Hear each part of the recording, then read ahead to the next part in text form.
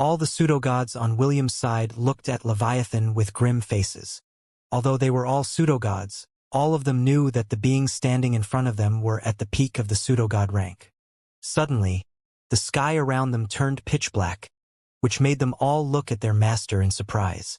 "All of you, deal with Triton," William ordered. "I'll deal with Levi then myself." Leviathan's eyes focused on the black-haired teenager, who had decided to face it alone. Triton thought that the half-elf had become crazy due to despair because he planned to fight the monster that was said to have the ability to drown the entire world alone. However, when he noticed the serious look on Leviathan's face, he realized that the strongest pseudo-god in the world of Hestia was taking William seriously. Is he really that strong? Triton thought as he looked at the black-haired teenager, whose strength was at the initial stages of the demigod rank. He must be joking, right? William's subordinates also had the same opinion as Triton, and hesitated to follow his orders. "I said all of you deal with Triton," William repeated his order without looking back. "If he's not defeated by the time I'm done with Leviathan, I will punish all of you." William then placed his finger inside his ear and pulled something out. Suddenly, a golden metallic staff appeared in the half-elf's hand which glowed so bright that it became the primary light source within that dark world. "Break all foes that stand before me." A golden light bathed William from the heavens and coated the half-elf's body with its brilliance. "Let's do this, kid." Sun Wukong descended from the sky and turned into particles of light. Perfect fusion. A shockwave of light pushed William's subordinates away from their master, making them gasp in shock. "In the brightest day and blackest night, beware the prince who shunned the light. No enemies can escape this monkey's sight. Tremble before Sun Wukong's overwhelming might." The black-haired teenager said in a voice that overlapped his and Sun Wukong's. A golden headband appeared on his head, and his wrists were covered with golden arm bands. A long red cape that fluttered in the breeze like a living creature had appeared behind his back. And the aura he released made Triton almost take a step back. "Peak pseudo-god," Triton exclaimed. "Impossible."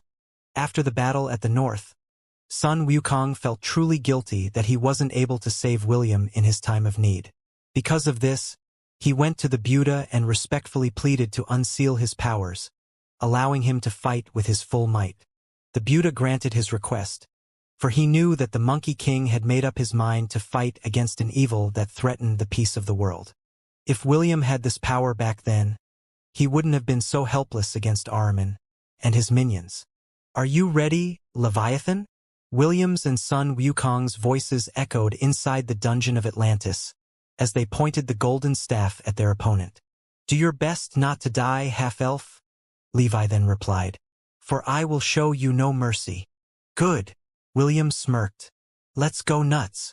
Without another word, the half-elf somersaulted in the sky and landed on a cloud before charging towards the gigantic dragon who was the strongest being under the realm of gods in Hestia.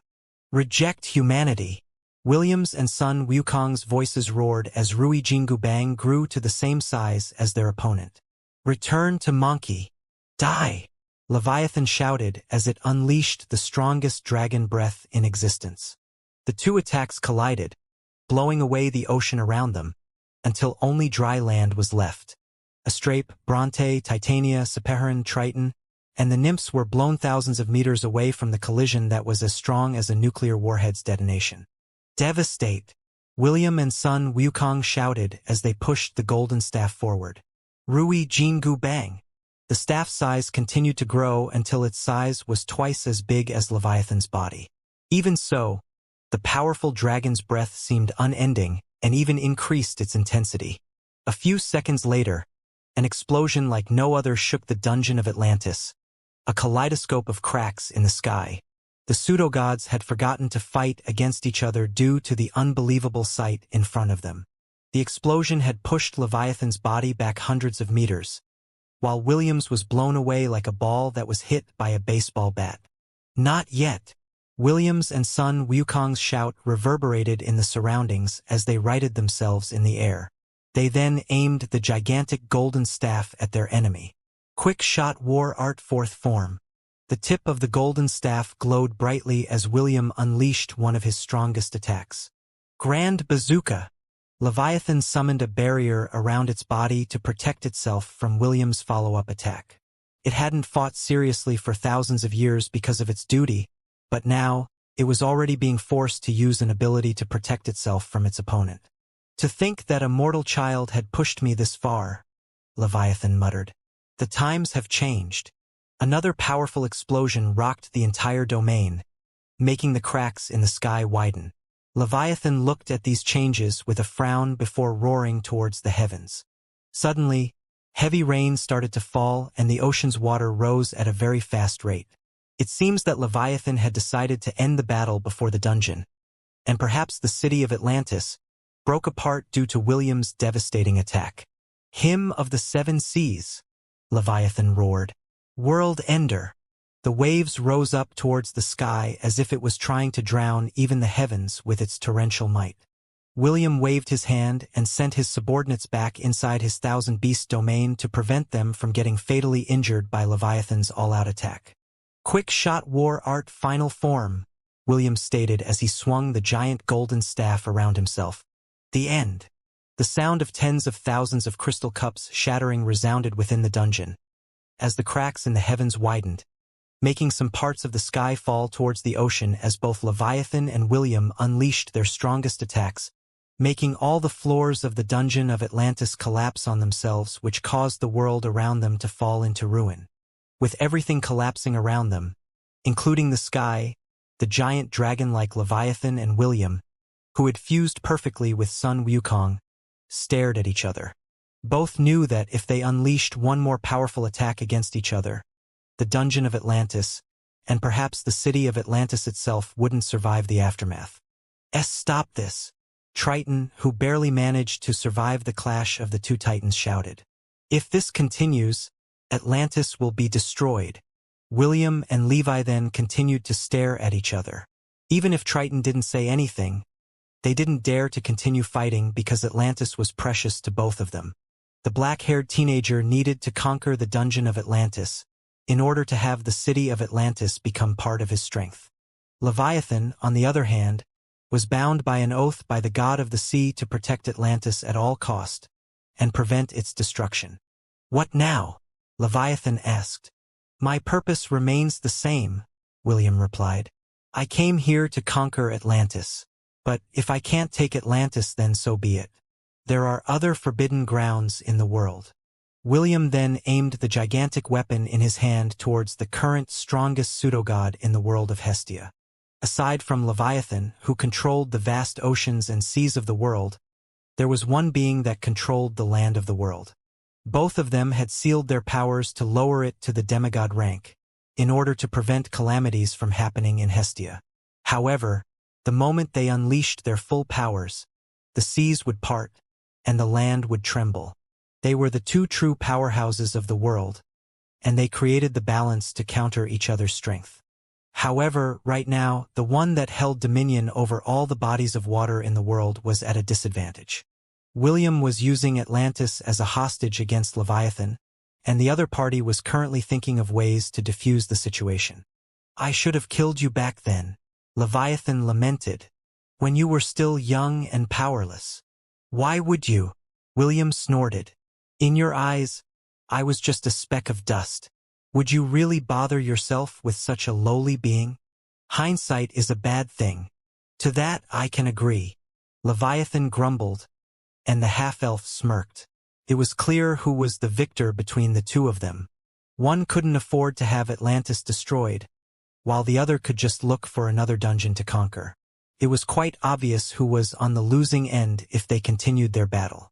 Your Excellency, since it has already come to this, I think it is best that we prioritize the safety of Atlantis, Triton said as he faced Leviathan with a pleading gaze.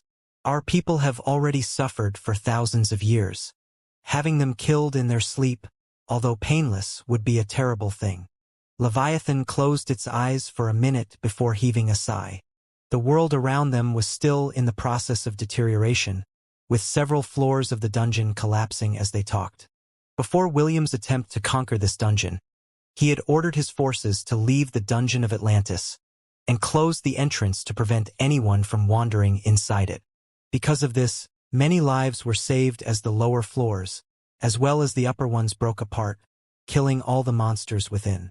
A moment later, the body of the giant dragon shrunk until it took a humanoid form.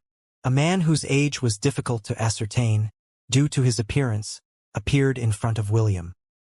He had long white hair that reached down to his waist, and was dressed in a gray robe, bereft of any color and decoration. The man's eyes had draconic pupils in them that shone a golden color, similar to the color of William's eyes. The man waved his hand and a golden dungeon core appeared between him and William. Leviathan knew that if William didn't take control of the dungeon soon, the dungeon of Atlantis would collapse after an hour or two. "The only one who will serve you is Triton," Leviathan declared. "I will not assist you in any way. My only duty is to keep Atlantis safe." William nodded in understanding and made a gesture for the dungeon core to approach him. The golden orb flew in his direction like a puppy that had seen its master, without any form of resistance. The moment the half-elf placed his hand over the golden ball, the turmoil of the seas as well as the cracking sounds in the sky stopped completely. Slowly, but surely, the cracks slowly repaired themselves, which made Triton sigh in relief. Although he was now forced to become William's subordinate, as long as his people were safe, he could endure it. After all, he had already endured for thousands of years. Enduring a little more wouldn't change anything. 5 minutes later, the dungeon core glowed briefly before turning into particles of light and flying towards the gem that was embedded in William's chest. "Don't worry," William said. "I will not mistreat you or your people." "My people?" Triton asked with a frown. "What do you mean?" William didn't answer and simply waved his hand. The world around them changed. They had gone from a world filled with water to a dark world, where only a few sources of light could be seen. "I, William von Ainsworth, hereby declare that Atlantis is liberated from the chains that bound it," William shouted. As if answering his call, several flickering lights lit up around him. A scene that Triton had not seen for thousands of years appeared around him as the ancient city of legends started to come to life. The dome that protected the city from the overwhelming pressure of the ocean glowed faintly. The lights started to chase away the darkness as the various magical artifacts that sustained the city started to move once again. "I have taken complete control of the AI of the heart of the city. What are your orders, Will?" "Well, for starters, why don't we rise to the surface first?" "Understood." Giant glowing creatures swam around outside the glass dome of Atlantis and looked at it with curiosity. Tears fell down Triton's face as the city that he had ruled in the past illuminated the darkness of the ocean floor.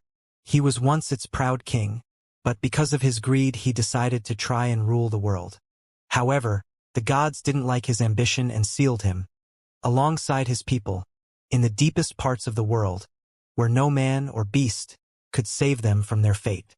Slowly, but surely, the city of Atlantis ascended from the depths, making its guardian close his eyes. Finally, after thousands of years, Leviathan said in his heart, "Atlantis will return to the surface world." Leviathan felt relief and sadness at the same time as Atlantis made its way to the surface.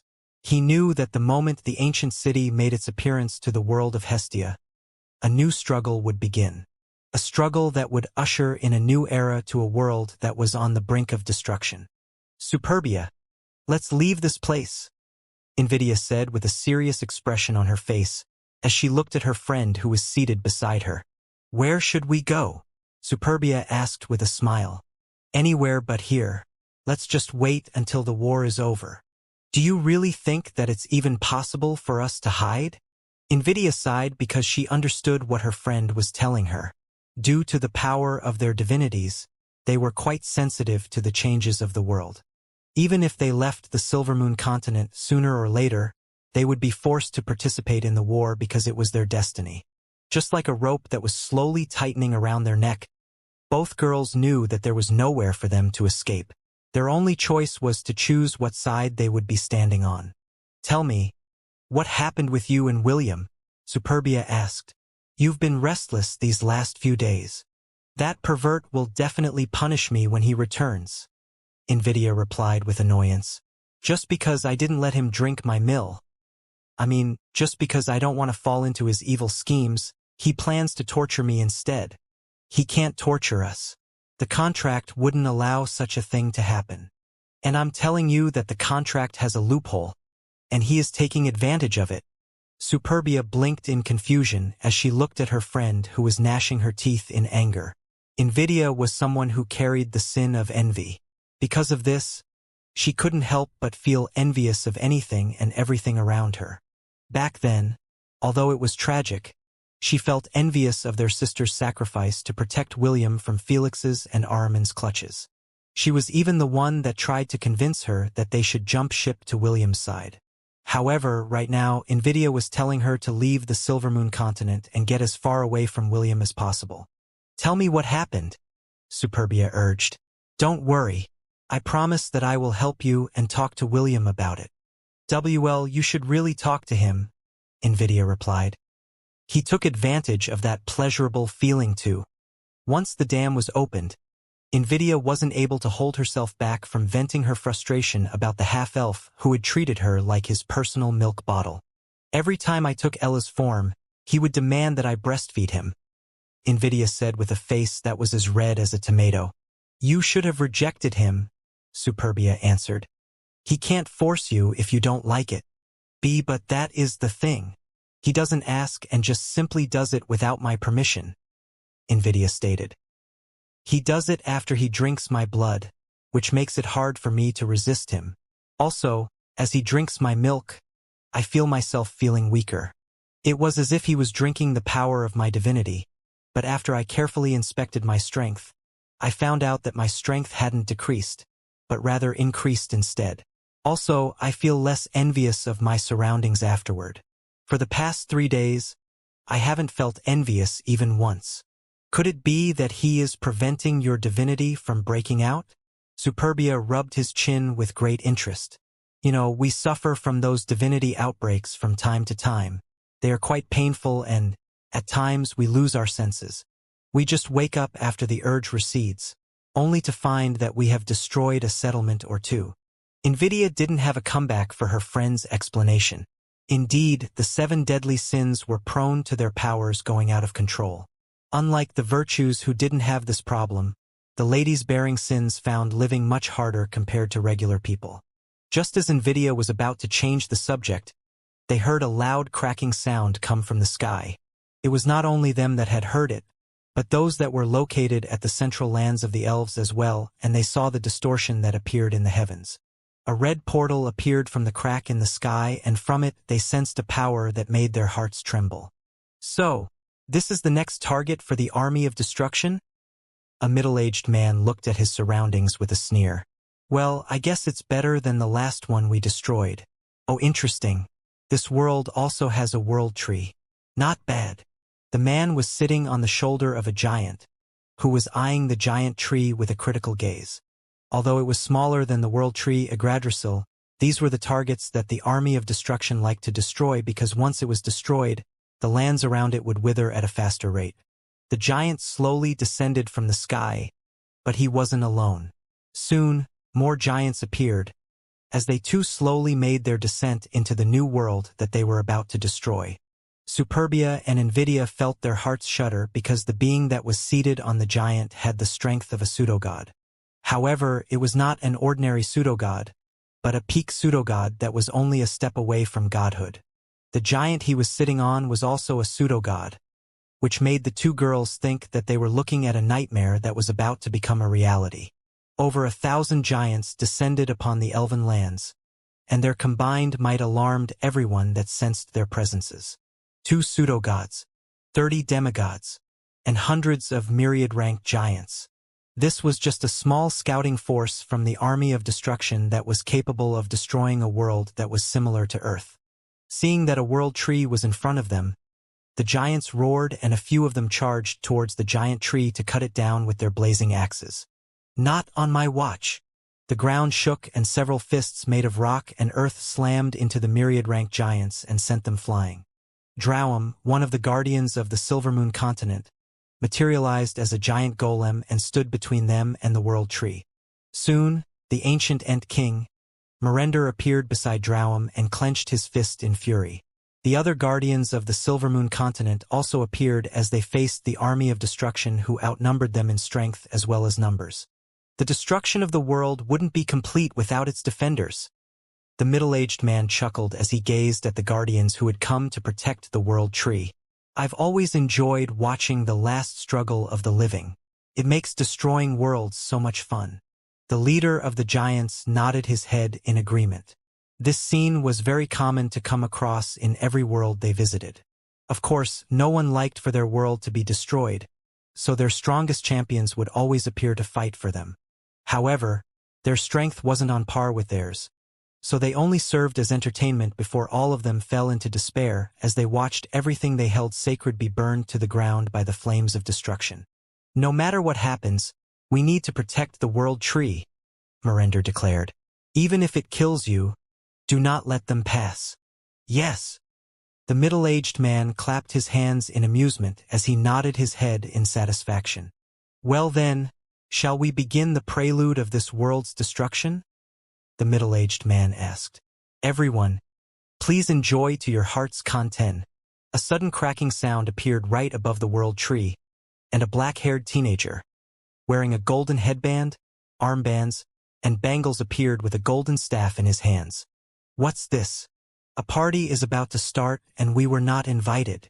Williams and Sun Wukong's voices asked with an amused expression on the half-elf's face. This is good. I just finished my warm-up in Atlantis and was wondering if I could find other things to smash. You boys came at the perfect time. The middle-aged man's happy expression disappeared and was replaced with a face that was filled with hatred as he pointed at the half-elf that had foiled his plans in the past. Well, look who's here? William chuckled when he saw the familiar face of an enemy he hadn't seen for a while. It's been a while, Morix. William's smile widened as several portals appeared around him. Astrape, Bronte, Titania, Sepeharan, the nymphs, Triton, as well as Leviathan walked out of the portals and stood beside the half-elf, who was smiling like crazy. Well then, are you mofos ready to rumble? Earlier, Morix was in a good mood because he believed that no one in the world of Hestia would be able to challenge the forces under his command. After he escaped from the Deadlands and became part of the army of destruction, he had gone to several worlds and put them into ruin. Morix was even hoping that one of the worlds on the list given to him would be William's world, so he could get his revenge on the half-elf that had foiled his plans in the Deadlands. He believed that the next time he met the half-elf, he would be able to torture him until he begged for forgiveness. His wish had indeed been granted. The world he was in right now was William's homeworld. But the scenario he had in mind was very different from the scenario that he found himself in at the moment. That person is dangerous, the giant where Morix was seated said with a serious expression on his face. He is probably as strong as you, Your Excellency. Not probably, he is as strong as me, Morix replied in annoyance.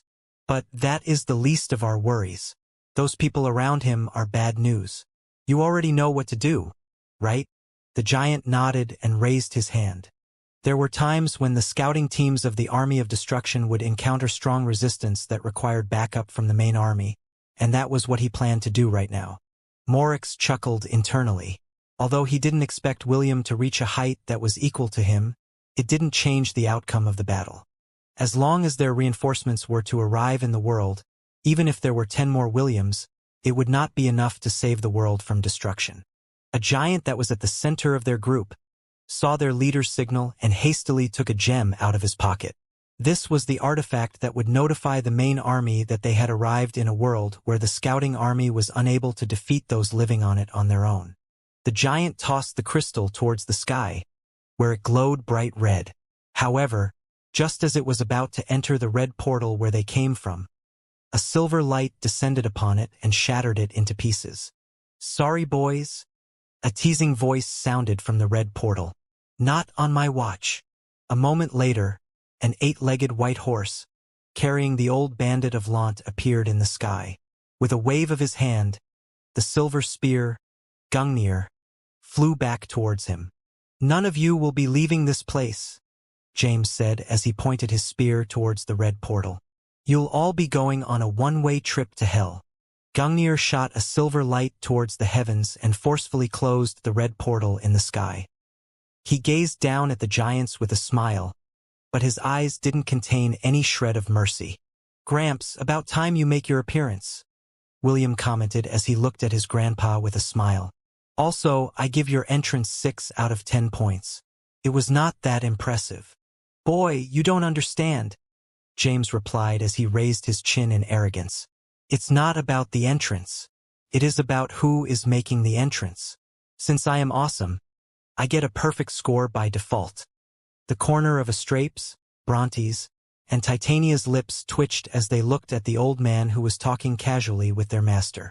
William had called him Gramps, so they were assuming that the old man was a family member. Even so, they were quite surprised because they couldn't gauge the old man's strength, which was impossible since they were the apex beings of the world. Which one is yours? James asked. The ugly one, William replied. Well, all of them are ugly in my eyes, but I guess you are referring to that dickwad over there that is sitting on that giant's shoulder. Yep, that's him. Okay, he's yours, James replied as the robe he was wearing changed into a golden armor. The horned golden helmet on his head reflected the sunlight, making his body glow a divine radiance. William blinked as he looked at his grandpa, who was wearing the same armor as the Allfather in his memories. However, he immediately tossed this idea aside in his head. How could the immensely wise, dignified, proud, and almighty Allfather, who ruled the Asers, become his grandpa, who was a miser and liked to scam people? Clearly, that was impossible. Odin would never stoop so low and do such shameless things. I must still be tired, William thought as he shifted his attention towards Morix. Gramps might have just stolen that armor from some wealthy antique shop in the past. The half-elf was convinced that his Gramps was just fooling around, so he decided to focus his attention on Morix, whom he had a grudge with. The moment the giants saw James, all of them felt as if their hearts were being squeezed by a hand. No one among the giants didn't know who the Allfather was, for he was the god of war and death that had reigned over the 9 realms during his peak. Master, your orders? Astrape asked. I don't really care if they are alive or dead, Willem replied. But I plan to do some experiments later. Spare those that surrender and kill the stubborn ones. Also, don't get in my way. That bastard is mine. William casually pointed the golden staff towards Morix, who had taken this time to stand up and start to hover in the air. Let's clap his cheeks. Wukong, who was inside William's sea of consciousness, shouted. The black-haired teenager smirked because that was what exactly he had in mind. I am Zoder, the giant Zoder shouted. One of the captains of the army of destruction. State your name, mortal. Instead of an answer, a black lightning bolt streaked towards the giant, which the latter blocked by raising the axe in his hand. Even so, he still took 2 steps back due to the impact of the attack that came from the lady that was standing beside William. You have no qualifications to ask for my master's name, Astrape shouted. I'll personally deal with you for your insolence. Bronte, Titania, and the nymphs glanced at Astrape with a knowing gaze. Since Astrape attacked Zoder, it could only mean one thing. She had the confidence to defeat him by herself. Tiana, you don't have to protect me this time around, William said. Help the others clean up these giants instead. Understood, master, Titania replied. It had been a while since William called her by her first name, and it made her smile.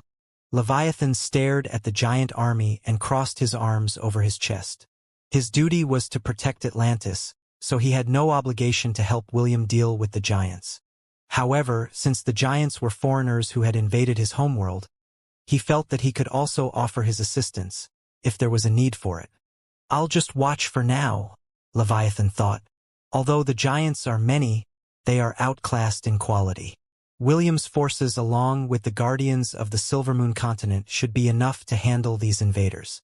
Without another word, William charged at the army of giants with his weapon raised high. The golden staff extended and grew in size as William smashed it towards Morix, who was glaring hatefully at him. Sweep away all adversaries, William roared. Rui Jingu Bang. A resounding clap was heard in the battlefield as Morix blocked William's attack using his axe, which was a divine weapon that he always carried with him. The impact between the two weapons was so strong that almost everyone in the immediate vicinity was pushed back, with the exception of James and Leviathan, who held their ground. The battlefield became chaotic after that as William and Morix clashed repeatedly in the sky and on the ground. The Dreadlord was feeling pressured because the weapon that William was wielding was something that could injure even gods.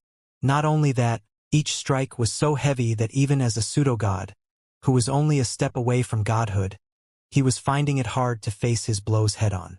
I need to change my strategy, Morix thought. I'll deal with the World Tree first. After clashing with William, the Dreadlord momentarily phased out of reality and hid himself in the immaterial plane.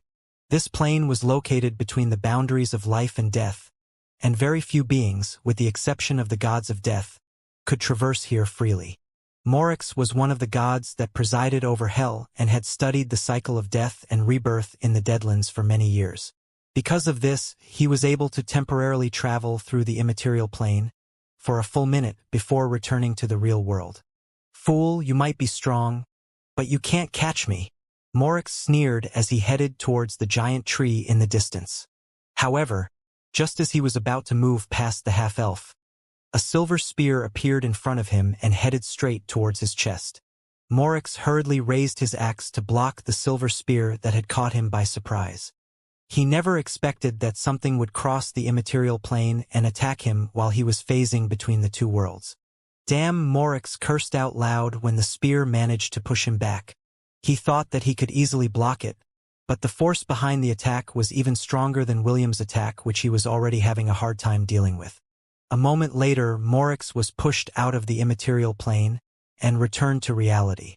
Before he could even adapt to the sudden shift in reality, a golden staff smashed into the center of his face, sending him crashing towards the ground with a pained scream. Nice assist, William said before charging towards Morix, whom he had no intention of letting go. Jolly cooperation, James replied as he raised his hand to retrieve the silver spear that had also materialized in reality. We can't let Will hog all the spotlight. Let's go, Sleipnir. Let's show these giants who the real boss is.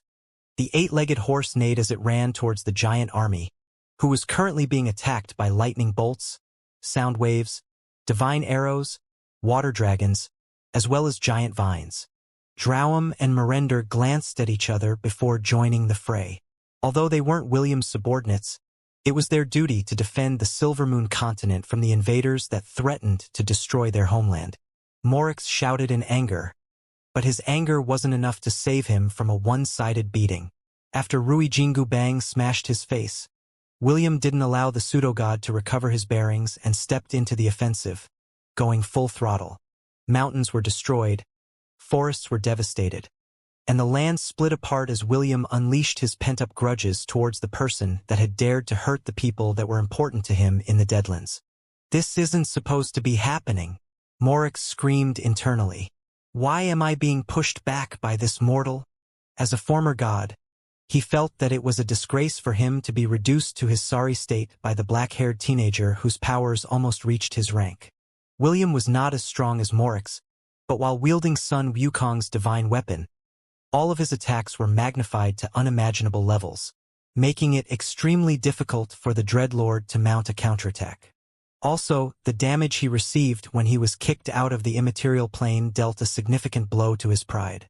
I'll make you pay, Morix roared as he gathered all of his divinity in a full-powered strike to annihilate the pesky half-elf that was trampling on his dignity. However, just as he was about to execute his attack, he heard the whistling sound of the wind from behind him. A moment later, a surprised, "Ah!" escaped Morix's lips as Gungnir stabbed his butt, making the divinity he'd gathered disperse completely. Backstabbing bastard. Leviathan's lips twitched as he looked at the shameless grandpa and grandson pair who gave each other a thumbs up. What part of this is a one-on-one match? He had never seen such a shameless duo, and wondered if the two of them knew what the meaning of a one-on-one battle was. Jolly cooperation, William said with a smirk as he once again smashed Morix's face with his own full-powered strike that sent him crashing towards the ground for the second time, creating a mile-long crater. However, it didn't end there. William pointed the golden staff towards the fallen dreadlord and unleashed the coup de grace. Quickshot War Art Fusion Attack. The tip of the golden staff glowed as William channeled the power of his and Sun Wukong's divinity to launch an attack that would deal significant damage, even to a god. King's Railgun. A deafening blast that drowned the sound of everything for miles on end shook the entire Silvermoon continent. When everyone regained their sight and vision, they saw a black-haired teenager hovering in the sky, with a red ribbon-like cape fluttering behind his back. They saw him looking down at the ground like a king of war that had just vanquished his foe. When they followed his gaze, all they saw was a gigantic pit that seemed bottomless. James, who was riding on top of Sleipnir, rubbed his chin with a smile on his face. "Not bad," James said in a voice that was heard by everyone on the battlefield. "But not as awesome as me when I was his age. Back then, I had to take great care because I was afraid that I might accidentally destroy the world if I had farted in the wrong place." The tip of William's ears twitched, while everyone looked at the old man with contempt. All of them, even Leviathan, had the strong urge to spit at the old fart for talking nonsense. James, who had become the center of everyone's attention, only chuckled as he gazed at the giant hole made by his grandson before shifting his gaze at the surviving giants that had thrown all of their weapons on the ground and raised their hands in surrender. After seeing William's might and James' but stabbing shamelessness, they lost their courage and decided to just surrender in order to save their lives. What they didn't know was that the half-elf didn't plan to spare any of them. In William's eyes, all of them were the perfect cannon fodder to use in the inevitable battle against Ahriman's and Felix's forces that would be happening very soon. "Why, you will not get away with this," Morix said as he struggled to stand up after William had fished him out of the near-bottomless pit that he had created. "That's what all second-rate villains say," William replied. "Now, I wonder how I shall deal with you. Why don't you let me deal with him in your stead?" A familiar voice sounded above William, which made the half-elf look upwards. There, he found 4 people floating dozens of meters above his head, and the one at the center was none other than the god, Ammon, who was also Astrid's twin. It had been a while since William saw him, and his appearance made everyone in the battlefield pause whatever they were doing.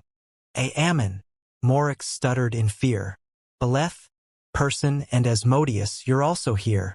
We've come to ensure that you won't be able to escape this time around, Morix," Beleth said.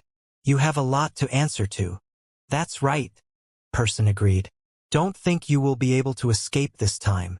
"Take him," Asmodeus stated. "We can't stay here for long." The 2 gods nodded and made a gesture. Immediately, Morix's body was bound by several chains, sealing his fate. "Hey, aren't you going to ask about my opinion?" William glanced at the gods who were forcefully taking his prey.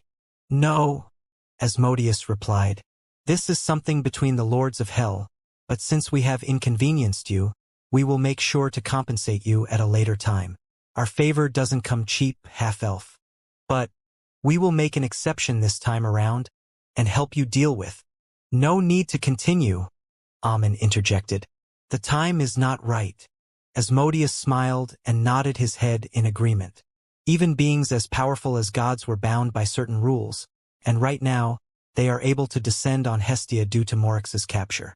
"We'll be going first," Beleth commented. "You handle the rest, Ammon." Ammon gave his comrade a brief nod. He then watched as the lords of hell dragged the screaming Morix, who would suffer a fate worse than death. After the 4 gods disappeared, Ammon looked at William with a complicated gaze. "Let's have a private talk," Ammon said. William frowned, but he still nodded his head. Right now, he was dealing with a god. Even though he had merged with Sun Wukong, fighting against a bona fide god was still out of their reach. With a snap of his finger, time stood still. Everyone, aside from the 2 of them, were frozen in time and were unable to listen to their discussion. "First, let me thank you for defeating Morix," Ammon replied. "We have long been searching for his traces, and now that we finally captured him, We will be able to make him pay for everything that he has done. Second, I would like to apologize because we basically took him from you without caring for your opinion. Morix is a criminal within the Temple of the Gods, and we cannot allow him to remain in the mortal realm. William listened with his arms crossed over his chest. Although he wanted to interrogate Morix and ask him a few questions, that was now impossible to do because the gods had already called dibs on him. Lastly, thank you for taking care of my daughter, Amon stated. Daughter? William asked in confusion. Who's your daughter? Amon smiled. He knew that the half-elf wasn't aware of who his daughter was, so he took this opportunity to tell the black-haired teenager who she was. Shannon, Amon answered. She is my daughter. If you harm her in any way, I will kill you. Oh, William blinked. Now that you mention it, the two of you have similar hair colors, but she doesn't look like you. She takes after her mother. Good for her. The Grand Marquis of Hell's smile stiffened because he had the impression that William said good for her, because he meant that if Shannon took after him, she would not look good. Amon and Shannon both had silver-white hair. However, Shannon's eyes were purple and Amon's eyes were blue. Also, her face was more delicate, compared to Amon's sharp features, which, despite making him quite handsome, gave him a more devilish vibe. William, just remember, my daughter is off limits, Amon replied. Do I look like someone who had the time to chase the skirts of fox girls? I'm just giving you a reminder. Her mother is a bit conservative, so she would prefer her daughter to be wed first before. Why am I explaining this to you? Amon glared at William, who just shrugged his shoulders. The half-elf had the "it's not my business" expression on his face, which made the god have the strong urge to slap him. Well, that is all that I want to say, Amon said as he glanced at James, who quickly averted his gaze and pretended that he was frozen as well. The corner of the handsome god's lips twitched, but he no longer pursued the matter. He just disappeared completely to return to hell and deal with the traitorous Morix once and for all. The flow of time returned, and everyone blinked in confusion because the people that had arrived earlier disappeared without a trace. James rubbed his chin as he appraised Astrape, Bronte, Titania, the nymphs. A moment later, the old man nodded his head in satisfaction and gave William 2 thumbs up in his heart. Gramps, don't go anywhere yet, William said as he walked towards his grandpa. There is an important matter that I need to tell you in regards to our family. Oh, James arched an eyebrow. Judging by the expression on William's face, he had a feeling that it was something serious. Let me first deal with these giants, William stated. We'll talk after I'm done. James nodded. Okay. I need to have a chat with your other grandfather, and also visit your father while I am here, so I'll wait for you in the sacred grove. Understood. See you later. James guided Sleipnir towards the sacred grove to see his daughter-in-law, as well as check on the condition of his son, who had merged with the world tree. It had been several years since the old coot saw his in-laws in the Silvermoon continent, and thought that this was a perfect opportunity to catch up. William glanced at James retreating back before flying towards the sky.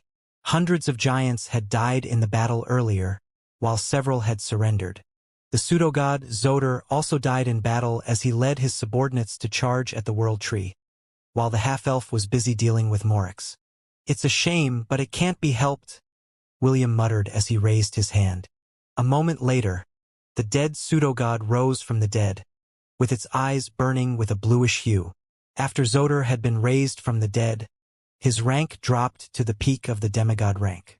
The other giants that had died were also raised from the dead. Fortunately, their ranks didn't regress. 22 demigods had died in the battle, and William turned them all into revenants, retaining their strength. The remaining 8 demigods cowered, as the black-haired teenager gave them all a sidelong glance. His eyes were void with mercy, and they knew that if they resisted him, all of them would still serve him after their deaths. A moment later, William instantly teleported in front of one of the giants and placed his hand over its forehead. A moment later, the giant body shuddered and a mark appeared on its forehead. The giant's hair color changed to black, and their eyes also became as black as coals. William had used the power of darkness to corrupt it, and make it one of his loyal subjects. The half-elf repeated the same thing to the other giants, who had no choice but to accept his mark of darkness. They knew that even in death, they would not escape their fate, so they decided to submit and live for the time being. Several hours passed, as William gazed at his new army that were all kneeling in front of him. 1 peak demigod, 30 demigods, and hundreds of myriad-ranked giants. More than half of them were revenants, but it didn't matter to him. The force under his command right now surpassed all the factions in the world of Hestia. William waved his hand and sent all the giants inside his 1,000-beast domain. He had no intention of letting Felix's faction, the alliances, and the Holy Order of Light know anything about the forces under his command. The guardians of the Silvermoon continent looked at this scene with complicated looks on their faces. They knew that if William truly wanted to make them submit, all he had to do was to corrupt, or kill them all to be raised as part of his undead legion. William returned to the sacred grove without even sparing the guardians a glance. It was not because he wasn't interested in adding them to his army.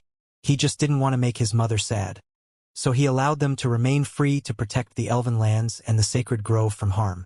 "I think it is time for all of us to make a decision," Mirender said as he glanced at his comrades.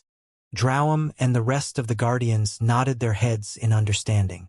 Now that the world was embroiled in war, they no longer had the leisure to sit on the fence and remain as spectators. James' killing intent oozed out of his body after William finished telling him what happened to Eve. A few seconds later, the bandit of Lant closed his eyes and took a deep breath. When he opened them again, the anger and killing intent he released earlier disappeared, making those around him breathe a sigh of relief. "I plan to leave Hestia and return to the Void after this short visit, but I've changed my mind," James said. "Tell me what your future plans are." "I will stay here in the Silvermoon continent for 2 months," William answered. "After that, I will head to war." James remained silent for a minute before nodding his head. "Eve might be in the enemy's camp, but she is safe for now.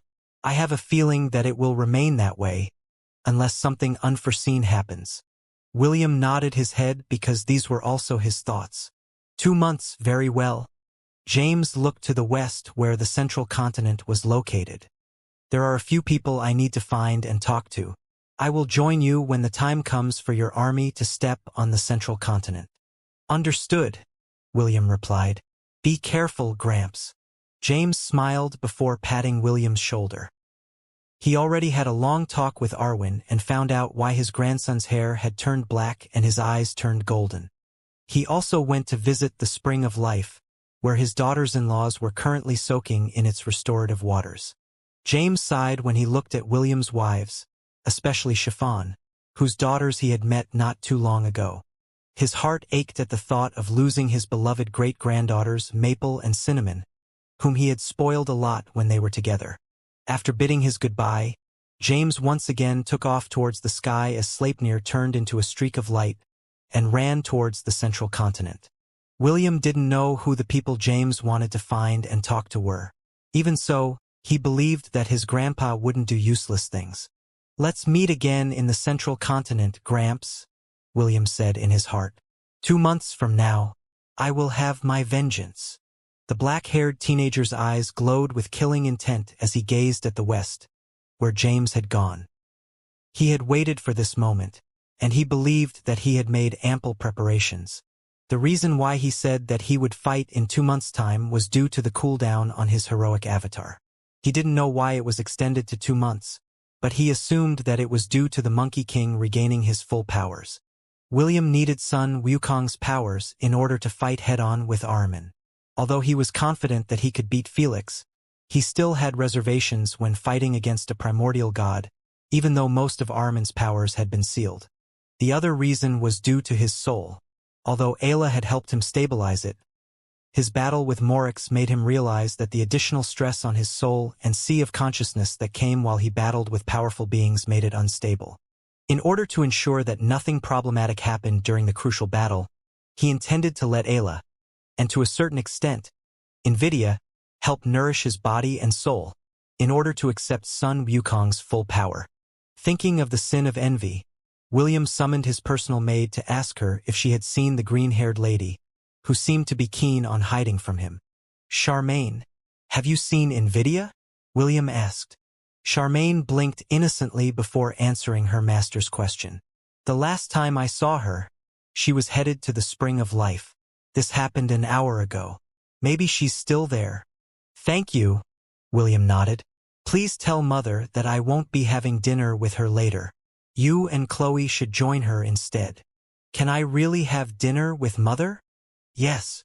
William clearly heard Charmaine call Arwen Mother, but he didn't think much about it. The pretty elf was now one of his concubines, so it was not a problem if she called Arwen Mother, because he planned to have Charmaine give birth to one of his children in the future. Hearing William's reply, the pretty elf smiled sweetly as a warm feeling spread inside her chest.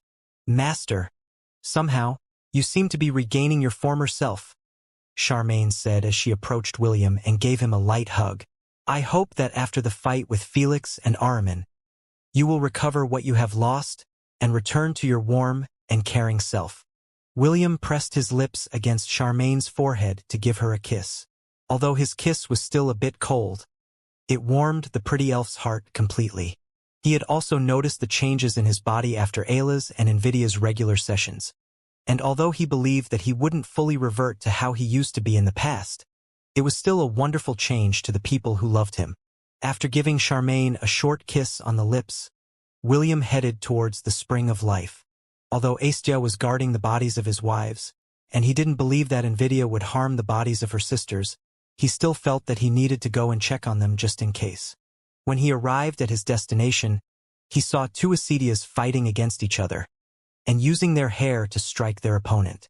What's wrong? Is this all you got? One of the Ascidias said with a sneer. Just surrender them to me, and you won't get hurt. The other Astia just looked at her opponent with a drowsy look on her face. Clearly, she was too lazy to even give a reply and just changed her hair to a fist and smacked her enemy head-on. Naturally, the other Astia turned her own hair into a fist and countered the attack directed at her. William sighed as he looked at this scene before making a move. He snuck behind the noisy Astia and wrapped his arms around her waist, preventing her from moving. Who told you to come here? William asked in a cold and merciless tone that made Invidia's body shudder. I was just playing around, Invidia answered. I swear I didn't come here to take your wives hostage so that you wouldn't drag me into your room. I don't want to be sucked again. But part of our contract is that you supply me with blood. Hello? It's not only my blood that you drink. You are taking advantage of my dazed state to have your way with me. William then whispered something in Invidia's ear, making the latter's body shudder uncontrollably. A few seconds later, she reverted to her original form and turned around to look at the half-elf with teary eyes. I am sorry, Invidia said. I will behave. I promise. I'll believe you just once, William replied. Now, come with me. The half-elf was about to take the sin of envy away from the springs of life when Ascidia's long, blonde hair wrapped around his waist. William glanced at the drowsy-looking girl who was floating above the water's surface before releasing Invidia from his grip. Go and join my mother to have dinner first, William replied. I will deal with you later. Okay. Invidia hurriedly left the spring as if her life depended on it. William had threatened her that if she didn't obey, he would do something to her, which would make her wish that he was torturing her instead. Astia pulled William to her, and the half-elf didn't resist. When he was only a meter away from her, the blonde beauty reached out to hold William in her arms, and kissed him on the lips before taking him under the water's surface with her. An hour after Astia took William under the water's surface, the half-elf finally returned to the Thousand Beast domain in order to handle the aftermath of fighting against Morix and the giants that belonged to the Army of Destruction. The timing of Morix's appearance was simply too perfect. William had just finished conquering the dungeon of Atlantis, and he was still under the fusion form with Sun Wukong. Because of this, he was able to fight against Morix, despite the fact that the latter was still stronger than him. In the end, it was Rui Jingu Bang that tipped the scale to his favor. Sun Wukong's weapon was truly amazing, and its ability to pound beings below the realm of godhood was truly outstanding. Of course, things would have ended differently if Morix had regained his divinity when he arrived in Hestia. Fortunately, the injuries he received still hadn't healed, and they prevented him from stepping into that realm, allowing William and son Wukong to deal with him with their combined might. "How are the giants?" William asked Chloe, whom he had assigned to look after the giant army that he had forcefully placed under his control. "They're behaving properly," Chloe replied with a smile. "More than half of them were turned into undead, and the rest was corrupted by the power of darkness. They wouldn't be able to defy your orders even if they tried." William nodded his head in agreement. It was impossible for the giants to rebel against him, now that he had turned them into his minions. "In 2 months, the heir of darkness will be in for a nasty surprise." Chloe sneered as she gazed at the giants in the distance. "I can't wait to see his face when his army is trampled under the giants' feet." William smirked because he shared the same opinion as Chloe. Unless the heir of darkness, the Alliance, and the Holy Order of Light joined hands to fight against him, there was simply no army in the world of Hestia that could rival his. "Has Celeste contacted you lately?" William inquired. Chloe nodded. "She often asks me if I'm doing well, and subtly inquires about you from time to time. But, aside from that, she hasn't mentioned anything of importance." "I see." William rubbed his chin. "I guess we can't get any information from her about the current situation of the Central Continent." "No," Chloe replied. "But she is not the only one that you can ask for information, right? I'm sure that Lyra and Ephemera will gladly give you the information you need. Ephemera is good. Lyra is troublesome. So there's no need to mention her." "So you say, but the reason why you are avoiding her is because you care about her. I don't think you should avoid her completely, Will. Sometimes, neglect can force people to do reckless things in order to gain the attention of the people they wish to notice them." William hugged Chloe from behind as he rested his chin on her shoulder. "Are you talking from experience?" Will asked. "Yes," Chloe answered. "Back then I held myself back. So, when the thought that I could be useful to you came to my mind, I decided to do reckless things. I don't want Lyra to get to that point." "Sorry. Why are you apologizing? It's all in the past." Chloe had also noticed that the coldness of William's heart had started to thaw a bit. Just like all the ladies who loved the half-elf, she welcomed these changes because it made the man they loved feel more human. "Understood," William said after a few minutes of silence. "I will contact both of them and ask them to meet me in secret." Chloe smiled as she used her right hand to caress the side of William's face. "That's good," Chloe commented. "It will be best if you hide the giants in the dungeon of Atlantis first. Although they are our allies, there are things that we still have to keep a secret from them. This way, if the Pope becomes suspicious of their actions and tries to probe their memories, they won't see anything of importance." William nodded his head in agreement to Chloe's words. The giants and the pseudo-gods under his command were his trump cards. Their identities must be kept hidden for as long as possible in order to retain the element of surprise, which he would unleash when he stepped foot on the Central Continent to wage war against Felix. "I'll return to the sacred grove for a bit," William said before kissing Chloe's cheek. "I need to capture a naughty sin who dared to sneak into the spring of life while I was not paying attention." Chloe giggled because although she didn't know who William was talking about, she had a hunch that it would be none other than the sin of envy, for she was the only sin that William had started to bully as of late. "Take things slowly," Chloe commented. "She's an asset to our cause. The sins may be a rowdy bunch, but once they set their hearts on a person, they become loyal for life." "I know," William smiled. Celine, Sydney, Chiffon, and Lilith. They were William's wives and lovers, whom he cherished very much. In the past he had his fair share of trouble with them. But, after getting past their quirks, the half-elf had grown fond of them, and loved them with all of his heart. It wouldn't be an exaggeration to say that he had become an expert in dealing with the members of the 7 deadly sins. Right now, Invidia and Superbia were his allies. He wouldn't do something extreme to chase these 2 ladies, whose abilities could change the outcome of the war that was happening at this very moment. Meanwhile, somewhere in the Silver Moon continent, Invidia was dragging Superbia away from the elven capital to escape alongside her. She had seen how William dealt with Morix and the giant army, and she knew that if the half-elf was serious in making her stay, he would have no trouble using force to do it. However, Invidia, just like all the sins with the exception of Chiffon, had a rebellious heart. They didn't like it when others forced them to do something they didn't like, and would fight back through direct and subtle ways if need be. Unfortunately, there was simply no fighting back against the half-elf, whose power and army exceeded those of the Heir of Darkness and the combined might of the Alliance. "Why don't you just apologize?"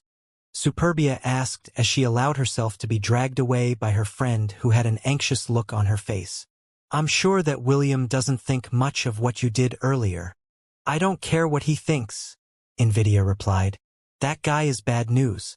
The sooner we get away from him, the better we will be." "Okay, let's say that we manage to escape the Silver Moon continent. Where do you plan to go?"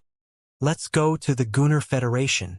I know it's a long journey, but that is the safest place in the world right now." Superbia frowned, but she could understand why Invidia thought that way. The Gunnar Federation was located in the western continent of the world. In the past, a great war took place that shattered the peace of the western continent, and almost brought it to the point of no return. Finally, in an attempt to stop the countless deaths and woes of the people, all the kingdoms and various states decided to form one giant federation, where everyone had a say. Their system was similar to the Elven Council, but this time, every state was represented by one person. All major issues were decided by a voting system, and since then the Gunnar Federation prospered. Ephemera, the virtue of justice, hailed from the kingdom of Edelweiss, which was a member of the Gunnar Federation. "That is going to be a very long journey," Superbia commented. "First we need to reach the central continent. After that, we'll need to journey west until we find a ship that will take us to the Gunnar Federation. According to my estimate, it would at least take us 4 months, up to a year in order to reach our destination. If we get lucky, we might be able to reach our destination without being found. If we are unlucky, then we will either fall into the hands of the Alliance or Felix's faction." Invidia completed Superbia's words for her. "You're forgetting about the Holy Order of Light," Superbia commented. "We're not exactly on good terms with them either. Let's not talk about those bitches. Just hearing their organization's name makes me want to puke." "Ha ha ha." Superbia looked at her anxious-looking friend with an amused expression on her face. Even if they ran away right now, it would be impossible for them to escape. Why? It was because they had a contract with William. In that contract, the two of them would provide support to him in exchange for his protection. Also, Invidia would regularly supply William with her blood, as an added condition. If any of them broke the rules, the repercussions would be devastating on the side that broke the contract first. "Do you hate William that much?" Superbia asked out of curiosity. She knew that the reason why Invidia was trying to get away from the half-elf was because she was afraid of him. "Yes," Invidia replied. "I'm sure that if you experienced it yourself, you would be doing the same thing I am doing." "Running away?" "Yes." "Then what must he do to stop you from running away?" "Well, first, he must stop treating me like a tool that he can use whenever he wants." "No one wants to be treated like a tool," Invidia replied. "I don't mind having my blood drunk and using the faces of his wives or lovers to keep his loneliness at bay, but he mustn't do things without my permission. Trust and respect are needed to make our current alliance with him work." "I see very well. From now on, I will refrain from doing something that you don't like. That way, you won't have to run away again." Invidia's body stiffened after hearing the familiar voice behind her back. She slowly turned around, only to see the black-haired teenager, looking at him with a smile on his devilishly handsome face. "Let's go back, Invidia," William said as he extended his hands towards the green-haired beauty who currently hated his guts. "This time, let's do this right." The half-elf didn't want the two ladies to treat him as their enemy, so he decided to compromise. He knew that Invidia and Superbia really had no place to go. Even if they were to run off to the Gunnar Federation, the chances of them escaping Felix's, the Alliance's, as well as the Holy Order sites when they returned to the central continent was nearly zero. So, for the sake of his wives, who were Invidia's and Superbia's sisters in sin, he decided to treat them as equals, especially Invidia, and no longer treat her as a tool to further the goals he had in mind. After William convinced Invidia that he would no longer do anything untoward her, with the exception of drinking her blood on a regular basis, the green-haired beauty finally relented and returned to the sacred grove. Superbia, who thought that her friend's escape managed to convince William to treat her better, smiled by her side and changed her opinion about the Prince of Darkness. Initially, she thought that the half-elf would not compromise, but this sudden change of heart allowed her to understand him a little better. Truthfully, Superbia was prepared to suffer a little in order to gain the black-haired teenager's protection. She even thought that Invidia's actions of defiance would only lead her to get punished more. Of course, Superbia wouldn't want her friend to suffer, and was planning to talk to William about it. Fortunately, it didn't arrive at that situation and the problem had been addressed. Although Invidia was still half doubtful whether William was sincere in his attempt to win her over, she decided to give him one last chance, with the condition that she would no longer go to the springs of life and attempt to take his wives hostage.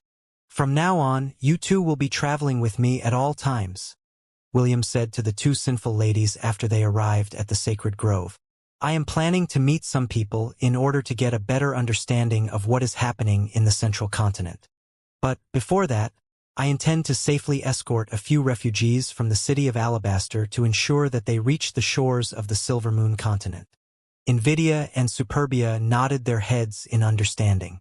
They were the ones that shared the news of Felix's plan to William, and the latter warned the people of the city to evacuate as soon as they could. If not for the fact that he was too busy with other things, he would have stayed with them and personally escorted them back to the Silver Moon continent. "I've always been curious about your personal domain," Superbia commented. "That is where your army lives right now, right?" "Yes," William answered. "And that is also the place where you will be staying now." William waved his hand and a golden portal appeared in front of him. "Please enter." William made a gesture for the two ladies to enter his domain. He had already hidden the giants inside the dungeon of Atlantis, so there was no problem even if he brought Invidia and Superbia inside it. In fact, she was curious to know how the two would react after they saw the city that was currently being rebuilt by all the demon clans that had sworn their allegiance to him. Invidia and Superbia were both demons, and he hoped that the two of them could help manage the demon clans whenever he was too busy. When the two sins saw the city, that was mostly populated by demons, both of their eyes widened in shock. What kind of place is this?" Invidia stuttered as she looked at the majestic city that had appeared in front of her eyes. "This place is called K-City," William replied. "It's a city that is very different from the ones that you see in the demon continent as well as the central continent. In fact, there is no city like it in this world. What do you think?" I think I need to take a better look at this city of yours," Invidia answered. William nodded his head with a smile before calling out to a certain little girl, who was being accompanied by a floating mace and a golden piglet. "Medusa, come. I have something to ask of you," William said. "Master!" Medusa immediately perked up after seeing William, who she hadn't seen for a long time. She immediately ran in his direction and buried her little head into his chest out of happiness. "Master, where have you been?" Medusa asked. "The theme park is fully repaired. All the rides, including the roller coaster, are working perfectly." "Sorry?" William replied as he patted the little girl's head who had been working side by side with the demon clans to repair the city in order to forget her sadness of losing her first friend, playmate, and master, Chiffon. Medusa hugged William tighter with a big smile on her face. If she was a cat, she would be purring nonstop by now. "Medusa, these two ladies are Invidia and Superbia." William introduced the two ladies by his side. "They are the sins of envy and pride. In a way, they are your master sisters, so treat them well." Medusa perked up the moment her master was mentioned and looked at the two demons with curiosity. "My name is Medusa." Medusa bowed her head. "It's a pleasure to meet you, Invidia, Superbia." "Nice to meet you too." "Pleasure to meet you, Medusa." William then rested his hand on Medusa's shoulder and decided to leave the two sins under Medusa's care for the time being. Although William was the one that brought K-City inside the Thousand Beast domain, he had a feeling that Medusa was more knowledgeable in the ins and outs of the city because the latter had spent most of her time helping the demon clans to rebuild it. Medusa, take the two of them to the theme park first and let them unwind, William ordered. After that, give them a tour of the city. Also, tell the patriarchs of the demon clans that from now on, the two of them will become their supervisors. If there are any issues that need to be addressed, they should all report to Nvidia and Superbia, and they in turn will report to me. Medusa nodded her head as she grabbed hold of Nvidia's and Superbia's hand. Let's go, Master Sisters, Medusa said happily. Let's all ride the roller coaster. It's my most favorite ride, and I'm sure that it will be your favorite as well. Roller coaster? Ride. Sounds fun. I'm looking forward to it. Medusa giggled as her eyes glinted with mischief. She didn't lie when she said that the roller coaster was her favorite ride.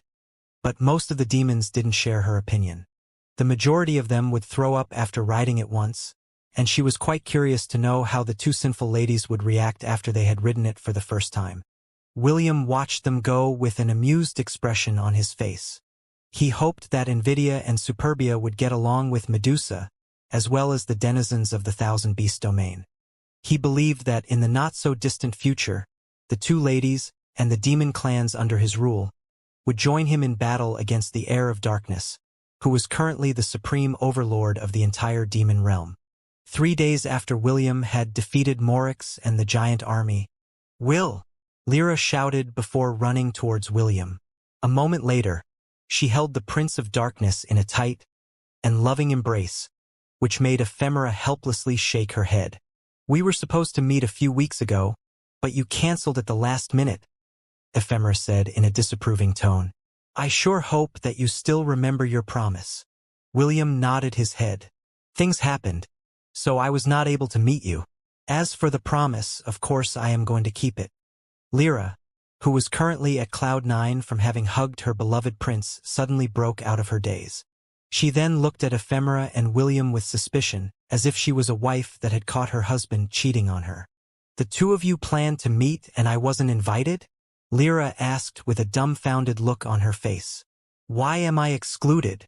Ephemera smiled as she pointed at the black-haired teenager, who was still being hugged by the virtuous Lady of Temperance. Don't ask me. Ask him. Lyra then shifted her attention to William and gave him a look filled with injustice. Why? Lyra asked as tears started to form at the corner of her eyes. Am I not good enough for you to trust me? William shook his head as he wrapped his hands around Lyra before kissing her forehead. The reason why I didn't include you in my meeting with Ephemera is not because I didn't trust you, William replied before wiping the tears in Lyra's eyes. It is because you have fallen in love with me. William's words rang out inside Lyra's heart, and although she wanted to deny it, she couldn't do it because she would only be lying to herself. Is that a bad thing? Lyra asked. She could feel an ache in her chest as she looked at William's eyes, which was reflecting her image back at her. Is it wrong to love you? I am your enemy, remember? William replied as he lightly pinched Lyra's face as if telling her something very obvious. Don't tell me you have forgotten. Lyra pulled back and held William's hand. She then pressed it over her chest, where her heart was located, and looked at him straight in the eye. You already know that I no longer think of you as my enemy, Lyra said softly. You already know how I feel about you. You have taken everything from me, including my true name, and yet, you still turn me away. Why? Please, tell me the real reason. William sighed as he pulled Lyra to his chest and held her tight. It's because I don't want to corrupt you, William replied. Do you know how hard it is for me to hold back? Knowing that you are devoted to me. Then what about Ephemera? You turn me away, but you ask her to meet with you. Ah, that's because Ephemera isn't as important as you. I don't have any thoughts of corrupting her. She's just a side character, unlike you. Oi! What a rude thing to say. Ephemera, who was just listening to the side, pounded William's shoulder with her fist. What side character are you talking about? I am obviously part of the main cast. Lyra chuckled as tears streamed down from her eyes. She felt as if a great burden had been released from her shoulders as she rested her head on William's neck, while the latter held her in a warm embrace. Ephemera snorted as she crossed her arms over her chest. A part of her felt envious of William's care for Lyra, whom he had conquered not long ago. The virtuous Lady of Justice wouldn't admit that she also had started to fall in love with the Prince of Darkness, to whom she had offered her maidenhood, as well as her loyalty of her own free will. "Come here," William said as she reached out his hand towards the pouting Ephemera. "It's good to know you still have some sense in you," Ephemera grumbled as she joined Lyra in embracing the black-haired teenager, who had made them his women and marked them as his own. 15 minutes later, William and the two virtues reached the floor inside the dungeon of Atlantis where the seaside villa was located. William had been pleased to know that once he had taken control of the dungeon, all the destroyed floors were returned to their original appearance. As for why he brought Lyra and Ephemera inside the dungeon of Atlantis, it was due to the fact that time moved slower there. A day outside the dungeon was equivalent to 2 days inside the dungeon of Atlantis.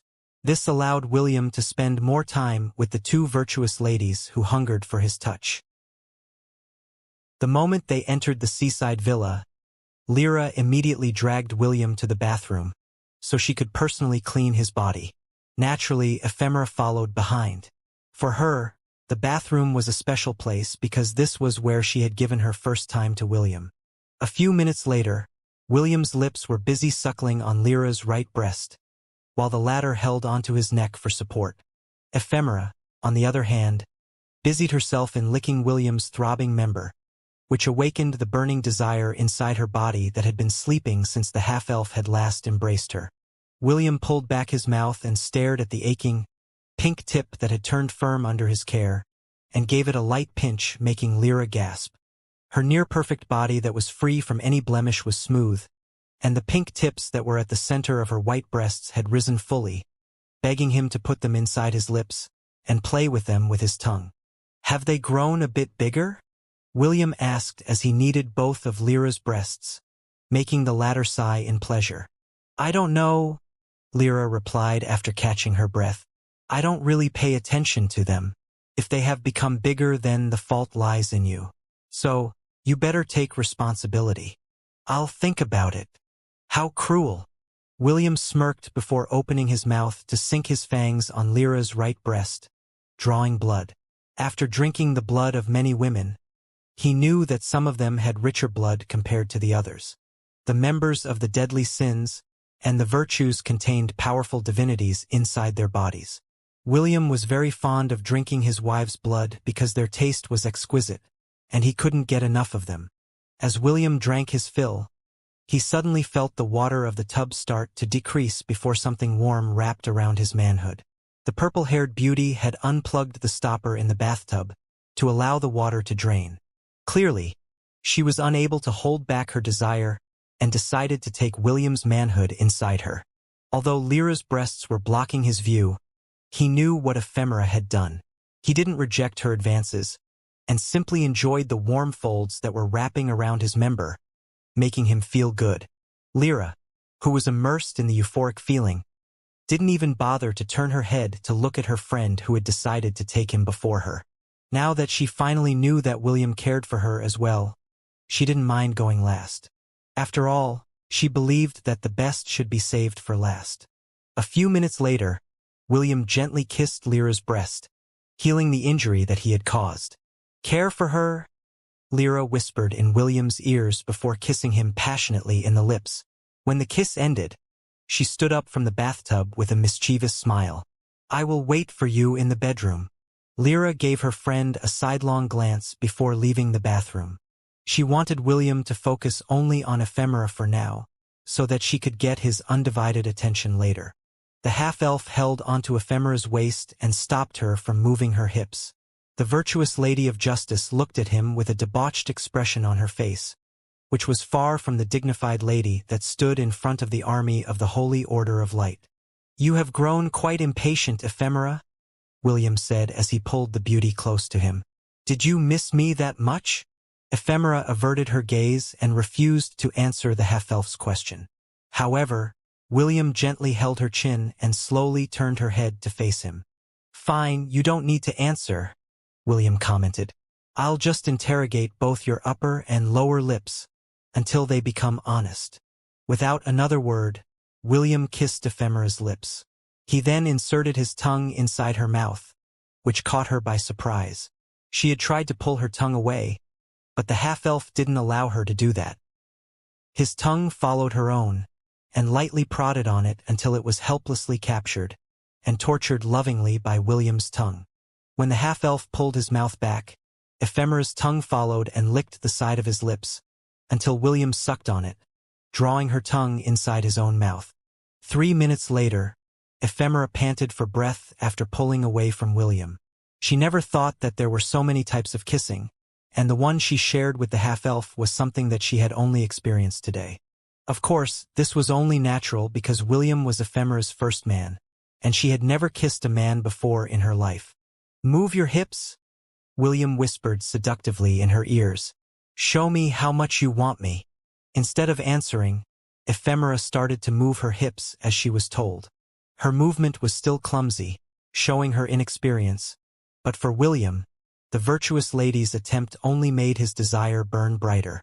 As her first man, he knew more than anyone else that Ephemera now longed for his body, after discovering the pleasures of the flesh. She was like a student who was curious to learn new things, and William was her teacher who held the knowledge she desperately sought for. "Not bad," William said softly. "Let me take over."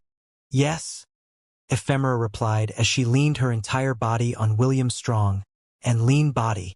Her voluptuous breasts were pressed over his chest, and her hands, wrapped around his neck, waiting desperately for the promise of relief that would sate the burning ache that had now taken complete control of her body. William, slowly but surely, moved his hips so that he could push his member deep inside Ephemera's forbidden fruit. With each thrust, she could feel her womb aching for release, but William wasn't in a hurry to give her that relief, making her frustrated. "Stop bullying me," Ephemera said. "You're a strong lady," William replied. "How can I possibly bully you? You are bullying me right now. That's just your imagination."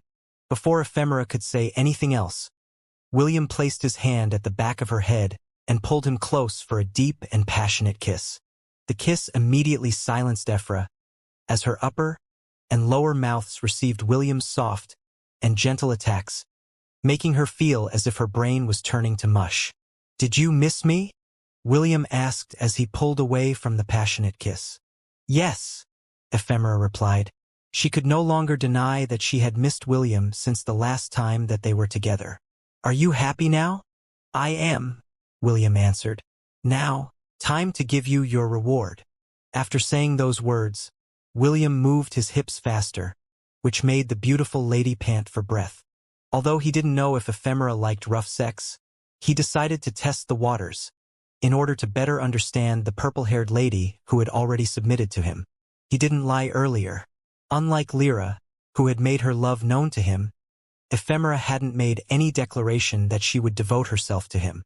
Although the virtuous lady of justice had offered herself willingly to him, that didn't mean that she felt the same way as Lyra. Truth be told, Ephemera didn't know if the feelings she had for William were indeed love. She thought that since William was her first man, it was only natural for her to feel a strong attraction to him. Only when the two of them were far apart from each other did she realize that not only had he marked her as his woman, he had also made her feel more conscious of him. Even in her dreams, she would think of him. When she asked her patron goddess about the budding feelings in her heart, the goddess of justice only told her that if she wished for it, she would descend to Hestia and tie William up for her, so that she could keep him close to her at all times. Naturally, Ephemera knew that her patron goddess was only joking. Even so, she wanted to confirm her feelings for William. This was why she decided to meet him again and see whether the feelings she had for him were love or something else. "Hey, do you love me?" Ephemera whispered in William's ears when she felt that the half-elf was about to reach his limit. "Do you want me to love you?" William replied as he continued to push deep inside her, sending her closer to ecstasy. I do. Okay, I'll consider it.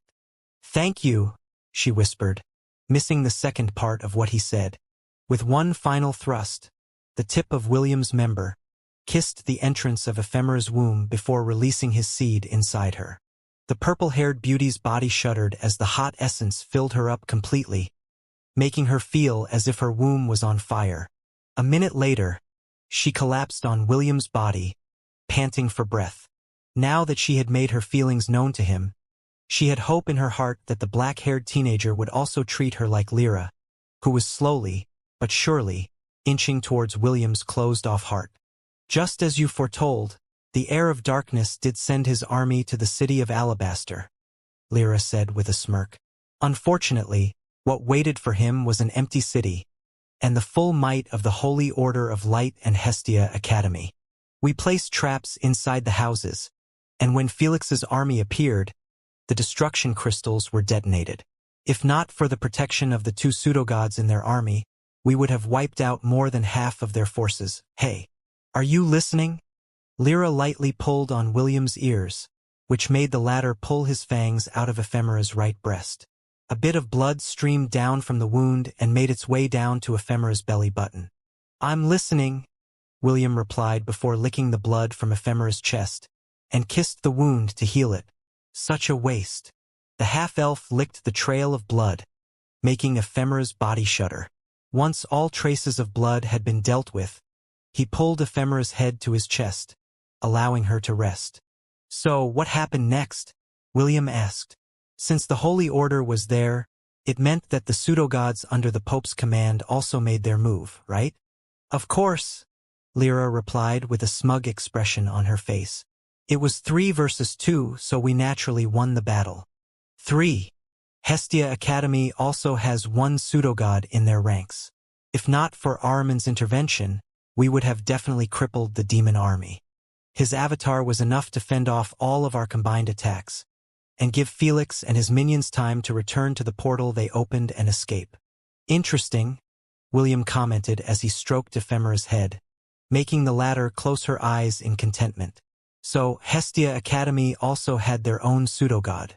In total, Felix has 4 pseudogods, the Holy Order has 4, and Hestia Academy has 1. But you said Ahriman's avatar appeared, right? How strong is it? Ephemera, who had her eyes closed, lightly caressed William's chest with her right hand before answering his question. Very strong, Ephemera answered. I thought that having one more pseudogod would make a difference, but Ahriman's avatar single-handedly blocked our pseudogod's attacks. If his avatar can do that much, I don't know what the real body can do once he regains his powers. Lyra nodded her head in agreement. That incident also came as a shock to her. Despite their preparations, they only managed to wipe out a quarter of the demonic army, and allow the heir of darkness to slip through the net they had prepared for his capture. The Pope didn't expect Ahriman to have this kind of trump card, Lyra stated. Although we had very little casualties, the fact still remained that we didn't manage to gain the upper hand in that face-off. William frowned. He knew that gods could use avatars to descend, but it carried a lot of restrictions. The Supreme Pontifex of Deus was an avatar of her goddess, and even she couldn't descend into that avatar and unleash her full powers. The primordial goddess said that the highest power she could unleash in the world of Hestia was only at the peak of the demigod rank. More than that, and she would receive a backlash, which was something she didn't want to happen. I'm sure that Ahriman can't use that avatar very often, William replied. I'm sure he has paid a hefty price for it. If my hunch is correct, the demon army will pause their plans of expansion until Ahriman has recovered his strength. However, you can be sure that the moment they made their move, it means that the god of darkness and chaos has gathered enough divinity to use his avatar again. Ephemera and Lyra nodded in agreement. Their pope also said the same thing, so right now, the alliance was having a high-leveled meeting. Their agenda was whether or not to attack the demon army in the kingdom of Zabia, even though they had to pay countless lives to wipe Felix's army from the central continent. Lyra laid down beside William and rested her head on his shoulder. She then placed her hand over the obsidian gem on William's chest and lightly tapped on its surface with her fingers. What are your plans? Lyra inquired. Don't tell me you plan to wait until Felix's army, the Alliance, as well as the Holy Order of Light, cause mutual destruction against each other before making your move? William didn't answer right away. Instead, he just simply held the two ladies by his side, whose naked bodies were pressed against his own. I will wait for a month or two before making my move, William answered. He decided that it would be best to let Lyra and Ephemera know that he didn't plan on setting foot on the central continent for the time being. To his surprise, both girls didn't question why he planned to wait for a month or two before taking action.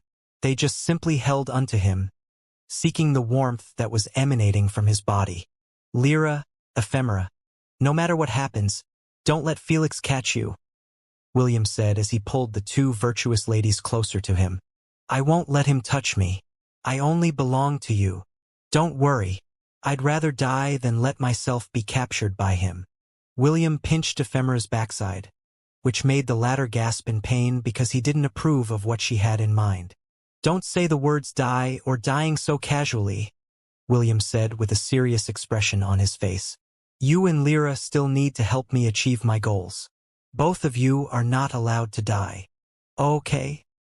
Ephemera replied after being chastised by the half-elves, whose naughty hand had started to squeeze her backside. I'm sorry.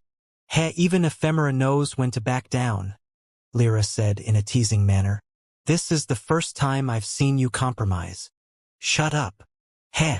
William continued to ask the two girls about the demon army, in addition to the general trend of the central continent. He also asked about the status of the Alliance, and their plans to counter Felix's ability to send his army anywhere in the continent. Their talks lasted for an hour, and after that, the two ladies asked William for their reward, which resulted in the three of them spending a whole day inside the seaside villa. The next day, William returned to the real world and bid goodbye to a reluctant Lyra and a subdued Ephemera. Don't try to contact me, William replied. I will be the one to initiate the contact, and we will use the safest method to do it. Lyra and Ephemera nodded their heads as they placed their hands over their lower abdomen, where William's crest resided on their bodies. He had marked both of them as his women when he took their chastity, and was using this means to communicate with them. Just as William was about to leave, he glanced at a certain direction and frowned. Come out, William ordered. Or do you want me to force you to come out? I knew it. A little girl with long silver hair and blue eyes materialized out of thin air and pointed at Lyra and Ephemera in an accusing manner. You are colluding with this fiend. Cherry, Lyra asked with a frown. What are you doing here? HMP. The two of you have been acting suspicious, so I decided to follow the two of you when you left the Palace of Light, Cherry replied. I'll tell the Pope about this. William glanced at Ephemera, who had a worried look on her face before asking his question. Who is this little girl? William asked. Ephemera sighed before answering William's question. She is Cherry, the youngest of all of the virtues, and she holds the virtue of charity. If I remember correctly, she just turned 11 this year. Oh! William shifted his attention back on the little girl, whose body had started to disappear from their sights. She's a bit stupid, isn't she? A bit, Lyra replied with a complicated look on her face. Please, don't hurt her. She's still a child. William nodded as he waved his hand. Okay. A minute later, a yelp of pain was heard in the surroundings before the virtuous Lady of Charity appeared after she was hit in the head by William's air bullet. Why, you fiend! How dare you hurt me? Cherry shouted with tears in her eyes. I'll tell the Pope about you. Woo-woo-woo. Lyra and Ephemera covered both of their faces with their hands because Cherry was too pitiful to look at. All the virtues treated the little girl as their little sister, and she had been spoiled by them to the point that she was always protected from getting hurt. Perhaps William's attack was the only time she felt true pain in her life, which made the little girl cry like the little girl that she was. Should we just silence her? William asked as dark energy radiated from his body. I don't intend to leave any witnesses behind. Cherry immediately backed away in fear, while Lyra and Ephemera held onto William, trying to convince him that they should leave the handling of their little sister to them. They were afraid that if they left the little girl in the half-elf's hands, she would become a broken doll, deprived of everything she once had in her life. Cherry found herself sitting on a couch with Lyra and Ephemera on her left and right side. William had taken the virtue of charity to the seaside villa, while thinking of how he could prevent the little girl from telling the Pope about his and her sister's collaboration. "Will, don't worry. I will look after Cherry and make sure that she doesn't say anything," Lyra pleaded. "Isn't that right, Cherry? You will not tell anyone about what you saw and heard, right?" I will not tell anyone," Cherry replied. "I promise."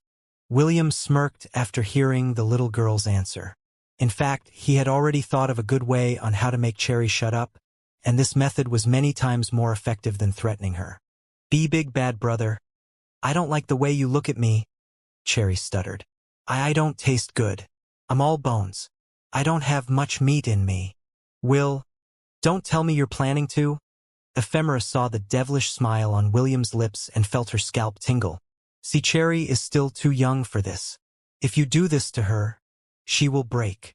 "Don't worry," William replied. "I will not break your precious sister. I'm not a bad person, right, Cherry?" "Why, yes. You're not a bad person. Big bad brother." See, Lyra and Ephemera had a very strong urge to tie Cherry up and cover her lips to prevent her from talking. Although they had spoiled her rotten, they didn't think that doing that would also turn her brain rotten. "Will, this is our mistake," Ephemera said with a serious expression on her face. "We were too careless." William nodded. "If this little girl became suspicious of your actions, then it is safe to say that your other sisters, and perhaps even the Pope, also have their suspicions. Both of you need to be careful the next time you leave the Palace of Light." Lyra and Ephemera hung their heads in shame. They had no rebuttal for William's words, which made them wonder what would happen if the little girl beside them spilled the beans of their meeting with William. A moment later, the door of the seaside villa opened, and the angelic beauty, Princess Ayla, appeared in front of everyone. "Will, you called for me?" Princess Ayla inquired before glancing at the ladies that were seated opposite William's. "Who are they?" "Ayla, I'd like you to keep everything you see in this room a secret," William replied. "These three ladies are the virtue ladies of temperance, charity, and justice. Lyra, Cherry, and Ephemera." "Hello. Hi, big sister. Nice to meet you." Princess Ayla returned their greeting before sitting beside William. She then appraised the three ladies in front of her and immediately noticed that two of them had William's mark on their bodies, with the exception of the little girl between them. Lyra and Ephemera were also appraising the angelic beauty beside William. Since the princess dared to sit beside William, it meant that their relationship was close enough to warrant her action. Both ladies knew that the black-haired teenager had many women in his entourage, and they both agreed that Princess Ayla was indeed worthy of him. "Ayla, you can erase specific memories, right?" William asked. "Yes," Princess Ayla replied. "If the memory is recent, then I could erase it easily." Lyra's and Ephemera's faces immediately brightened, while Cherry's expression darkened. "And no, I don't want my memory to be erased," Cherry shouted. "I won't let you." The little girl was about to activate her divinity when she felt a sudden pain at the back of her head. Ephemera had given her a karate chop, which made Cherry's eyes roll up into their sockets as she collapsed, unconscious, on the couch. "Thank you, Ephemera," William replied before facing Princess Ayla. "This little girl witnessed my meeting with Lyra and Ephemera. I want you to erase that memory, as well as all memories related to me. Can you do that?" "I can," Princess Ayla replied. "But what excuse will the two of them make when she wakes up?" "How about, we found her taking a nap under a tree?" Lyra asked. Ephemera shook her head. "That is too far-fetched. It might backfire on us later." "Don't worry," Princess Ayla interjected. "If it's only taking a nap under a tree, I can tweak her memory to a certain extent. All you need to do is just match your story with hers." "Well then, shall I start?" Princess Ayla glanced at William to wait for his permission. The half-elf nodded to give her the go signal. "The sooner this troublesome girl forgets, the sooner this problem will be solved." Princess Ayla no longer hesitated and kissed Cherry's lips to access her memories. She planned to eat her memory, just like she did with William's memories about Belle. A minute later, the angelic princess pulled back with a smile. I've taken everything and didn't leave a trace. Even if someone were to forcefully read her memories, they won't be able to extract any information about you. That's good, William replied. Thank you, Ayla. You're welcome. Princess Ayla smiled. She wanted to be useful to William, so she was quite happy to use her expertise for his sake. After seeing that their little sister was unhurt, Lyra and Ephemera were finally able to breathe with relief and thanked William for his mercy. If the half-elf really tried to do something to Cherry, the two of them would feel guilty about it for life. Don't thank me yet, William replied. I'm going to do an experiment. The black-haired teenager lightly tapped Cherry's forehead. A moment later, a dark mark appeared on its surface. This mark was very different from the mark that William had placed on Lyra's and Ephemera's bodies. Lyra and Ephemera looked at the mark that was similar to those Egyptian hieroglyphics that resembled an eye. To their surprise, the mark disappeared from Cherry's forehead, leaving nothing behind. Good, it worked, William smiled. With this, I will be able to spy on the movements of the Holy Order from time to time. Perhaps her appearance was a blessing in disguise. If not for her, I would not be able to have an eye inside the elusive Palace of Light. Lyra and Ephemera glanced at each other with a complicated gaze. They didn't know how effective William's spying ability would be inside the Palace of Light, but with how Cherry usually acted inside it, they were sure that, instead of information about the movements of the Holy Order, all the half-elf would gather was gossip. Well then, the two of you should return to the Palace of Light, William said before standing up. Remember my warning. Don't let Felix catch either of you. I won't let myself be captured. I'll do my best. After saying their goodbyes, William sent the three virtuous ladies out of his domain. This time, he didn't come with them because he didn't want to take any chances. If someone aside from Cherry had followed them, then there was no telling what would happen once word of it came into light. Somewhere in the central continent, Lyra, Ephemera, and the unconscious Cherry appeared on a desolate mountain range, after William had sent them out of his thousand-beast domain. Lyra immediately summoned a flying ship and helped Ephemera carry the unconscious girl inside it. After letting Cherry lie down in a comfortable position, the ship sailed northwest where the Palace of Light was located. Because the two were busy taking care of Cherry, they didn't notice that hiding behind a boulder was a little familiar who had followed Cherry outside of the Palace of Light because Celeste was worried about her safety. Lyra and Ephemera made contact with William, Claire muttered. I need to report this to Celeste. The little fairy glanced in the direction the three ladies had appeared from, before flying northwards. Although she was tempted to meet her twin sister, Chloe, Claire decided that now was not the time to do so. Chloe, be safe, Claire thought as she flew towards her master who was waiting for her return. For Celeste's sake and my sake as well. Now that the war between the Heir of Darkness, the Alliance, and the Holy Order of Light had reached a turning point, it was only a matter of time before the frail balance of power would be shattered once again. A month had passed since Lyra, Ephemera, and to a certain extent Cherry, had met up with William. Many things had happened since then, and among them was the victorious news of the Alliance having won against the demon army in liberating the Zotera Empire, which was the first empire to have fallen into Felix's hands. The Pope of the Holy Order of Light wasn't stupid. She knew that Ahriman could not interfere as he had with the port city of Alabaster for a short period of time, so she immediately mobilized the army of the Holy Order, alongside the Alliance, and fought a grueling month-long battle with Felix's army. During this battle, a third of the demonic army was wiped out. All of the soldiers of the Zotera Empire had died in this battle because they had been forced to fight regardless of will. Ahriman had corrupted all of them, so they fought like berserked warriors, which had dealt a devastating blow to the armies of the Alliance. With this defeat, the demon army was forced to retreat to the three kingdoms that were still under their control. The leaders of the Alliance and the Pope all agreed that they couldn't pursue the demon army for the time being due to the number of casualties they had from their last battle. Now that the Empire of Zotera had been freed from the demon's control, the next problem was who would manage it. Felix had killed all the male heirs of the royal family, and the princesses were still in his grasp. Having no leader to take the throne, the Holy Order of Light volunteered to let one of their inquisitors temporarily manage the affairs of the empire. Although the Alliance didn't like this outcome, they were left with no choice but to agree. After all, the Holy Order of Light had 4 pseudogods under its command. It was simply impossible for them to go against their will. Now that they had finally secured a victory against the heir of darkness, the morale of their army was at an all-time high.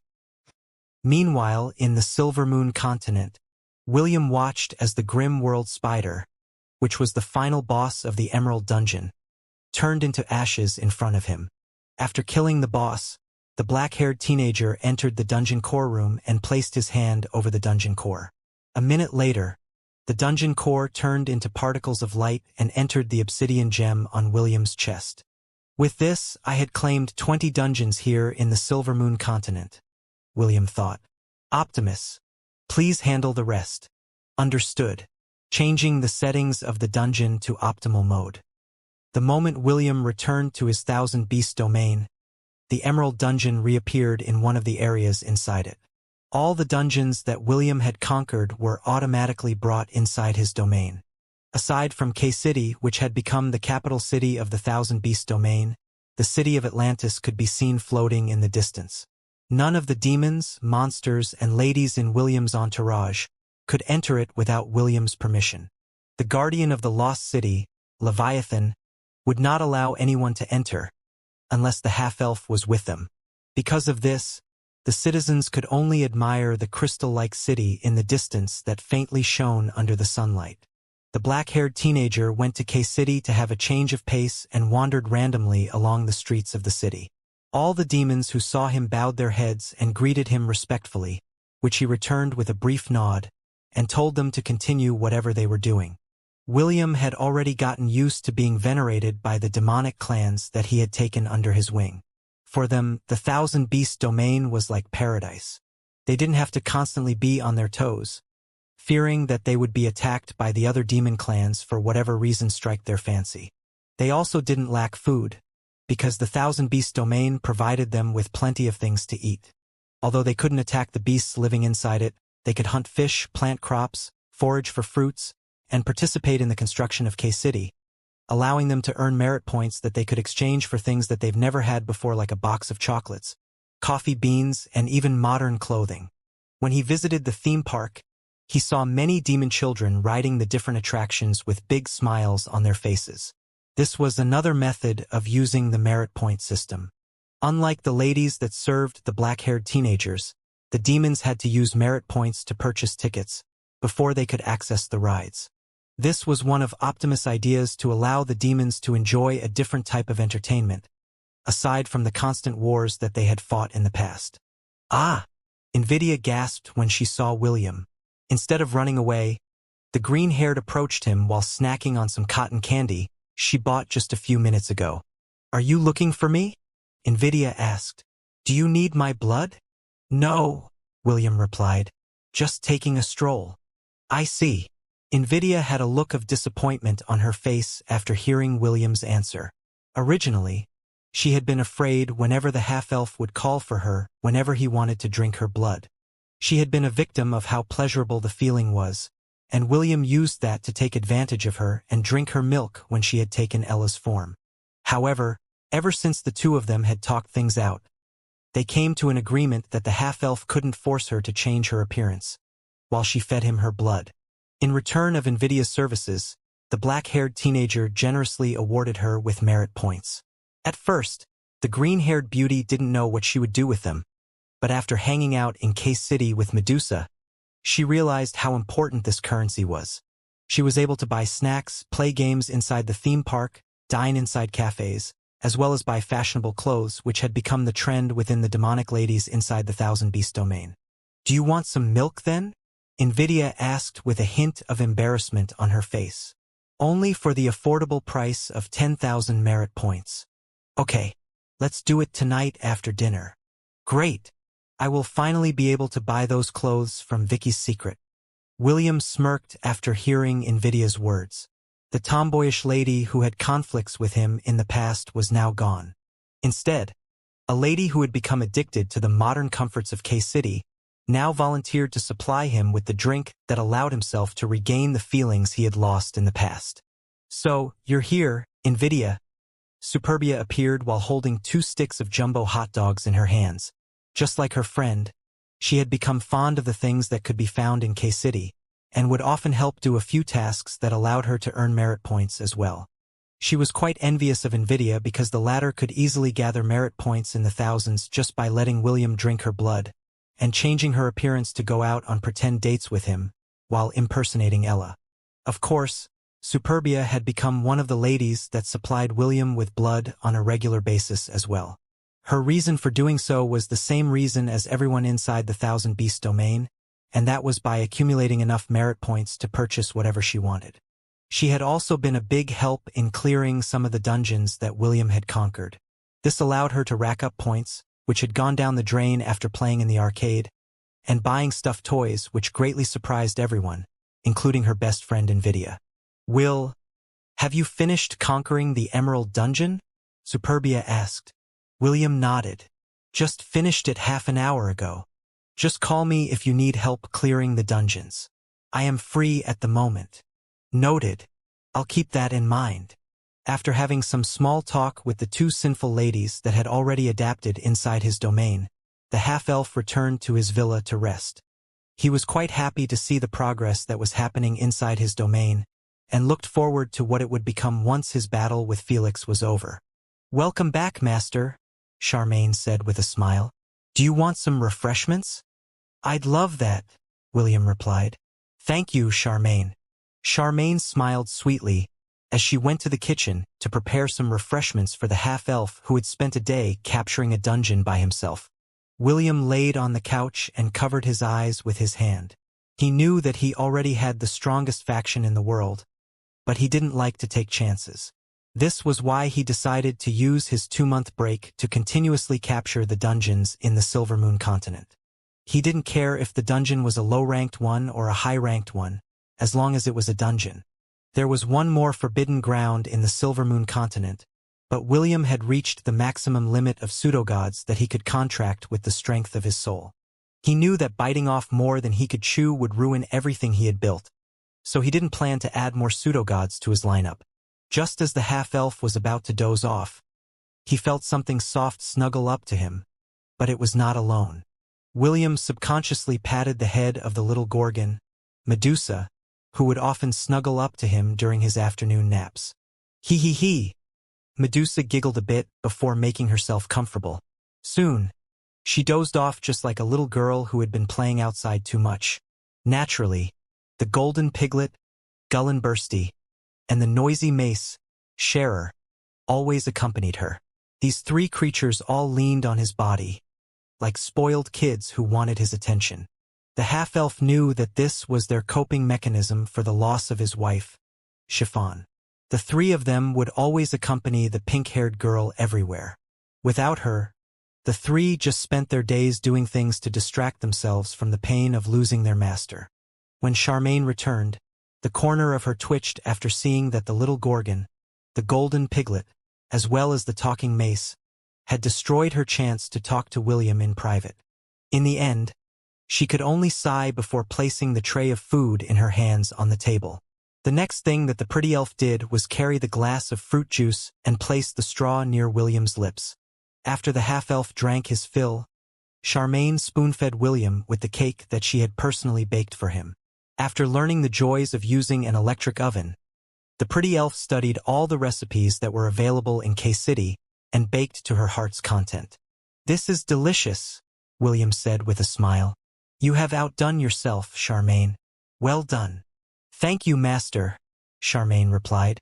"I still have more in the kitchen, so eat as much as you like."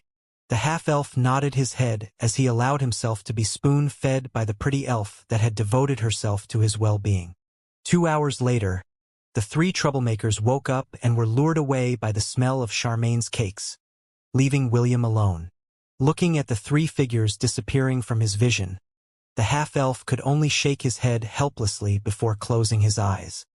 He then activated the mark that he had placed on Cherry's forehead, which allowed him to see what she was seeing.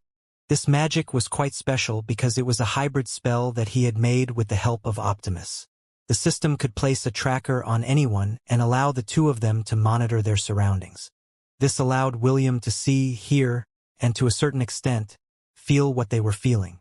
The other stats like body temperature, heart rate, brain waves, and similar high-end data was being monitored by Optimus, allowing him to constantly monitor the little girl, who represented the virtue of charity.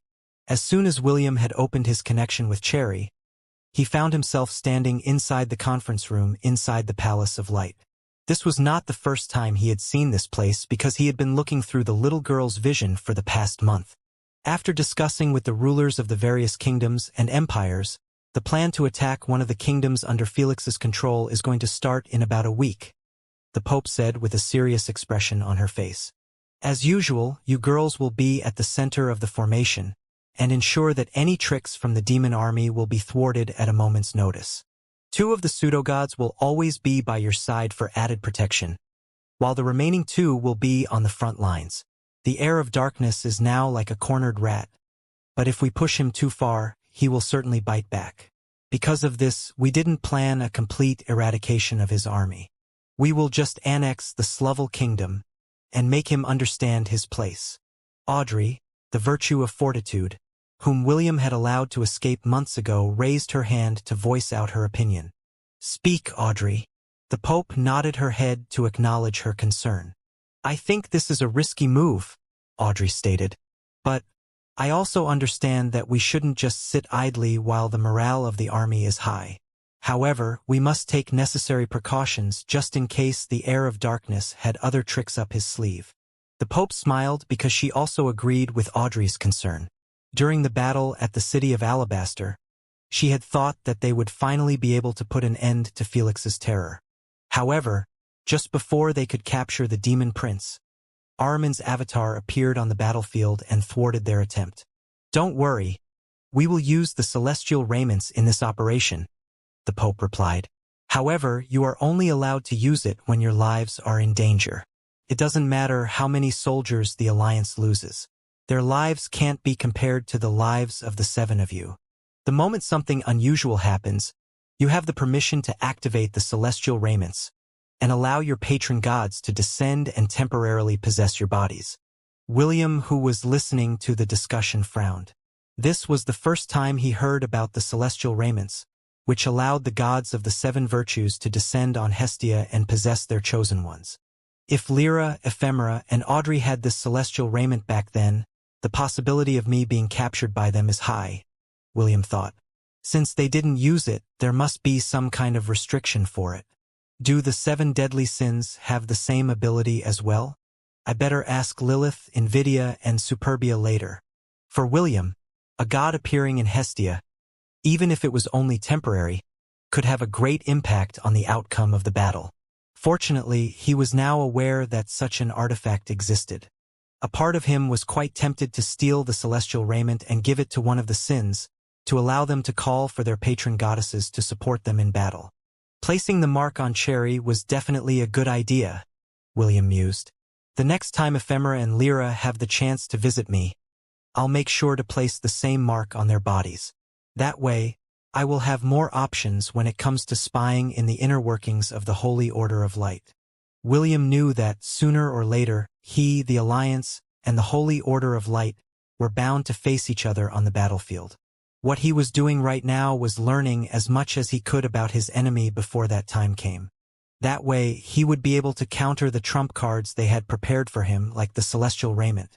As expected, defeating an organization that has existed in Hestia for thousands of years will not be easy, William thought with a smile.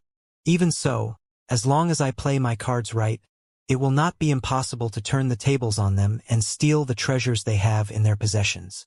As the meeting progressed, William decided to play a more active role in the battle that was about to start in a week's time.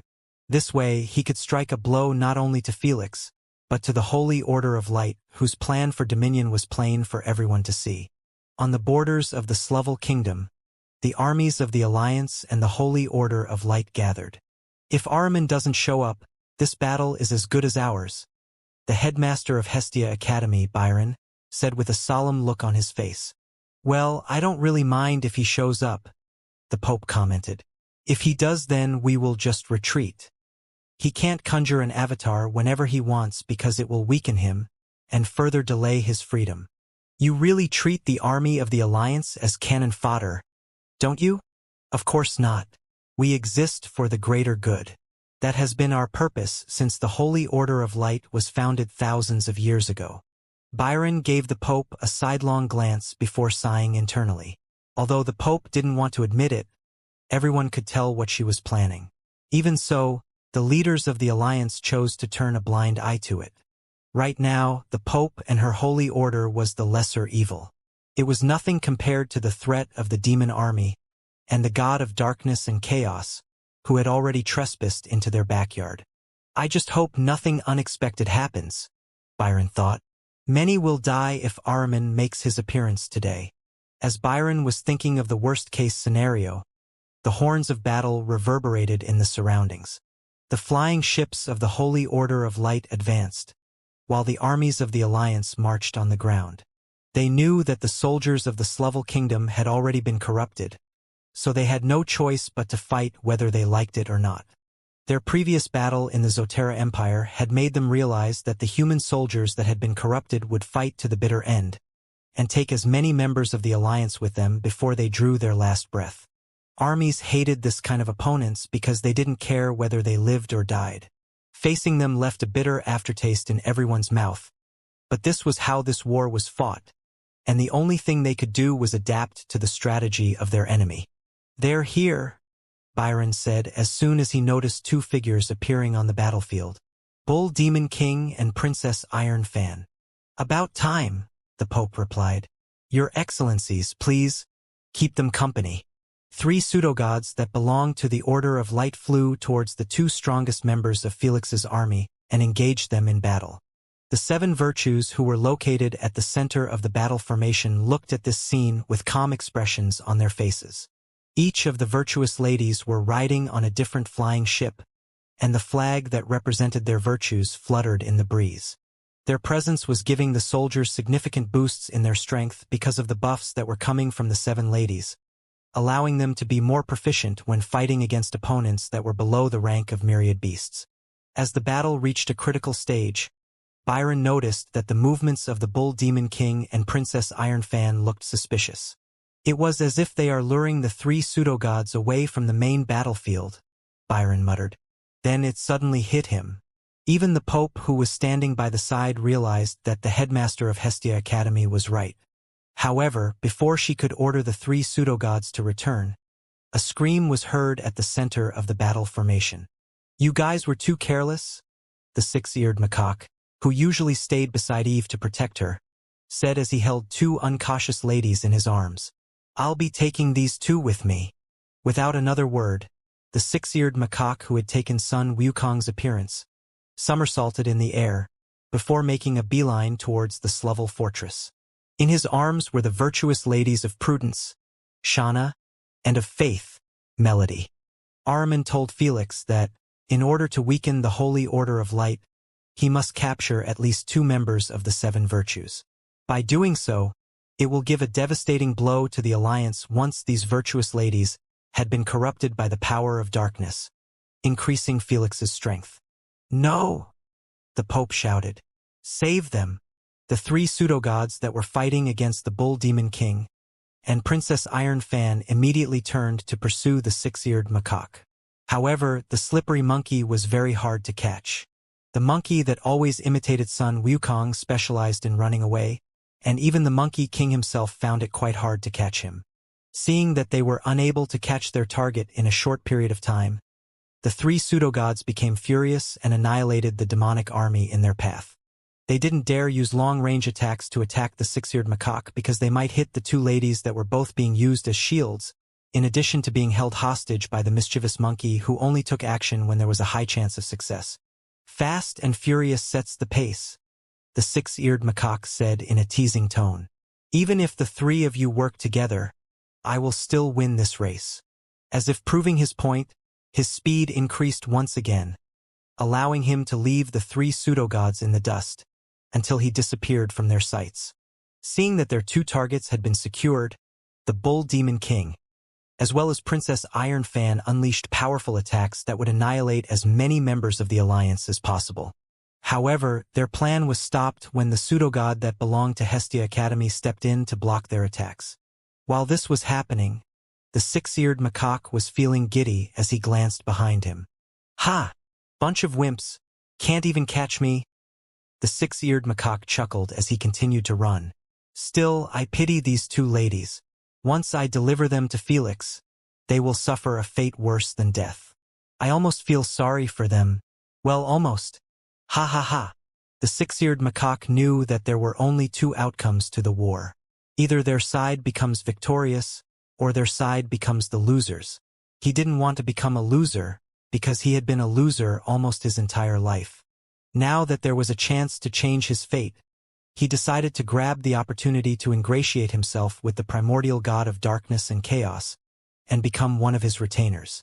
"Nothing ventured, nothing gained," the six-eared macaque said. "If you girls have someone to blame, you can only blame yourselves for not paying attention to your surroundings." Before the war started, Ahriman ordered the six-eared macaque to disguise himself as a rock at the border of the Slovel kingdom. He waited patiently until the armies marched past him, because the mission that was given to him was to capture at least two of the ladies that represented the seven virtues. He could have captured more, but doing so would have been difficult. After all, he could only carry two of them at the same time, and there were two pseudo-gods guarding the rear of the army. If he stayed longer, they would have caught up to him, which was something he wanted to avoid at all cost. His destination was the one-way portal that would take him directly to the Zabia kingdom, where Felix was waiting for his arrival. They had long decided to ditch the Slovel kingdom, and simply use it as an opportunity to deal as much damage as they could to the Alliance and the Holy Order of Light, who had become too cocky as of late. "Just a little more and I'll be in time to have dinner with Eve," the six-eared macaque muttered. "That girl is the only ray of sunshine in these dark times. She is too good to become Ahriman's high priestess, but I guess being a priestess is better than being dead. Let's see. The portal should be around here." After making a sharp turn, the six-eared macaque froze completely upon seeing two beauties in front of him. Lightning crackled on Astrape's right hand, and the rumbling of thunder boomed on Bronte's left hand. The two ladies smiled at the monkey in front of them, which made the latter feel as if he had taken a wrong turn. "Well, hello there, two beautiful ladies," the six-eared macaque said with a smile. "Nice weather we are having, eh?" The sky above his head had already darkened, preventing the light of the sun from passing through. Lightning streaked in the sky and thunder boomed like the roaring of hundreds of lions. "Yes, this is indeed a very nice weather we're having," Astrape replied. "Now, will you kindly hand those two ladies over to us? Or must we take them by force?" "Either way is fine with us," Bronte commented with a smirk. "You pride yourself with your speed, right? I wonder who is faster, you or us." The six-eared macaque snorted before giving his reply. "Are you challenging me, darling?" the six-eared macaque asked. "Even with these two ladies in my hands, I dare say that only a handful of beings can catch me in this world." With a sudden somersault, the mischievous monkey used the air to propel itself in the other direction, leaving the two ladies behind. "Sorry, ladies, but I already have a date," the six-eared macaque laughed. "Next time, book a reservatio." The monkey, who was still using Sun Wukong's appearance, stopped running when he saw the two ladies he had left behind were now standing in front of him once again. "Well, that was quick," Astrape smirked.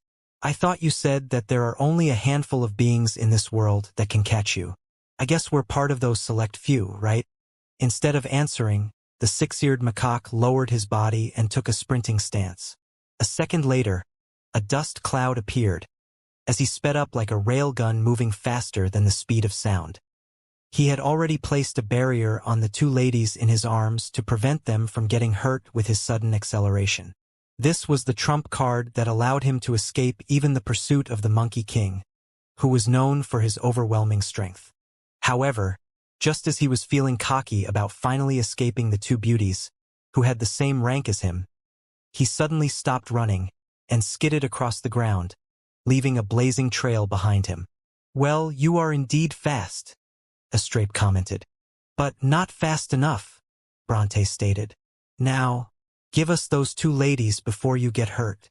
The six-eared macaque suddenly chuckled as if he heard something amusing. "I guess I am being underestimated." The six-eared macaque sighed as he placed the two ladies on the ground between his feet. He then took a smoking pipe out of his ear and twirled it around his fingers. In times long forgotten, there were 4 celestial monkeys who went by the name the 4 Monkeys of Havoc. The six-eared macaque said as he held the smoking pipe in his hand firmly. The first is the stone monkey of numinous wisdom who knows transformations, recognizes the seasons, discerns the advantages of Earth, and is able to alter the course of the planets and stars. The six-eared macaque lit the smoking pipe and started to puff, blowing circles of smoke from his mouth before continuing his speech. The second is the red-buttocked horse monkey who has knowledge of yin and yang, understands human affairs, is adept in its daily life, and able to avoid death and lengthen its life. The six-eared macaque then casually scratched his right ear, as if talking made them feel itchy. The third is the Tongbi gibbon who can seize the sun and the moon, shorten 1,000 mountains, distinguish the auspicious from the inauspicious, and manipulate the planets and stars. Finally, the six-eared macaque emptied his smoking pipe and gave it a light tap. A moment later, it extended until it became as tall as him. The fourth is the six-eared macaque who has a sensitive ear, discernment of fundamental principles, knowledge of past and future, and comprehension of all things. The six-eared macaque then rested his weapon on his shoulder before pointing his thumb to his chest. "I am the six-eared macaque," the six-eared macaque said as he undid his transformation, showing his true appearance. "One of the 4 celestial monkeys of old. I have seen countless gazes of pity, not only from the 2 of you, but from everyone that I had met along the way, and I hate that gaze more than I hate running away." The six-eared macaque took a fighting stance as his eyes glowed a golden color, making the power of his divinity burn brightly in his body. "Come, little girls," the six-eared macaque said in a challenging tone. "I'll let the 2 of you have a taste of these nuts." Astrape and Bronte exchanged a glance before shifting their attention back to the monkey whose hair now stood on end. The next second, the six-eared macaque jumped into the air, and the 2 ladies followed suit. High above the sky, powerful rumbling sounds were heard as the 2 deities fought together against the six-eared macaque that had decided to fight. To their surprise, the majority of their attacks were either blocked or dodged. The attacks that had managed to land on the monkey's body didn't seem to have any effect on him because his expression didn't change in the slightest. "Sweep away all adversaries," the six-eared macaque shouted as he swung the smoking pipe towards the 2 ladies that were blasting his body with lightning bolts. "Ling-een stick." The smoking pipe extended and grew to an enormous size, swatting the 2 ladies who were mid-air and sending them crashing towards the ground. The monkey who was looked down upon by everyone in the celestial realm, with the exception of Sun Wukong, who truly knew his strength, stood tall on his floating cloud like a sovereign. "Well, how do you like these nuts of mine?" the six-eared macaque asked with a sneer. As one of the 4 celestial monkeys that were not bound by the laws of the world, he wasn't a doormat that anyone could step on. He had chosen to take on that persona because it was easier if everyone looked down on him. Only on rare occasions would he let others see his strength, and when he did, he would not stop until he gave his enemies a good pounding. The six-eared macaque scratched his right ear as he gazed down on the 2 ladies that had crashed several hundred meters away from him. "How long do you plan to watch?" the six-eared macaque asked as he turned his head to the left, looking at the top of the cliff in the distance. "Do you find this interesting, Your Royal Highness, the Prince of Darkness?" A clapping sound reached the six-eared macaque's ears as a portal appeared on top of the cliff. "As expected of one of the celestial monkeys that defies the laws of the world," William said with a smile on his face. "Not bad." The six-eared macaque sneered before he vanished from his spot and instantly appeared in front of the half-elf. "That was careless of you, Your Highness," the six-eared macaque stated as he rested his weapon on William's neck. "Do you look down on me so much that you thought I'd just stand idly as you presented yourself in front of me? You must be out of your mind." "I wasn't being careless," William replied as he gazed back at the pseudo-god in front of him with a devilish smile on his face. "I know that you can't possibly hurt me." "Huh? What kind of nonsense are you babbling about? If this is your poor attempt to buy time for those girls to come to your rescue, you're just waiting your breath. Although they are fast, I'm sure that I can smash your head before they can even blink." "Oh? Do you dare to smash my head?" The six-eared macaque frowned as he gazed at the black-haired teenager who was looking at him with a fearless gaze. He thought that he would get the upper hand once he had taken the Dark Prince as his hostage, but for some reason, the person in front of him wasn't even feeling afraid of him. As someone that could see through lies, the six-eared macaque knew that the person in front of him was real and not a clone. Also, the moment he had rested his weapon on William's neck, the two ladies that had attacked him earlier didn't make any sudden movements. Astrape and Bronte only glared at the six-eared macaque and clenched their fists in frustration. They didn't expect William to come out of the thousand-beast domain and allow their enemy to get close to him, threatening his life. "What kind of games are you playing, Your Highness?" the six-eared macaque asked. "Do you really think I will not kill you?" "You won't," William replied, "because you can't." "Excuse me? Like I said earlier, do you dare to kill me?" The frown on the six-eared macaque's face deepened after hearing William's fearless reply. He wasn't expecting this kind of reaction from his enemy, which made him look at the half-elf in a different light. "Just where is that confidence of yours coming from?" the six-eared macaque asked in an annoyed tone. "You're testing my patience, Prince." William chuckled as he looked at the six-eared macaque's annoyed expression. The reason why he came out of the thousand-beast domain in order to take a gamble was because Sun Wukong had told him everything about his opponents. The Bull Demon King, Princess Iron Fan, Depong, and finally, the six-eared macaque, who was one of the four celestial monkeys like Sun Wukong. Among the four pseudo-gods under Felix's command, the six-eared macaque had a very peculiar ability. The fourth is the six-eared macaque who has a sensitive ear, discernment of fundamental principles, knowledge of past and future, and comprehension of all things. "You know, you remind me of Soglav," William said. "Do you know of him?" The six-eared macaque snorted. "Are you talking about that demonic mutt? The one who was afraid of dying?" "Yeah, you remind me of him. You're starting to annoy me." As if to make a point, the six-eared macaque grabbed hold of William's robes and raised him up in the air. "Don't push me," the six-eared macaque growled. His tone was as cold as ice. "I guess I'll just have to bring you back and let Felix and Armin deal with you." William chuckled after hearing the six-eared macaque's words. He had already confirmed his suspicions earlier, so he already knew what to do next. "Back then, I believe you said that you only stand with the winning side, right?" William asked in a teasing tone.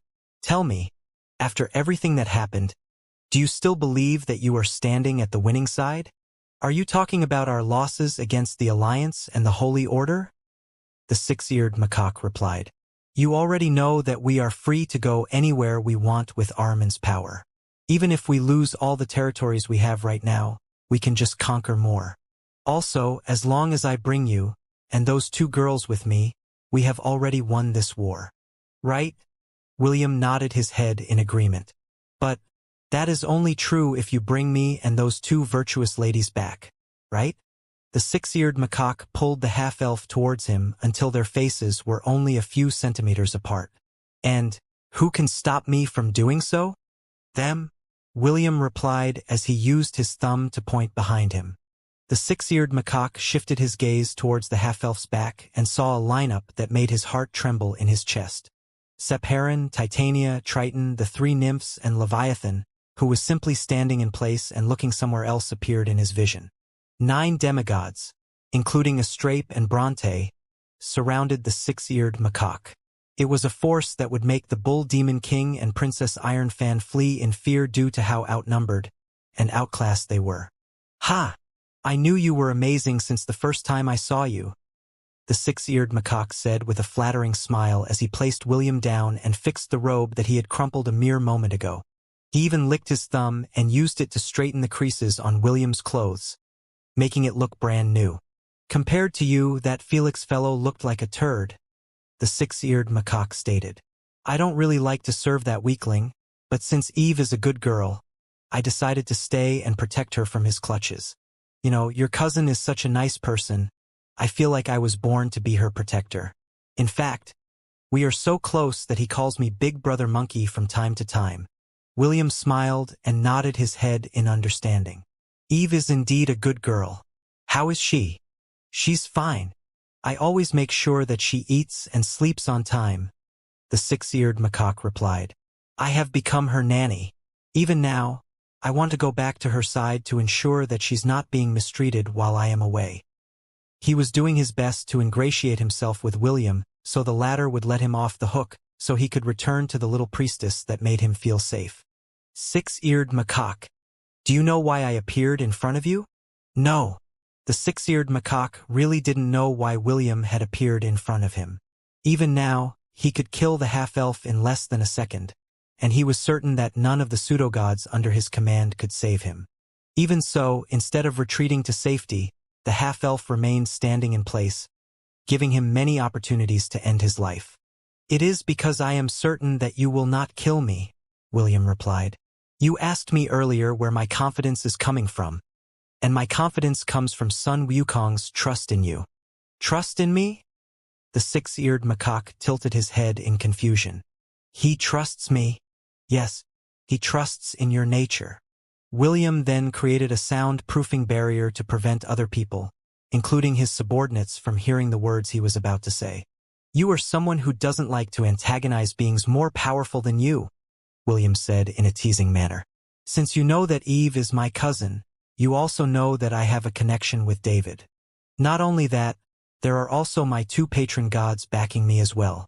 One is the god of all trades, the other is a primordial goddess. This is why you didn't attempt to kill me earlier. You know that the moment you do that, you are going to spend your life running away from them. This is why you said that you would bring me back to let Felix and Armin so the two of them could deal with me. You are afraid of making a choice that will put you between a rock and a hard place. The six-eared macaque scratched his head because what William said was exactly what he was thinking. After getting pounded nearly to death by the god of shepherds, he really didn't want to experience such a beating again. It was fine if he fought against pseudo-gods. He was confident that he could either run away or defend himself from their pursuit. But against gods, the celestial monkey would revert to his former flattering demeanor in order to save himself from the trouble of getting beaten up. Fine, you won, the six-eared macaque said with a sigh. What do you want from me? I want you to return to Felix's army and stay by Eve's side, William said before pressing his finger on the monkey's forehead. You don't have to do anything. Just act like you normally do. That's it. That's it. The six-eared macaque then glanced at the two virtuous ladies that were still unconscious on the ground. What about them? The six-eared macaque asked. William glanced at the two ladies before shifting his gaze back at the monkey in front of him. I'll deal with them. Okay. Then I should be going now. Wait. Don't go just yet. Before the six-eared macaque could even ask why William stopped him, he saw black flames, black lightning bolts, water dragons, as well as holy arrows, flying in his direction. Fuck. That was the last word that the six-eared macaque was able to say, before all of the pseudo-god's attacks landed on his body. Oi! Wake up, you stupid monkey! The ear-piercing shout made the six-eared macaque jump up from fright as he looked around him with a wary gaze. What happened to you? The bull demon king asked as he looked at the monkey's disheveled appearance. No. Who did this to you? The six-eared macaque scratched his ears before saying, It's a long story, which made Princess Iron Fan look at him with disdain. Judging by the destroyed teleportation gate and your very sorry look, you must have been ambushed by someone, Princess Iron Fan stated. Who did it? Was it the Alliance? The Holy Order? It was the Holy Order. The six-eared macaque replied with a grieved expression. They hid their true strength. Aside from the pseudo-gods that we know, they had two more lying in wait. The bull demon king frowned after hearing this piece of news. He didn't doubt the six-eared macaque's words because he had indeed sensed the presence of two pseudo-gods when he and Princess Ironfan arrived at the scene. What about the war? The six-eared macaque asked in order to change the topic. Princess Ironfan snorted as she unfurled her fan and fanned herself. What did you expect? The two of us were completely outnumbered, so we just did our best to kill as many people as we could before making our escape. We thought that we had managed to secure a win after capturing those two girls. But it seems that you failed to meet our expectations as always. The six-eared macaque averted his gaze in embarrassment. He looked so pitiful that Princess Ironfan had the strong urge to kick him due to how useless he was. Let's go back, the bull demon king said with a sigh. We need to rethink our strategy. We underestimated the Holy Order of Light. It seems that they were just biding their time to use their trump cards. Without another word, the bull demon king flew towards the kingdom of Zabia. Now that the teleportation gate was destroyed, they had no choice but to make their way there the hard way. Princess Ironfan kicked the six-eared macaque's leg before flying away in a foul mood. Clearly, she was very unhappy with how things turned out. The celestial monkey watched the two go and shook his head helplessly. That hurt, the six-eared macaque muttered as he lightly rubbed his face. Couldn't you have done it in a gentler way? After heaving a depressed sigh, the six-eared macaque changed into Sun Wukong's appearance and somersaulted in the sky. He then landed on top of a floating cloud and urged it to follow his two comrades, who were leaving him behind. Ugh, my head! Shauna, who represented the virtue of prudence, held her aching head with her right hand, while using her left to prop herself up from the cold floor that she was lying on. After scanning her surroundings, she immediately saw her friend, Melody, who represented the virtue of faith. Melody, are you all right? Shauna lightly shook her friend, who was still unconscious. After her persistent attempt to wake one of her sisters, Melody groaned before opening her eyes. Shauna! Melody held the back of her head, which had been hit by the six-eared macaque to render her unconscious. What happened? Where are we? We have been captured by the enemy, Shauna replied. We were careless and didn't prepare enough to prevent a sneak attack from behind. Melody winced as Shauna used a healing spell to relieve the pain that she was feeling. After a minute, the pain completely disappeared as the healing magic healed her injury completely.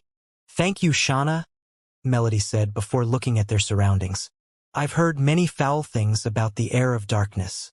If those stories are true, then both of us are in grave danger. Shauna nodded her head in agreement. The Pope had warned them of the things that Felix would do to them once they were captured.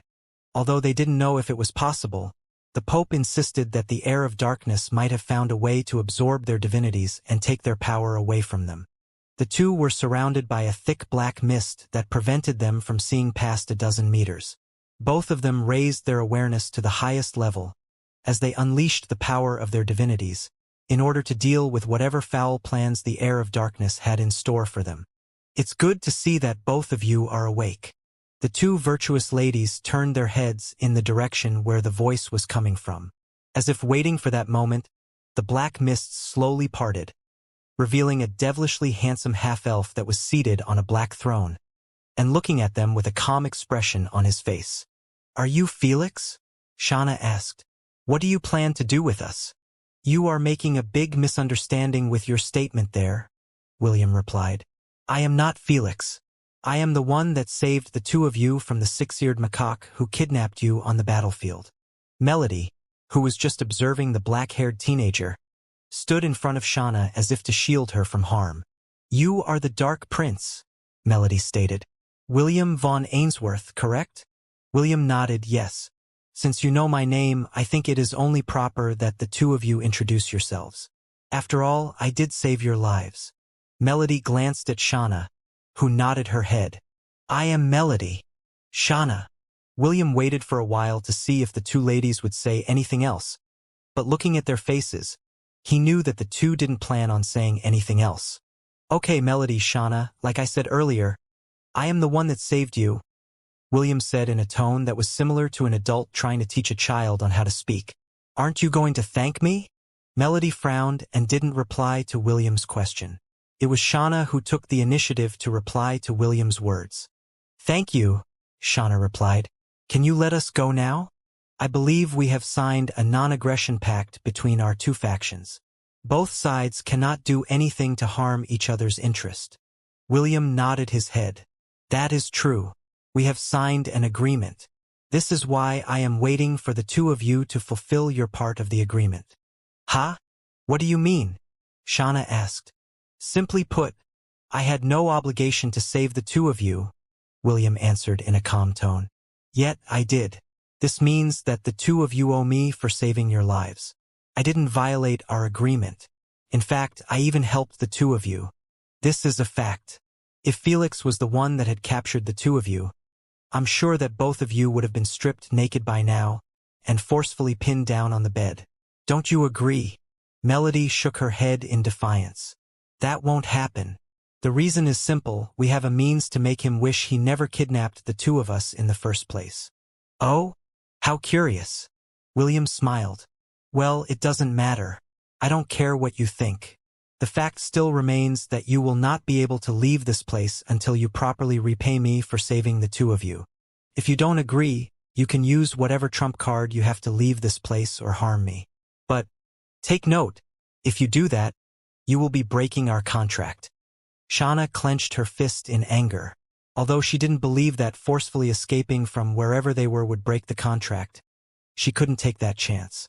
After all, if she broke the contract, William would have the right to treat them and order them around as he wished, make them his own personal slaves as it were. What do you want from us? Melody asked in a calm manner. As long as it is within our power and doesn't go past our bottom line, we are willing to accommodate your request. Does that apply to your friend as well? William asked back. Yes. Shauna nodded. Just spit it out already. William smiled because he was waiting for this moment. He knew that he couldn't really break the contract because if he did, he would become Celeste's slave for a year. He just used the condition that he saved the two virtues to make them feel that they were indebted to him, allowing him to gain a little advantage over them in their negotiation. You have two choices, William replied. The first is to let me drink your blood for 1 week. You already know that I am part vampire, so if you allow me to drink your blood for a week, I will let you go. The war is still ongoing, so I'm sure that the Alliance and the Holy Order will continue to fight until they have completely occupied the Slovel Kingdom. If you don't return soon, things might get a little difficult for your sisters. What is the next option? Melody asked. If possible, she didn't want to have her blood drunk by the Dark Prince, whose power was still unknown to them. Simple, you just need to beat these three in a game of Dance Dance Evolution. William answered as he pointed at Medusa, Gullenbursty, and Scherer, who appeared beside him. If you beat these three, then the two of you can go back. Very well, Shannon stated. I will choose to fight these three in this game called Dance Dance Evolution. Shauna held the virtue of prudence, while Melody held the virtue of faith. With their powers, they believed that they wouldn't have a hard time dealing with a little girl, a golden piglet, and a floating mace, in whatever game that the Dark Prince had in store for them. Great, William said while chuckling internally. Let the game begin. Although Medusa, Gullenbursty, and Scherer looked harmless on the outside, these three freeloaders had conquered every game inside the arcades in the city, making them the three big bosses that no one inside the Thousand Beast domain was able to defeat. Where are we? This place is called an arcade. William had assigned Medusa to babysit the two virtuous ladies and take them to the arcade where they would have their match against her, Gullenbursty, and Scherer. What is that thing? Shauna asked. Are those toys inside it? That? You call that a crane game? Medusa replied. You can win a toy if you manage to grab one using a crane. The arcade was generally noisy at this time because several demons, mostly children, were inside the arcade playing games. When the two virtuous ladies saw the demons, their initial thoughts were that they were their enemies, but since they were inside William's domain, they didn't make a move to attack the children. Instead, They peppered the purple-haired girl with a lot of questions about all the brightly colored and glowing artifacts that they were seeing for the first time. "Well, here we are," Medusa said as she faced the two ladies and spread her arms wide. "This is the Dance evolution. We will have our match here." "Good," Shauna replied. "I can't wait to get away from this place." Medusa chuckled as she eyed the virtuous lady of prudence that had shoulder-length blue hair and eyes filled with ridicule. The little Gorgon and her friends were the undisputed queen and kings of the arcade world. Clearly, she felt disdain for the two noobs who had just entered her territory and thought that they could beat her that easily. "Well then, I will teach you how this artifact works," Medusa said. "First, please stand over there." The purple-haired little girl pointed at one of the dance pads in front of her. "What's this?" Melody asked. She had been quietly observing her surroundings, but she found this big artifact that was placed at the center of the arcade quite interesting. "It's a dance pad," Medusa replied. "D-dance pad." Melody blinked. "This is where we are going to dance?" Medusa nodded and gave the virtuous lady of faith with reddish-brown hair the "isn't that obvious?" stare, which made the latter frown. "Well, what are you waiting for?" Medusa asked. "I can't teach you if you just stand there all day. If you are planning to waste my time, I'm going to leave." "Wait!" Shauna walked toward the dance pad and stepped on top of it. "Okay, now what?" "Look at the screen in front of you. You will be given some options to choose a song as well as its difficulty level. Let's start with something simple. Choose Boom Boom Collar and choose the normal difficulty. You can use your feet to tap on the arrows to navigate the settings. Like this." Shauna lightly tapped on the dance pad using her foot, and the song list that was displayed on the big screen in front of her started to move. As she tapped on the list of songs, they would briefly play the song that she had selected.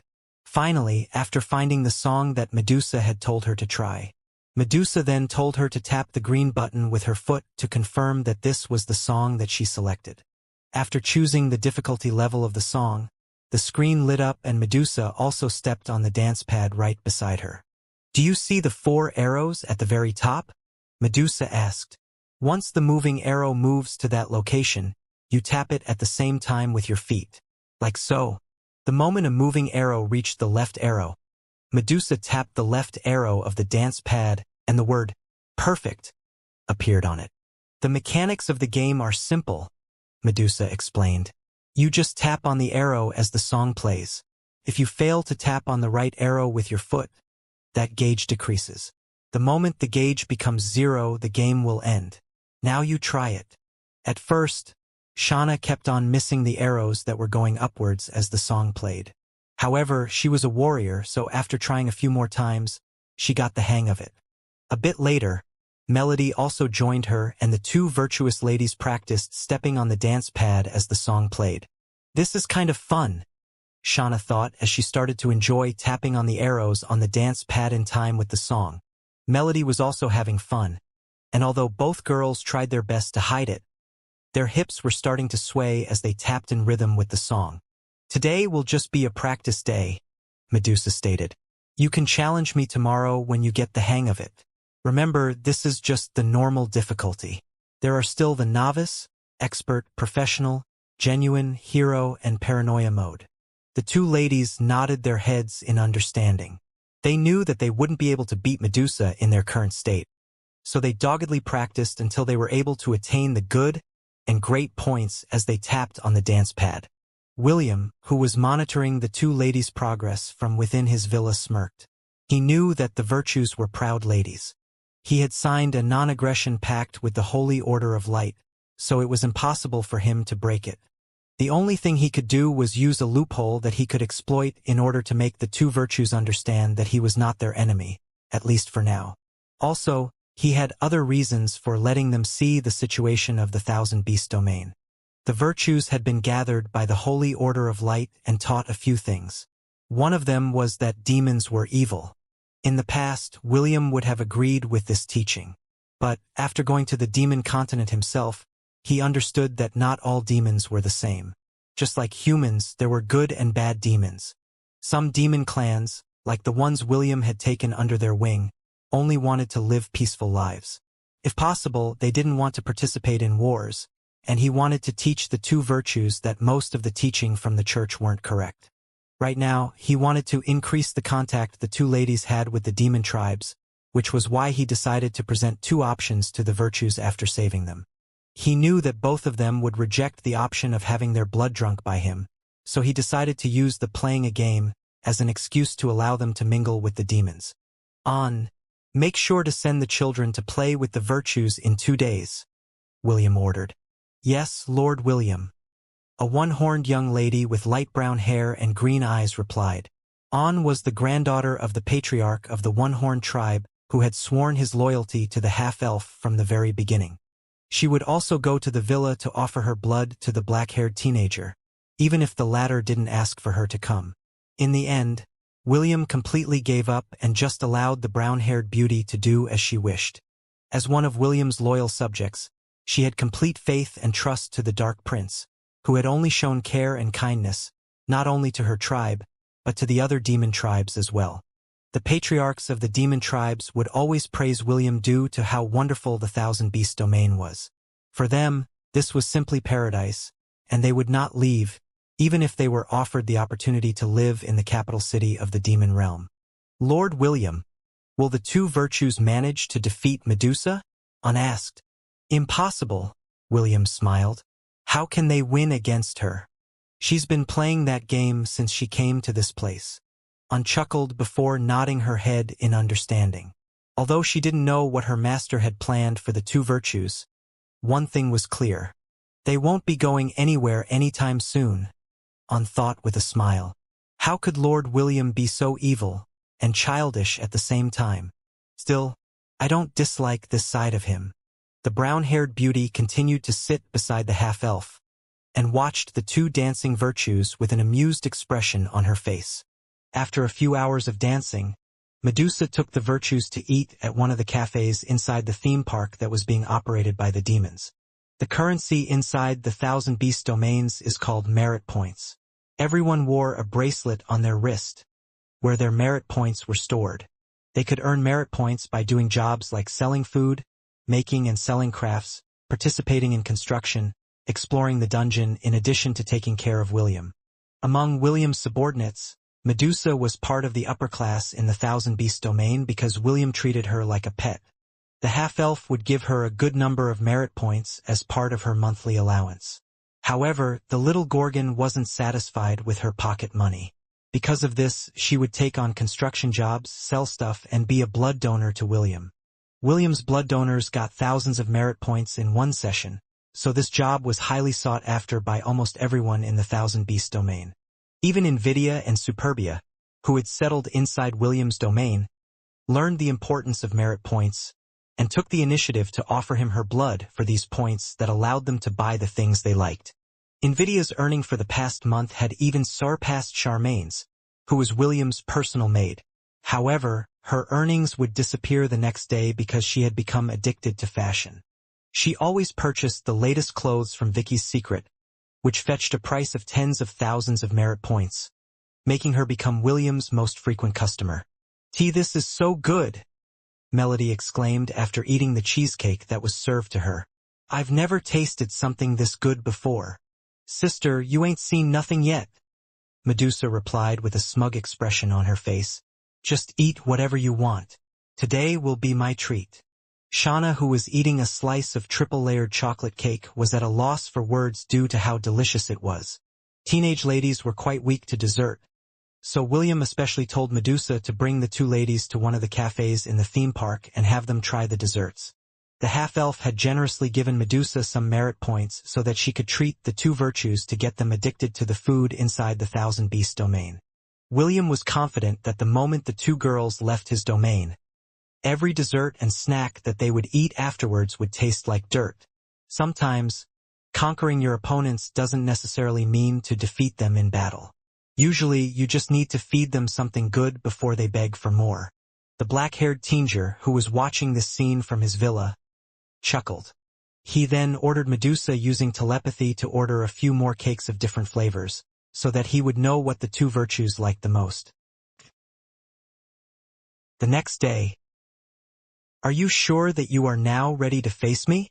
Medusa asked with her arms crossed over her chest.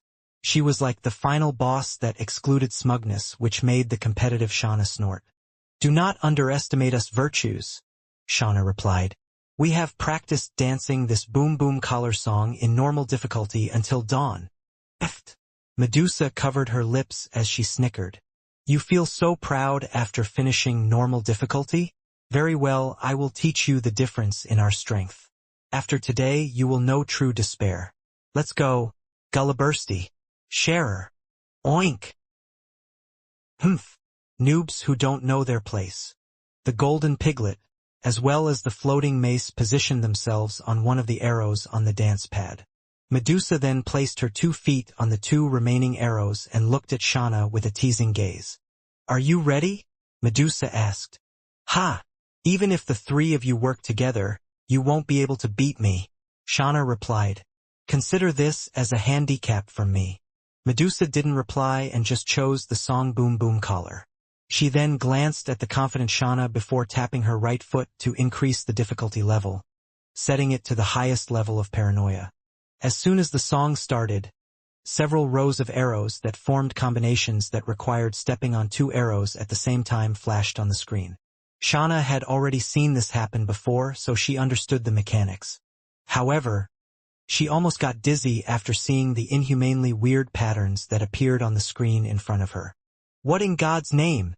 Shauna's mouth opened wide as she stared helplessly at impossible combinations in front of her. Even Melody, who was just watching from the side, had the same expression as her sister.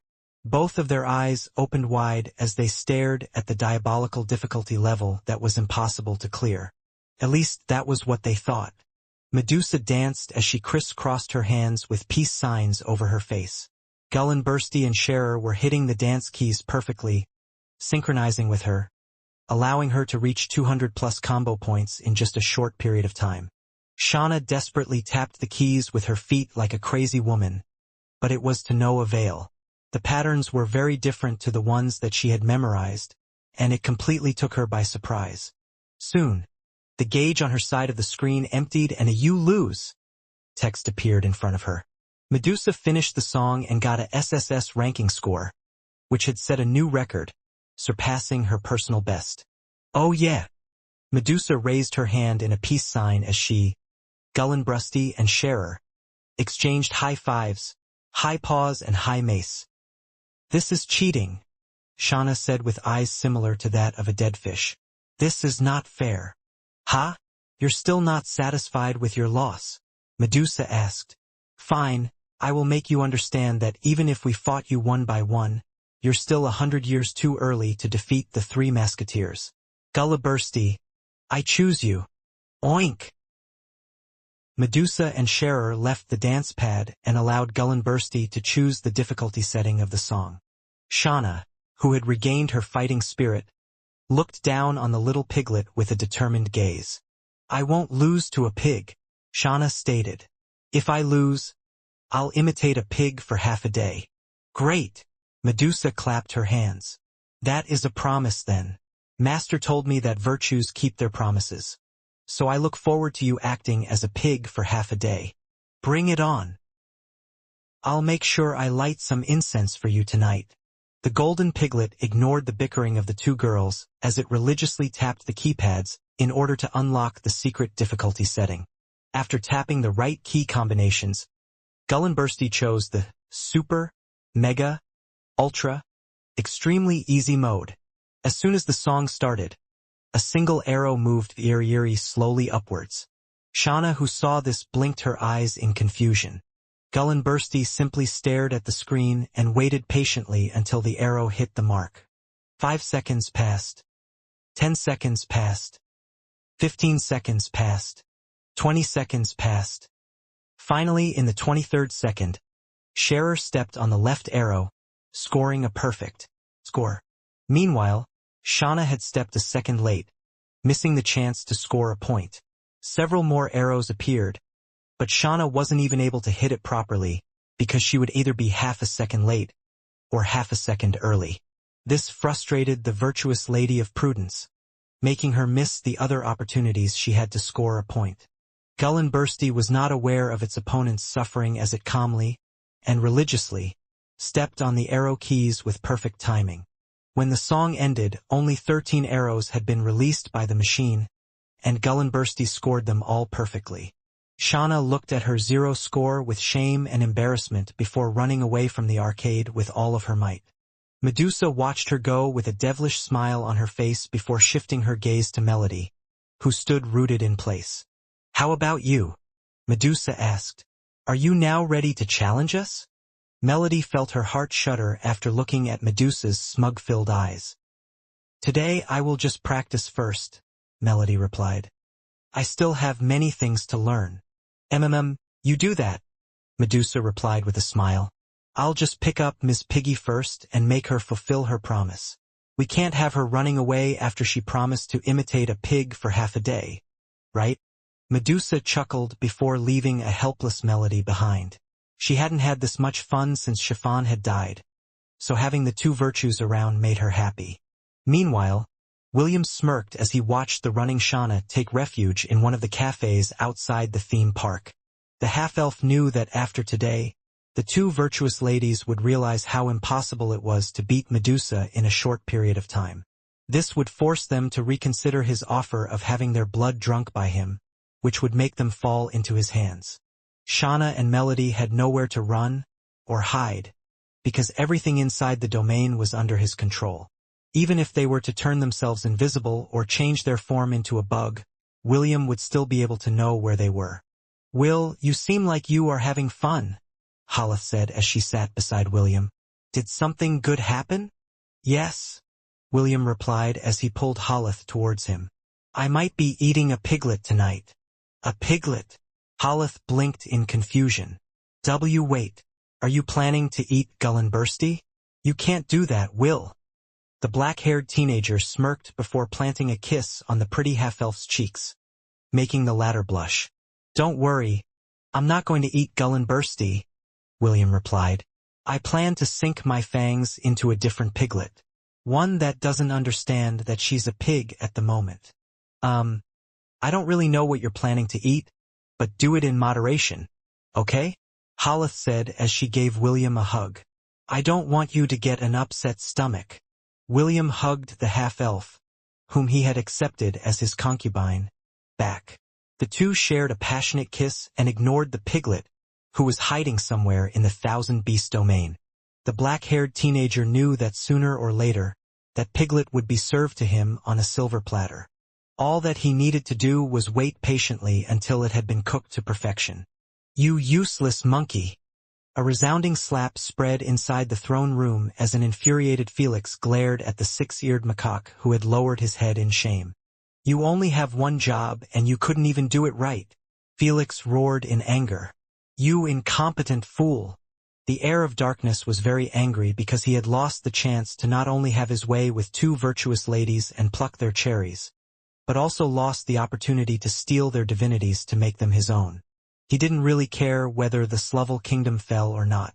What he truly cared about was the power of the two girls, whom he considered to be two of the 14 best women in the world, including the members of the 7 deadly sins. Truthfully, he felt that it had been a wasteful act to kill William's wives back then. If Ahriman had only captured them, he might have gained the power of wrath, lust, and gluttony.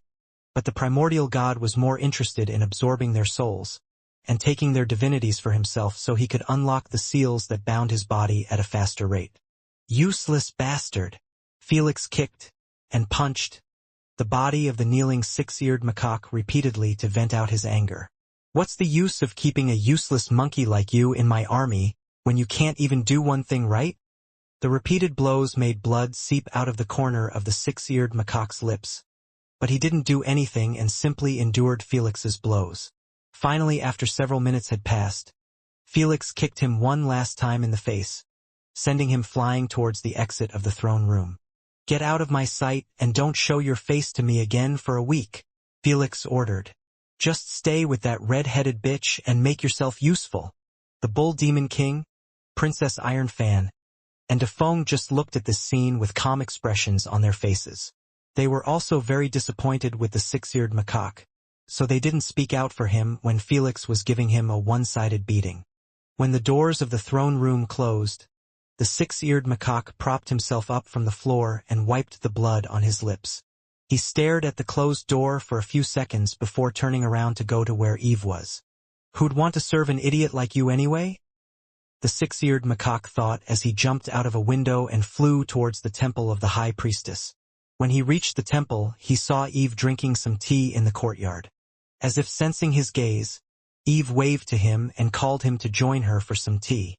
The six-eared macaque felt that it wasn't a bad idea, so he agreed, and a minute later, he landed beside the red-headed girl who was treated as a VIP by the demon race. "You're hurt?"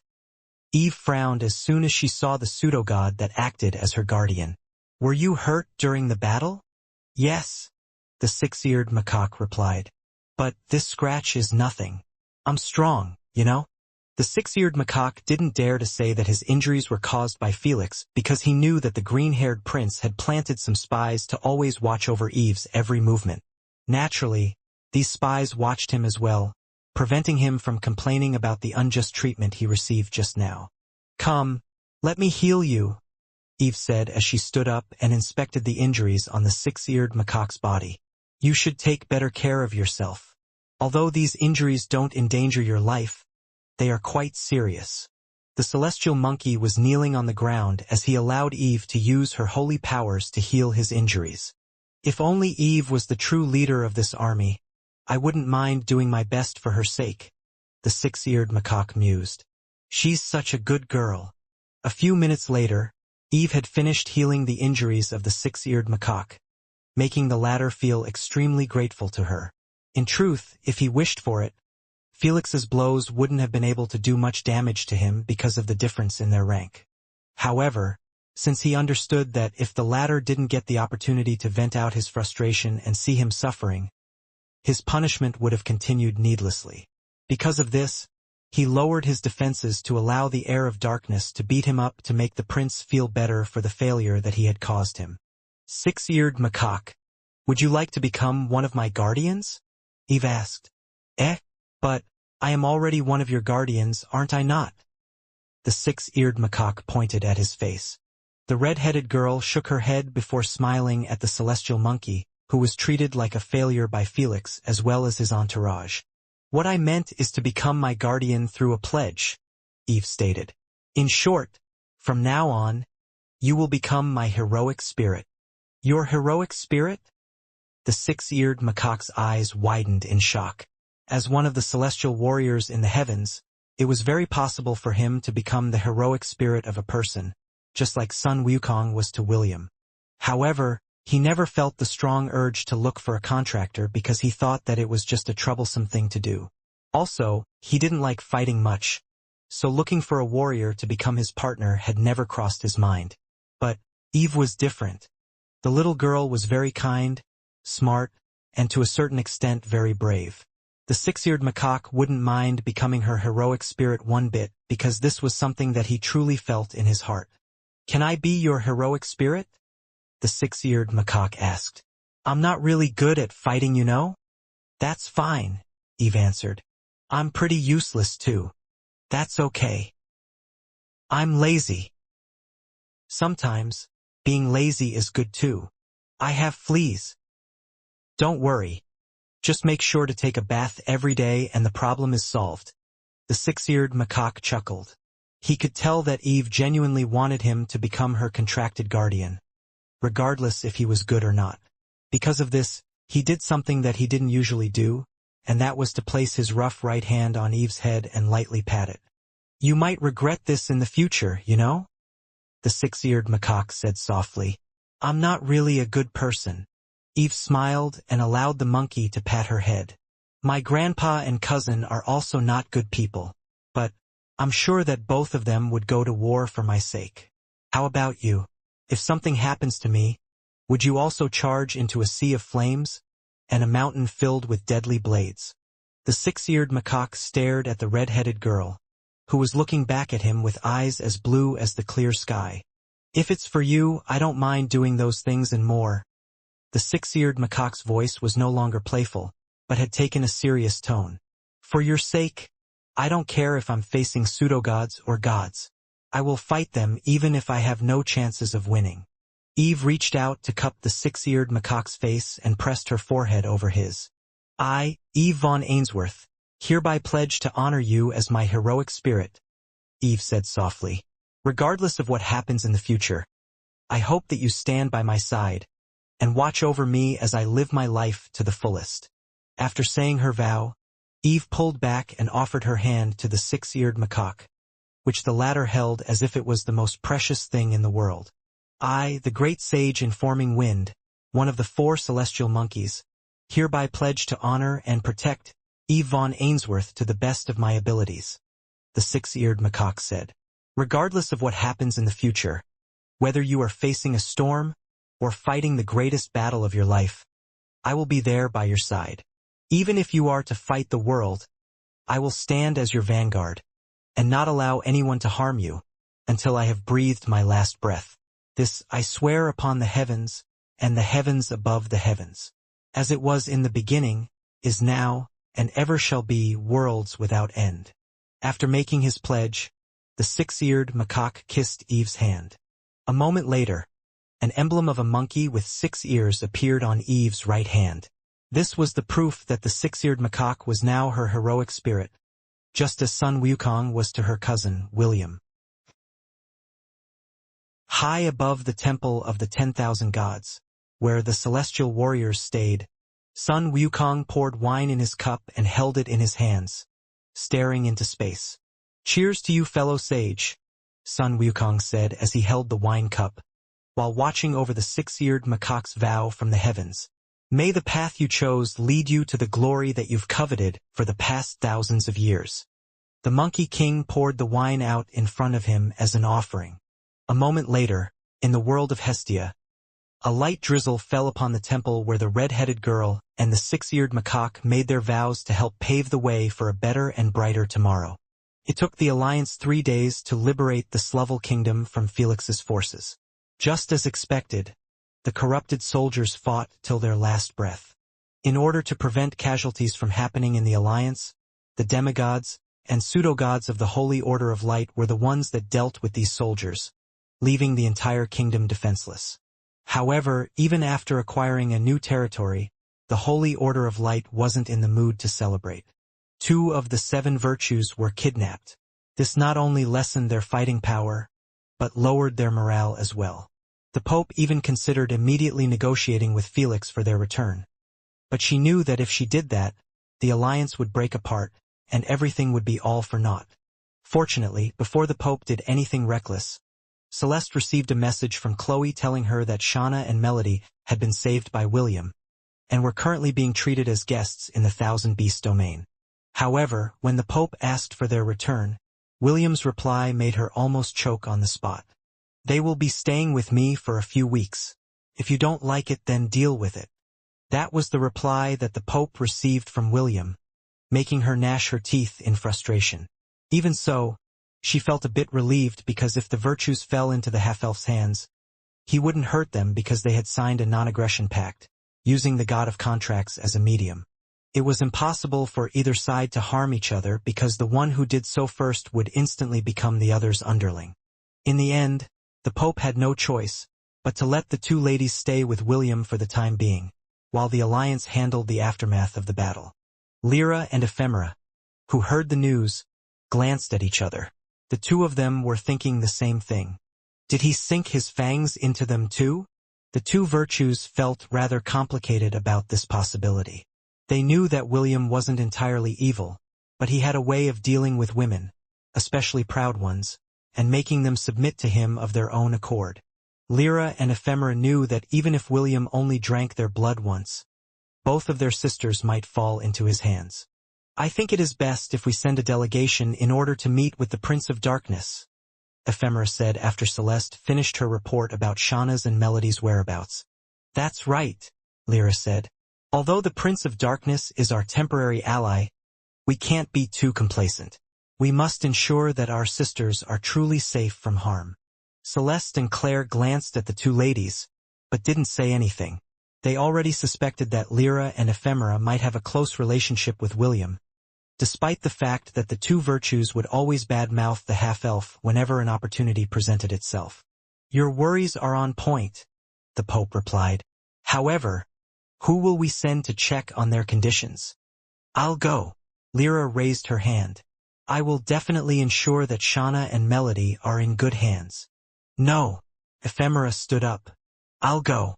I believe that I have a good grasp of the Prince of Darkness character. It will be best if I go." Lyra and Ephemera glanced at each other, and sparks flew from their eyes. "Bitch, you just wanted to see Will. Between the two of us, you are more of a bitch. You even went as far as to gather his seed inside your womb and make yourself look pregnant." The two argued using telepathy, while smiling at each other. The Pope and their sisters didn't know that the two virtuous ladies were calling each other a bitch and throwing mud at each other. "I don't think it's a good idea to send either of you to meet with the Prince of Darkness," Celeste said. "The one who should go must be me." Lyra and Ephemera stopped gazing at each other and glanced in Celeste's direction. "Is this virgin bitch in heat? She doesn't want to be chased anymore?" Celeste, who was being stared at by the two ladies, just looked at them with a calm expression before continuing her explanation. "As you all know, I am the Prince of Darkness prophesied bride," Celeste stated. "However, I can tell you with certainty that William doesn't want me. The one he loves is my sister, Celine." Celeste didn't mention that Celine was pregnant with William's child. Although it was fleeting, she had felt the pulse of life inside her sister's womb when she saw her during the battle in the northern regions of the demon realm. "Damn right, bitch," Lyra thought as the smile in her face widened. "I asked him this question before I left, and he said that he doesn't really have any interest in you." Ephemera frowned, but didn't comment. She was there when Lyra asked the question during their pillow talk with William, and the black-haired teenager assured them that the one he loved was Celeste's sister, Celine. For him, Celeste was more than an acquaintance, but less than a friend. He was her student and she was his teacher. That was the relationship that the two of them had. "No, you can't go," the Pope stated. "Although what you say might be true, among the virtues, your divinity has a very strict requirement. The moment you lose your chastity is the moment you lose your divinity. This is why you must stay here in the Palace of Light. We can't afford to have any accidents right now." The Pope then glanced at the remaining virtues who were present in the conference room and frowned. Lyra and Ephemera had been captured by William in the past, so their temper towards the Prince of Darkness was at an all-time high. The Pope didn't want to send either of them because they might antagonize the Prince of Darkness, which was something she didn't want to do until they had dealt with Felix and Ahriman. Cherry, on the other hand, was just 11 years old. She could be quite gullible at times, so it was impossible to nominate this task to her. Audrey, the virtue of fortitude, was present when Lyra and Ephemera were captured by William. So was level-headed, and was the most ideal candidate to send for an inspection. "Audrey, you will go and see to it that your sisters are not being mistreated by the Dark Prince," the Pope stated. "I will send 10 inquisitors with you to ensure your safety. No matter what happens, you must convince William von Ainsworth to release your sisters at the soonest time possible. Do I make myself clear?" "Yes," Audrey answered in a firm voice. "I will bring the two of them with me as soon as I can." The Pope nodded her head in satisfaction. "You will leave in 2 days. Make the necessary preparations on your end. You can handpick the inquisitors that will join you on your journey. Celeste, make sure to inform the Dark Prince that Audrey will come to meet with him." "Understood," Celeste replied. Although the Lady of Chastity was disappointed about not being able to properly talk to William, she also understood that the Pope was right. The moment she lost her chastity, her divinity would disappear, making her an ordinary woman. Of course, the term ordinary was just a term that the Holy Order of Light would choose. Even if Celeste lost her divinity, she was still a strong familiomancer in her own right, even though she only had Claire left on her side. Lyra and Ephemera sighed internally because they lost the chance to meet the half-elf whose tender kisses and caresses still lingered on their bodies, leaving them to feel hot and bothered during the night. The Pope and the other virtues were unaware that the longer they delayed their visit to William, the closer Shauna and Melody would be to falling into the palm of his hands. Meanwhile, in the Thousand Beasts domain, I know what you're doing, Shauna said as she glared at William. You are playing the carrot and stick method. I am not a fool. You won't get what you want. Is that so? William asked. By the way, these are the limited edition special macarons that you tried to buy yesterday, but were unable to because you don't have merit points. I bought them for you free of charge. No need to thank me. Shauna didn't hesitate to pick up one of the macarons and take a bite. The sweet and nutty flavor hit her taste buds, making her eat the rest of the macaron with her face painted in pure bliss. Here, have some more. Humph. We are taught not to waste food. Don't think that you will be able to trick me with food. Although she was saying these words in a grumpy manner, her hand continued to take the macarons offered to her without holding back. William smiled as he watched the proud virtue of prudence, who should have a cautious nature, eat one macaron after the other. Shauna didn't know that after tasting the comfort and sweetness that William had brought in her life, she would start to feel that the ones she had enjoyed before meeting the half-elf were plain and boring. The blue-haired beauty didn't know that even if William didn't make a move to sink his fangs into her tender neck, she would gladly volunteer to let him do it, after spending a few more days in the domain that she had come to think of as a second Garden of Eden. It's no use. This is impossible, Melody sighed as she looked at the score in front of her. She had tried to fight Gullenbursty in Dance Dance Evolution, and out of the 12 matches they had, she wasn't able to win once. The unnerving, very slow arrow that seemed impossible to hit perfectly had become hers, and Shauna's nightmare. Shauna had no words to say as she stared at the little golden piglet that was now eating bacon strips in front of her.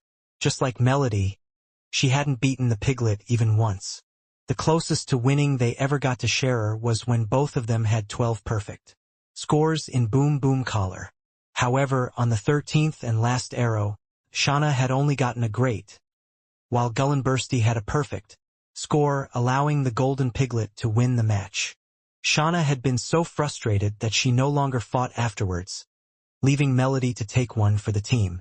Unfortunately, even the virtuous Lady of Faith had lost faith in herself after the golden piglet shattered all of her hopes to pieces. Well, you should just give up and let Will drink your blood for a week, Medusa said with a smile.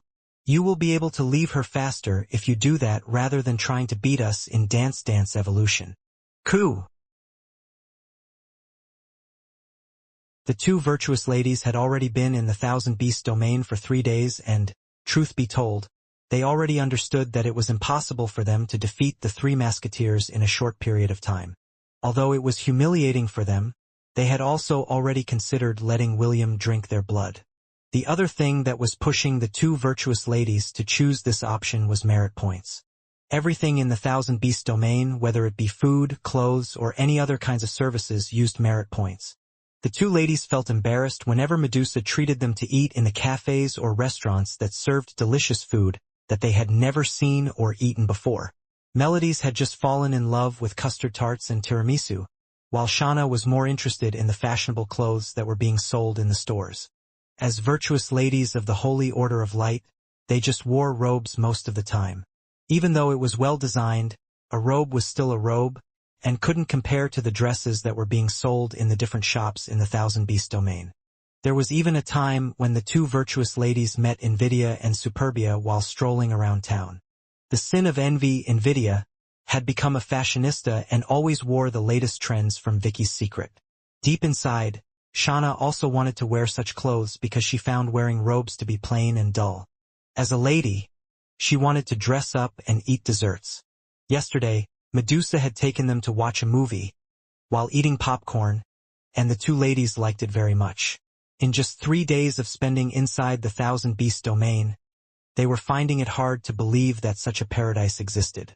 I'll do it, Shauna said through gritted teeth. Shauna, Melody looked at her sister with a surprised look on her face. Are you serious? Yes, you already know that this is going nowhere. We just need to let him drink our blood for 7 days, and we can return to the Palace of Light. Wasting our time trying to beat them will only prolong our suffering. I guess you do have a point, Melody sighed internally because she understood that if they chose the option of trying to beat Medusa, Gullenbursty, and Scherer, it might take them more than a week, perhaps even months, which was something that neither of them wanted. "Fine, I will go with you," Melody stated after making up her mind. Shauna nodded. "Let's go." A few minutes later, the two virtuous ladies arrived at the villa where William was currently having an afternoon snack with Invidia and Superbia. "Oh, you're back, Shauna, Melody." William greeted the two with a smile. "Join us for some snacks. The two of you must be tired." "We didn't come here to have snacks, Sir William," Melody replied. "We came here to choose the first option that you have given us 3 days ago. I hope that you cowl." "We have tiramisu," William commented. "On second thought, please let us join you." Melody smiled so sweetly that Shauna wanted to cover her face due to embarrassment. "We can continue our talks after we finish eating. Let's go, Shauna." Melody dragged her friend and sat in the chairs right in front of William. As soon as the two girls sat, the elven maids placed a cup of fruit juice in front of them and 2 slices of tiramisu. Melody didn't hesitate and started eating with a very pleased expression on her face. Shauna, on the other hand, sighed internally as she drank the fruit juice in front of her, while eyeing Invidia, who was wearing a black cocktail dress that highlighted her green hair and eyes. The blue-haired beauty thought that if she was the one wearing that dress, she would look more stunning than the sin of Envy, who was busy scrolling the tablet in her hand, looking for new clothes to buy. Since Invidia's divinity was envy, it was very easy for her to feel the feelings of envy of other people. After sensing that the virtue of prudence was envying her, she felt as if she was superior to her and credited it to her amazing taste in picking fashionable clothes, which had become her hobby. "Melody, are you still not finished eating?" Shauna forcefully tore her gaze from the dress Invidia was wearing and glanced at her friend, who was now eating her second serving of tiramisu. "If you keep eating that, you will get fat, you know?" "How rude," Melody replied. "Don't you know? Ladies always have room for dessert. At least, that was what the food magazine I read a while ago stated." William, who heard Melody's words, smiled because it was something that his wife, Chiffon, would say whenever she ate a lot of sweet things. "Sir Dark Prince, can I ask you something?" Shauna asked, since she believed that her friend had no intention of leaving anytime soon. The half-elf arched an eyebrow as he made a gesture for the blue-haired lady to continue her words. "I've heard that those who give you their blood get merit points," Shauna stated. "Will you also give us merit points if we let you drink our blood?" William nodded. "Of course you will receive merit points for it." "How much?" 10,000 merit points per drinking session." "10,000? Shauna stuttered. Most of the desserts that she had eaten cost around 100 to 300 merit points. Also, with 10,000 merit points, she would be able to buy a set of clothes from Vicky's Secret, which made her feel that letting the handsome half-elf drink her blood wasn't such a bad trade-off. Even Melody, who was still eating, looked at William in disbelief. With so many merit points in her possession, she could practically eat the desserts she liked for an entire week. William calmly drank his coffee as if Shauna's question wasn't a big deal for him. In fact, he could have raised it higher, but he didn't dare do that for one simple reason. Invidia and Superbia also got 10,000 merit points every time he drank their blood. Of course, Invidia got an additional 5,000 merit points whenever she allowed him to drink some milk during their private session. Although it sounded silly, every time William was nourished by Ayla's and Invidia's divinities, he felt that his soul had not only stabilized, but was also feeling lighter. The strong impulse to corrupt others, especially the two virtuous ladies, had also lessened drastically, allowing the black-haired teenager to get a better hold of his emotions. Invidia and Superbia, who heard William's reply, didn't say anything because they thought that this was the standard fare for letting William drink their blood. If the 4 ladies, who were currently having a snack with him, knew that Medusa could easily get 100,000 merit points just by simply asking William for it, they would definitely strangle the little Gorgon and burn her at the stake. A quarter of an hour later, Invidia and Superbia left to watch a movie together in K-City, while Shauna and Melody followed William into his room. The 2 ladies were feeling quite nervous because this was the first time that someone was going to drink their blood. Out of curiosity, They asked Medusa if William had drank her blood. But the little Gorgon said that William didn't want to drink her blood, making her pout. Even so, according to the purple-haired girl, everyone that had their blood taken from them said that the experience felt so good that they wished it could have lasted longer. Although the two ladies had taken Medusa's words with a grain of salt, they felt a little better knowing that the process of having their blood taken from them wasn't a painful experience. "Don't feel nervous and make yourselves comfortable," William said as he sat on top of the bed. "Now, who wants to go first?" "I will go first," Shauna said as she approached William. "Take my blood first." "Okay." William nodded as he motioned for her to sit on the bed beside him. "Sit here." Shauna obeyed and looked fearlessly at William as if challenging him to do his worst. The black-haired teenager chuckled internally as he looked at the blue-haired beauty that represented the virtue of prudence. He was going to make sure that he enjoyed this blood-drinking session, and push the young lady in front of him to the peak of pleasure, until she could no longer tell what was left and right. What should I do?" Shauna asked as she stared at William. "Well, I can drink your blood while you face me, or I can drink your blood while you face away from me," William replied. "Which one would you like?" "I'm not afraid of you. You can drink my blood while we face each other." "If that is your wish, then let's do that." William held the side of Shauna's shoulders, which made the latter's body stiffen immediately. Seeing her reaction, the half-elf chuckled, making the blue-haired lady blush in embarrassment. We need to loosen your clothes a bit," William said. "The blood might stain your clothes if you wear them like that." Shauna frowned, but she also understood what William was saying.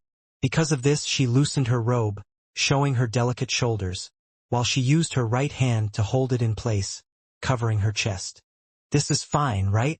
Or are you going to ask me to take my robes off completely?" Shauna asked in a challenging tone.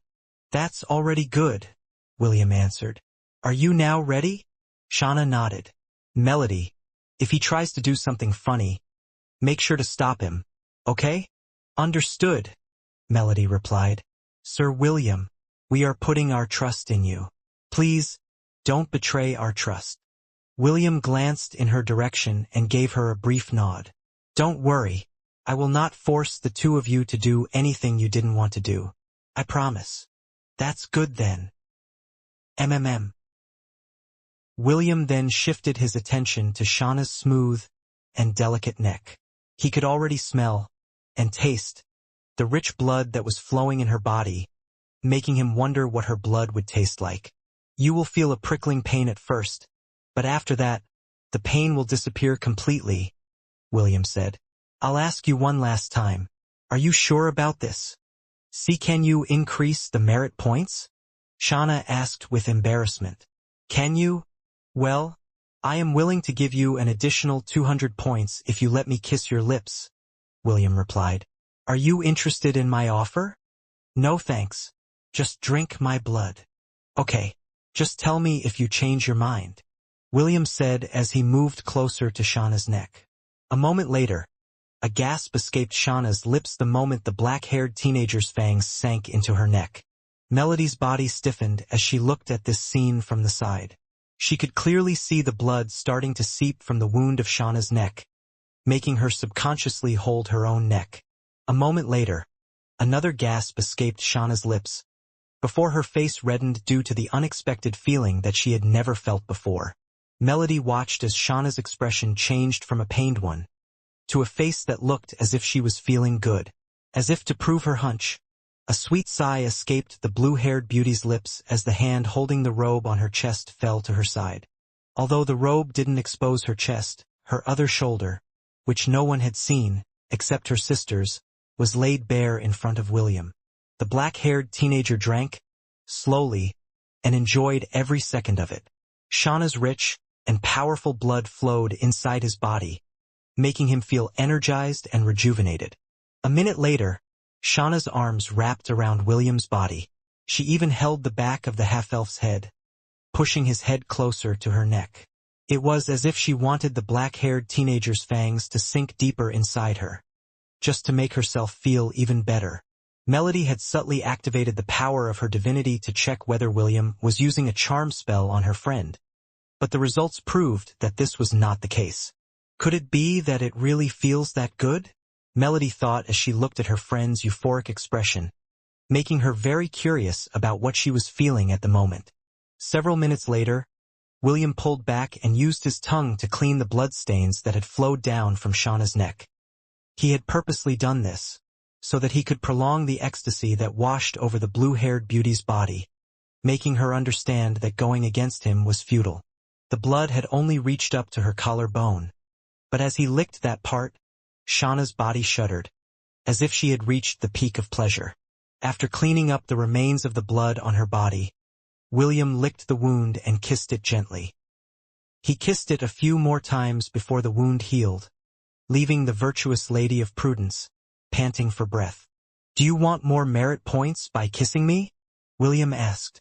His voice was like that of a devil, tempting Shauna to say yes to him. Even though Shauna was still in a daze, she fully understood William's words. "Will that feel good too?" Shauna asked. "Do you want to find out?" William asked back. "Just one kiss, okay?" "Okay." William gently cupped her face and gave her a long and passionate kiss. He didn't use his tongue to pry her lips often and entangle her tongue. The half-elf knew that Shauna was an innocent lady, and something like tongue-kissing might scare her. When the kiss ended, Shauna gazed at William with a beet-red face, unable to form any coherent words. "You're so cute, Shauna," William said as he planted a kiss on her forehead before letting her lie on the bed. "Rest for now. It is Melody's turn." Shauna felt so comfortable right now, so she only nodded her head and closed her eyes to rest. Soon, the sound of sleeper breaths spread inside the room, which surprised Melody. "Don't worry, I will not do anything to her while she sleeps," William said as he made a gesture to Melody to come to him. "You already know that I can't hurt either of you, remember? Also, I promised that I won't force you to do anything you didn't want to do." Melody reluctantly nodded her head. She had seen how William had gently treated her sister during the blood-drinking session, and didn't see him do anything untowards to her. Also, he asked Shauna if she wanted to kiss him, and she knew that the blue-haired lady wasn't under any kind of charm spell that could cloud her thoughts. "Please drink my blood from behind," Melody said as she sat beside William. "Okay," William replied. "Please loosen your robe a bit." Since Melody had already seen how the blood had seeped from Shauna's neck, she understood that her clothes would be stained by her blood if she didn't do as she was told. Soon, her tempting neck appeared in front of William. "Are you ready?" "Yes. Please, be gentle with me." "Okay." As soon as William's fangs sank on Melody's neck, the lady with long, reddish-brown hair felt her heart tremble. "I see," Melody thought. "So this is how Shauna felt.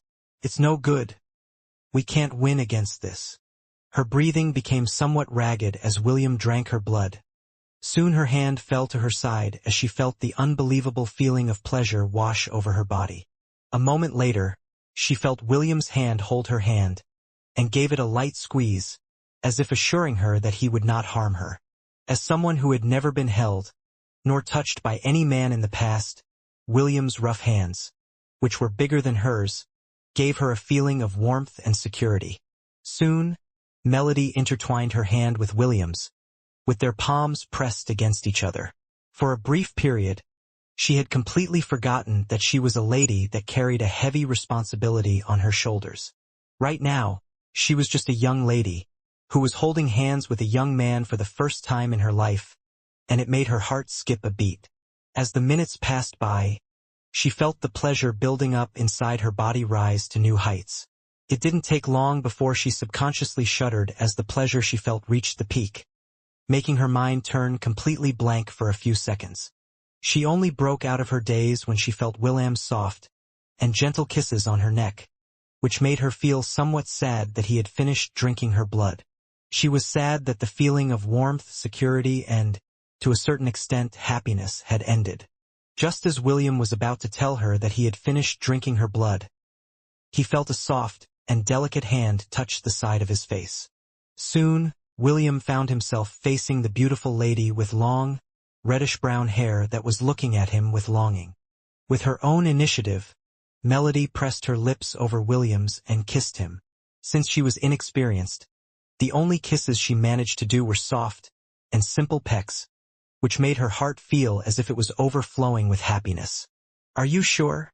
William asked as she cupped Melody's face, temporarily stopping her from continuing to kiss him. The beautiful lady nodded before resuming to kiss the dark prince, who had made her feel things that she had never felt before.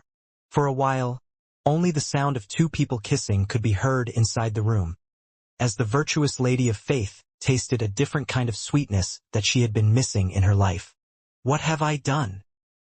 Melody hugged the pillow in her hands as she remembered the things she did with William just an hour ago. Right now, she was lying on William's bed, with a sleeping Shauna at her side. The black-haired teenager said that both of them could rest in his room, while he handles some important matters. "That was my first kiss," Melody thought as she traced her lips with her finger. "And yet, the one who gave it away was me." The virtuous lady of faith turned around to look at her sister, who was sleeping peacefully beside her. It was also Shauna's first kiss, and yet, he easily took it from her. Melody looked at the blue-haired beauty in front of her, who was sleeping without a care in the world. Fortunately, she didn't see it. Melody hugged the pillow in her hands tighter. It would have been too embarrassing otherwise. The lady with long reddish-brown hair looked at the bracelet on her wrist that William had given her a while ago. This bracelet was quite different from the one in Medusa's wrist, as well as the bracelets on the demons that she had seen in the Thousand Beast domain. The bracelet that William gave her was made from mithril, and had a very artistic design. At the center of the bracelet was a carved name that read, Melody, which made her heart beat wildly inside her chest. It was the first time that a man had given her something. Although she understood that the bracelet was just a means to store merit points, she still felt that the half-elf had prepared it meticulously just for her, making her look at it in a different light. Melody then glanced at the bracelet that was also placed on Shauna's wrist. It was also a bracelet made from mithril, and Shauna's name was written on it. The only difference was the design, which made the virtuous lady of faith feel that her bracelet was unique and special. "If he didn't stop me, I might still be kissing him even now," Melody thought as her face turned beet red. "Am I an easy woman? If he had evil intentions, he might have already taken my..." Shauna's body shuddered when she thought of that possibility. What made her feel more embarrassed was that she thought that doing it with William wouldn't be so bad. The realization that she would allow such a thing to happen when she was thinking properly made her feel anxious. "We need to get out of here and fast." Melody closed her eyes as she hugged the pillow tighter. "If we stay here longer, I might fall for him." Melody had a very keen sense of smell. Right now, she was lying on William's bed and hugging William's pillow. Naturally, she could smell his scent on them, which reminded her once again of the things she did earlier, which made her breathing a little ragged. "No good," Melody thought. "I need to get out of here." After making her decision, she stood up from the bed and picked up the sleeping Shauna. After that, she retreated to the room that was assigned to her as fast as she could. She was afraid that if she stayed in William's room for a second longer, she would not be able to control the budding feelings in her heart. Feelings that she was desperately trying to erase before they started to take root. Inside the seaside villa of the dungeon of Atlantis, Princess Ayla's body shuddered as she felt something hot seep deep inside her. A moment later, she panted as she leaned weakly on William's chest, who had just released his seed inside of her womb. Charmaine and Chloe laid on the bed beside them. Beads of sweat could be seen on their beautiful bodies as they immersed in the afterglow of making love with William. Their love juices stained the white sheets, but they didn't care. Both of them had satisfied looks on their faces after their beloved half-elf had poured his love inside of them. "That was more intense than usual, Will," Princess Ayla said after she had regained her breath. "Did something happen?" Now that William had recognized her as one of his concubines, the angelic beauty truly felt happy from the bottom of her heart. She even looked forward to the times when she would help stabilize the black-haired teenager's soul, because it meant that he would embrace her and make her feel loved. Yes, William replied. Earlier, I almost lost control of my senses when I was with Shauna and Melody. I see. Princess Ayla hugged William's body and kissed his cheek to tell him that she understood. You did well in holding back. Yes, it was a very close one. I didn't expect Melody to start kissing me on her own. She must have felt really good. You know, very few women will be able to resist that feeling of pleasure when you drink their blood. It's like we are being injected with an aphrodisiac that makes our bodies feel hot and bothered. William kissed her forehead before lightly patting her head. Both of them were still connected, which made Princess Ayla feel warm, as the half-elf's manhood was firmly buried inside her like a sword in its sheath. Only William was the sword, and she was his sheath. Suddenly, a chuckle escaped William's lips, which surprised the princess who was lying on top of his body. What's wrong? Princess Ayla asked as she looked at the half-elf who was smiling back at her. I just saw a funny scene, William replied. It's okay. You can rest. I'll wake you up when it's time for dinner. Okay. Princess Ayla nodded as she closed her eyes to rest. Although she was curious about what made the black-haired teenager laugh, she was too tired to think about it. Soon, Princess Ayla fell asleep, while wrapped in William's loving embrace. The half-elf had no plans to pull out of her depths, because he felt so comfortable right now. Shauna's and Melody's blood was quite potent, making him feel as if he could go for 1,000 rounds non-stop. However, since his ladies wouldn't be able to handle that kind of punishment, he just decided to let them rest, as he basked in the warmth of their bodies. The next time I drink their blood, I must have Chloe and the others on standby, William thought. That really was a close call earlier. I thought I had gotten a better grasp of my emotions, but the strong urge to corrupt the two virtues almost took over me. The half-elf wasn't sure if the stronger urge to corrupt the two ladies was due to the divinities inside their bodies or not. Right? She told me that I needed to gather people with divinities by my side, William mused. Perhaps she was referring to the sins and virtues. Does she want me to gain their powers? William glanced at his status page and looked at his familia members. Ash's, Chiffon's, Princess Sydney's, and Celine's names were grayed out, meaning that he was unable to call out the powers that they had bestowed upon him. Aside from his wives and lovers, Lilith's, Chloe's, Charmaine's, Princess Ayla's, and Halitha's names were in green, meaning that he would be able to fuse with them at any time, allowing him to use their powers at will. Who is this? William thought as he looked at the bottom of the list where a name was supposed to be placed. Several question marks, which William believed to be a name, was there at the list of his familia members. This unknown person's name was also grayed out, and William had no idea whether this was just a glitch by the system, or the person actually existed. It might be some kind of glitch. William eyed the question marks for a few more seconds before tossing it to the back of his mind. He was aware of all the women whom he treated as his familia members, and he couldn't think of anyone else aside from the ones that were currently by his side. Since that was the case, the only explanation was that a bug had appeared in the system, which was a very common occurrence. At least that was what William thought at that time. Well then, I wonder what will happen tomorrow? William smiled as he thought of the two virtuous lady who had now tasted the sin of pleasure. He knew that the virtues were quite innocent, because they had mostly lived under the guidance of the Holy Order of Light. Such a strong stimulation of pleasure was something that they had never experienced in their lifetime, and it was bound to cause ripples within their chaste hearts. William's goal was not to make Shauna and Melody fall completely like Lyra and Ephemera had. His goal was to teach the two ladies that not everything was black and white. He wanted them to know that not all demons were bad, and he, as the Dark Prince, was not their enemy. At least not for the time being. Even so, it's not bad to have some kind of insurance against the Pope.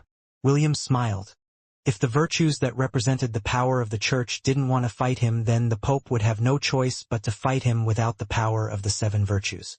The black-haired teenager also wanted to unmask the Pope for what she truly was, and make the virtuous lady realize that what they thought was righteous was actually the true darkness that plagued the central continent. The next day, "Melody, what looks better on me?" Shauna asked as she held two dresses in her hands. "This blue one or this black one? What do you think?" "Either one looks good on you," Melody replied as she looked at her friend who had dragged her to buy dresses the moment she woke up the next day. "You're right," Shauna nodded.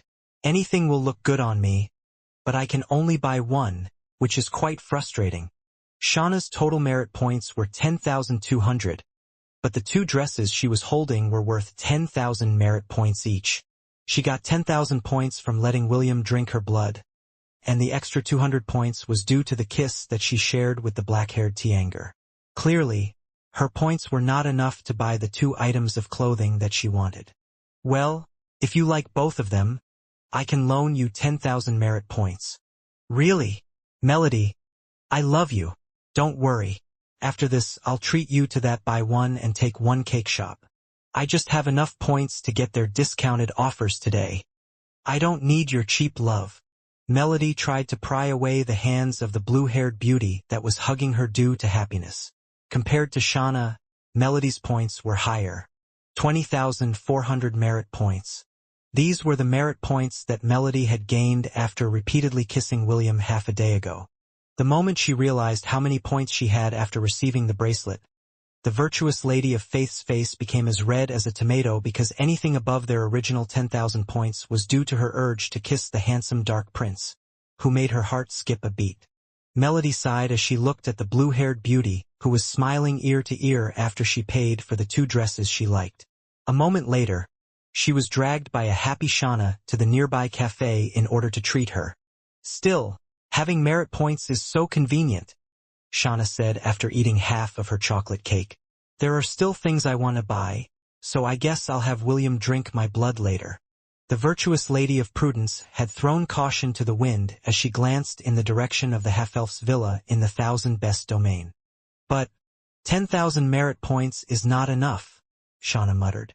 "I guess I'll just kiss him many times later in order to get more points."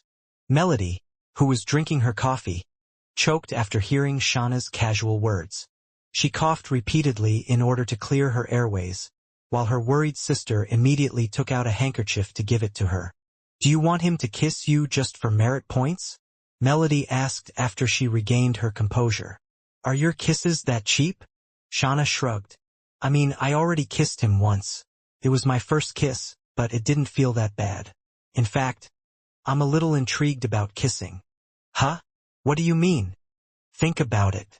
William is the Dark Prince, and was supposed to be our future enemy, and I kissed him. Don't you think it's similar to those novels where the children of two opposing families secretly fall in love with each other?" Melody pinched the bridge of her nose because she had completely forgotten that despite how she looked, Shauna was someone who liked to read love stories. She had devoured all the fairy tales in the library about heroes saving the princesses from the villains who had forcefully kidnapped them from their kingdom. "Did you forget that the story you are talking about has a tragic ending?" Melody countered as she gave her friend a disapproving look. "True," Shauna replied as she traced the tip of her coffee cup with her finger. "Even so, I realized something after I kissed William." Melody gazed at the blue-haired beauty with a serious expression on her face as she waited for her next words. "My divinity allows me to gauge the amount of risk that I will face in regards to making choices," Shauna said with a smile. "Before William drank my blood, my divinity told me that although he had hidden agendas, he didn't have any intention of harming any of us. If there was even the slightest of evil in his heart, I would have detected it, and therefore dragged you away from the room, leaving him behind." After saying those words, the blue-haired beauty casually placed a piece of her chocolate cake inside her mouth and chewed happily. Melody tried to digest her sister's words, which sounded quite convincing coming from her. "One more thing." Shauna looked at Melody with a smile. "I guess his true aim is to get the two of us to fall in love with him, hence he said that if we kissed him we would get extra merit points. As long as we treat the act of kissing him as a business transaction, then everything will be fine, right?" "A business transaction?" "Yes, it's just pure business. I need to buy as many clothes as possible before we leave this place, so I don't mind kissing him. Or did you forget? After we let him drink our blood 7 times, he will give us our freedom. This is the price we have to pay for having been saved by him, which I don't think is a bad deal. Truthfully, I dare not think of the consequences we would have faced if we woke up and the one we saw sitting in front of us was Felix. Perhaps we might have even woken up in chains, with no way to protect ourselves from whatever vile deeds he planned to do to us. Compared to Felix, William is infinitely better, right? Melody blinked once then twice before reluctantly nodding her head. The words that Shauna said to her were very convincing, and she couldn't find any fault when looking at their circumstances using this perspective. You're right. If you put it that way, then William is indeed many times better than Felix. Melody nodded her head in agreement. See, Shauna said with a smile. So I don't mind kissing him. For me, this is just a business transaction, and our freedom is assured. My divinity is also telling me that William will keep his word and free the 2 of us once we meet his conditions. Melody looked down on the bracelet on her wrist with her name written on it. Although she still had misgivings, she believed that her sister was telling her the truth. In fact, after thinking things through, this was a good way to not feel guilty about kissing William. That's right, Melody thought. I just need to do this 6 more times, and I will be free. The virtuous lady of faith clenched her fist as she thought of the black-haired teenager, whose soft and cold lips made her innocent heart shudder. Now that she knew that his goal was to make them fall in love with him, she would guard her heart the next time that he sank his fangs into her tender body and brought her to the peak of pleasure, which she had never felt before. Southern continent, Kirinter Mountains. A young lady stood at the center of a formation with her eyes closed. She had long blonde hair and was wearing a plain white robe, as if to fend off the cold around her. A moment later, the magic circle surrounding her shone brightly, making her hair flutter behind her. Suddenly, a pair of white angelic wings spread behind her back. The young lady sighed softly before slowly opening her eyes. Her red eyes glowed faintly for a few moments before reverting to their original color, which was sky blue. Finally, the young lady muttered before raising her arms to do some light stretches. Her wings flapped slightly before returning inside her body, dispersing the soft, radiant light that surrounded her body. Congratulations, Takam said as he looked at the blonde-haired beauty that had claimed the position as William's first wife. Have you fully awakened your powers, Wendy? Yes, Your Excellency, Wendy answered with a smile. Thank you for allowing me to use the power of your divine artifact. You're welcome. With this, you can finally meet him. Yes. Takam nodded. I have already informed Estelle that your training has finished. I quite admire that girl. She really waited for you to finish your training, and didn't go to the central continent on her own. Wendy smiled as she thought of the silver-haired lady who was not only William's lover, but his best friend as well. I made her wait for a long time, Wendy said as she glanced in the direction of the Hellon Kingdom. But this was necessary. Indeed. Takam also glanced in the direction Wendy was looking in. The people and beings that you girls are going to face far exceed the power of demigods. Without proper preparation, none of you will be able to help William. In fact, all of you will just drag him down instead. Wendy gave a brief nod to agree with the demigod's words. She had appeared during the battle inside K-City, and she had seen firsthand the power of the foes that William was facing at that time. The blonde-haired beauty knew that some steps had to be taken in order to stand by her husband's side, as he fought against beings that had taken the lives of the people important to him. When Estelle came to find her and told her that they should go to the central continent to find William, Wendy gave her a firm refusal. The blonde-haired beauty told Estelle that in order for them to be able to help their lover, the 2 of them must first have the strength to defend themselves, so that William wouldn't worry about them. To her surprise, Estelle nodded her head in agreement. I will prepare the necessary supplies for our journey, Estelle had said to her back then. However, I will also train under the tutelage of Lady Astrid. I don't want to become a mere decoration by his side. I also want to have the strength to protect him. It had been more than a month since then, and Wendy had gone to the Kirinter Mountains to seek Tocum's help to undergo the trial she and William had back then. During the trial, William unexpectedly returned to Earth to meet Belle. Wendy, on the other hand, returned to the battlefield of Asgard when the army of destruction had appeared and razed the land. She had seen how strong she was in her previous life and decided to take a chance. With the help of Tocum's divine artifact, she once again went back through time and relived her training, when she was just starting as one of Freya's Valkyries. After spending several years inside the divine artifact, Wendy had not only regained her previous strength and abilities, she had even surpassed them. Time worked differently in the place where she trained compared to the real world. Now, although she still looked the same on the outside, she had become a battle-hardened warrior who had participated in the last battle of a dying world on the inside. Tocum waved his hand and a portal appeared in front of the blonde-haired beauty who had just finished her trial. "Send my regards to William," Tocum said. "Also, make sure to tell him that I will come when the army of destruction, along with its god, descends upon the land." Wendy nodded before walking towards the portal in front of her. She didn't need to ask what Tocum was talking about, because she already understood what he was hinting at. Before passing through the portal, Wendy glanced at the demigod who had helped her and William during their early teenage years. "It will be an honor to fight alongside your excellency in the battle that will decide the fate of this world," Wendy said. "I pray that this time around, we will be victorious." After saying what she wanted to say, Wendy stepped into the portal, leaving the ruler of the Kirinter Mountains behind. "Victory," Tocum muttered as he glanced in the direction of the central continent where a great war between the forces of good and evil were being waged. "All I see is the world being covered in flames. I can't see anything past that.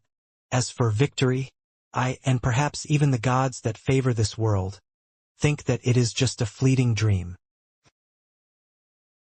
Wendy walked towards the throne room of the palace of the Hellon Kingdom. Everyone who saw her moved to the side and bowed their heads in respect. Everyone in the kingdom knew who she was, and who her husband was. Wendy made sure to use the connections of her family to let the entire southern continent know that she was William's first wife after the half-elf had left, which made Estelle complain to her numerous times, due to how sneakily Wendy had achieved it. However, during that time Estelle was still cursed. Even though she wanted to marry William, just like Wendy and Ash, her insecurities about being trapped in a boy's body prevented her from doing so. Now that the curse was broken, Estelle was more eager than ever to exchange vows with William and take her place as his wife. The doors of the throne room opened, but there was no one sitting on the throne. The place was very quiet, and no ministers, advisors, or high-ranking nobles were present inside it. However, on the steps leading to the throne, a beautiful silver-haired beauty stood holding a sword with both of her hands. If the old William was there, he would have definitely fallen into a daze due to how fairy-like the young lady was, as she wore a white armor, with gold plating on its sides, making her look like a seasoned warrior that was ready to fight a large-scale battle. "Have you finished your training?" Estelle's steady and confident voice asked. "Yes," Wendy replied. "Have you finished yours?" Estelle nodded. "Care to spar?" "Actually, I was about to ask the same thing." Estelle smiled and raised the sword in her hand. Immediately, the throne room vanished and the two of them appeared in a wide-open plain, devoid of anything except the two ladies who were looking at each other with challenging gazes. Wendy stepped forward and her body was covered in a silver light. A second later, she was wearing her Valkyrie gear, which she had also worn during the battle against the army of destruction. Half a minute passed as the two ladies sized each other up. Suddenly, both of them disappeared from where they stood. A metallic sound reverberated inside Estelle's domain as her holy sword and Wendy's sword clashed against each other. "Time for you to get a good beating for stealing a march against me," Estelle said. "I should have been William's first wife and not you." Very funny," Wendy replied. "Last time I checked, I was also William's first wife during our past life." The two clashed once again as they fought each other using their full powers. This battle between them was a long time coming, and both girls laid their feelings bare as they exchanged blows that would have turned ordinary soldiers into meat paste. William, who was currently staying inside the Thousand Beast domain, suddenly felt a chill. For a brief moment, he felt as if someone was cursing his name and saying something that wasn't very nice. A sigh escaped Shauna's lips after William finished drinking blood from her neck. This was the second time that William had drank her blood, and the virtuous Lady of Prudence's face was dyed in pleasure as she cupped the half-elf's face to give him a kiss. The kiss didn't last long before Shauna pulled back and gazed at William with a look of longing. "Hey, can you teach me how to kiss?" Shauna asked. "I'm sure you're very good at it, right?"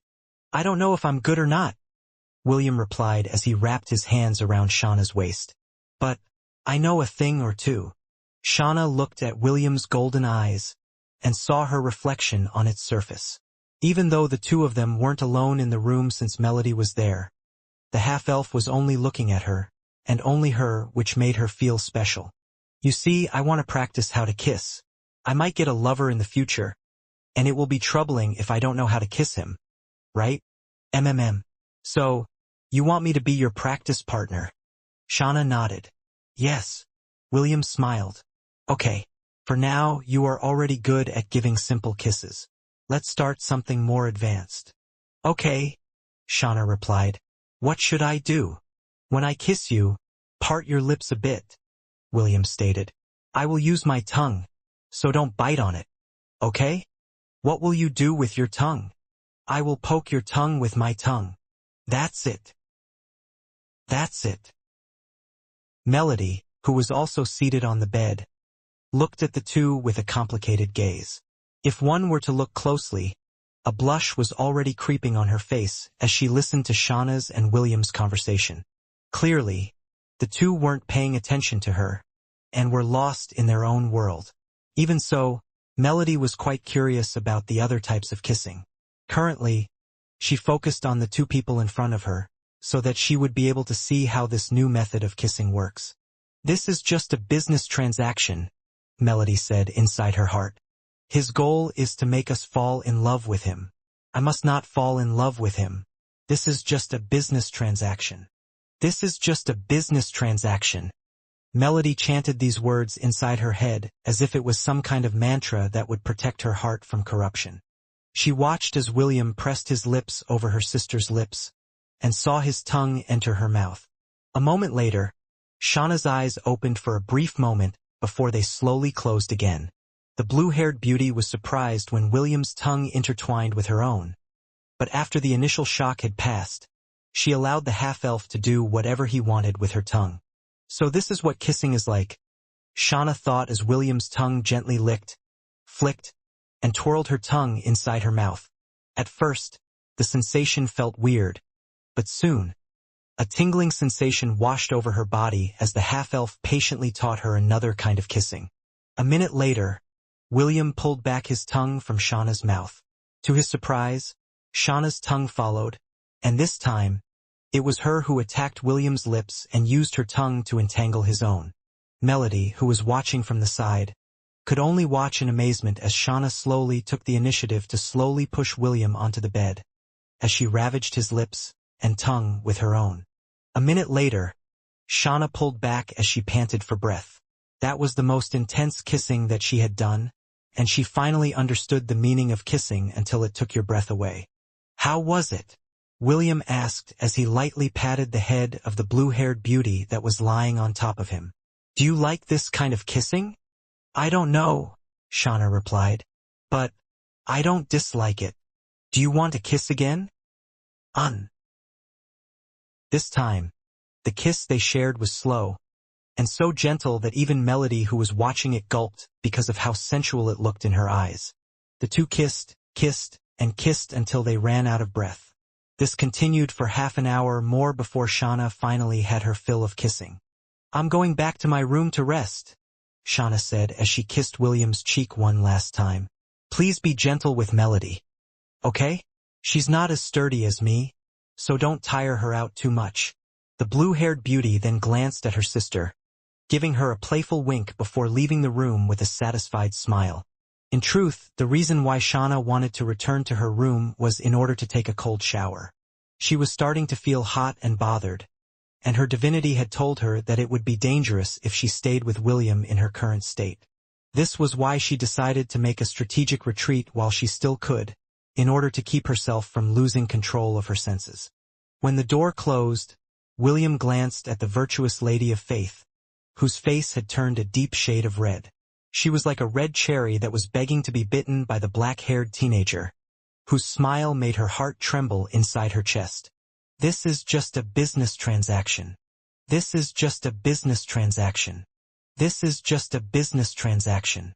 Melody kept repeating these words inside her head as William pulled her into his arms. Do you want to kiss first? Or do you want me to drink your blood first? William asked. Melody, you look so cute right now that I am very tempted to kiss your whole body and leave my mark on it. This is just a business transaction, Melody stuttered.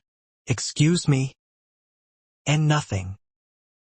William chuckled because he couldn't help but feel a bit ticklish whenever he looked at the virtuous lady of faith whose thoughts and emotions were clearly written on her face.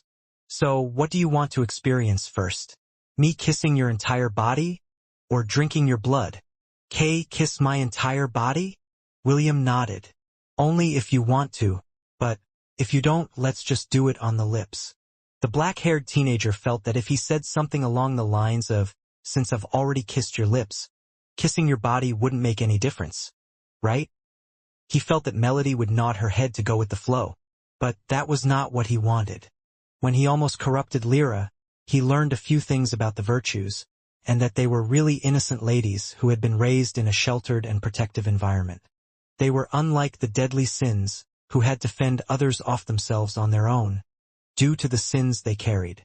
The virtues were ladies who hadn't experienced any suffering, so they were easily influenced by the things around them. Although William wouldn't go as far as to call them gullible, with the right suggestions and environment, he could basically manipulate their thought patterns. The black-haired teenager didn't want to do that. Perhaps, due to Nvidia's help of using Ella's face to pacify the darkness in his heart, he didn't want to repeat what he had done to Lyra. Back then, he had made the proud and virtuous lady of temperance fall for him in a way that he wasn't proud of. Back then, his emotions to seek revenge on his enemies were at an all-time high, so he had vented these chaotic feelings in his heart on the virtuous lady, who had wished to harm him when they fought for the first time. Shauna's and Melody's cases were different. They weren't like Lyra and Ephemera, who had personally led the operation to capture him and, to a certain extent, harm him. This was why he didn't want to go all out in manipulating the virtuous lady's feelings, who had never known what love was. Kiss, Melody said. Kiss me first. Okay, William replied before kissing Melody's forehead. After that, he kissed both of her cheeks before pressing his lips over hers. He didn't use his tongue to pry her lips open like what he did to Shauna. The half-elf gave her a soft and gentle kiss that lasted for a little more than 5 seconds before pulling back. Melody, who had just been kissed, sighed in relief and regret at the same time. Relief because William's kiss was gentle, and regret because she was curious about what it would feel like to be kissed like Shauna. Have you calmed down a bit? William asked as he gave Melody's hand a light squeeze. Take deep breaths first. We can resume after you have regained your calm. Melody did as she was told and took deep and steady breaths in order to clear her mind. After a few minutes, she shifted her gaze to the half-elf who was still holding her hand and looking at her with a devilish smile that made her heart beat wildly inside her chest. Were you serious earlier when you said that you wanted to kiss me all over? Melody asked. I'm only half serious, William replied. I think it's still too soon for me to do that. I see. Melody lowered her head. A feel of relief and disappointment washed over her after hearing William's reply. Half a minute later, she pulled the hair blocking her neck aside and loosened her robes. You can drink my blood now, Melody said in a tired voice. Let's get this over with. William could hear the tinge of regret and disappointment in Melody's voice, but he decided that it was still too soon for her to truly experience worldly pleasures. Also, for some reason, the black-haired teenager found it hard to hold back his urge to corrupt her whenever he was with the beautiful lady who represented the virtue of faith. Yes, let's get this over with. William replied as he sank his fangs on Melody's white, delicate neck to drink her blood that was full of life. For your sake and mine as well. The 10 of you will guard Audrey as well as carry out the mission that I have given to each and every one of you, the Pope said in a calm manner. No matter what happens, one of you must succeed. The artifacts that you carry will allow us to pinpoint the location of the Dark Prince. This is an important step, so do not fail me. Yes, Your Excellency. The 10 inquisitors bowed their heads respectfully as they acknowledged the Pope's orders. Now that a perfect opportunity to gain access to William's domain had presented itself, the Holy Order of Light had to take action at once. Once I have placed the artifact in his domain, no matter where he goes, we will be able to track him down, the Pope mused. With this, he will not be able to catch us by surprise anymore. Foolish child, you are still too green. The Pope had racked her brains for days trying to find a way to capitalize on having 2 of the heavenly virtues captured by the Prince of Darkness. After careful consideration, she deemed that it was best to place an artifact somewhere in the Thousand Beast domain in order to notify them of William's location at any given time. Not only that, the artifact could also transmit images and sounds. If they were to be placed in important places, then the Holy Order of Light would be able to obtain something good out of this incident. Don't think that you can play with us, boy, the Pope sneered in her heart. I'll make you understand that you are messing with the wrong organization soon. Thousand Beast domain. Are you sure letting the Holy Order's envoys enter the Thousand Beast domain is a good idea? Chloe asked as she glanced at the half-elf that was standing beside her. I'm sure that they are going to do something fishy while they are here. William nodded his head in agreement. I know that as well, but in this regard you don't have to worry so much, William replied. Besides, I need more eyes, and putting trackers on those 10 inquisitors will allow me to gather important information at the subordinates level. Although being able to get news directly from the virtues is good, they are not aware of the movements of their own army, so keeping an eye on the grunts is also a good thing. Chloe smiled after hearing William's reply. Clearly, the half-elf understood the dangers, and was even planning to use this to his advantage. You do have a point, but don't underestimate the Holy Order too much, Chloe advised. The Pope is an old schemer and she is not someone that you can take lightly. I understand. I will be careful. Good. William glanced at the Tower of Babylon in the distance and made a gesture with his hand. A moment later, a bridge descended from the sky and landed a meter away from his feet. Let's go, William ordered as he stepped on the Bifrost bridge that would lead him to the floor of Asgard. Chloe nodded as she walked on the shining bridge alongside William. It had been a while since the half-elf had left the floor of Asgard, and he was wondering how the people of Lant were faring while he had been away. Too bad Lilith isn't here, William sighed as he thought of the Amazon princess who had returned to her kingdom to assist her mother in preparation for the war that was about to come. William had told her about his plans, and Lilith proposed that she return home in order to let the Amazon Empire assist her fiancé in his endeavor. Seeing that his fiancée had made up her mind, William agreed to her proposal, and allowed her to leave the floor of Asgard to return home. Meanwhile, in the Thousand Beast domain, Ho, you have good taste. Invidia looked at Shauna from head to foot and circled around her body, inspecting the clothes that she had bought from Vicky's Secret. I thought that heavenly virtues are stuck-up ladies who only knew how to wear robes. At least, it's good to know that one of you girls has some fashion sense. Ha! You underestimate us too much, Shauna replied as she raised her chin in pride. Well, I do agree that after being here I found ordinary robes plain and boring. Even so, I wouldn't have discovered this way of living if not for you. So, allow me to thank you for showing me what it's like to wear fashionable clothes. Good. I like you. Feel free to pick out 2 more outfits. I'll pay for them for you. Wow, you're loaded. Invidia smiled as she took out a black VIP card from her storage and handed it to the sales clerk. My merit points are around 6 digits, so I can spare you a few points, Invidia replied. Treat me as someone meeting a fashion comrade. D-damn. So many points. Shauna wasn't able to believe it at first, but after seeing Invidia's smile, She had no choice but to believe that she had merit points that numbered in the 6 digits. Just how did you get so many points? Shauna asked. Tell me your secret, sister. Sister? Well, although I am one of the sins, and you are one of the virtues, I will make an exception just for you. Invidia smiled after she felt how envious Shauna was, so she decided to be more generous. However, this is no place to talk. Pick 2 more outfits and let's head to Starbucks. I'll treat you to some Java chip frappuccino. Ah, your name is Melody, right? Pick 2 outfits as well. My treat. It's okay. I don't need them, Melody answered. I'm fine with wearing robes. Well, if you say so, but since you are letting William drink your blood, it will be best to buy some nightwear, so that your clothes wouldn't be stained when he drinks your blood, Invidia advised. Last time I checked, William is strongly attracted to lace nightgowns. Also, they are very comfortable to wear. You should get one as well, Shauna. Okay. Shauna replied. Come, Melody. I'll pick a cute one for you. I don't really need one, Melody tried to argue. But Shauna had already dragged her to the nightwear section where the most seductive nightgowns were being sold.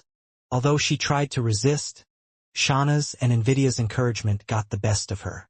In the end, she bought a silky black nightwear that she never dreamed of wearing in her lifetime. 30 minutes later. So, you want to know how to earn more merit points, right? Invidia asked after taking a sip from her frappuccino. Where does William usually drink your blood? From our necks, Melody replied. Invidia nodded her head in understanding. I started with there as well, but in the end, I realized that William had a very peculiar habit, which is a surprise even for someone like me. A habit? Shauna asked.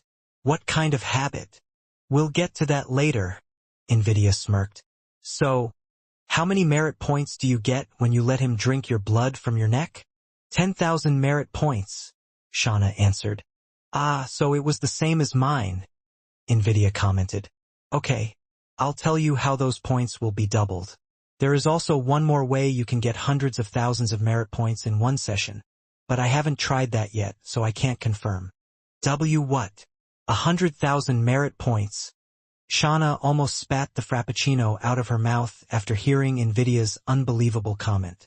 If she could get 100,000 merit points in one session, she would be able to buy 10 fashionable outfits at once. Like I said, that one isn't confirmed yet. It will be best if you ask Charmaine or Chloe about it later, Invidia stated. For now, I will teach you how to increase your 10,000 merit points to 30,000 points. The sin of envy smirked as she placed her hand over her neck. So, if you want to increase your points, you need to tell William to drink your blood to a different place, which is here, Invidia said as she moved her hand over her chest. If you let William drink your blood from here, you will get 30,000 points easily. What? Melody, who had remained quiet until now, exclaimed as she looked at the place where Invidia's hand was resting. Why you let him drink your blood in that place? Invidia shrugged as if it wasn't a big deal. The reason why she wasn't too averse to the idea was due to the fact that she had already gotten used to it. Also, the half-elf's hobby of drinking her milk had already become part of her weekly routine, so it no longer fazed her. Even Shauna, who was so determined to get many merit points, stiffened after understanding what Invidia was trying to tell her. If you girls can't even handle this, then you should not ask what the other method is. Invidia chuckled. Like I said, I haven't done that yet. William is surprisingly a gentleman in that regard. Even in the face of my beautiful body, he doesn't try to go below the belt. Well, I guess this is also because he didn't need to do such a thing. The guy is already surrounded by beautiful women. Don't worry, he won't force you to do anything like that. So, do that only if you are desperate for merit points. If not, you can just settle for the normal blood drinking session and just save up the merit points until you can buy what you want. After saying the things she needed to say, Invidia continued to drink her frappuccino and allow the 2 virtuous ladies to digest the information that she had just told them. Whether they did it or not was none of her business. However, deep inside she was wondering if either of the 2 beautiful ladies in front of her were willing to take that leap of faith and let the half-elf teach them a thing or two about a different kind of pleasure. A day after the Pope had ordered Audrey and the 10 inquisitors to go to the meeting place that William had decided on, an unexpected incident happened in the central continent. Felix, who was thought to be biding his time in the Zabia kingdom, made an unexpected move that threw the alliances, as well as the Holy Order's plan, into disarray. The demon army had suddenly appeared in the territory of the Elan Empire, which was located between the territories of the Creator Empire and the Ares Empire that belonged to the Amazons. Due to how sudden these events were, and due to the location, it would be impossible for the forces of the Alliance or the Holy Order of Light, who were in the southwestern regions of the central continent, to come to their aid in a short period of time. All the kingdoms and empires had sent a fifth of their total army to participate in the alliance and crusade against Felix, so their lands were not completely defenseless. Even so, there were very few things that they could do if their opponents were demigods and pseudogods. After a fierce battle, a quarter of the Elan Empire was taken over by the demon army in less than a day. If not for the fact that the empire itself was standing on a ley line, and was using it to invoke a protective barrier on the cities near its capital, the demon army might have taken more land. For now, the pseudogods and demigods of the Holy Order went to reinforce their ally because no one else would be of any help to the Elan Empire, which was currently holding back the demonic invasion through gritted teeth. After hearing the news, the Pope decided to prevent any of the virtues from going into battle. Now that Melody, Shauna, and Audrey were not in the Palace of Light, they would be unable to use the special formations that could deal a sufficient threat to Felix and the pseudogods under his command. "What we must do right now is endure," the Pope said to the remaining members of the 7 virtues in the conference room. "We can't allow any of you to be kidnapped again. The enemy is too cunning and the 6-eared macaque can transform into almost anything. It will be best to let the pseudogods deal with them first." Lyra and Ephemera nodded their heads in agreement. Although the virtues were strong, they were not a match against pseudogods who had broken the balance of their world. "Should we not recall Audrey?" Cherry asked. "Isn't it dangerous for her to meet with that dark prince? What if he captures her, too?" "You don't have to worry about that," the Pope answered. "The dark prince cannot break the contract and vice versa. Audrey will be safe. We just need to know Melody's and Shauna's condition and make sure that they are fine." "I bet they are being tortured right now," Cherry said with an aggrieved look on her face. "That dark prince is scum." Lyra's lips were twitching because she was fighting the strong urge to pinch the little girl's cheeks for bad-mouthing her beloved William. If not for the fact that Ephemera's hand had pressed down on her leg from under the conference table, the virtuous Lady of Temperance might have already stood from her seat and pulled the little girl's cheeks out of irritation. Celeste and Claire were paying close attention to Lyra's and Ephemera's expressions. With a single glance, they could see the irritation on Lyra's face, while Ephemera remained calm. Their suspicion that the 2 ladies had an agreement with William rose, which made them exchange a glance at each other. "All of you will stay here in the Palace of Light," the Pope stated before standing up from her seat. "I will give you more details once our forces have engaged with the demons. For now, stay put. Especially you, Cherry. You like to sneak away due to your divinity. I'm telling you now that you are not allowed to do it." "Fine," Cherry answered with a pout. She had already planned to follow Audrey and check for herself that Shauna and Melody were fine. Her power allowed her to turn invisible, and very few people could detect her in this state. If not for William's system, he might have not been able to see Cherry spying in his talks with Melody and Shauna back then. Floor of Asgard. "Elan Empire," William muttered. "Should I make a move as well?" The Creator Empire was Princess Sydney's second home. It was also where she and William got married, so the half-elf didn't want his wife's second home to fall into ruin. Also, just like the Creator Empire, the Ares Empire, which was the home of the Amazons, was also Elan Empire's neighbor. It was only natural for the 2 empires to support their ally and reinforce them during the demon army's invasion. "If I was Felix, I will definitely target the Ares Empire next," William said softly as he looked at the map of the central continent. He was well aware of what Felix was doing with the women of the territories that he had conquered. Also, the demon race was always looking for talented women to bring to the demon realm to sire strong demons for them. If one were to think about it, The empire that the demon army would surely decide to conquer next would be none other than the Amazon Empire, where the strongest women of the central continent could be found. Astrape, Bronte, Titania, Triton, and the nymphs, come, William ordered, and the 7 pseudo-gods appeared in front of him. They looked at the black-haired teenager's serious expression and realized that something big must have happened for the half-elf to have that kind of look on his face.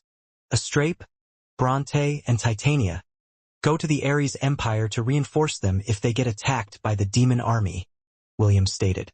The nymphs and Triton will go to the Creator Empire to act as support.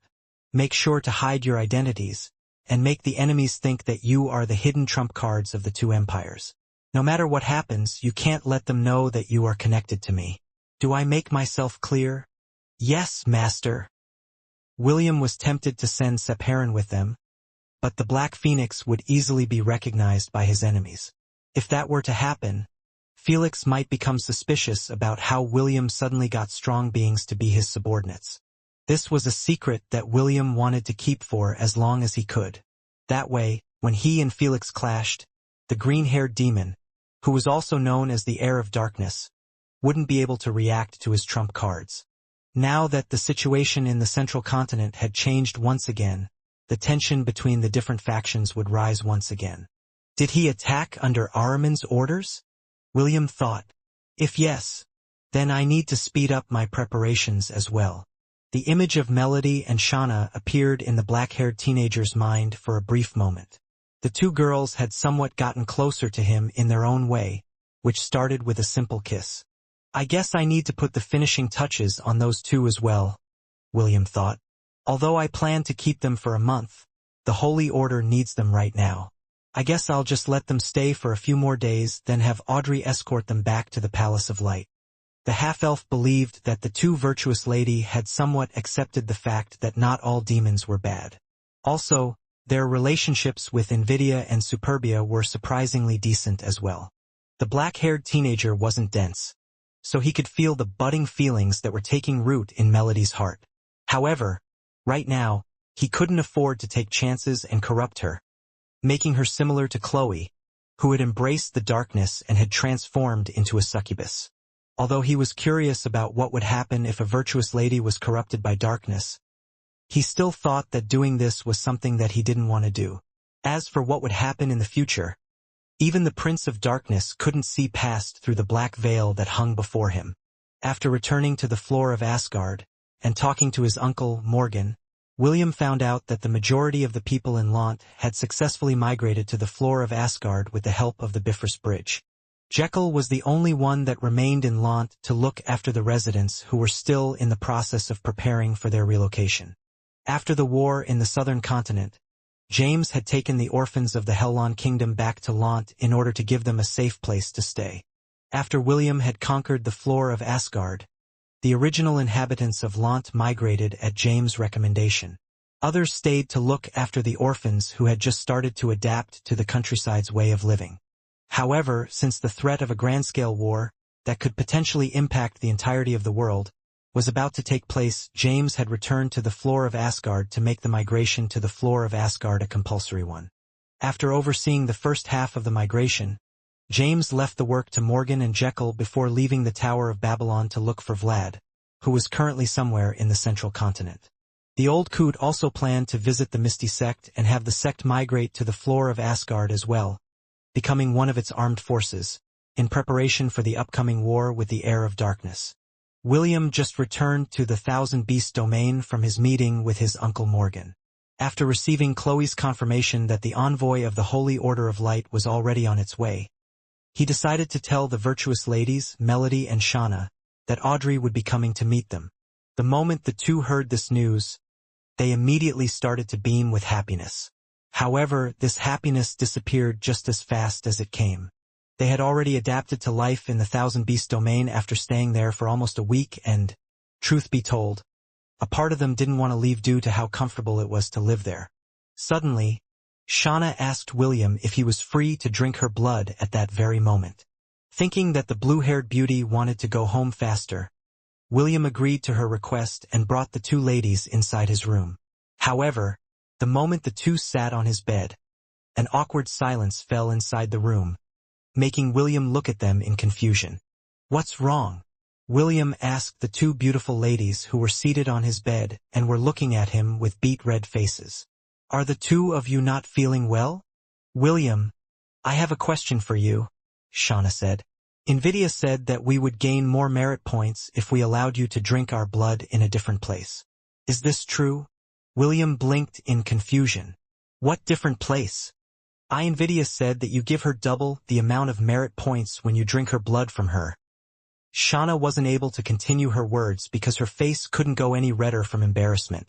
Melody remained quiet the whole time, but she was sneaking side glances at the half-elf who was looking at the two of them in confusion. Shauna wasn't able to take it any longer and decided to whisper the things she wanted to say to William, making the latter understand why the two virtuous ladies were blushing so hard. "Well, is it true?" Shauna asked with a determined look on her face. "Yes," William replied. "But I knew that the two of you were not ready for something like that, so I didn't tell it to you on purpose. Also, both of you only need to give me your blood for 3 more days. After that, you will be free. There's no need for you to do something like this." The half-elf had already achieved the goal he had in mind when he brought the two virtuous ladies to the Thousand Beast domain. The first one was to allow them to live alongside demons and understand that they weren't as bad as the Pope portrayed them to be, and the second one was to make the virtues not afraid of him. His main goal was to make Melody and Shauna understand that he wasn't their enemy. By doing so, any actions that the Pope would take against William would be met by resistance within the members of the 7 virtues. Not only would this prevent the Pope from one-sidedly dictating that this was the correct path to take, it would also allow the virtues to gain the courage to defy her orders, which was William's true goal from the very beginning. The 7 deadly sins and the 7 virtues were the pillars that governed the world. If he was able to make these two sides work together, then the Holy Order of Light would be unable to push the agenda of their crusade against him. "This, I also understand," Shauna stuttered. "But, since we will finish our duties of supplying you with our blood in 3 days, I need to find a way to gain more merit points in a short period of time." "I see." William nodded in understanding. "There are still some matters that I need to finish, so how about this? I can meet the two of you tonight. You can choose to do it in my room or yours." "Let's do it in our room," Shauna replied. "I also want to show you something tonight." "Oh? What is it?" "Just wait for tonight. Anyway, we will go now." Shauna held Melody's hand and whisked her away from William's room, leaving the half-elf behind. A few minutes later, NVIDIA entered the room with a mischievous smile on her face. "Did Melody and Shauna talk to you about the new method of gaining merit points?" NVIDIA asked. "You're quite evil," William commented. "You really want to make those two girls fall for me." NVIDIA shrugged as she transformed into the beautiful elf, Celine, and cupped William's face. "Can you tell me with all honesty that you didn't intend for this to happen when you asked them to donate their blood to you?" NVIDIA asked. "I know you are, surprisingly, a gentleman, but I also know that you are a schemer. Since you didn't push Melody and Shauna to the brink, my opinion of you became better. Or did you just not find the two of them attractive enough for you?" Instead of answering, William pressed his lips over NVIDIA's lips to shut her up. The kiss lasted for half a minute before the half-elf pulled back. NVIDIA smiled as she removed the one-piece dress she was wearing and pulled William's head to her chest. Celine's fragrance, which the half-elf had missed, washed over his senses, and the warmth of her body slowly thawed the coldness that William was feeling at the moment. "Both of them are very attractive, so beauty is not the problem," William replied as he buried his face in Celine's bountiful chest, which he loved very much. "I'm just afraid of corrupting them, that's all." "Humph. And you are not afraid of corrupting me? You can't corrupt what is already corrupted." "Hey, that's mean." NVIDIA lightly pounded William's head with her closed fists in anger. "I'm still a chaste maiden, okay? You might have already marked my upper half as yours, but the bottom part is still off limits. This is the condition we agreed on." "Don't worry. I'm not interested in your chastity," William replied as he cupped the 2 soft mounds that overflowed from his hands. "This is the only thing I need from you, nothing else. Ha, after all I've done for you. Invidia shook her head before wrapping her hands around William's neck. Fine. Have it your way, but give me additional merit points for my effort to make those two ladies give you what you want. Fine, William replied as he kneaded Invidia's chest, who had taken Celine's appearance, in a sensuous manner. Although it is not my intention to do this to them, I might as well accept if they offer it willingly. I look forward to seeing how their faces will look when morning comes. You're really evil. Not as evil as you, Invidia said as she guided William's lips to the center of her breast, where a small cherry was waiting to be eaten. Just as William was about to claim Invidia's offering, the latter whispered something in his ear, which made him pause for a short moment. I envy your wives, Invidia said softly. To have someone like you as their husband is both a blessing and a curse. William digested Invidia's words before sinking his fangs into her sensuous body. Since Invidia had taken Celine's appearance, the shape of her breast, as well as the taste of her blood was exactly the same. As the half-elf drank the blood of the woman that was carrying his child in her womb, he wondered what would have happened if he hadn't gone to the demonic continent to look for her. Would the ending have been different? Perhaps it would have been different. Perhaps his wives would still be alive, too. However, something else would have had to pay the price for their safety, and that would have been Celine, who had been marked as the bride of the heir of darkness. If William hadn't gone to the demon realm to find Celine, then perhaps she would have had no other choice but to bear Felix's child, which was something he would never wish to happen to her. In the end, he tossed these mundane thoughts aside as he continued to drink the warm and delicious blood on his lips. What has already happened, William thought as he allowed himself to be held by the young lady who had taken the form of his beloved. The only thing I can do is move forward. I don't care where this road takes me. So long as I find them waiting for me at the end of this journey, then I don't care if I go to hell. Perhaps, because she could feel the sudden change in William's mood, Invidia lightly patted his head and hummed a lullaby. Although their relationship was purely a business transaction, the sin of envy truly felt envious of the people who had taken their spot in the Dark Prince's heart. That night, William entered Melody's and Shauna's room. Originally, he wanted to give them separate rooms, but the two virtuous ladies rejected this idea. Since they were in enemy territory, being separated was the last thing they wanted to have happen. Because of this, William gave them one of the spacious guest rooms in his villa that wasn't being used. The moment William entered the room, he paused because what he saw made him wonder if he entered the wrong room by accident. However, after looking at the two beautiful ladies who were looking back at him, he recognized them as the two virtues who had asked him to meet them later tonight. Those night dresses look good on both of you?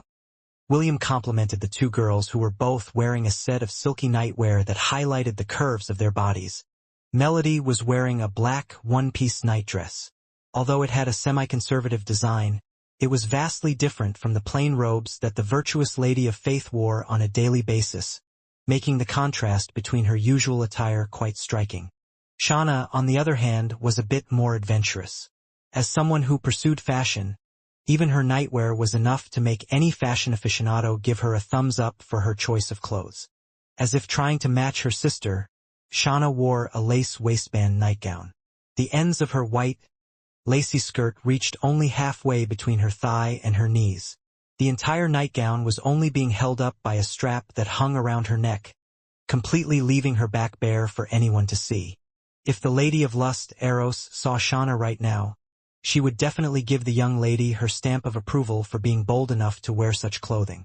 Melody, who heard William's praise, lowered her head in embarrassment, while a blush appeared on Shauna's face. Even for the blue-haired beauty, the nightwear she was wearing felt so breezy that she had the thought that she wasn't wearing anything at all. Shauna was certain that if the Pope of the Holy Order of Life saw her right now, the old woman would either collapse due to heart attack or suffer from a stroke. The blue-haired beauty knew that it would be impossible for her to wear this kind of clothing when she returned to the Palace of Light, so she decided to see what William's reaction would be to her nightdress, while she was still in the Thousand Beast domain. Fortunately, her choice was good and she received a compliment that made her feel happy inside. William walked towards the two ladies to take a closer look. Melody lowered her head as she used her hands to cover her chest, to prevent the black-haired teenager from looking at it. Shauna, on the other hand, placed her hands on her waist and puffed up her chest, as if telling the half-elf to look as much as he wanted. "They look really great on both of you," William commented.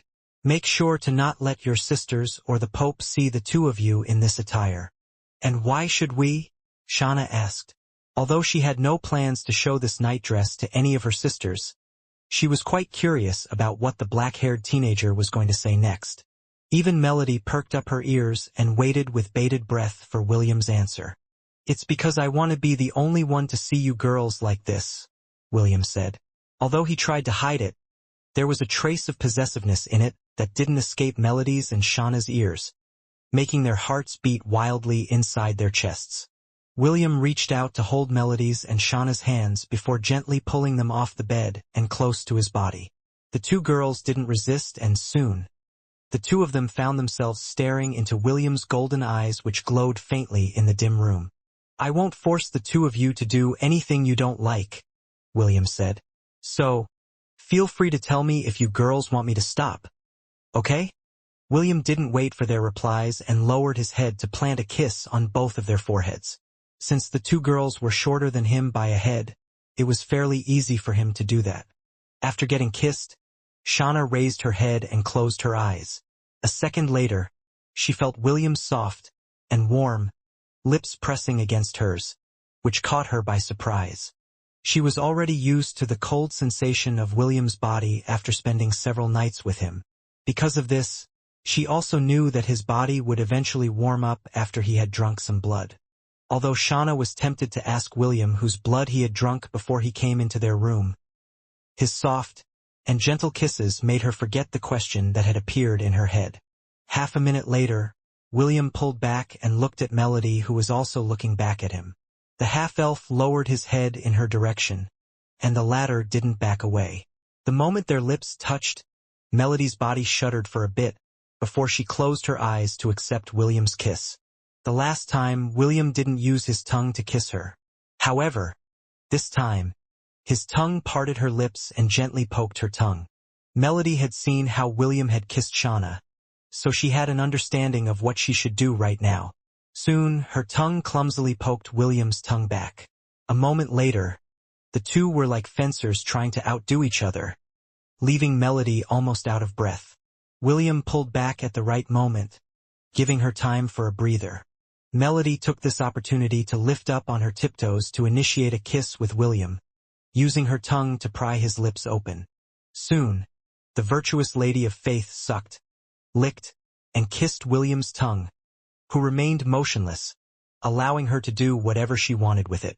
The moment their lips parted, a silvery string remained, connecting the two of them together before it broke away. "Melody, stick out your tongue," William said softly. Although it was said in a gentle manner, it was clearly an order, which made Melody's heart skip a beat. A moment later, she stuck her tongue out between her sensuous lips and allowed William to have his way with them, just like what Shauna had done to him a while ago. Melody was almost out of breath when the half-elf turned his attention back to Shauna, to give her another passionate kiss. Several minutes later, only the sound of kissing could be heard inside the room, as three people held each other in a warm embrace, sharing passionate kisses with each other. It was Shauna who broke away first and pulled the half-elf to the bed. William had just taken a seat on the bed when the blue-haired beauty untangled the lace behind her neck, causing the upper half of her nightwear to fall down from her young and delicate body. William stared at her chest, which was laid bare for him to see, before looking up at Shauna, who was looking at him with anticipation. "This is just a business transaction," Shauna tried to say with a straight face. "I only want more merit points, so please, don't get the wrong idea." The black-haired teenager nodded before wrapping his hands around her waist to pull her closer to him. "Are you ready?" William asked. "Yes," Shauna answered. William moved his lips closer and kissed Shauna's. The blue-haired beauty wasn't expecting this kind of treatment from William, but she didn't make any move to stop him. William kissed, licked, sucked, and lightly nibbled the shapely breast that was right in front of him. Although Shauna tried to endure it, She was still swept away by William's soft and gentle attacks, which she was experiencing for the first time. Melody, who was watching from the side, was blushing fervently due to the handsome half-elf's actions. 2 minutes later, William opened his lips and extended his fangs. He had done his best to endure, but he finally reached his limit and gave in to his desire. Just when Shauna's body had become more sensitive due to his sensuous attacks, he finally bit down and sank his fangs on her delicate and tender breast, sending a shiver running down Shauna's spine, momentarily making her mind go blank with a pleasure that painted her world white. The sound of licking, kissing, and suckling spread inside the room as William's tongue and lips wandered all over Shauna's right breast, raising her sensitivity and making her feel so good that her knees had already turned to jelly. Fortunately, the half-elf was supporting her waist, so the moment she lost her strength to stand, he laid her down gently on the bed before continuing to savor the proud peeks that she had offered to him. William's left hand had already moved to her left breast and gently kneaded it, while playing with the pink tip that had started to become firm with his fingers. Whenever the half-elf bit and pinched the pink nipples of the blue-haired beauty under him, a sweet sigh of pleasure would escape Shauna's lips, making Melody, who was watching from the side, feel something hot start to spread inside her body. At first, the virtuous lady of faith only felt a burning sensation on her cheeks due to embarrassment, but as time went on, she felt a tingling sensation start to spread in her chest, then down into her lower abdomen, which was something that she hadn't felt before. What is this feeling? Melody thought as she tried to endure the ache, which was starting to spread inside her body like wildfire. While the beauty, with long reddish-brown hair, stood in confusion about the unfamiliar sensations that she was feeling inside her body, William continued to savor Shauna's blood, as well as the sweet sighs that came from her seductive lips. A quarter of an hour later, William licked and kissed the wounds that were located just an inch above Shauna's right nipple in order to heal them completely. After doing so, he looked at the blue-haired beauty who was still panting for breath. He kissed her forehead, then her cheeks, before giving her one swift kiss on the lips before whispering something in her ear. "Thank you," William whispered before pulling back to caress the side of her face. "Did you feel good?" "Yes," Shauna replied before cupping William's face. "You better give me a bonus later." Fondling my chest wasn't part of the deal. William chuckled before nodding his head. "Sorry, I got carried away." "Understood. I will give you bonus points later. As long as you understand." Shauna gave William's cheeks a light pinch before letting her hands fall to her sides.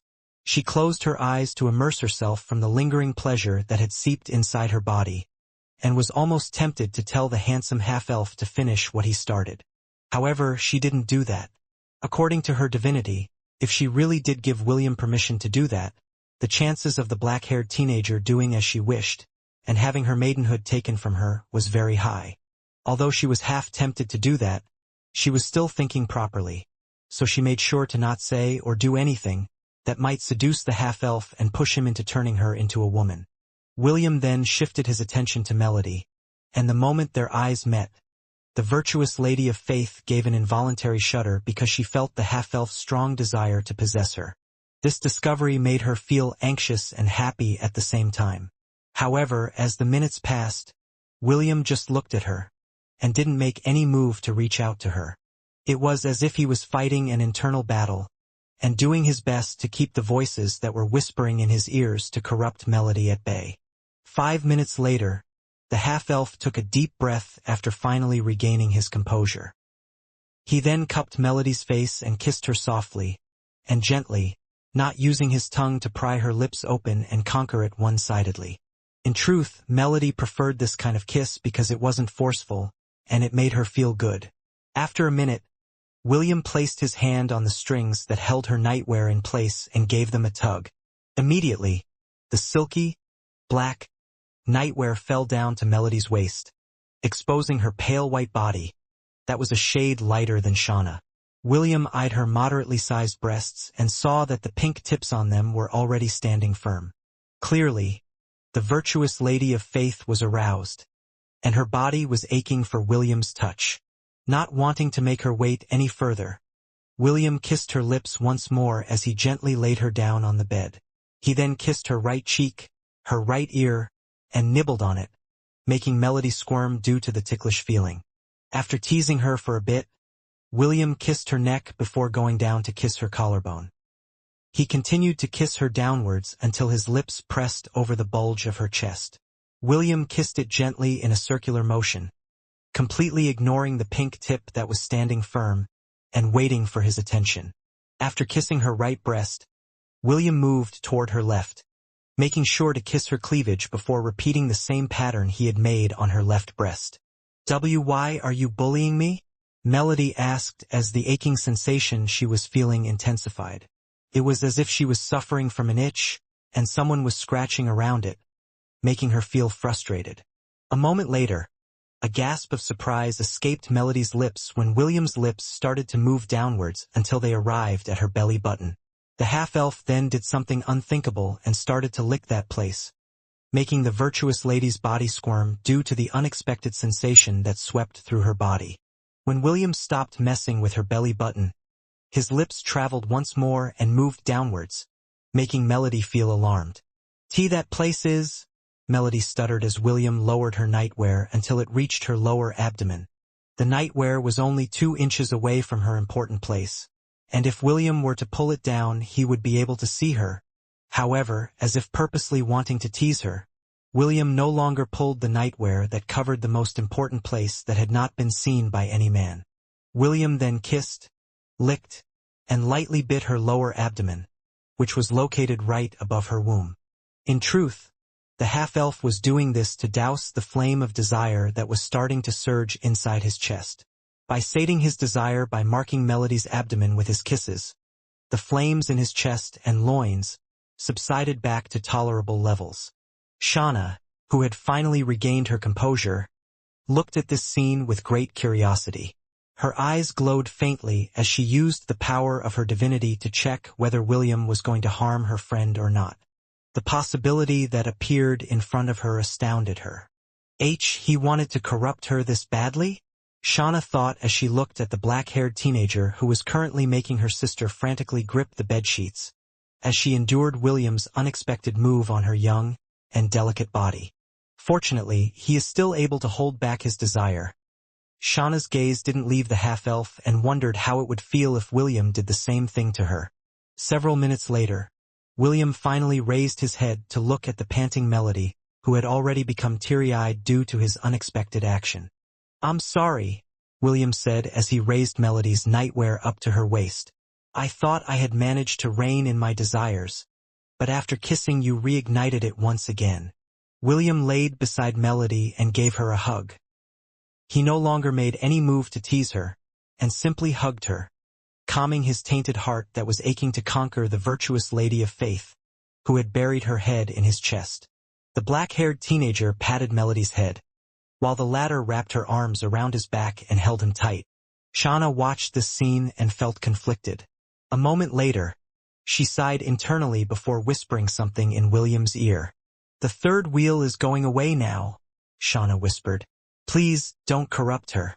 She's more fragile than she looks. I'll sleep in your room tonight." After saying those words, the blue-haired beauty fixed her nightdress and took a bathrobe from the closet. She then moved towards the door in order to leave William and her sister alone.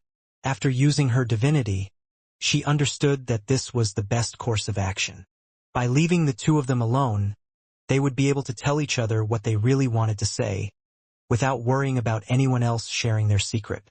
Shauna gave the two people who were hugging each other on the bed one last glance before leaving the room.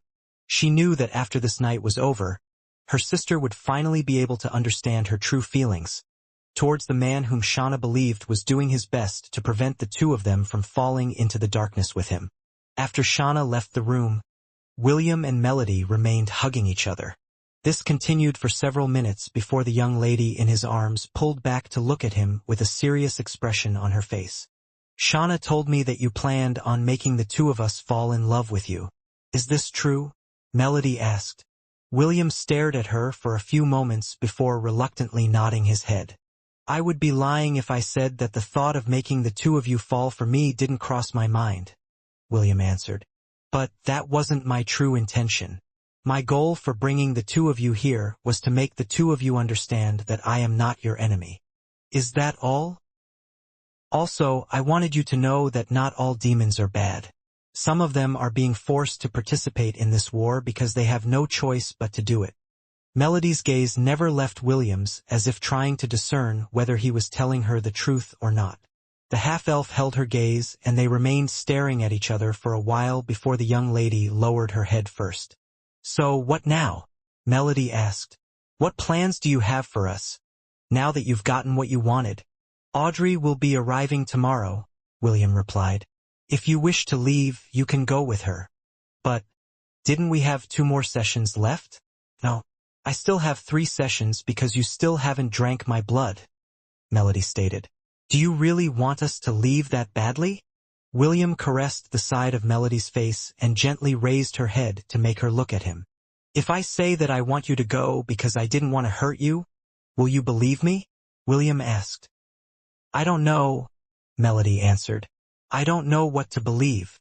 William slowly propped himself up from the bed and removed the clothes covering his lean and toned body. Melody's eyes wandered over William's body, while her heart beat wildly inside her chest. As a chaste maiden, the only people she had seen naked were her sisters, who represented the heavenly virtues of the world. "This is the reason why I want you to leave," William said as he gently held Melody's head and pulled it close to his chest, letting her hear his heartbeat. A minute later, William held Melody's hand and placed it over his. "And this is the second reason why I want you to leave," William stated as he reined in the desire that was slowly rising in his body. "I am afraid that if you continue to stay with me, I will not be able to control myself." Melody almost panicked after her hand touched William's. That was hard and hot to her touch. She wasn't completely ignorant about things between men and women, so she understood what black-haired teenager was trying to tell her. "Once we cross this step, I am afraid that I will be unable to stop myself from corrupting you and making you fall for me," William said hoarsely. "I don't know why I don't feel this way towards Shauna, but with you I am unable to control myself. Maybe it has something to do with the power of your divinity, or you are simply my type of girl. Either way, my body aches for you.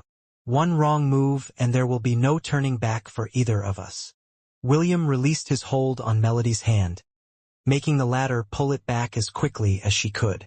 She stared at William's face before shifting her gaze downwards to his lower half, then back again to his face, seeing his pained expression in trying to hold himself back. "Melody, I don't love you," William said firmly. "What I am feeling is purely desire and lust. I want to taint your purity. I want to dye you with my colors. I want to put my mark in your body. I want you. There is no love involved in it. So, if you don't want me to devour you, it will be best that you leave. Leave while I can still control myself." Melody didn't answer right away. She just digested William's words, while the latter breathed raggedly in front of her. A minute later, Melody looked up and asked the half-elf a question. "Did you take Lyra and Ephemera against their will?" Melody asked. "Did you make them your women?" Ever since Melody and Shauna had arrived in the Thousand Beast domain, this question had started to form inside her head. She had noticed that every time they talked about William, Lyra, in particular, would often say hateful words about him, but she could tell that she didn't really mean it. Her divinity was faith, so it was impossible for her to not sense the strong feelings that Lyra had for William, and those feelings weren't of anger. It was feelings of frustration and helplessness for being far away from the person she trusted the most. That was the power of her divinity, the power of faith. It allowed her to sense and gather the countless beliefs of people and use it to strengthen herself. In truth, among the heavenly virtues, Melody could be said to be the most powerful. As long as people believed in something or someone, she would be able to strengthen herself infinitely.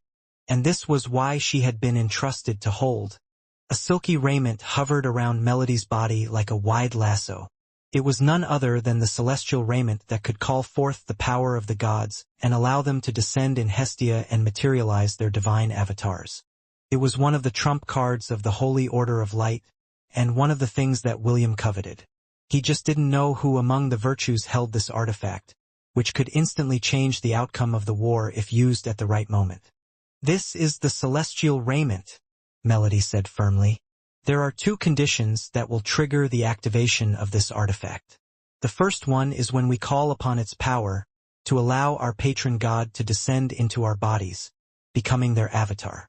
The second one was when someone is trying to forcefully attempt to take our purity or corrupt our bodies. Once either of these 2 conditions are met, this celestial raiment will unleash its might. Due to the power of faith, I have ascertained that I would encounter a dangerous situation, so I decided to ask the Pope to bestow the celestial raiment on me. If Felix had been the one that captured us and forcefully tried to taint us, he might have already been annihilated by now." William looked at the swirling raiment that hovered around Melody's body like a dragon that was waiting for its owner's call.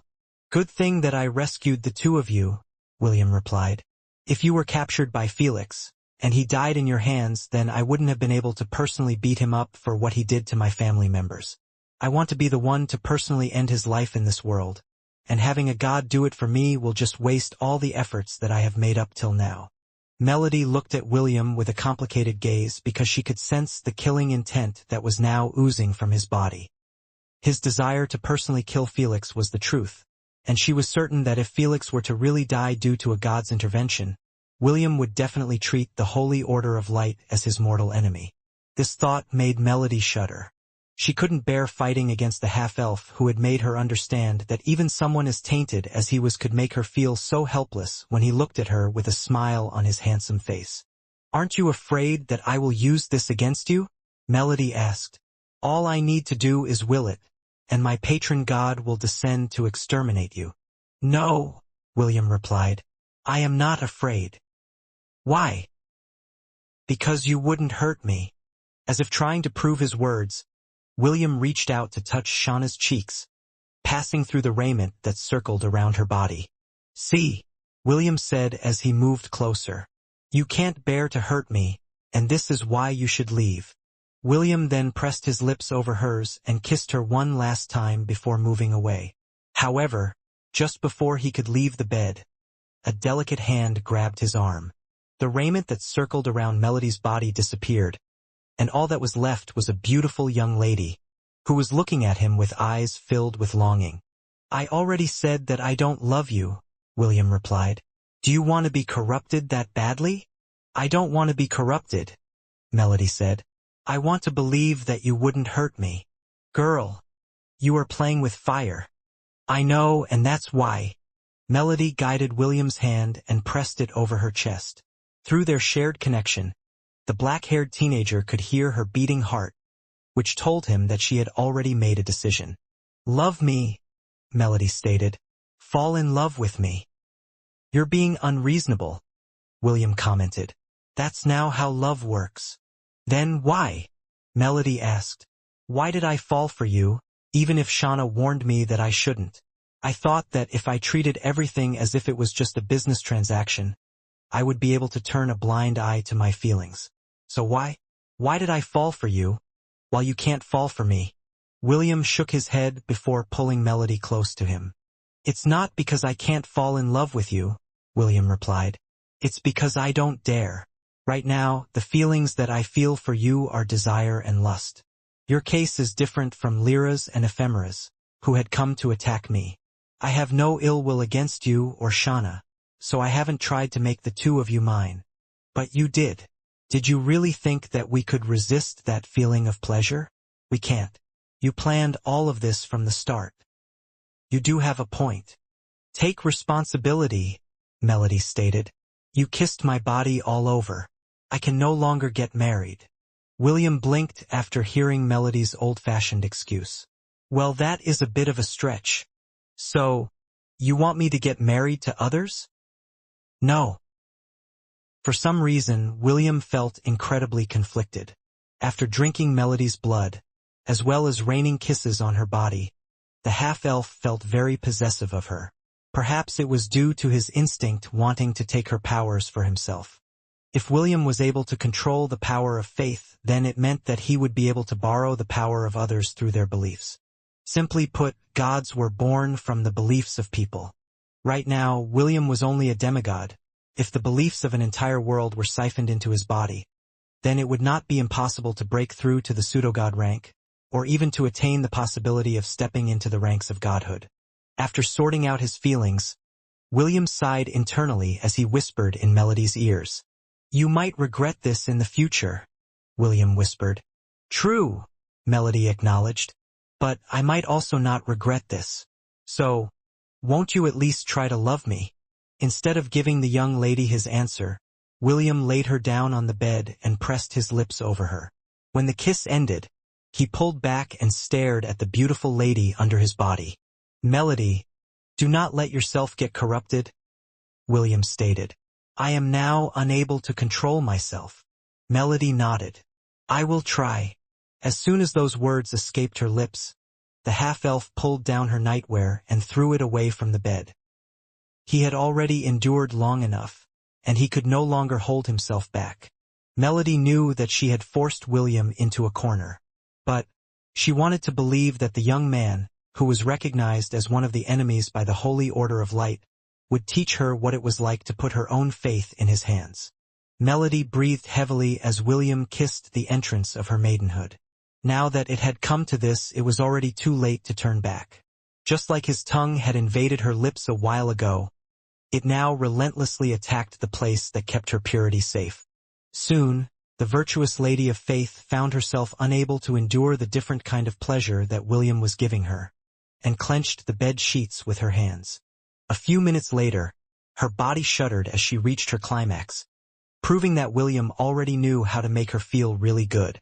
As the young lady panted for breath, William raised both of her legs before rubbing the tip of his manhood on her entrance, which was making wet and seductive sounds that were inviting him in. William moved his hip forward and pierced through the protective layer that kept her innocence in place. Melody gave a pained cry, but it didn't last long because the black-haired teenager's lips pressed over hers, conquering both her upper and lower lips at the same time. The half-elf continued to kiss Melody for a few minutes before pulling back. A moment later, he started to move his hips as he went deeper inside her, making the virtuous lady moan sweetly, despite being a virgin not too long ago. William didn't do it roughly and simply moved his hips as he did his best to make the beautiful lady under his body shudder with each thrust. Her breast moved up and down, matching William's rhythm, who was slowly, but surely, raising her to the peak.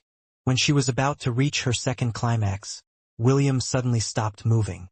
The sudden loss of momentum made Melody open her eyes to see why the half-elf had stopped moving. When their two gazes met, William gave her a devilish grin, which made the young lady feel frustrated. She was just one thrust away from reaching ecstasy, and the black-haired teenager denied her of it. Suddenly, Melody raised her hips and started to move it on her own. William allowed her to do what she wanted, and simply remained motionless. The scene of the virtuous lady of faith, shaking her hips desperately to take in his manhood, fueled the desires that were blazing in his chest. The thought of corrupting such a maiden passed through his mind. It was the feeling he had gotten used to feeling whenever he interacted with Melody. In the past, he just forcefully tossed these thoughts aside using his willpower, but now the idea suddenly sounded so appealing that William didn't toss it aside completely. As she looked at Melody, who was inching towards climax of her own volition, he thought that corrupting her wasn't entirely a bad idea. Her beautiful flushed face that was desperate for his love, her moderate breasts that were tender to the touch, her unsoiled womb, soon to be a soiled womb, and her sweet voice that was like music to his ears. He wanted it, he wanted her everything. But the ironic part was that he didn't need to take it. The beautiful lady was offering her everything to him. All he needed to do was say yes, and pour his essence inside her, turning her innocent heart into a corrupted one. Suddenly, William moved his hips and thrusted it forward. Since Melody was moving her hips on her own, the moment the half-elf moved, his manhood pushed deep inside her, hitting the entrance of her womb and making her already sensitive body ache for him. "Say you want to be corrupted by me," William said as he continued to thrust his hips, making the young lady feel as if she was being pushed to the edge of a bottomless pit. "Say that you want to get pregnant with my child." "Ha! I want," Melody replied. With your child. What? William asked as he stopped moving. He also made sure to hold Melody's waist in place, preventing her from moving even if she wanted to. What do you want? I want to get pregnant, Melody answered. With your child.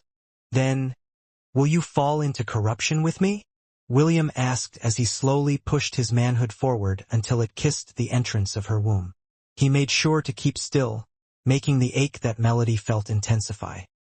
I want. Say it again. Melody bit her lip as she raised her hips as an offering to the Dark Prince, who was about to corrupt her entire being. I want to be corrupted by you, Melody said. I want to be loved by you. I want to bear your child. William smirked before moving his hips once more. This time he did it roughly, for he had already decided to make the virtuous lady of faith fall into the darkness with him. Without any warning, the black-haired teenager's body shuddered as he released his seeds that were stained with darkness deep inside Melody's innocent womb. Melody's body arched up like a bow as she felt something hot explode inside of her. At that exact moment, she found herself inside a white world, where a 2-meter-tall golden orb floated at its center. Soon, the sky darkened, and the land under her feet became as black as obsidian. Only the golden orb that floated at the center of her world was spared, or so she thought. Little by little, a dark stain started to rise up from the bottom of the golden orb. While this was happening, Melody felt her body slowly turning cold. Flashes of memories appeared before her. They were warm and happy memories that would usually bring a smile to his lips, but as she gazed at them now, she felt nothing. It was as if she had lost the ability to feel any emotions. When half of the golden orb was stained by darkness, Melody looked at it in a calm manner, as if it wasn't important. Even if the golden radiance were to completely turn black, she wouldn't give a damn. When a third of the golden orb had been taken over by darkness, two powerful arms filled with warmth wrapped around Melody's body, which had grown cold. You passed, a warm voice whispered in her ears. From now on, you are my woman. Melody turned her head to look behind him and saw a red-headed teenager with beautiful green eyes that captivated her. Let's go back, William said. You do not belong in this world. As if waiting for that moment, the golden orb that was starting to turn completely into a dark orb, slowly, but surely, pushed back the darkness. William and Melody slowly rose up towards the sky, and as they did that, the dark world changed as well. It didn't return to its pure white state, but it had changed completely. Above their heads there was a clear blue sky. Below them, a wide plain with fresh, green grass swayed in the wind. In the distance, rivers and mountains were formed. Lakes and valleys came into being. A beautiful world filled with color emerged from the combination of light and darkness. When the golden orb had removed the last of the dark stains that had tried to corrupt it, a beautiful rainbow appeared in the sky, signifying that Melody's sea of consciousness had completed its rebirth. Melody looked at this beautiful world with awe. She no longer felt cold and unfeeling. Instead, she felt warmth, secure, and filled with strength that she didn't have before. Due to her happiness, she wrapped her arms around William's neck and kissed him passionately. When the kiss ended, she found herself inside a familiar room, with the black-haired teenager's face mere inches away from her. Welcome back, William replied with a smile. Melody hummed as she once again kissed William's lips. She kept on kissing the half-elf over and over again, not noticing the glowing pink crest that had appeared on her abdomen, marking her as one of William's women, who had fallen completely in love with him. Outside of William's room, will you not regret it? Chloe asked Shauna, who was standing beside the door like a guardian, preventing anyone from disturbing Melody's and William's private moment together. I don't know, Shauna replied. This is the first time I've disobeyed the warnings of my divinity and left my friend to fend for herself. Aren't you being fickle? What if William corrupted her? She wouldn't be able to return to being a virtue if that happened. There is also a high chance that a new sin will be born. The opposite of faith is idolatry. Aren't you afraid that your sister will become one of the deadly sins? Shauna closed her eyes for a minute before opening them again. Whatever happens, it is the consequence of her choice, Shauna replied. Whether she will fall into corruption or not solely depends on William. Although this might be rich coming from me, but I believe him. Is that what your divinity is telling you? Yes. Chloe chuckled before turning her head to walk away. Well, I guess we'll see when morning comes whether your gamble paid off or not, Chloe stated. But I will promise you this. If ever Melody falls into darkness, I will take good care of her. After all, I am the first being that William has corrupted in all my entirety. Chloe gave Shauna a bittersweet smile before turning into a black mist and vanishing completely. Even though she had been corrupted by darkness, she understood more than anyone else that the half-elf whom she loved had preserved her heart, while sacrificing his own for the sake of everyone he loved. Melody sighed happily as William released his seed inside her womb for the umpteenth time. She had been an innocent maiden till a few hours ago, and yet, after the half-elf took it away, she found herself addicted to the pleasure that William was bringing her. "You're hopeless," William said as he patted the young lady's long and silky smooth hair. "You better behave yourself when you return to the Palace of Light." "I will," Melody replied as she rested her head with contentment in William's chest. "I promise that the only one who will see me in this state is you." "Good. I'd hate it if others were to see you like this." "MMM. Chew." Melody nibbled and kissed William's chest, leaving a red mark on his body. Right now, the half-elf's chest, neck, and collarbone had similar red marks, which the virtuous Lady of Faith had left to ensure that the Dark Prince was not the only one who had left a mark on the other's body. William found Melody's attempts quite amusing, so he just allowed her to do as she pleased and didn't use his magic to heal the kiss marks she had left on his body. "Let's stop for tonight," William said softly.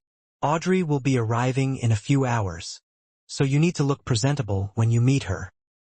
"Okay," Melody replied. "I'll help clean you up." The beautiful young lady reluctantly propped herself up. William's manhood slid out from inside her, but it was still hard and glistening due to being inside Melody for a long time. Due to her desire to make her beloved feel good, Melody had asked William to teach her many things, and among them was cleaning him up every time they finished making love to each other. Melody's soft and sensuous lips pressed over the tip of the half-elf's member, giving it a kiss before gently wrapping it up with her tongue in order to clean the leftover traces of their lovemaking. She zealously moved her head up and down to clean, lick, and suck up any remaining essence that was still left on William's manhood, which had made her a woman. His woman. 5 minutes later, she released it from her mouth, creating a popping sound, which she found amusing. "They're all cleaned up," Melody said with pride. "Thank you," William replied as he too propped himself up from the bed and gave Melody's hand a light squeeze. "Let's take a bath together." Melody nodded with a smile. However, the two stayed in the bath an hour longer because the virtuous Lady of Faith once again entangled the half-elf, who was more than happy to satisfy the young lady who had boldly faced the corruption that he brought her. "Shauna, wake up. Just 5 more minutes. Audrey will be arriving in an hour. You should wake up now so you can shower and have some breakfast before we meet her." The blue-haired beauty opened her eyes and sleepily glanced at her sister, who had lost her innocence to William. "Well, you look very happy and satisfied for some reason," Shauna said in a teasing tone. "Did your blood-drinking session with William make you feel that good?" Melody's face immediately turned beet red after hearing her friend's words. What she didn't know was that Shauna had stayed outside of their room to ensure that the two of them wouldn't be disturbed by anyone, as they made love to each other. The virtuous Lady of Prudence had only gone to sleep in her room when the two had finished making love for the first time. She knew that William had already made her sister his woman, so there was no need for her to do anything but sleep. "Well, did it feel good?" Shauna asked once again. This time, she used a mischievous tone, which made Melody's face turn a shade redder. "Yes." "Are you fine with this?" Melody looked at Shauna with a serious expression on her face. It was at that moment when she understood what her sister was talking about, so she decided to be honest and nodded her head in affirmation. Okay, I understand, Shauna said before she yawned. I'll get up. Since you probably now have over 1,000,000 merit points, you will treat me to several items of clothing and desserts. Make sure to treat Audrey and those inquisitors as well. We'll give them a tour of K-City later. Melody's mouth opened and closed like a goldfish out of water. William hadn't given her over 1,000,000 merit points after the two of them made love over and over again. Simply put, she didn't ask William to embrace her for merit points, but for the sake of the feelings he held for him. I'll meet you in the dining hall. Melody immediately left the room with an embarrassed look on her face. Although she didn't want to do this, she had no choice but to ask William if she could get some merit points, so that she could satisfy Shauna's proposal of buying some clothes for her, in addition to treating Audrey and the Inquisitors to a good meal in K-City. Shauna giggled after her sister closed the door behind her in a hurry. She knew full well that Melody wasn't that interested in acquiring merit points, and only decided to go through with it because of her insistence. I'm glad that he didn't betray my expectations, Shauna said softly. I really thought that he would corrupt her completely. Shauna had felt it when Melody was slowly being corrupted. A part of her had wanted to barge inside the room and save her friend, while the other half wanted to believe that William wouldn't really hurt her sister. In short, the blue-haired beauty had taken a gamble, for the sake of bringing closure to Melody's feelings for William. Fortunately, the half-elf recognized her determination, and saved her from falling into darkness, and turning her virtue into a sin. With this, both of us can return to the Palace of Light. Shauna raised her hand and stretched like a cat. When I return, I'd better interrogate Lyra and Ephemera. I bet those two have already jumped to William's ship as well. Unlike Melody, Shauna treated her sessions with the black-haired teenager as purely a business transaction. Perhaps, to some degree, William had felt this as well, so he treated her with respect, and didn't go past her bottom line. She could tell with utmost certainty that what she held for the black-haired teenager was only pure curiosity, including the skinship that she had shared with him. Being cooped up in the Palace of Light for so long, Shauna also wished for freedom. This was why she felt a sense of liberation when she was in the Thousand Beast domain, because it felt new and fresh to her. Still, I admit that it felt really good, Shauna thought as she remembered her session with William, where the half-elf had taken the liberty of indulging himself on her breast. Well, since Melody will be paying for dozens of clothes later, I will let his actions slide this time. Shauna had already changed her opinion about William. After getting to know him better, she now fully understood that the half-elf really didn't want to harm them. In her eyes, the scary dark prince was no longer as scary as she originally thought he would be. The only problem now is the Pope. Shauna frowned after thinking about the old lady that led the forces of the Holy Order of Light. She once mentioned in passing that she already had the perfect means to deal with William.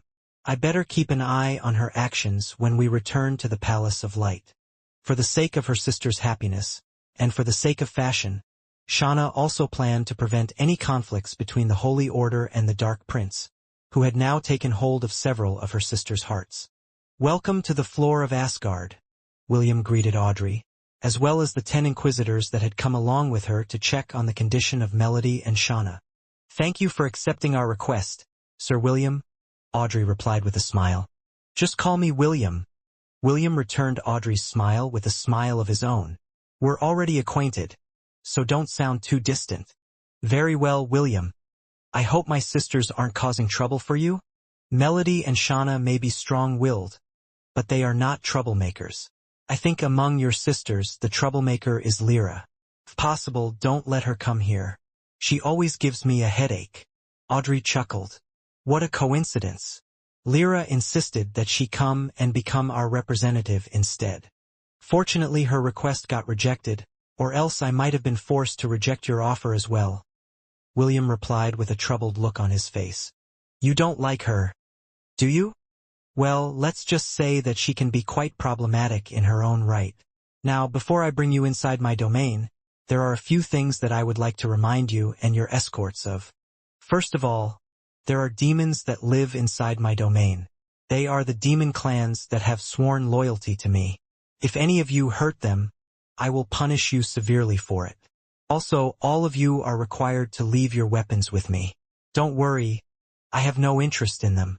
I only want to prevent any unnecessary conflicts from arising.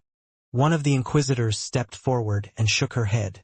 We came here to ensure that none of the virtues get hurt, the inquisitor stated. We can't leave our weapons behind. William nodded his head in understanding. No problem. You can stay here then. I don't intend to bring rule breakers inside my domain. The other inquisitors, who were about to support their comrade, held back the words they were about to say and kept their silence. If they were not allowed to enter William's domain, then they wouldn't be able to complete the mission that the Pope had assigned to them. Sorry, I was being rude. I will abide by your rules and surrender my weapon to you, the inquisitor said as she bit down her pride and immediately backed down. Good, William commented. In behalf of our temporary alliance, I will be merciful and allow you to enter my domain. Who knows? You might even be able to bring home a souvenir when it is time for you to go back to the Palace of Light. The inquisitor nodded her head and passed the sword in her possession to Chloe, who was standing beside William. The other inquisitors did the same to ensure that they would no longer offend the half-elf, whom the Pope had once ordered to be either killed or captured by the Templars who accompanied Audrey, Lyra, and Ephemera. The half-elf knew that the inquisitors still had hidden weapons in their possessions, but he turned a blind eye to it. A portal opened in front of Audrey, and the half-elf made a gesture for her to come inside. The inquisitors were about to propose that they check it out first, but Audrey raised her hand to stop them in their tracks. We were the ones that proposed to enter his domain, Audrey stated. Since that was the case, it would be counterproductive if we always doubt William's move. I trust him, and anyone who doesn't trust me can stay here. I can go alone if I have to. Audrey gave William a brief nod before entering the portal with steady steps. The inquisitors no longer argued and hurriedly followed her inside the portal to ensure that she would be safe from harm. When the last inquisitor entered the portal, Chloe chuckled as she rested her hand on William's shoulders. They came with bad intentions, Chloe stated. Are you sure about this? William nodded. I am also very curious about what the Pope has in mind. Let's observe them first, and if they do anything fishy, then it will not be too late to act in a decisive manner. Well, you're the boss, Chloe replied. I'm going ahead first. I'll keep an eye on them for you. Thank you. Don't accept any guests tonight in your room. Charmaine, Holith, Aina, and I also need some attention. Let the virtues have some time alone together. William chuckled before giving Chloe's backside a light pinch. You've become naughty as of late. Very well. I'll keep my schedule and bed open for the four of you. Chloe smiled and gave William a quick kiss on his right cheek before entering the portal to look after the envoy from the Palace of Light. Optimus, did you manage to place a tracker on all of them? Yes. I am now monitoring their every move. Don't worry, they will not be able to escape my sight. William nodded before teleporting inside the Thousand Beast domain. He had already made arrangements, and all he needed to do was to observe his guests from afar. Where are we? One of the inquisitors asked as they found themselves surrounded by demonic children who were happily riding the attractions of the theme park. This is called K-City Theme Park, a blue-haired beauty said with a sweet smile on her face. Good to see you, Audrey. Did you miss us? Shauna walked side by side with Melody, who also had a bright smile on her face. Lady Melody, Lady Shauna, are both of you all right? One of the inquisitors hurriedly went to the two virtuous ladies whom they had come to meet. Did the Dark Prince do anything bad to the two of you? Have you been harmed anywhere? Melody glanced at the inquisitor with an understanding look on her face. Don't worry, the two of us are fine. William has been a good host and inured that the two of us have been very comfortable throughout our stay. Shauna had reverted to wearing her plain robe because she knew that if she showed off the dresses that she had acquired inside William's domain, the Pope would immediately order her to burn all of them. The virtuous Lady of Prudence knew that the Pope had no sense of fashion, so she didn't want to give her any reason to destroy her prized collection. I know that all of you have a lot of questions, but we can talk about it somewhere else, Melody said. Come with us. I know a good cafe that you will definitely like. Audrey. Melody didn't even give Audrey a chance to decline her offer and simply took her hand and pulled her along as she headed to one of the cafes that she and Shauna always visited. Shauna chuckled as she walked behind her sisters, leaving the Inquisitors behind, who were exchanging glances with each other. I will inspect this place first to ensure that no harm comes to our esteemed ladies, one of the Inquisitors declared before immediately heading in the opposite direction of where the three virtues were going. The other Inquisitors followed behind Shauna, leaving one of their comrades to roam free inside the theme park. Chloe, who had been given partial authority over the Thousand Beast domain, followed the Inquisitor that had gone off on her own. William was also monitoring the suspicious individual, alongside Optimus. How obvious! A bunch of amateurs. The black-haired teenager, and his system, found the act of the Inquisitors so silly. Clearly, they weren't trained for such a task, and it was plain to see that they were up to no good. When the Inquisitors found a place without too many people, she subtly pressed an emblem over one of the stalls that was currently unmanned. After doing her job, she immediately left the scene and headed straight to the cafe where her comrades were located. She placed a tracking artifact that is able to transmit images and sounds. Also, it has some kind of beacon that sends an unknown signal. If my calculations are correct, this is some kind of signal that will pinpoint the location of your domain. Ho! It seems that the Pope is getting a little impatient. Your orders? Don't do anything and simply monitor it for now. We will make our move once they've left the Thousand Beast domain. Understood. William smiled because he didn't find the Pope's actions to be out of place. In fact, he thought that she was brilliant for thinking of such a thing. Unfortunately for her, William had the system, so no matter how hard she tried, her plans were doomed to fail from the very start. What the Pope didn't know was that William had a more effective way of tracking people and things. Right now, all the members of the Holy Order's entourage, including Audrey, had trackers placed on their bodies that monitored more than just what was around them. It also monitored things inside them like their heartbeat, brainwaves, body temperature, as well as other miscellaneous things that only Optimus knew about. In short, the Pope had already lost the information warfare before she even decided to place tracking artifacts inside William's domain.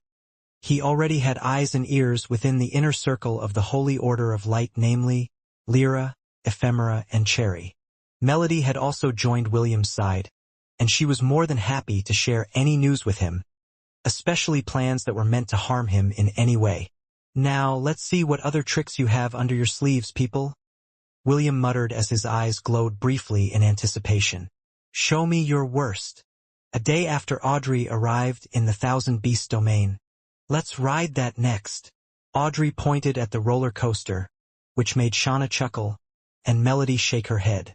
I'll go with you, Shauna said. Relax. I can pay for every attraction you want to ride today. You and Melody have so many merit points, Audrey commented. How can I get them? I want some too. Melody, who heard Audrey's comment, held her hand and looked at her with a serious expression on her face. You are a guest, it is only natural that we pay for everything, Melody said before looking at Shauna for support. Isn't that right, Shauna? Shauna nodded with a smile because she could tell that Melody didn't want Audrey anywhere near William. Although Melody already knew that the handsome half-elf wasn't particularly interested in Audrey, she would not allow her untainted sister to be bitten even once by him.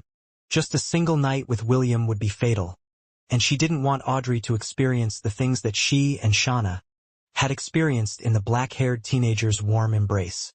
Shauna took Melody to the roller coaster, while being followed by the 10 Inquisitors. Although their escorts didn't want to admit it, they had also enjoyed the various attractions that K-City Theme Park had to offer. Even Audrey got addicted to Dance Dance Evolution. Unfortunately, she still hadn't won against Shauna and Melody, who had already become proficient with it after practicing for several days. The virtuous Lady of Faith watched as her two sisters went on the roller coaster ride with a smile. Deep inside, she wanted to bring her other sisters to the Thousand Beast domain as well, especially Cherry, who would definitely enjoy the attractions that would definitely strike her fancy. You really don't want to try riding the roller coaster? A devilish voice whispered in her ears. A moment later, two arms wrapped themselves around her body and pulled her against a lean and strong body that she had embraced and kissed 2 days ago. Not in broad daylight, Melody said as she turned her head to look at the black-haired teenager who was looking at her with a mischievous smile. What will you do if they see us together? They won't, William said before pulling Melody to a stall to block the roller coaster's view. See? They won't see you from here. Ha, you're so pushy. I can be pushy when I feel like it. William kissed Melody's forehead, making the latter raise her head to look up at him. Kiss me, Melody said. Hurry before they return. Look who's being pushy now, William replied, but before Melody could retort to his words, he lowered his head and pressed his lips over her soft lips that he had already claimed as his own. Mom, what are they doing? A demon girl, who was walking hand in hand with her mother, asked when she saw William and Melody kissing by the stall. You will understand when you are older, the mother replied as she led her daughter to go to the grand carousel. You said you like to ride horses, right? How about we go there? The demon girl completely forgot the two kissing people beside them as she anxiously pulled her mother's hand in order to drag her to the grand carousel before her mother could change her mind. When William and Melody's kiss ended, the beautiful lady lightly thumped William's chest with her closed fist and looked at him with disapproval. You're being a bad role model to the kids, Melody stated. You shouldn't just kiss me, or any of your women, out in public. I'll think about it, William replied before lightly caressing Melody's lips with his thumb. One more kiss. Just this once. Okay? Melody said as she placed her hands over William's shoulder. I'm still angry at you because you didn't allow me into your room last night. You better make up to me tonight. Okay. As long as you understand. The two once again kissed, and this time, William decided to use his magic to create a mirror made of water to reflect the surroundings around them and hide them from view. As much as he wanted to continue teasing Melody, he knew that the latter really didn't want others to see her kissing William in public. Since that is the case, he decided to respect her wishes in order to keep their relationship healthy.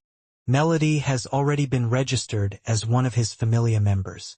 This meant that William had truly recognized her as one of his women, and decided to treasure her as much as she treasured him.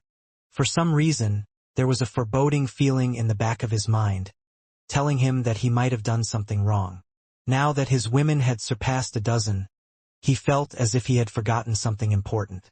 However, he tossed these thoughts aside as he enjoyed Melody's lips, whose arms had wrapped around his neck, savoring his kiss that filled her heart with love.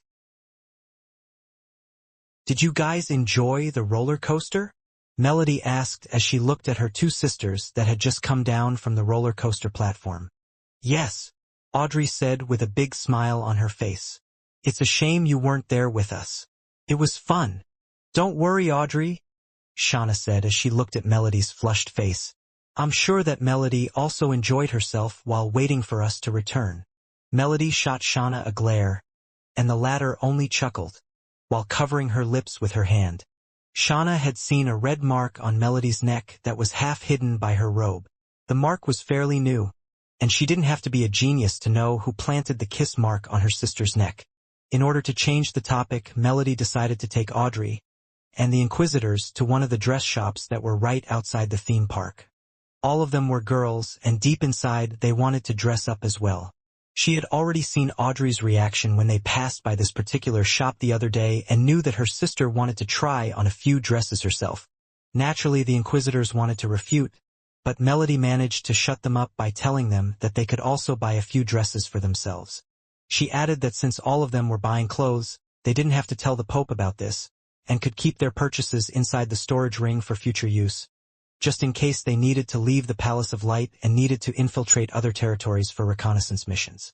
Shauna found this excuse flimsy at best.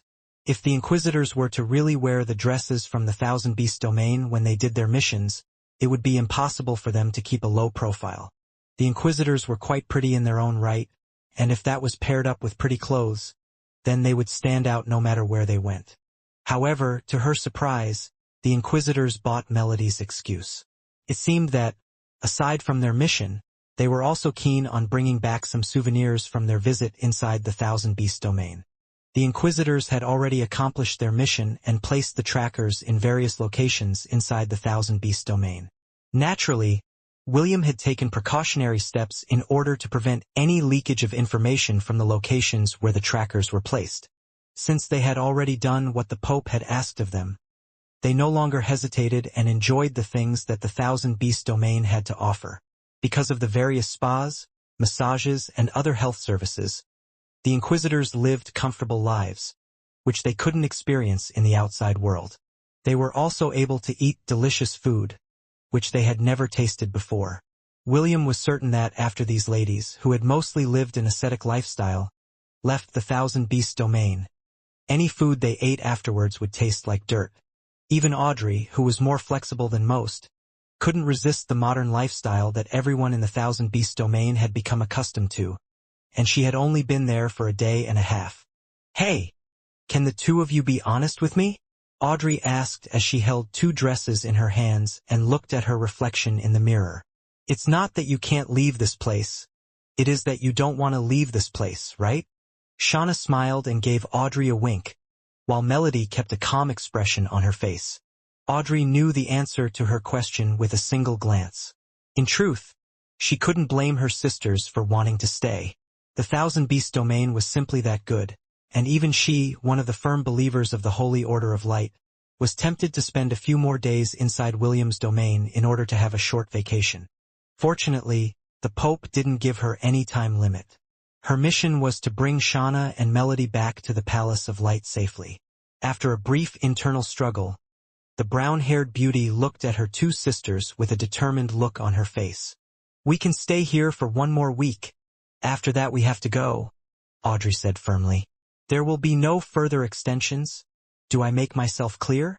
"Okay." "Understood." Shauna and Melody exchanged a glance at each other. Since they could only stay for one more week inside the Thousand Beasts domain, they decided to enjoy their last days as much as they could before they returned to their normal lives, as the heavenly virtues that resided inside the Palace of Light. William had an awkward look on his face as Melody and Shauna took turns servicing his little brother with their soft lips, showering it with kisses.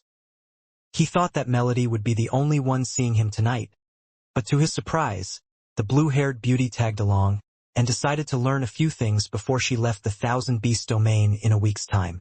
When William told her that she didn't have to do this, and that Melody was enough, Shauna simply told him that she was only curious about a guy's body and had no intention of giving her chastity to him. The half-elf looked to Melody for help, but the latter could only give him a bitter smile, which told him that she had already given up in trying to convince Shauna not to come with her. In order to prevent anyone from spying on them, the half-elf decisively took the two girls to the seaside villa inside the dungeon of Atlantis. Audrey and the Inquisitors could stumble upon them anytime while they were doing the act, and this was something that William, Melody, and Shauna wanted to avoid at all cost.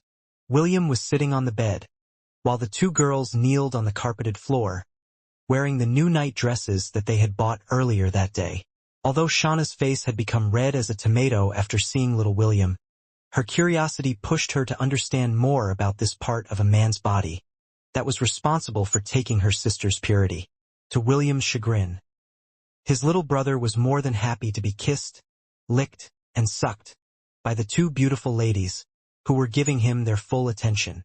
How did this thing manage to fit inside Melody? Shauna thought as he took it inside her mouth to test on how far it could go. "It's simply too big." "Shauna, don't use your teeth," William said softly as he rested his left hand on Shauna's head. "Don't be in a rush. Time moves slower here, and I'm not going anywhere until I sate your curiosity."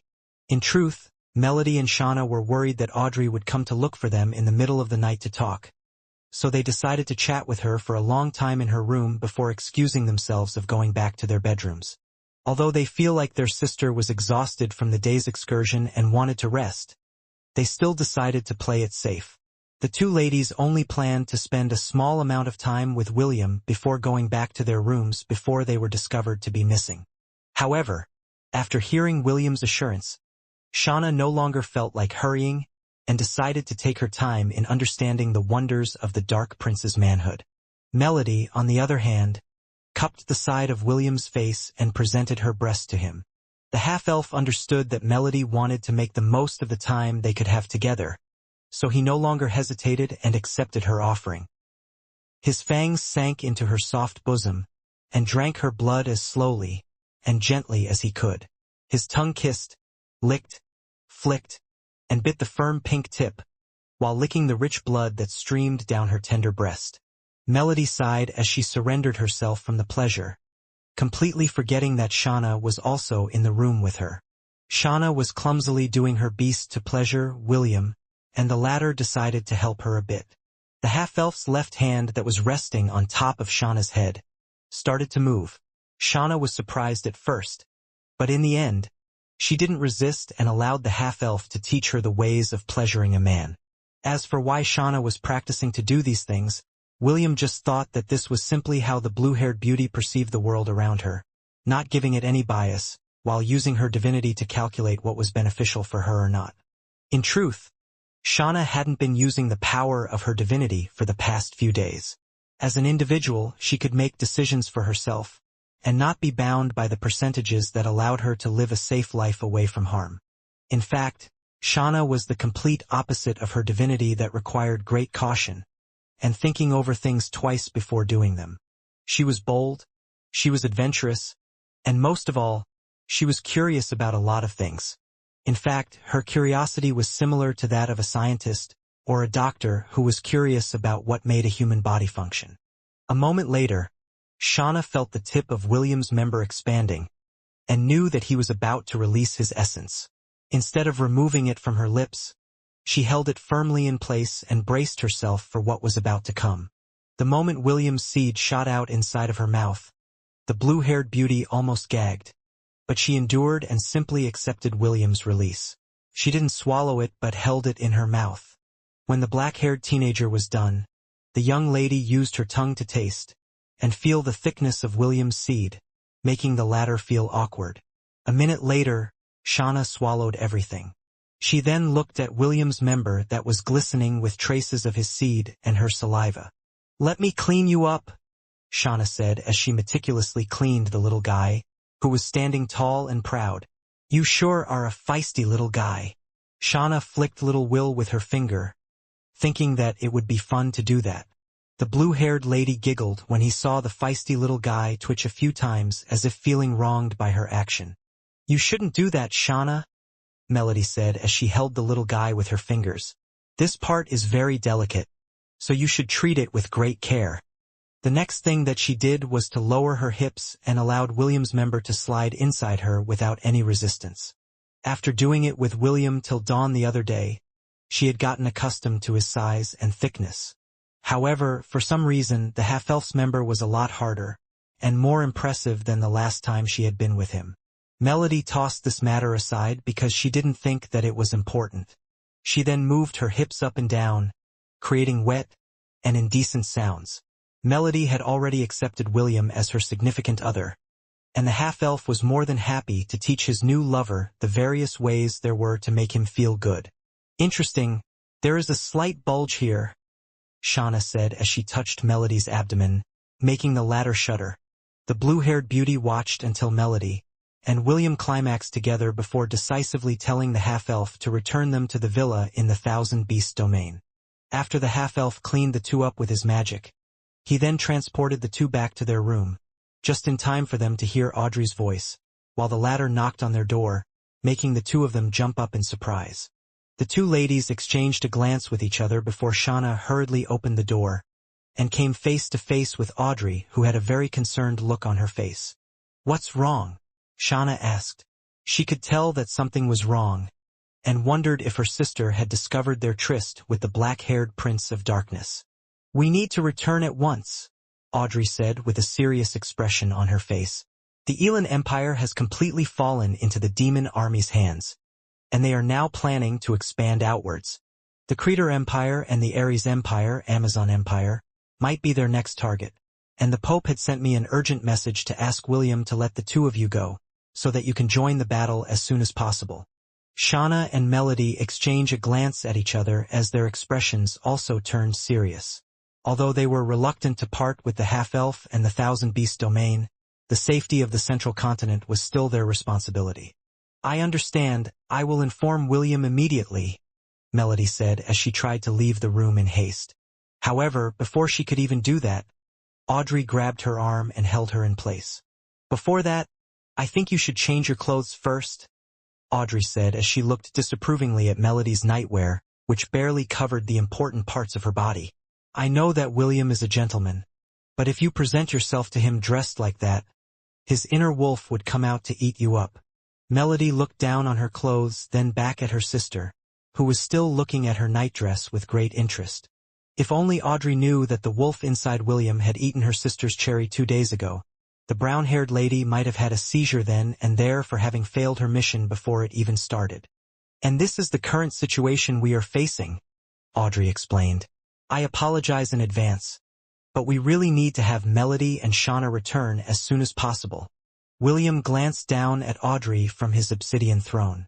It was a position of power which reminded the virtuous lady that the one calling the shots here was the Prince of Darkness, and not her. Also, the half-elf had been able to verify Audrey's claims due to his connection with Lyra, Ephemera, and Cherry. Not only that, Chloe had personally asked Celeste through their connection, and the beautiful elf confirmed that the demon army had indeed taken over the Elan Empire in a blitzkrieg attack. I understand your concern, William replied as he gave a sidelong glance at a reluctant-looking Melody that was standing behind Audrey.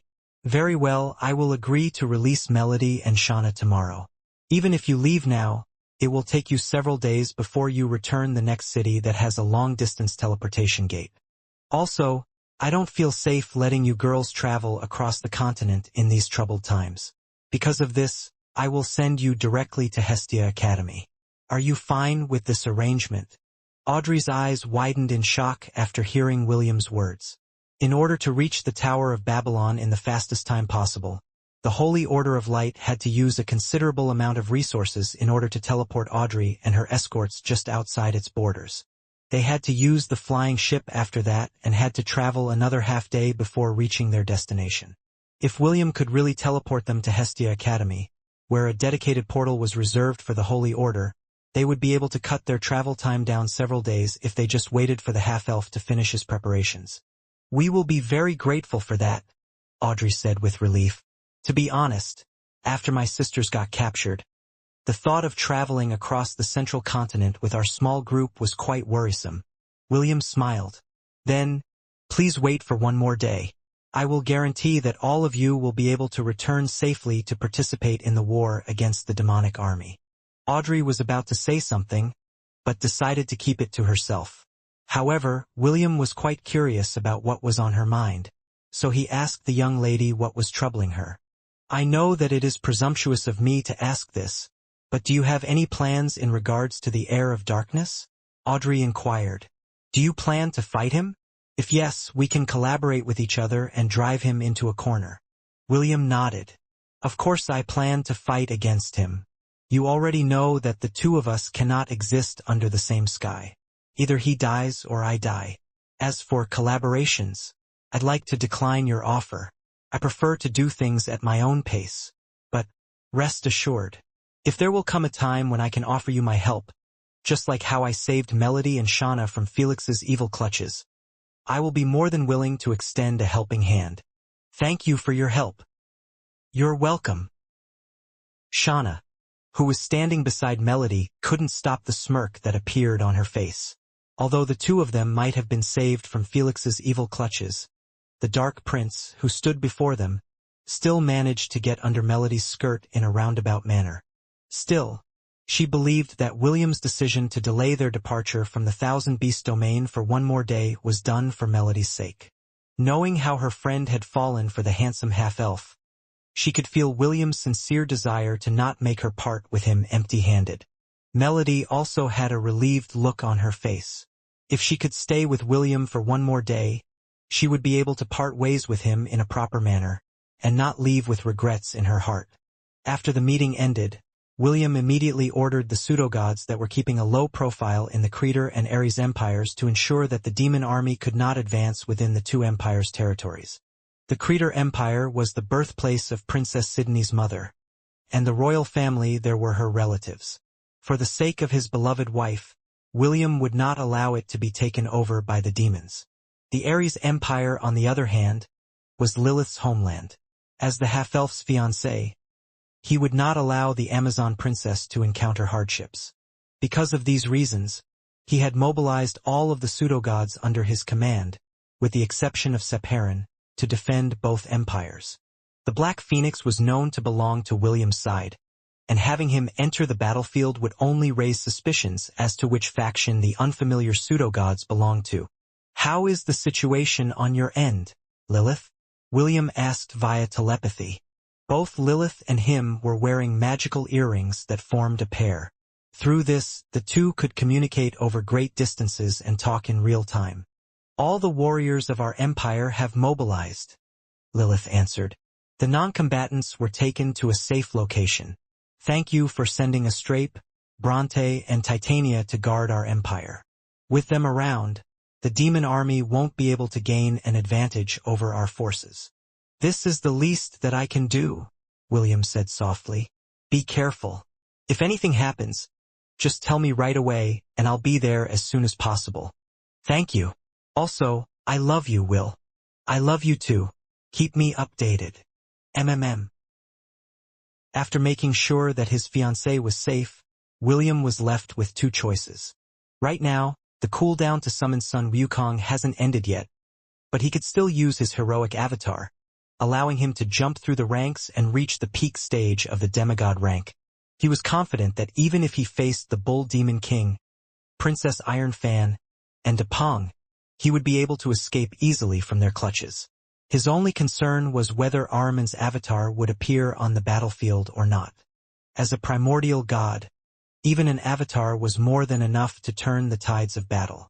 This was also the main concern of the Holy Order of Light, so they had given the celestial raiment to Melody, allowing her patron goddess to descend to the world of Hestia and wield her full powers. Naturally, the celestial raiment had a restriction and couldn't be used in a casual way. This was the Holy Order of Light's trump card, which would allow them to fight Ahriman on even footing if he so chose to appear on the battlefield. Unfortunately, William didn't have this convenient artifact in his possession. Although he could have taken it from Melody, he chose to let her keep it in order to keep herself, Shauna, as well as Lyra and Ephemera safe. After pondering for an hour, William heard a knock on the door of his room. Without waiting for his reply, Melody came in with a longing look on her face. No words were shared between the two of them, because there was no need to say anything. This was the last time that they would be together before the virtuous Lady of Faith would head to the battlefield to fight for the peace of the Central Continent. Right now, what she needed was William's warmth and love, to allow her to endure the days they could not be together. The Dark Prince didn't reject her initiative, because this was also why he decided to delay her departure by a day. He wanted Melody to understand that she was now his woman, and he would care for her even if she didn't ask for it. As he embraced the beautiful lady in his arms, the half-elf finally made up his mind to use everything he had at his disposal, and join the war to protect the people that were important to him. While William was making love to his new lover, he had sent a mental note to Chloe and ordered her to mobilize his army in the Silver Moon continent. After several weeks of preparation, the Drows, who had all submitted to William, were now ready to join the war and fight their nemesis in the Central Continent. The Guardians of the Silver Moon continent had also agreed to participate in the battle. With the addition of 2 more pseudo-gods and several demigods, the army that William commanded was enough to conquer any empire or kingdom in the world. He had been waiting for this moment and, this time, he would not be as helpless as he once was. He would show the primordial god of darkness and chaos that he was no longer the half-elf that he could easily crush underneath his feet. "This is goodbye, William," Audrey said. "Thank you for your hospitality and generosity. After this war is over, I hope that I can come and visit the Thousand Beast domain again. You're welcome any time, William replied. I look forward to hosting you, as well as your sisters, sometime in the future. The half-elf then glanced at Melody and Shauna and gave both of them a reminder. Be careful, and don't let Felix's henchmen catch either of you again, William said with a serious expression on his face. I will not always be around to save the members of the heavenly virtues. Melody and Shauna nodded. The only evil prince that they wanted to capture them was William. At least, compared to the heir of darkness, the dark prince was kinder, despite his cold touch, that would only turn warm once he had drank some of their blood.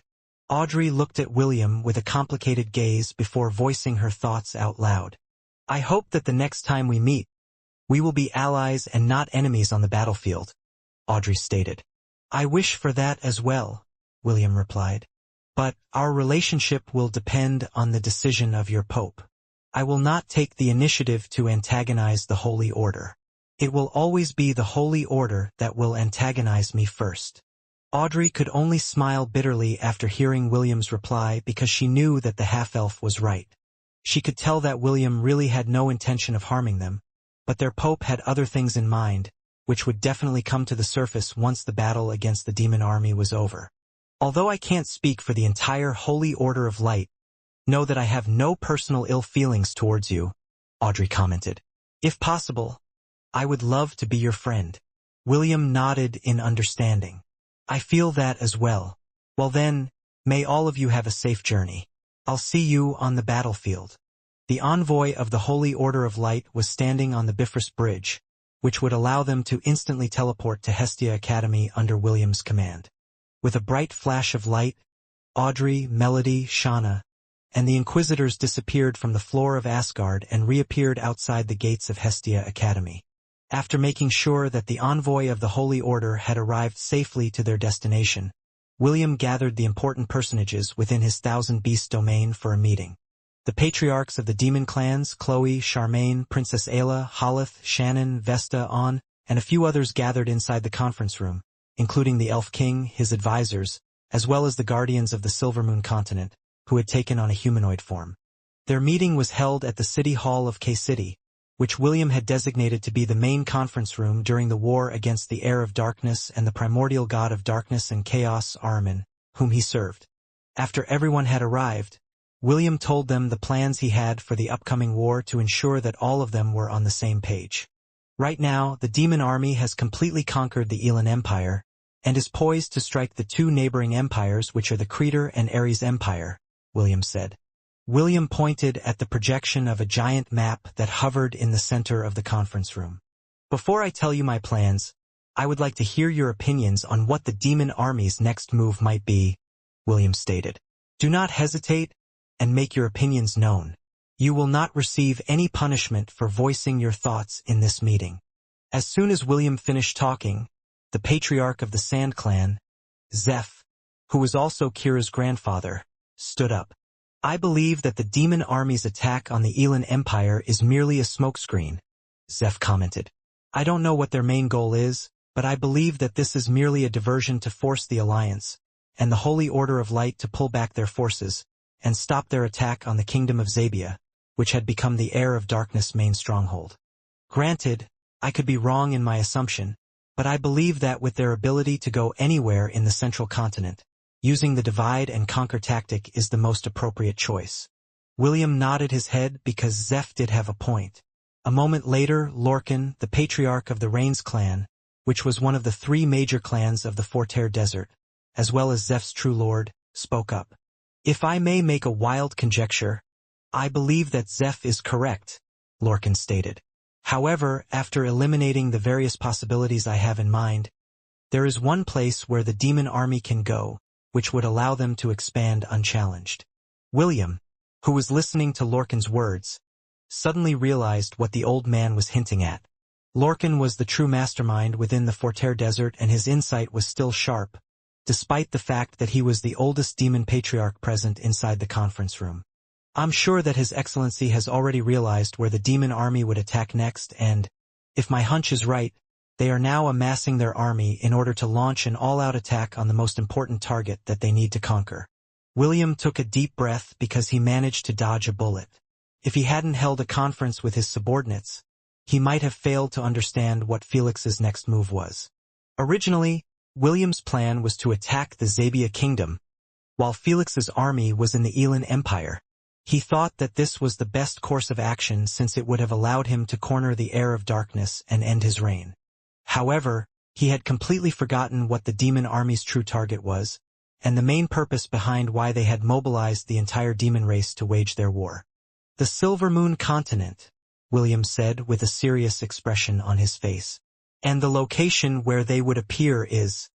The Elf King's and his advisors' faces became pale after they remembered where the Demon Lord had appeared when he tried to do a blitzkrieg attack on the Silver Moon continent. The Sacred Grove, the Elf King shouted after standing up from his seat. He plans to take down the World Tree. As if waiting for that moment, a notification appeared on William's status page telling him that a distortion in space had appeared and started to open up a mile away from the location of the Sacred Grove.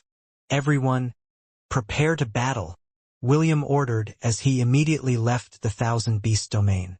A moment later, he instantly reappeared in the Sacred Grove, which startled Arwen, who was reading a book on one of the roots of the World Tree. Welcome back. Arwen greeted her son with a smile. Why did you come back, Earl? Mother, now is not the time to talk, William replied as he gazed into the distance where the sky had started to change color. Go to the Spring of Life and hide there. Sister Skyla, please make sure that Mother is safe. The white crane who was perched on one of the branches of the World Tree spread its wings to acknowledge William's request. Arwen wasn't stupid and instantly realized what was going to happen after seeing the distortion that had now become visible to the naked eye.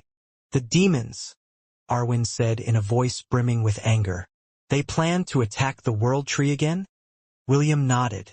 Don't worry. As long as I am here, the World Tree is safe.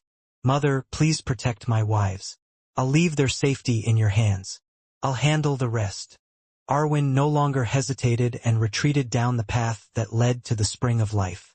With his mother leaving the scene, William raised his hand and opened 3 portals behind him. A moment later, Astrape, Bronte, Titania, the nymphs, and Triton appeared by his side. They were his main line of defense against the pseudo-gods under Felix's command.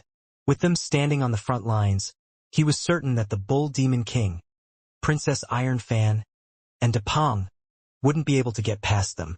The Guardians, who were the protectors of the Silver Moon continent, appeared out of the 3rd portal, and all of them looked at the distortion in the sky with solemn looks on their faces.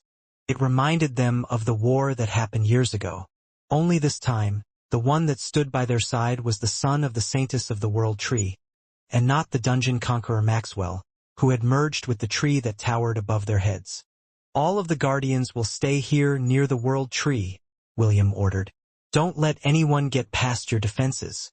William, as well as his subordinates, rose up into the sky and waited for the distortion to complete its transformation.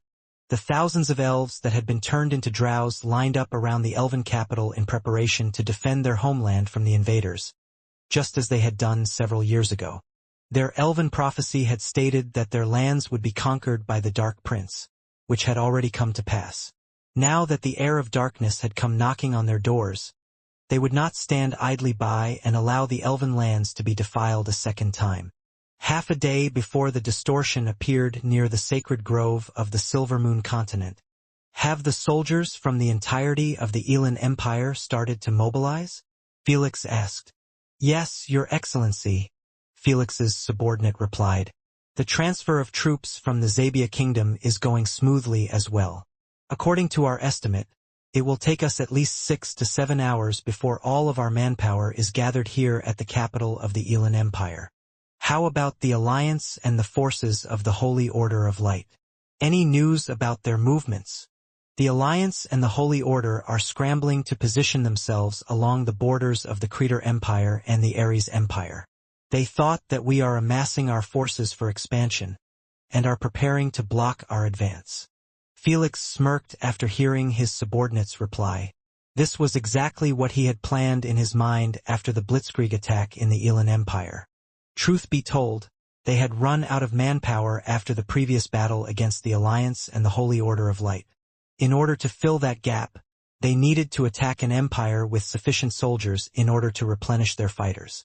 The Elan Empire was the perfect place to visit, so Felix had decided to attack there and absorb their forces.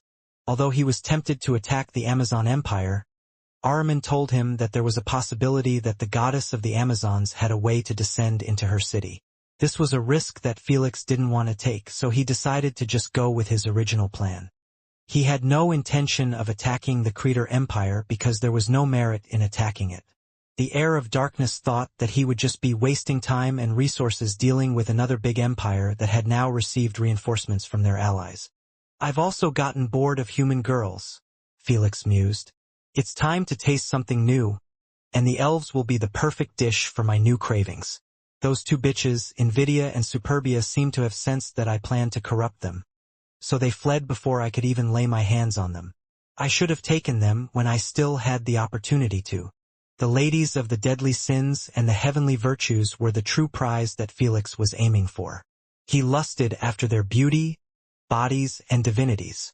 He was confident that if he managed to absorb their powers, he would truly become the one true overlord of the world. I wonder what that half-elf will think once I've had my way with his mother and recorded it on recording crystals. Felix laughed internally. If I do that, he will certainly come out of hiding. The moment he does, I will immediately capture him and make him wish that he was never born. I will make sure to let his cousin, that bitch Eve, witness his suffering as well. In truth, Felix was quite irritated because the red-haired girl had almost the same status as him, perhaps even higher than his in Ahriman's eyes. The green-haired demon knew that once he lost the support of the primordial god of demons, he would lose everything that he had built up over the years. Still, it has been a long time since I've heard any news of that half-elf, Felix thought as he rubbed his chin. Could it really be that he has gone into hiding since his wives were killed? Such a troublesome cockroach. Why won't he just let himself be captured peacefully, so we can end the struggle between us? Just as Felix was pondering on what kind of torture he would give to William once he had been captured, the Bull Demon King and Princess Ironfan entered the throne room. Will we use the Shadow Slaves when we attack the Elven Kingdom? The Bull Demon King inquired. Since he was the main commander of the demon army, he wanted to know which units were going to be put under his command. Yes, Felix answered. Although I am not too worried about the Guardians of the Silvermoon continent, they are an annoying bunch. It is best to capture the World Tree as soon as possible, and use it as a hostage to force the elves to submit to my will. I think it will be overkill, but I have no complaints with this plan, Princess Ironfan commented. Still, this plan of yours is quite insidious, making the Alliance think that we are aiming for the two adjacent empires, when our true goal is in another continent. Truly, an unexpected move.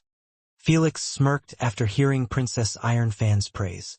If not for the fact that she was the Bull Demon King's wife, he might have considered screwing her as well. We will leave as soon as we can, Felix ordered. Make the final preparations and ensure that, when we start our invasion, the elves will not be able to do anything about it. The Bull Demon King nodded. Understood. A few hours later, Felix stood in front of a massive army that numbered in the millions. Seeing this sight, the heir of darkness couldn't stop the triumphant smile that appeared on his face. What my father failed to achieve, I will achieve, Felix thought. Too bad. That half-elf won't be there when I conquer his mother's homeland. Felix really wished that William was in the Silvermoon continent because, if he was, they would be able to relive the battle that their fathers had in the past, and this time it would be Felix who would be the one to claim victory over the hateful Ainsworth family that had prevented them from conquering the Silvermoon continent many years ago. Everyone prepare. I will open the gate, Felix declared. Soldiers line up, the Bull Demon King ordered. The moment the gate opens, follow my lead and begin our conquest. The cheers of the demon army and the corrupted human soldiers rang out inside the capital of the Elan Empire. Eve, who was watching this from afar, lowered her head and closed her eyes. Even if she tried to stop the demons from attacking the Silvermoon continent, no one would listen to her words because this was the will of Ahriman himself. The gems on the crimson crown on Felix's head glowed brightly as it shot a beam of light towards the location where his soldiers were waiting. A moment later, a red portal slowly formed. It grew bigger in size with each passing minute, as the connection between the Central Continent and Silvermoon Continent was being established. 10 minutes later, the giant red portal had fully formed, radiating an eerie crimson light from its depths. Felix nodded in the direction of the Bull Demon King, informing the latter that the connection was now stable and they could begin their conquest anytime. "Everyone rally to me," the Bull Demon King ordered. "Charge! Charge!" The Bull Demon King, Princess Iron Fan, and Felix, who was riding on top of Depong, rushed towards the red portal.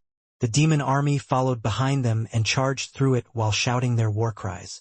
As soon as Felix and his army came out on the other side of the portal, a teasing voice reached their ears. "Sorry, not sorry." It was at that moment when the heir of darkness and his minions found themselves staring at a concentrated magical bombardment, accompanied by countless arrows that were about to land directly on their faces. Loud explosions reverberated in the surroundings as the magical bombardment descended upon the demon army that had just emerged from the red portal. Blood flowed like a river, as cry of pain, shock, and anger spread across the battlefield, which was still under heavy bombardment from the pseudo-gods that belonged to William's faction, as well as the drows who were hellbent on unleashing their magical arrows to the demons who once again dared to conquer their lands. Quick shot war art fourth form. William held Stormcaller in his hands as tendrils of lightning appeared on the tip of his spear. Grand Bazooka! A lightning-infused attack bombarded the center of the red portal, creating a loud explosion that decimated the corrupted humans, as well as the demons, who were still waiting for their turn to enter the portal in the Elan Empire. A loud shriek came from the red portal as Depong, the golden eagle, flew up in the air with serious injuries on its body. Mounted on his back, Felix, who suffered minor injuries, glared at the half-elf who was holding Stormcaller in his hands. "You! What are you doing here?" Felix roared. "I came here to pick up the trash," William replied. "My goodness, I didn't know that there was a cockroach riding on top of it as well. Girls, slug him." Astrape, Bronte, and the nymphs focused their attacks on the golden eagle, dyeing its golden body with blood, and making it cry out in pain. No matter how much it tried to evade their attacks, as long as the nymphs worked together, their attacks would always land on its body. The Bull Demon King and Princess Iron Fan weren't faring well either. Titania and Triton were making sure that the two pseudo-gods were unable to help Felix due to their relentless attacks that pushed the two of them back repeatedly. "Bitch! Get out of my way!" Princess Iron Fan screamed as he unleashed crimson wind blades at the fairy queen who was sneering at her. "Such crass words," Titania replied as he summoned giant vines to block the crimson wind blades that were aimed in her direction. "No wonder you are this ugly. When was the last time you looked at the mirror, you mongrel? How dare you?" "Bring it on, plebeian." As the two ladies fought one-on-one, Triton faced the Bull Demon King and kept him at bay. William, who was observing the battle from a distance, didn't move from his place, and only continued to fire his long-range attacks at the red portal, decimating the demons who were still pouring out from it. He wasn't in a hurry to attack Felix because he knew that when the green-haired demon's life was really in danger, Ahriman would make his move. This was why he decided to focus on killing the small fries first, while Astrape, Bronte, and the nymphs give Depong a one-sided beating that made it look like a bloody chicken, instead of a golden eagle.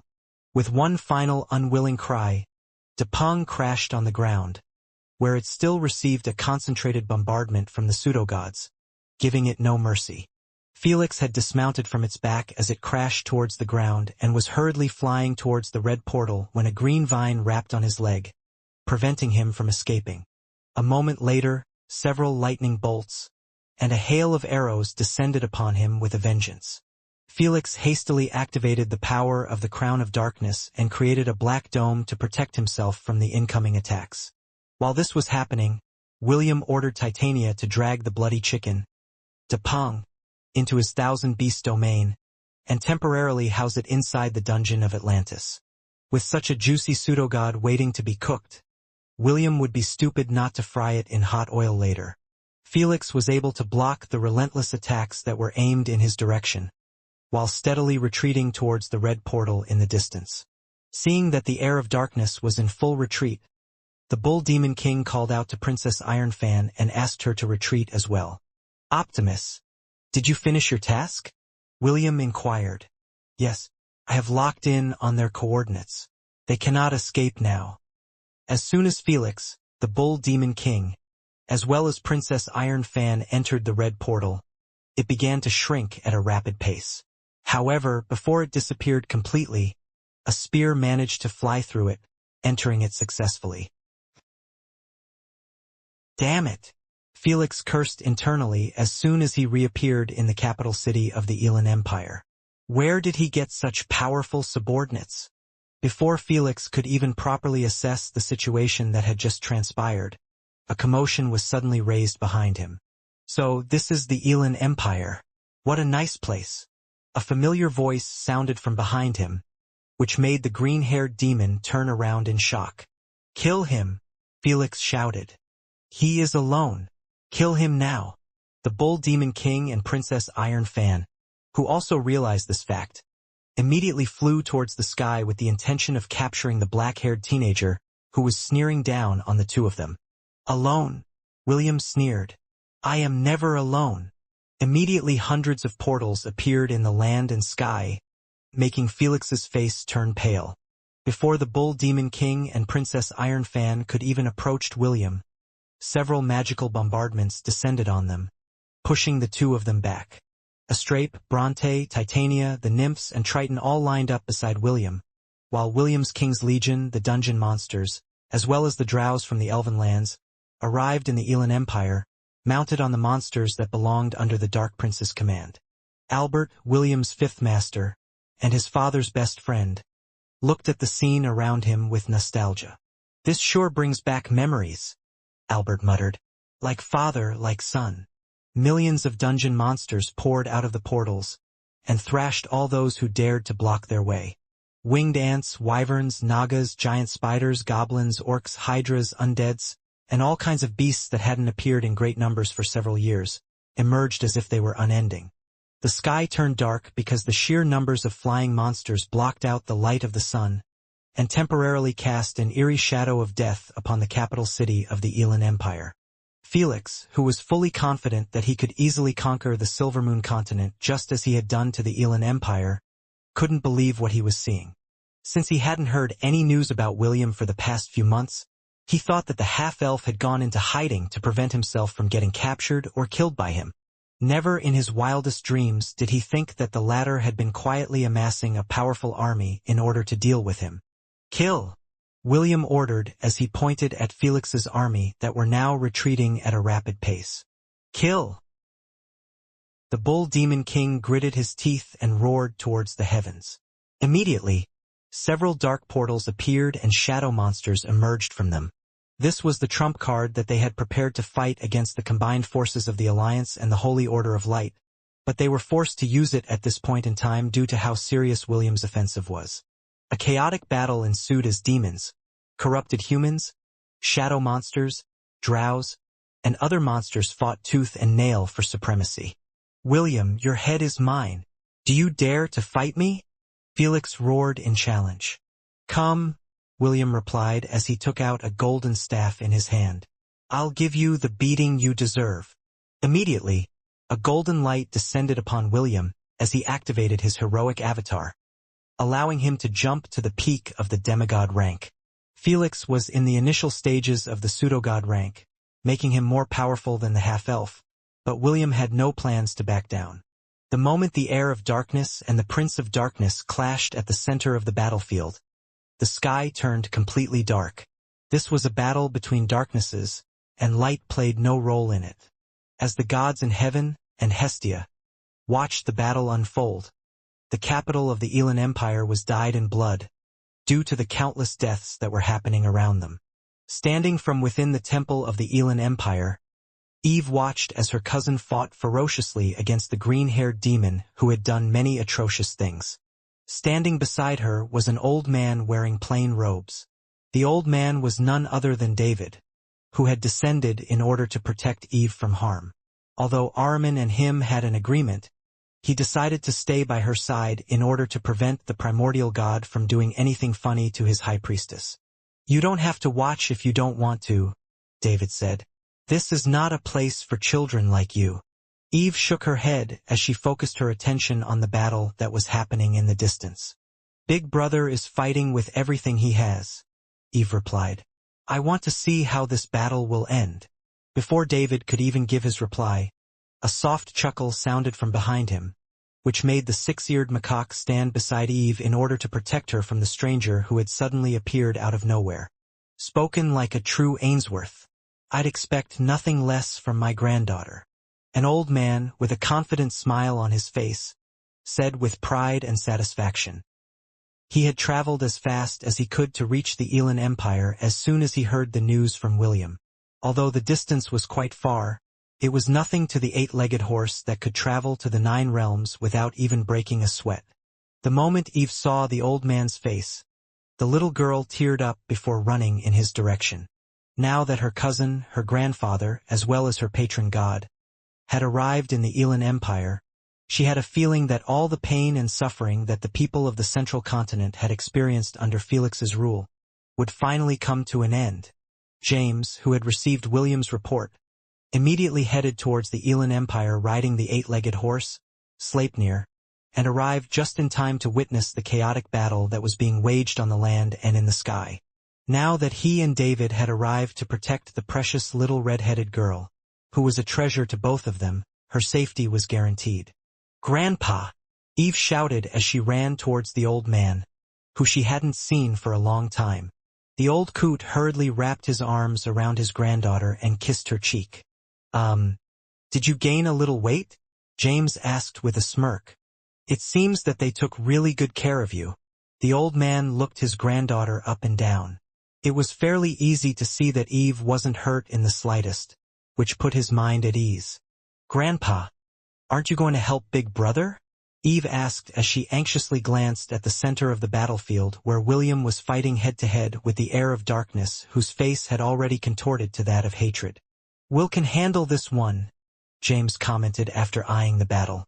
"Also, if I interfere, he might get angry with me.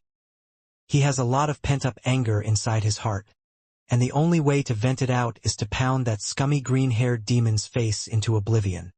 "But, Grandpa, Felix has already stepped into the pseudo-god stage, and Big Brother is only at the peak demigod stage. He might lose against him." "It's fine. Will has been fighting against demigods and pseudo-gods for a very long time. A newly ascended pseudo-god, who didn't get his rank through constant battles, is just an oversized balloon. It might look big, but the inside is hollow and has no mass." Eve understood what her grandfather was telling her, but she still couldn't help but worry. Her beautiful blue eyes stared at the black-haired teenager, whose face was as calm as a still lake. But she knew, with every fiber of her being, that deep inside that calmness, a raging storm was brewing. "I gathered all of you here today because of the latest development that is happening in the capital city of the Elan Empire," the Pope stated. "Everyone, take a look at this projection." The kings and emperors of the central continent were communicating through a special artifact given to them by the Holy Order of Light, allowing them to participate in long-distance conferences in order to discuss the next stage of the war. Everyone's gaze locked on the capital city of the Elan Empire, whose sky had turned completely dark. Flashes of light, monsters, demons, and shadow creatures could be seen in the distance, and all of them were fighting each other. The members of the heavenly virtues were also watching the battle through the projection. Lyra, Ephemera, as well as Melody, who had just arrived at the Palace of Light, looked at the battle with calm expressions, but deep inside they were feeling anxious. All three of them knew that only one faction would be able to fight against Felix on his home turf, and that was none other than the half-elf whom they had surrendered their bodies to. After watching for a while, Emperor Leonidas of the Creter Empire spoke up. "I am guessing that the one attacking the capital is none other than the Prince of Darkness," Leonidas said. "Then, there is only one question that I need to ask the Pope. What do you propose we should do? Emperor Leonidas already knew that the one who called the shots on the advance of the alliance was the Holy Order, who had control over 4 pseudogods. As expected of Emperor Leonidas, you know how not to waste time, the Pope replied. Since it is very obvious for everyone to see, we have 2 choices in this war. The first one is to attack now, and use this opportunity to eliminate the heir of darkness and end his reign of terror once and for all. The Amazon Empress, Empress Andraste, as well as Lilith's mother, glanced in the direction of the Pope and arched an eyebrow. And the second option is? Empress Andraste asked. Don't tell me that we are going to wait until both of them exhaust their forces before we go in to deal with both of them at the same time? The Pope smiled and nodded her head. I'm sure all of you know that the heir of darkness as well as the Prince of Darkness are the 2 threats that plagued our world. I propose that we first watch and see how this battle will transpire. There is also the issue with Ahriman's avatar. If we join the battle and it appears, our forces will only suffer massive casualties. We don't want that to happen, right? It will not be too late to deal with the aftermath once the 2 of them have exhausted their trump cards. When that happens, we can end this war once and for all. The kings and emperors liked this proposal, so they all unanimously voted to wait until the battle had reached a critical point before they launched their attacks. Emperor Leonidas and Empress Andraste remained silent, and simply watched on the side while the other discussed their strategy. The 2 of them had a connection with William, so they were also forming several strategies in their heads for how to best help the Prince of Darkness escape the net that was about to be cast over his head. Mother, will you really do as the Alliance says? Lilith asked with an anxious expression on her face. The Dark Prince is a fine young man, Empress Andraste replied with a mischievous smile on her face. It will be a great loss for our empire if we don't give birth to his children. Don't worry, Lilith. I'll make sure that your handsome prince will be safe and comfortable inside our empire. Your sisters are still looking for a partner, so having him become our family's stud horse is a good option. Lilith's face reddened because she knew that her mother was lying. She had already told her many times that she didn't plan on sharing William with her Amazonian sisters, and wanted to monopolize him for herself. Still, this will be a little tricky, Empress Andraste admitted. Although I don't like the Pope that much, we share the same opinion in this war. Only after Ahriman's avatar has appeared and has exhausted his strength, that is the only time we can order our forces to advance. Lilith, I will assign you as the commander of this expedition. Your goal is to capture your prince and bring him back to our empire. As long as you manage to sneak him here, even the Holy Order of Light has to think twice about trying to pry him away from our bosoms. Lilith nodded. Understood. Mother. The Amazon princess knew that William had many ways to escape the capture of the Alliance as well as the Holy Order of Light. What she was afraid of was that Ahriman's avatar would appear and hurt her beloved.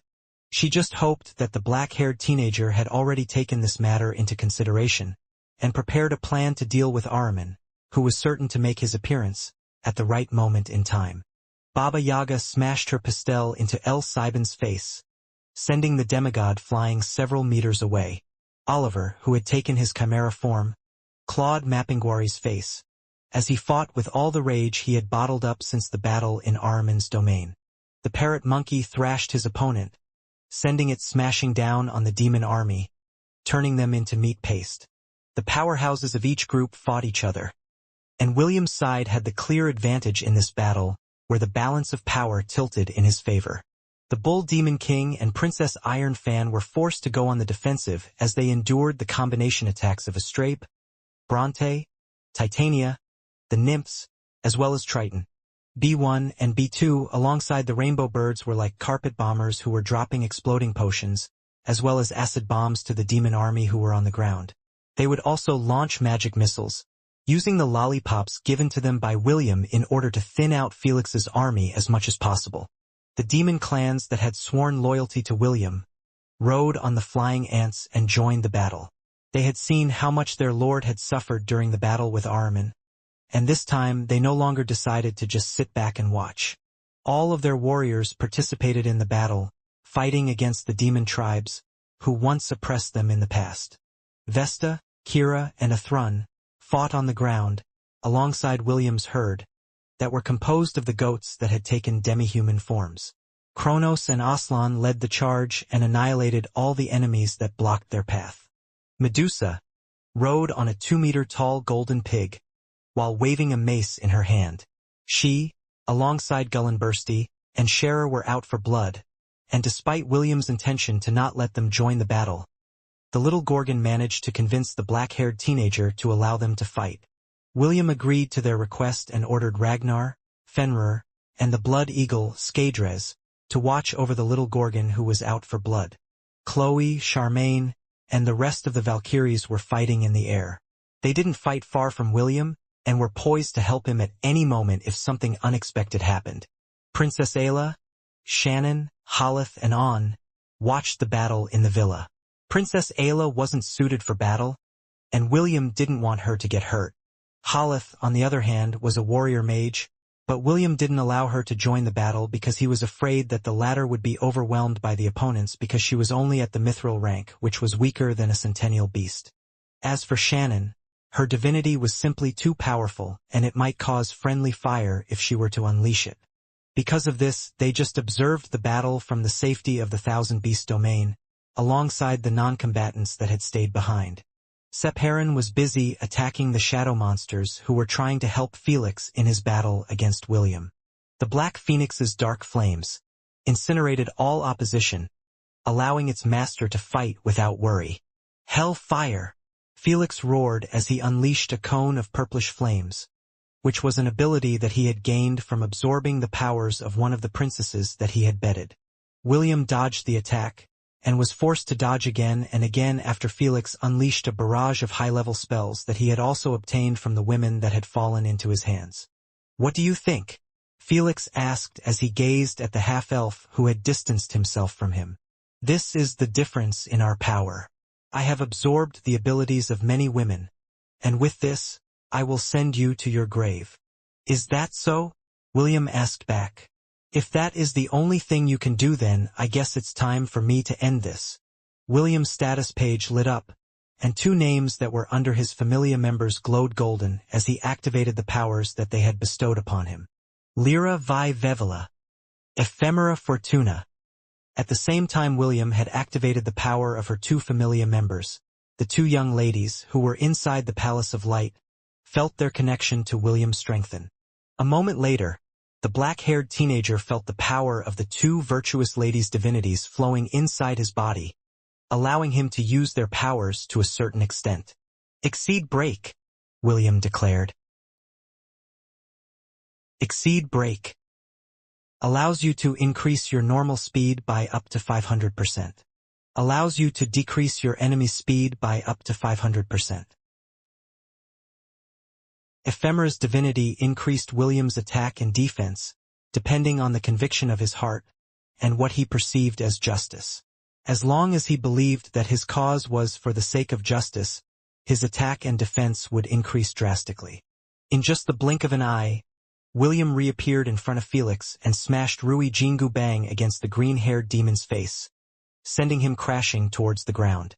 Because William had increased his speed and lowered Felix's speed, the latter was finding it hard to dodge or block the black-haired teenager's attack, resulting in a one-sided beating. "Enough!"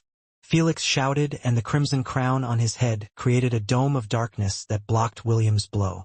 However, the forces of his stroke sent the dome of darkness flying like a baseball ball getting hit by a baseball bat. William was about to follow up his attack, but a giant, black lightning bolt flew in his direction. It was so fast that William didn't have the means to evade it, so he used Rui Jingu Bang to block it. The attack held powerful divinity, so William crashed to the ground and skidded for several meters before the black lightning bolt dispersed. "So you have come," William said in a voice that reeked of killing intent. "Show yourself, Ahriman." Dark clouds formed in the sky, creating a 10-meter-tall avatar of darkness whose eyes glowed bloody red. Now that the one responsible for his wives' deaths had arrived, William knew that the real battle was just about to start. "So, you've finally gone out of hiding, boy." Ahriman's voice, filled with ridicule and contempt, spread across the battlefield. I was starting to think that you were afraid of facing me after what happened in my domain. Afraid? William asked back with a sneer. Why should I be afraid of a god that is on his last leg? Don't get the wrong idea, Ahriman. If there is someone who should be feeling afraid, it should be you and not me. Quite insolent, I see. You still haven't learned anything after I killed your wives, Ahriman stated. No matter. After this day is over, the so-called Prince of Darkness will cease to exist. Without another word, several black chains erupted from the ground and wrapped themselves around William's body, preventing him from moving an inch. Master! Astrape and Bronte shouted and immediately flew down to save William, but several black chains materialized in the air and held them down. Titania, the nymphs, and Triton were also immobilized by the dark chains, and only Sephiron remained free, burning the chains that bound him with a ferocity that not even Ahriman expected. The Bull Demon King and Princess Ironfan were so seriously injured that they couldn't take advantage of their enemy's immobilized state to launch a counterattack. They just knelt on the ground, as they panted for breath, feeling relieved that Ahriman had made his appearance. Now it's time for you to die, Ahriman said as he summoned a giant dark spear. Worry not, I will take your divinity, and the divinities that you have acquired and put them to good use. You can die knowing that you have served your purpose and allowed me to break free from the seals that bind me. Goodbye, Prince of Darkness. Ahriman hurled the spear towards William, who couldn't break through the chains that bound him. These chains had been reinforced with the divinity of a primordial god, and even with the strength he currently had, he was unable to break through them using sheer force. Just when the dark spear was about to reach its target, a chubby man materialized in front of William and threw a punch towards it. The spear shattered into thousands of pieces after colliding with the chubby man's punch, making Ahriman's brow furrow. Not in my watch, Ahriman, a dignified voice said with determination. You have gone too far for long enough. It's time for you to understand that there are things that you can and cannot do even if you are a god. Ahriman looked at the newcomer with a calm expression on his face. Who are you? Ahriman asked. I can somewhat tell that you are a god, but you're not someone I know. Also, for a god, the divinity that flows inside your body is very frail. I guess you are a god with just a few believers, making you so pathetically weak. I go by the name Gavin, Gavin answered. I am the god of all trades and I am this boy's patron god. I've descended into this world to do one thing and one thing only, and that is to beat the crap out of a loser god like you. I see, Ahriman chuckled. A weak mortal who serves a weak god. Truly a match made in heaven. Gavin shrugged before snapping his fingers together. Immediately, the chains that bound William and his subordinates broke apart as if they were made of rice crackers. A weak god like me is more than enough to beat a pathetic god like you, Gavin declared. Now come, let's see who among us will have the last laugh. Gavin's appearance immediately changed. He was no longer the chubby man wearing elegant clothes. He now had sharp features and stood straight like a sword. This was his battle form, and there had been very few instances when he had shown this appearance to anyone. Gavin, Albert muttered. The half-elf felt complicated after seeing his patron god descend in the world to help them fight against Ahriman. He was once Gavin's only believer, and with William arriving in the world, Gavin now had two. With only the two of them serving as the god of all trades pillars, the power that Gavin could unleash was weaker than any of the gods in existence. Even so, he still descended to offer his help to his only two disciples, against a god that had existed since the primordial ages. Albert, I'll leave the cleaning up to you, Gavin said without looking at the half-elf. As William's senior brother, you have to work twice as much as him. Don't hold back, I am here. Yes, Albert replied. I will show them the might of the jack of all trades. Good. Now let's do this. Understood. Gavin made several hand signs and created over a dozen clones around him. The clones raised their hands and power started gathering in them. One clone absorbed the element of fire, the others absorbed the power of water, earth, and wind.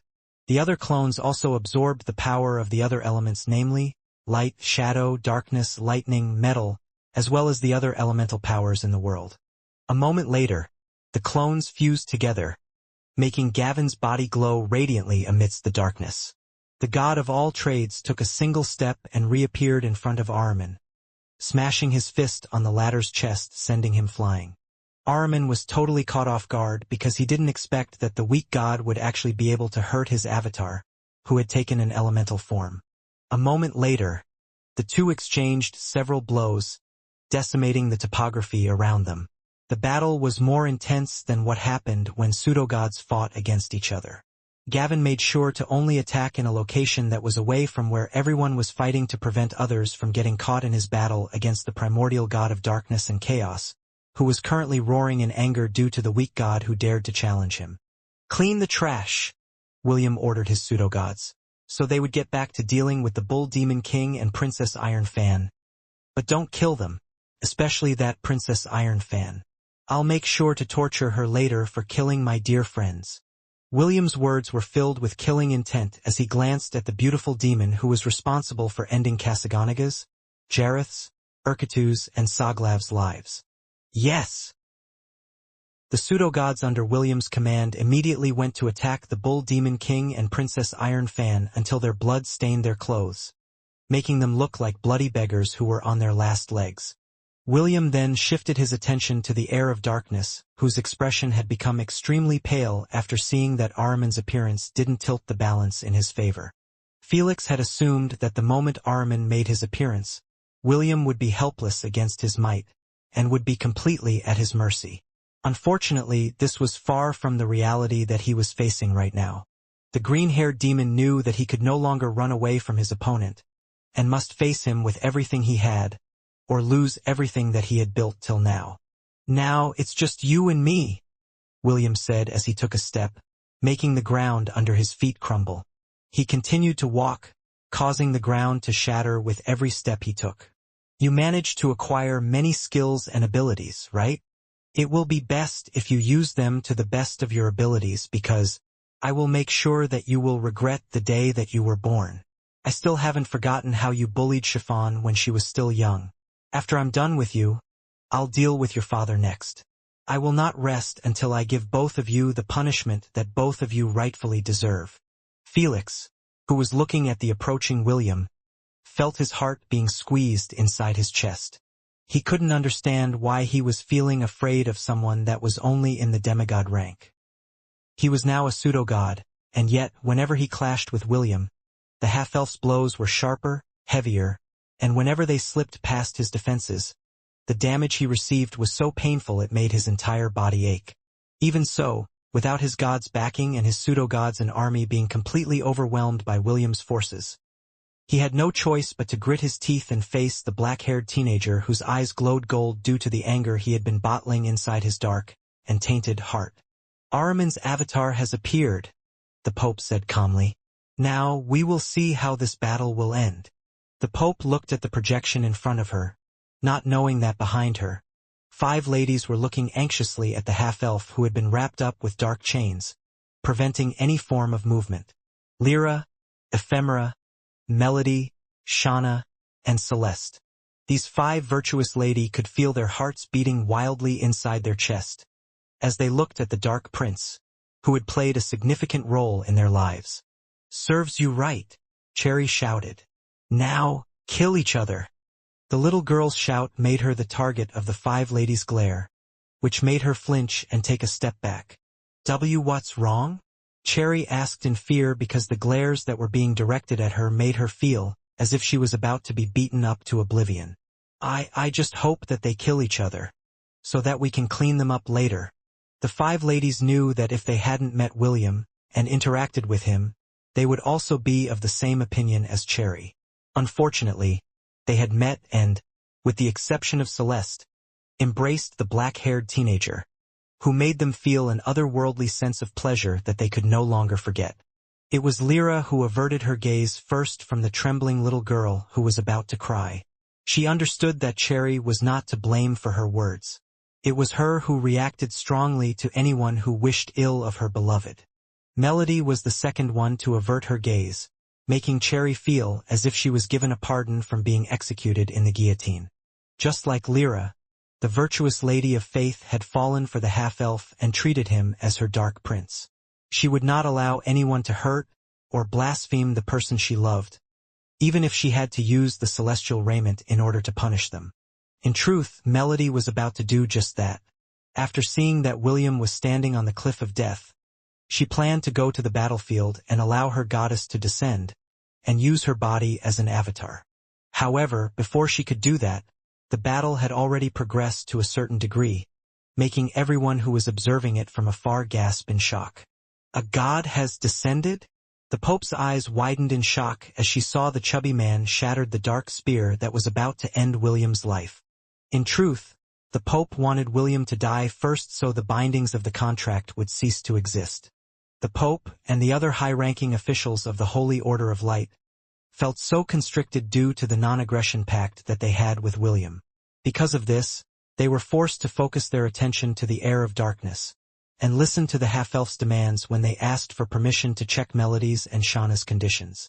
They were the mighty Holy Order of Light, an existence that even the kings and empires of the central continent had to treat politely, or else they would face a crusade whose military strength was unfathomable. While the Pope was pondering what to do next, a round mirror hovered beside her. Immediately, the troubled face of the headmaster of Hestia Academy, Byron, appeared.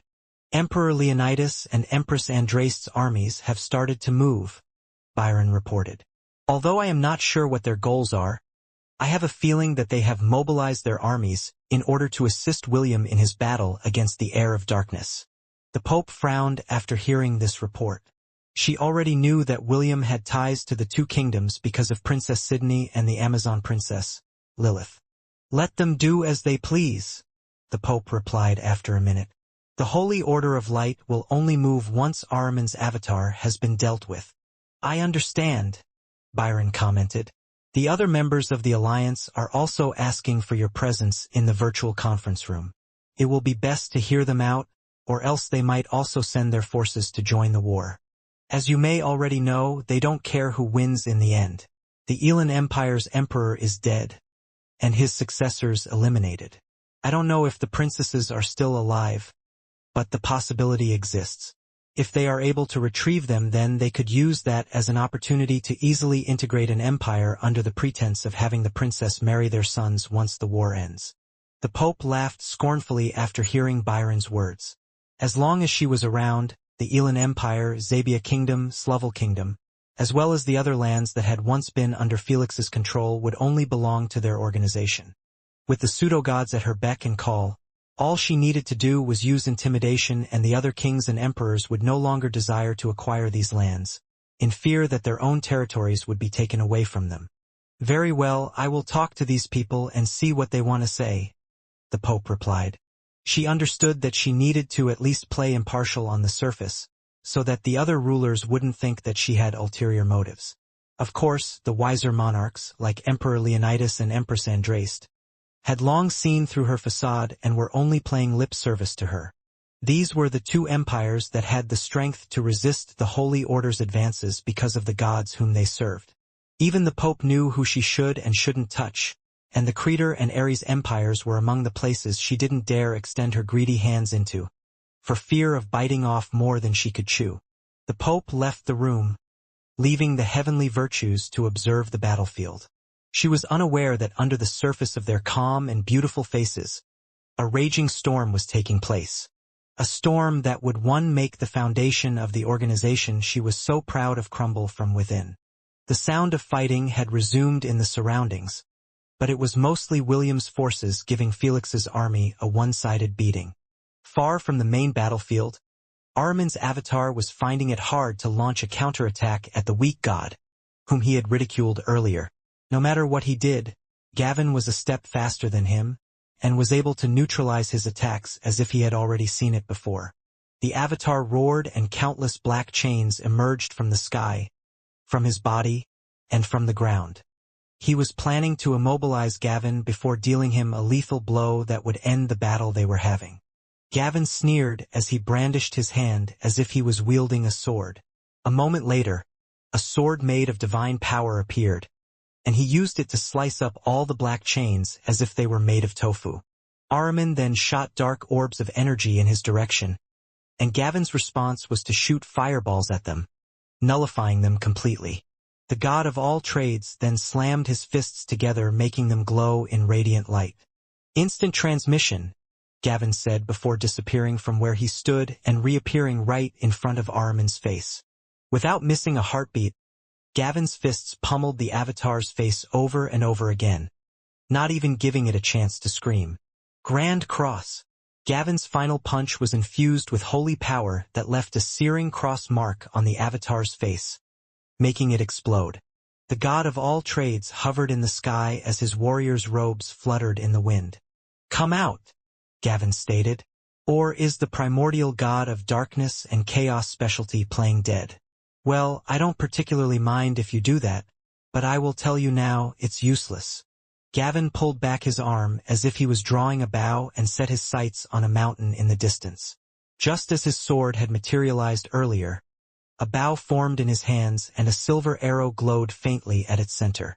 "Seethe in pain," Gavin said in a voice that reeked of killing intent. "Arrow of the empty void." The moment he released the string of his bow, a deafening silence erupted around him. No sounds of fighting, no screams of pain, no cries of wailing could be heard within miles. Only utter and complete silence, that lasted for several seconds, ruled the world. It wasn't until the arrow hit its target, making the god of darkness and chaos scream in pain because it was an amount of pain he had never felt before. "Damn you!" From on top of the mountain, Ahriman's hateful shout was heard. Embedded on his chest was the silver arrow that Gavin had shot to bring him out of hiding. Never did he expect that a god would descend from the temple of the gods to deal with his avatar, that was formed from his own flesh and blood, causing him great pain and suffering. "I'll make you pay for this," Ahriman roared furiously. "You forced me." A few seconds later, the space behind the avatar started to distort. A powerful aura filled with primordial divine power made even the space around it crack as if it were made of grass. Gavin looked fearlessly at the crack in space that was slowly getting bigger and bigger. He knew that once that passageway had fully formed, the god of primordial darkness and chaos would make his appearance. William's patron god opened the palm of his hand and a spinning ball of energy started to form. Fire, earth, water, air, as well as all the other elements of the world gathered inside it. The space around him flickered as if the world was being reduced to its most basic element, allowing Gavin to absorb the powers that he needed in order to fight the primordial god, whose powers had made all the other gods work together in order to seal him and lock him away in his own temple before burying it deep underground. A moment later, a giant hand reached out from within the crack and attempted to make the passage bigger. The space where his hand touched cracked and fell apart, leaving enough space to let his other hand help widen the passage. Half a minute later, Ahriman's body, which was still bound up with chains, could be seen from the other side of the passageway. His hate-filled expression locked on Gavin's small body, as if he was planning to rip him to shreds. However, before he could even emerge from the other side of the passageway, a small ball of energy, only the size of a baseball ball, passed through the crack and hit his forehead. Ultimate World End Tempest. A second later, a powerful explosion erupted within Ahriman's domain. It was as strong as a nuclear explosion, making the primordial god of darkness hatefully call out Gavin's name from within his domain. "Sorry, not sorry," Gavin sneered. "Do you think I'll just stand by here and watch you come out of your domain unchallenged? You must be out of your mind." Gavin's ridicule-filled remark grated Ahriman's ears as he forcefully tugged on the chains on his body in order to free himself from them. One chain broke, followed by another. Soon, more and more chains broke apart. In truth, after making Eve his priestess, Ahriman had once again gained the power of faith through her. Gods grew more powerful as the number of their believers increased. Eve was truly blessed by the power of a heavenly divinity and, with her as his high priestess, Ahriman had gained considerable power from the demon tribes who had once again started to worship his name. He also fed on the negative energy of the people. Even if they didn't worship him, as long as they thought of him in fear and anxiety, he was able to gain the power of their faith as well. Simply put, Ahriman had gained enough strength to break through the chains that bound him. The only reason why he didn't do it was due to something more important. However, Gavin's appearance had infuriated him. So he had thrown caution into the wind and decided to break free from the chains that bound him in order to show the puny god just what kind of existence he was dealing with. Ultimate World End Tempest. Another energy ball smashed into his forehead, pushing him away from the passage he had created and back into his domain. Ultimate World End Tempest. After firing 2 consecutive energy balls that were as powerful as a nuclear explosion, the primordial god of chaos and darkness was beyond infuriated. The final chain that bound his body shattered into pieces, allowing his divinity to burst towards the passageway that was starting to shrink due to the laws of time and space. Ahriman's body, which had sustained injuries due to Gavin's attack, wasn't regenerating.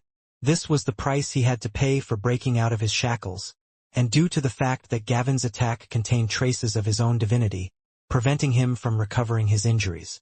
When gods fight, the powers they unleashed were different from mortals. They contained strands of pure divine power, giving their attacks the ability to seriously injure and kill other gods. If Gavin's believers were as many as Ahriman's, he might have already blown holes in the primordial god's forehead, potentially killing him in the process. Now that Ahriman had reformed his body in the central continent, he towered above the god of all trades, who was like a little fly hovering around an adult's body. "Are you ready to die?" Ahriman's voice that held the finality of death spread in the surroundings, making those who heard it tremble in fear, with the exception of the god of all trades whose fearless gaze remained fixed on his opponent's face. "Do your worst," Gavin replied. "I am the god of all trades, and I'm not afraid of you." Suddenly, hundreds of energy balls materialized around Ahriman's gigantic body, encircling him in a deadly dance of divine power. World-ending tempest. An explosion that was equivalent to hundreds of atomic bombs exploding together, swept across the surroundings, destroying everything and anything in its path. Even though Ahriman's body was the body of a primordial god, he still wasn't able to shrug off hundreds of attacks that contained Gavin's divinity and were strong enough to cause him to writhe in pain.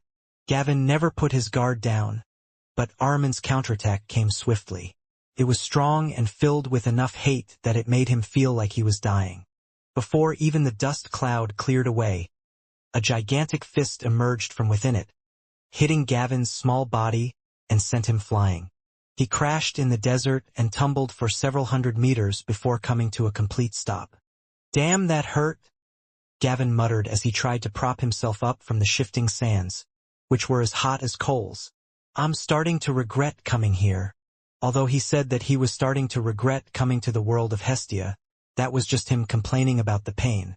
He would not allow one of his only 2 believers to be bullied by a god, no matter how powerful they were. Gavin scanned his surroundings and noticed that he and Ahriman were no longer in the Elan Empire where William was fighting against Felix. For some reason, the 2 were transported to the uninhabited Forterre Desert, where William had stayed for a few days while on the Demon Continent. Gavin was quite thankful for this unexpected turn of events because he was afraid that William and his friends would get involved in the battle between him and Ahriman. The god of all trades gave his dislocated left shoulder a good twist to put it back in place. He knew that if he was defeated here, there would be no stopping Ahriman from heading to the Elan Empire to personally deal with the black-haired teenager, who was fighting against the heir of darkness. "You know, there is a saying," Gavin said as he gazed at the towering giant that had emerged from the dust cloud with blood running down from its body. "Since you chose a shitty prince to become your heir, you must be shit as well. It takes one to know one, is what they say." "You talk too much," Ahriman scoffed as he unfurled the 8 wings behind his back. "Are those your last words?" "No," Gavin shook his head. "My last words are, look behind you." Ahriman snorted and was about to attack Gavin when something hit the back of his head, forcing him to faceplant into the ground, which sent waves of sand flying in every direction. "You can't say I didn't warn you." Gavin chuckled as he looked at the very, very, very, very fat woman whose high heels were stepping on the primordial god's head. It was none other than the god of gluttony, Adaptation, who treated Chiffon like her own daughter. Gavin, why didn't you call me for the party? Adaptation asked in a tone that was dripping with fake sadness. I've been waiting for a chance to stomp on this guy. You know? The corner of Gavin's lips twitched because he saw how everything had transpired behind the scenes. Adaptation descended from the heavens like a pro wrestler doing a body slam. However, she changed form mid-air, allowing her ovier-sized but to smash into the back of Ahriman's head, making the latter faceplant on the ground due to the force of the goddess of gluttony's attack. A moment later, the fat goddess was sent flying when Ahriman raised his head and forced the fat lady off it. Adaptation chuckled as she stabilized her body mid-air. Unlucky Gavin, who only had 2 followers, the god of gluttony had many believers. She was someone who could take a beating, even if it was against the primordial god, Ahriman. You, Adaptation? What are you doing here? Ahriman asked as he turned around to look at the fat lady who was hovering in the sky and looking down on him. Naturally, I came here for only one thing and one thing only, Adaptation said as she summoned a giant kitchen knife. I came here to cut you up to pieces before I eat you. How dare you kill my daughter? I'm going to devour you. Ahriman narrowed his eyes. Ah, so you were the patron god of that pink-haired girl. You and I both know that I wasn't able to devour her soul, so you should mind your own business. Adaptation smiled sweetly after hearing Ahriman's reply. Hey, I didn't come here to hear your nonsense. The giant kitchen knife in her hand turned blood red as the god of gluttony's eyes turned bloodshot. My daughter is such a sweet girl and was living a happy life, and you dared to kill her even though gods aren't allowed to kill mortals. I will not forgive you. Even if the only thing that moves on my body is my head. I will eat you piece by piece if I have to. Gavin, who was watching from afar, sighed as he looked at the goddess of gluttony, who usually minded her own business in the temple of the 10,000 gods. Just like her name suggested, the only thing she did was eat, and couldn't be bothered to join the faction battles between gods. Because of this, she was given the nickname Big Mama, because she was a pacifist goddess who only cared about her daughters, who carried the sin of gluttony on their bodies. However, that same pacifist goddess had now descended into the mortal realm in order to take revenge for Chiffon, whom she treated as her daughter. Gods couldn't descend upon the mortal realm just because they wanted to. They were bound by powerful restrictions, and if they forced themselves to do it, they would have to pay a hefty price for it. They were different from Ahriman, who was sealed in the mortal realm. Seeing Adaphagius' vengeful look, he knew that the goddess had forced herself to appear in Hestia because Ahriman's true body had left his domain. All for the sake of vengeance. Ahriman sneered as his body slowly shrank until it was only 4 meters tall. Now that a goddess had descended, he would have to take this battle seriously, even though he had received significant injuries from Gavin's attacks earlier. Since you want to die that badly, then I will give you what you want, Ahriman said as he summoned a sword made up of darkness. I will kill you, along with that puny god, and take your pathetic divinities for myself. Adaphagius sneered. Enough talk, Gavin. Let's take down this shitty god together. Okay. Gavin nodded. A moment later, a powerful shockwave erupted in the center of the Forterre Desert. Dark clouds covered the skies, blocking the sunlight as 3 gods fought against each other, destroying the topography of the land. This was very similar to the era of the gods that had happened thousands of years ago, when the primordial god of darkness and chaos tried to overthrow all the gods that fought to protect the world from his evil clutches. Can you still stand, Gavin? Adaphagia asked as she propped herself up with the giant knife in her hands. Yeah, Gavin replied as he twisted his dislocated left leg to fix it in place. Never felt better in my whole life. Adaphagia chuckled as she looked at Ahriman, who was missing 2 of the 8 wings on his back. Dark blood seeped out from the goddess' lips as she spat a black feather from her mouth. Out of curiosity, what do his wings taste like? Gavin asked as he stood up with blood staining his robes. His left shoulder had been torn apart, and only his dominant right hand remained, but he was still able to joke around as he endured the pain that racked his body. "It tastes disgusting," Adiphagia replied, "just like his soul." Adiphagia had also taken a good beating from Armin, but she was more of a tank than a fighter. Her goal was to grab and bite any part of Armin that she could get her hands on, not caring if she got stabbed by the Sword of Darkness or not. Her dress was also covered with blood, but the stab and slash wounds she received regenerated at a faster rate. Although she looked fine on the outside, she was deeply hurt on the inside. The divinities of darkness and chaos rampaged inside her body, making her feel as if she was being ripped to shreds, but the fat goddess endured it. All for the sake of avenging her beloved daughter from the primordial god that took her life. "Bunch of insects," Armin roared as he fired several dark energy balls at the two gods, who either dodged or blocked his attacks. He had learned a painful lesson when it came to fighting Adiphagia at close range. Right now, he couldn't regenerate any part of his body that had been bitten by the goddess of gluttony because that was the power of her divinity. Two wings, a bite-sized portion of his arm and leg had been torn off from his body after the fat goddess managed to grab hold of him. Gavin had sacrificed his left arm to allow Adiphagia to bite Armin silly, and the trade-off was worth it in his eyes. "Die!" Armin shouted as he threw a giant ball of dark magic, filled with his divinity, towards the two gods who were barely resisting his attacks. "Get behind me!" Adiphagia roared as she opened her mouth and sucked up the dark energy ball as if it was made of fruit juice. Right after she finished eating the dark energy ball that Armin had thrown at them, a sharp black sword pierced through her chest, embedding itself up to the hilt. Adiphagia spat a mouthful of black blood from her mouth before she wrapped her arms around Armin and bit down on him. However, before her teeth could even bite through his flesh, Armin had transformed into a black mist and backed away hurriedly, successfully injuring Adiphagia with his attack. "This is nothing," Adiphagia stated as she calmly pulled out the black sword from her chest, which was still stained with her blood. A moment later, she bit down on it, eating it piece by piece as if it was a pretzel. "Are you okay?"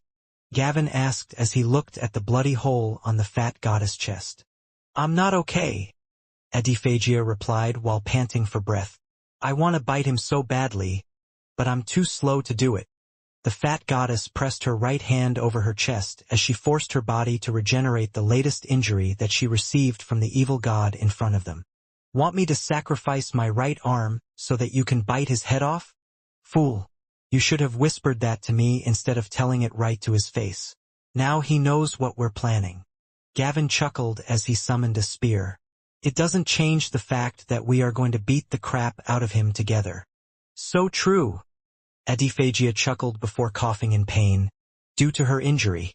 "Damn, as long as I can get my hands on him, I'll chomp and chew like there's no tomorrow." Armin eyed the two gods in front of him with a serious expression on his face. Since he had forcefully broken through his seals, his full power hadn't fully recovered yet. Right now, he was only a bit stronger than Adiphagia. This was why the fat goddess was able to do a good number on him despite the fact that he was a primordial god, and should be stronger than her by a few ranks. "I need to end this," Armin thought as he raised his hand towards the sky. Nightfall. As if willing the world to submit to his command, the day turned to night, and darkness spread across the entirety of the demon realm. A moment later, several tendrils of dark energy descended from the sky and fused with Armin's body, forcefully regenerating the injuries he received from Gavin's and Adiphagia's attacks. His wounds healed, and his wings regenerated, making the expressions of the two gods turn grim as they looked at the primordial god, who had now started to unleash his true powers to affect the world of Hestia. "Since both of you came here, don't expect that you can leave alive," Armin declared. "I'll have both of your heads as my trophy for my revival. Come and take it if you dare," Adiphagia scoffed. "I'm not afraid of pus." The censor gods look at you with concern. They are advising you not to continue your words because this is a family-friendly novel. "Shut your traps, you fucking censor gods," Adiphagia shouted towards the sky. "If you care so much, then get down here. Otherwise, shut the fuck up, you bunch of pussies." The censor gods gave you the middle finger. They are not pleased with your actions and will petition the food deities to sell their products to you with a 50% increase. The corner of Adiphagius' lips twitched after seeing the reply of the blasted censor gods. I am in pain and might die here, you know? You bastards still dare to increase my expenses. Adiphagia tossed the annoying messages to the back of her mind. Right now, she had no choice but to go all out as well and use the full power of her divinity. Tonight, I dine in hell. Adiphagia roared as several giant knives and forks materialized around her.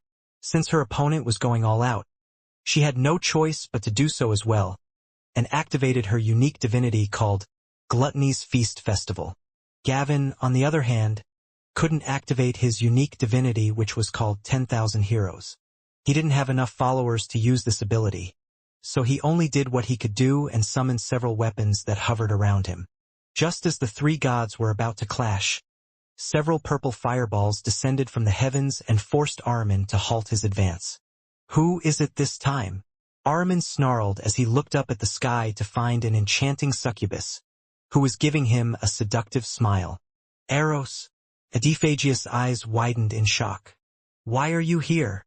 The same reason why you are here, of course, Eros replied.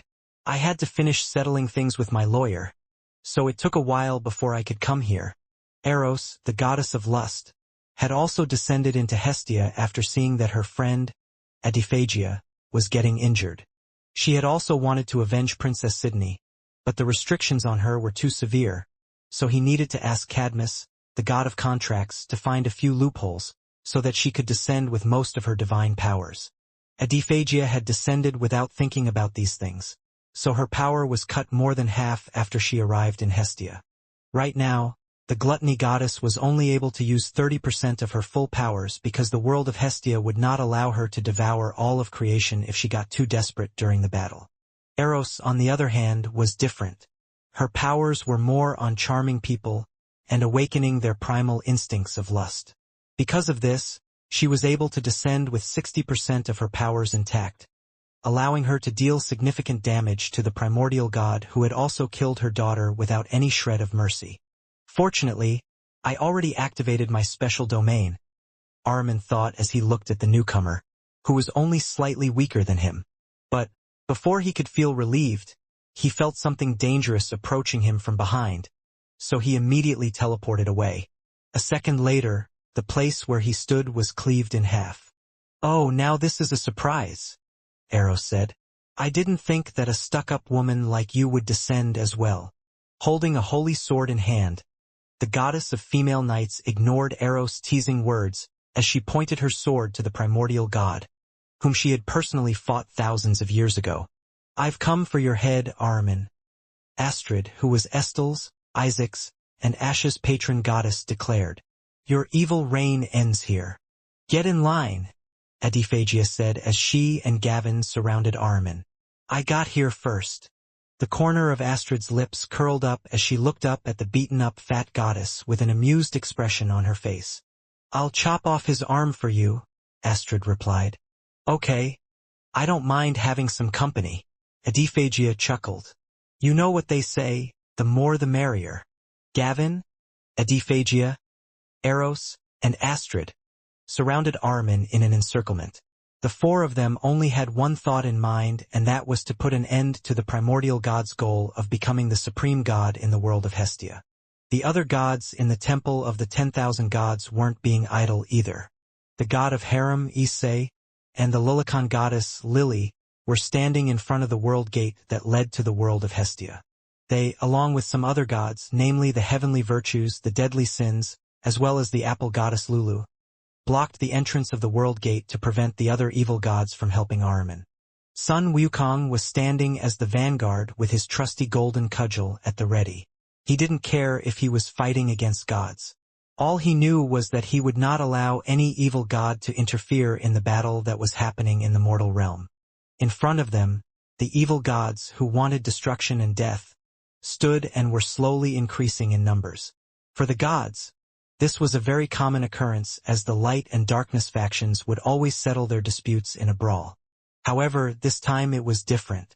Even the neutral gods like Issei, Lily, and Lulu had taken a stand. For the sake of the half-elf who had received their blessings, they would guard the world gate, and ensure that Ahriman wouldn't get any reinforcement from the other gods, who wished for the same thing as him. The free-for-all brawl inside the capital city of the Elan Kingdom was well underway. The Bull Demon King and Princess Iron Fan lay on the ground, riddled with serious injuries on their bodies. Titania, Triton, and the nymphs were keeping close watch on them, while Astrape, Bronte, and Sepharon unleashed hell upon the remaining members of the demon army who still hadn't surrendered.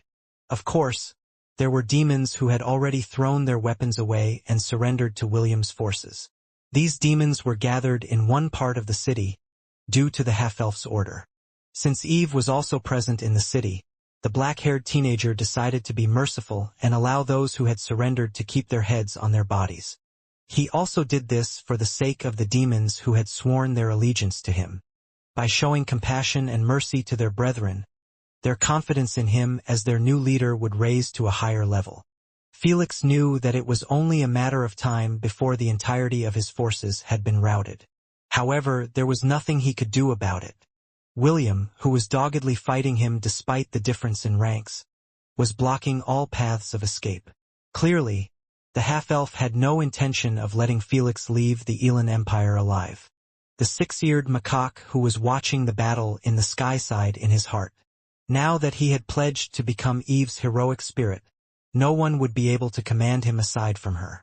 This also allowed him a certain level of protection because none of William's pseudo-gods came to find trouble for him, especially Astrape and Bronte whom he had dealt with in the past. James sat on a chair while Eve sat on his lap. The old coot was making sure that his granddaughter would not be involved in the battle, and was being overprotective of her. David, who was standing only a meter away from them, would glance to the north from time to time with a worried look on his face. "You can go there, you know?" James said without looking at the god of shepherd. "I can handle things from here." "No," David replied. "I don't trust Ahriman that much to leave Eve unattended. Even if you're here to ensure her safety, Ahriman is someone that will resort to any means necessary, just so he can have his way." James nodded. True. Eve knew that her grandfather and her patron god had no intention of joining the fight because of her. Since that was the case, she decided to behave and not cause any trouble for the two of them. "Grandpa, will Big Brother be fine?" Eve asked as she gazed up in the heavens where two black lightning bolts were colliding repeatedly. "That's the 10th time you've asked that question, Eve," James chuckled. "Don't worry. Unless something unexpected happens, we wouldn't lose to the likes of that heir of darkness." "But I feel anxious, Grandpa," Eve said softly. "I feel like something bad is going to happen." James, as well as David, frowned after hearing Eve's words. After the little girl had become the high priestess of two gods, the divinity in her body had also awakened. In truth, Eve had the makings of an oracle. This was why David had decided to have Ariadne train the little girl, because she had the same ability, after becoming the high priestess of the herd. "Do you see anything?" David asked. "Visions of the future?" Eve shook her head. "No, Your Excellency. But I can feel that something bad is going to happen.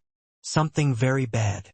James and David exchanged a glance at each other before shifting their gaze to the north where Ahriman was fighting with the other gods. The old bandit had taken off the eye patch covering his left eye, and his gaze crossed thousands of miles until he saw the battle being waged in the Forterre Desert of the Demon Continent.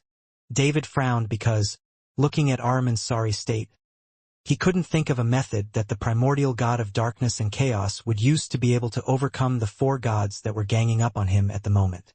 After a while, the two old men shifted their attention to William's and Felix's battle. The demonic army had mostly been defeated, and the only active battle that was taking place above the capital city was the fight between the heir of darkness and the prince of darkness. "Just die already," Felix roared as he unleashed a hellfire blast at point-blank range in order to kill the pesky half-elf who was attacking him non-stop with the golden cudgel in his hands. The black-haired teenager spun Rui Jingu Bang in his hands and blocked the hellfire blast that almost caught him by surprise. After dispersing the spell, he found that Felix had already retreated to a safe distance away from him. The two had already fought for several minutes and both realized that darkness-based attacks had no effect on each other. This was why they resorted to other abilities in order to fight each other. Right now, William's job classes were locked into 3 professions: Quickshot Shepherd, Prince of Darkness, and Familiomancer. Among those 3, William could only use the abilities of the Quickshot Shepherd, Prince of Darkness, as well as one of the temporary skills of each job class that he had mastered. Aside from those, he was also able to use the familia abilities of the ladies that belonged to his familia, including Lilith's, Charmaine's, Chloe's, Lyra's, Ephemera's, Melody's, Halitha's, and Princess Ayla's. In truth, he had only been using the familia abilities of his lovers, and it was more than enough to push Felix into a corner. Lilith's ability to summon crystal shards to use in battle, Charmaine's ability to multitask, Chloe's Herculean strength, Lyra's ability to increase and decrease the speed of William and his enemies. He also had Ephemera's justice that allowed him to increase his attack and defense, Melody's faith divinity that allowed William to become stronger due to the beliefs of the people that were under his rule, Halitha's divinity of quick-wittedness, and Princess Ayla's regeneration ability that heals the injuries he received in battle. With all of these abilities working at the same time, William was able to overcome the gap between his rank and Felix and deal devastating blows to the green-haired demon who was using everything in his arsenal to kill him. Quick Shot War Art Fusion Form. William pointed Rui Jingu Bang at his opponent who was speeding away from him. Blitzer Railgun. William merged with the golden cudgel in his hand and it shot out towards the fleeing Felix 6 times faster than the speed of sound. In just a split second, the golden cudgel slammed into Felix's back, sending the latter crashing towards the ground and screaming in pain. If not for the fact that the crimson crown on his head had an automatic defensive ability that mitigated any lethal attacks directed at his body, the half-elf's weapon might have already pierced through his back with ease. Just as he was about to follow up an attack on the fallen green-haired demon, the half-elf's 6th sense kicked in, warning him that he shouldn't approach Felix no matter what. Heeding his instincts, William immediately stopped in midair and gazed at the fallen demon, whose lips rose up to a smirk. "Why didn't you continue your attack?" Felix asked as he nonchalantly dusted his body before propping himself up from the ground. "Who are you?" William asked back, completely ignoring the green-haired demon's question. "You're not Felix." The heir of darkness laughed before setting his sights on the half-elf. "This vessel is good, but its holder is weak-minded," Felix said with a sneer. "Still, I like you better. Would you consider becoming my subordinate instead?" "So, it's you, Ahriman. You're only half correct." The green-haired demon smirked as he eyed William with great satisfaction in his eyes. "I'll ask one more time. Become my subordinate and I will give you this world," Felix declared. William snorted. "I'd rather die than become your pawn." "Right, this is how it should be." Felix smirked. "I would have been disappointed if you agreed from the start. It will be better if I make you understand just who exactly you are dealing with." William smashed into one of the houses inside the capital city after getting hit by a punch from Felix. After their brief exchange of words, the heir of darkness immediately charged at the half-elf and engaged him in close combat. In the beginning, the black-haired teenager was able to evenly exchange blows with him, but after 10 minutes, the green-haired demon's movements suddenly increased, and his attacks became more precise. "It took a while, but I have now adapted to this body," Felix said as he looked down on William who had just propped himself up from the ground. "Sorry, but it has been thousands of years since I fought. I'm getting a little rusty." "Well then, shall we start for real?" William wiped the blood that flowed from the corner of his lips with the back of his hand before looking at the sneering demon, whose personality and strength was vastly different from the demon that he had been fighting since he launched a counterattack against the demon army. The half-elf stomped his right foot on the ground before flying towards Felix, who looked as if he was just taking a stroll in the park. Immediately, powerful shockwaves reverberated in the sky as William exchanged blows with his opponent. He had been fighting using all of the powers of his familia members, and yet he was unable to land a hit on his opponent, whose smile never left his lips. "You might be faster than me," Felix said as William unleashed a flurry of blows against him. And I can tell that you are slowing me down, but that isn't enough to win against me. The green-haired demon blocked and deflected all of William's attacks with ease, as if he was fighting a toddler. You were only able to overwhelm this brat earlier because he is inexperienced in fighting and didn't know how to use his strength, Felix commented. How can a pseudo-god lose to a demigod? Does that make any sense to you? As if proving his point, after deflecting one of William's punches, the green-haired demon unleashed a powerful kick, hitting the half-elf's chest, sending him crashing through several houses until he came to a complete stop. Hellfire blast, Felix sneered. A giant purple fireball, which was far bigger than the one that Felix had used earlier, descended upon the place where William lay. A moment later, a powerful explosion shook the capital city as hellish fires and deadly fumes rose up towards the sky. As expected, you're one tough nut to crack, Felix commented when he saw William standing up from the hellish crater that he had created. But, eventually, I will be able to crack you open and see what makes you tick. The robe that William was wearing had been burned to tatters, but his body was relatively fine. After using the power of the heroic avatar, his constitution became as sturdy and tough as Sun Wukong's, preventing the hellish explosion from dealing serious injuries to his body. The minor injuries he received had already been healed by Princess Ayla's powers, which were currently circulating inside his body. I now understand how strong you are, William stated. However, I still don't know who you are. I should at least know the name of the person that I am going to pound to oblivion, right? Pound to oblivion?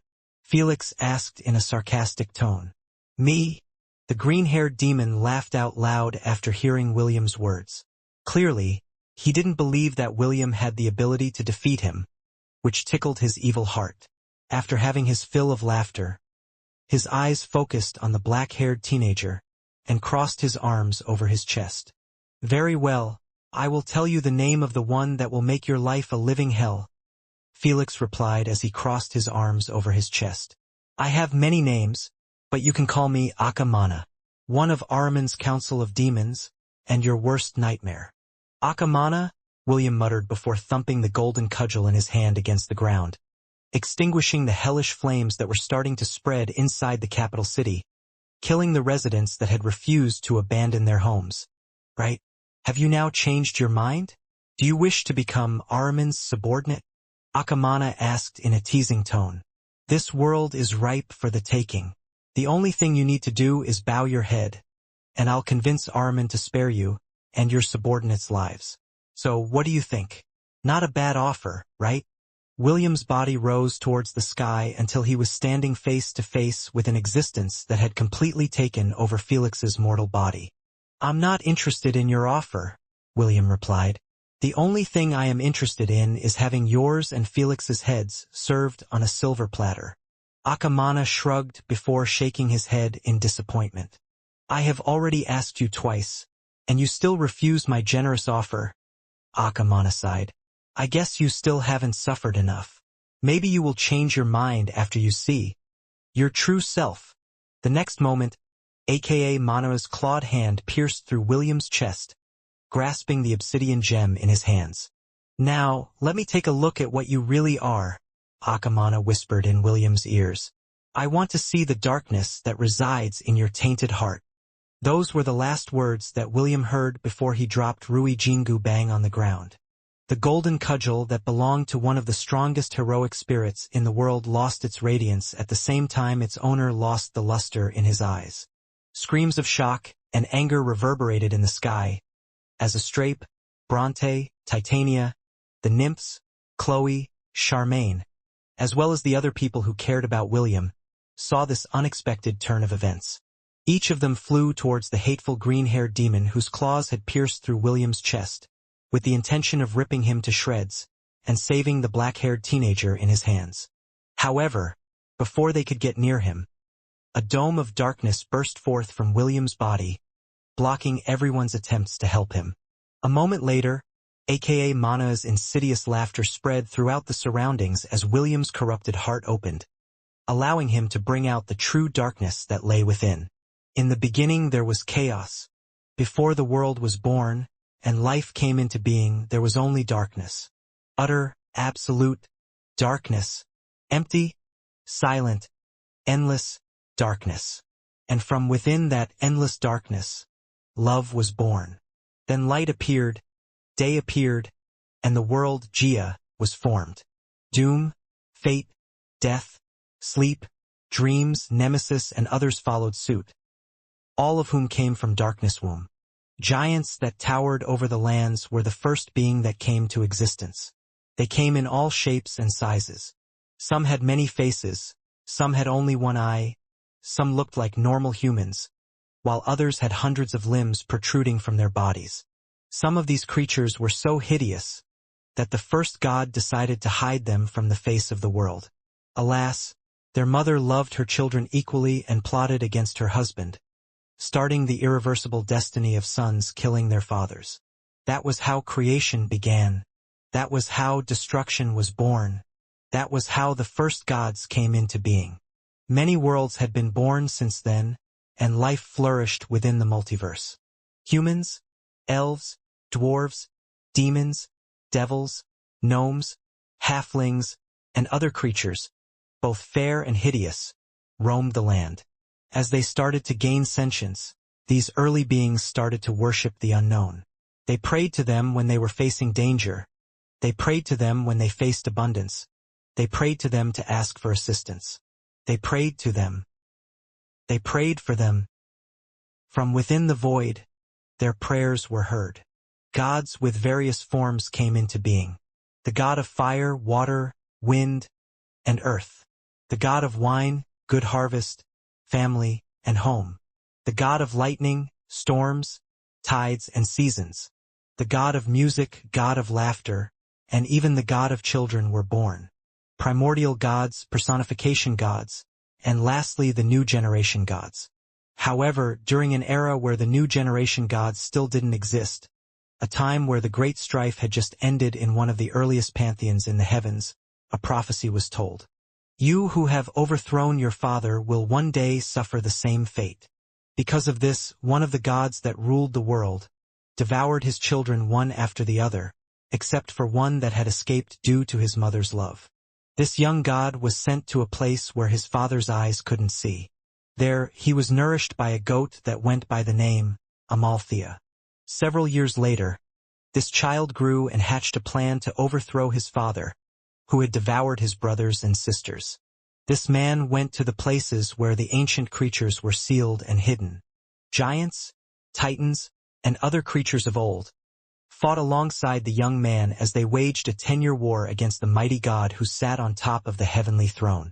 The moment he had defeated his father, he forced him to disgorge his siblings. Gods and goddesses, in their adult forms, were released one by one.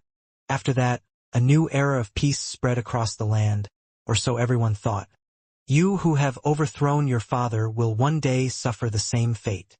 The same prophecy that had allowed him to stand against his father befell him. Since he feared that the same fate would fall upon him, the current god decided to take drastic measures to ensure that this prophesied son of his would never be born. To a certain extent, he succeeded. The child that was supposed to end his reign wasn't born. However, as if fate found this whole thing silly, the child who wasn't supposed to be born was born, through the help of the same goat, who had nourished and raised the young god who had overthrown his father. She was a compassionate goddess, wanting the child to be born, and yet didn't want the god she had raised for to suffer. She decided to make the ultimate sacrifice. Sacrificing her divinity to become a constellation, she sent the prophesied soul to the cycle of reincarnation, with the condition that he would not be born on the same plane as his father. For thousands of years, she watched over him from the heavens, laughing with him during his happy moments, crying with him during his sad moments, loving him when he needed it the most.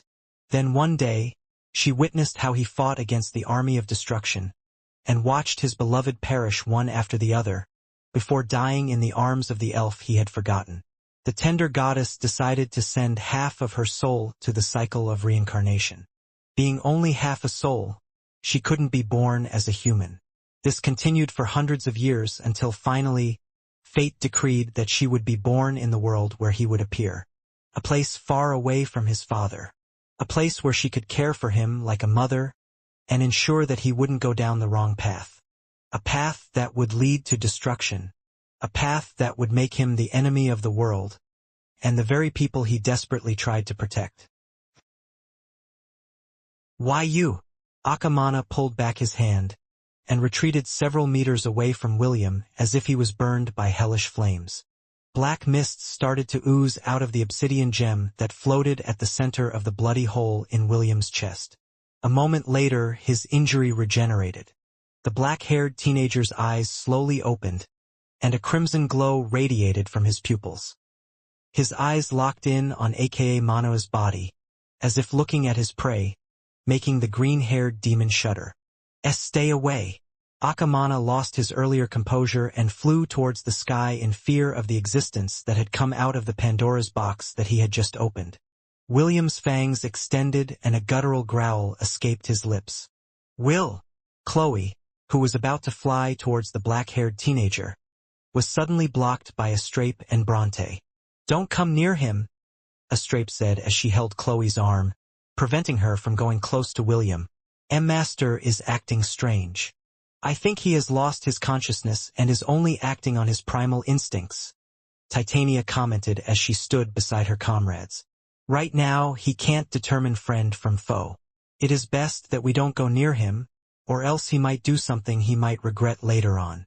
As if waiting for that cue, William roared towards the heavens.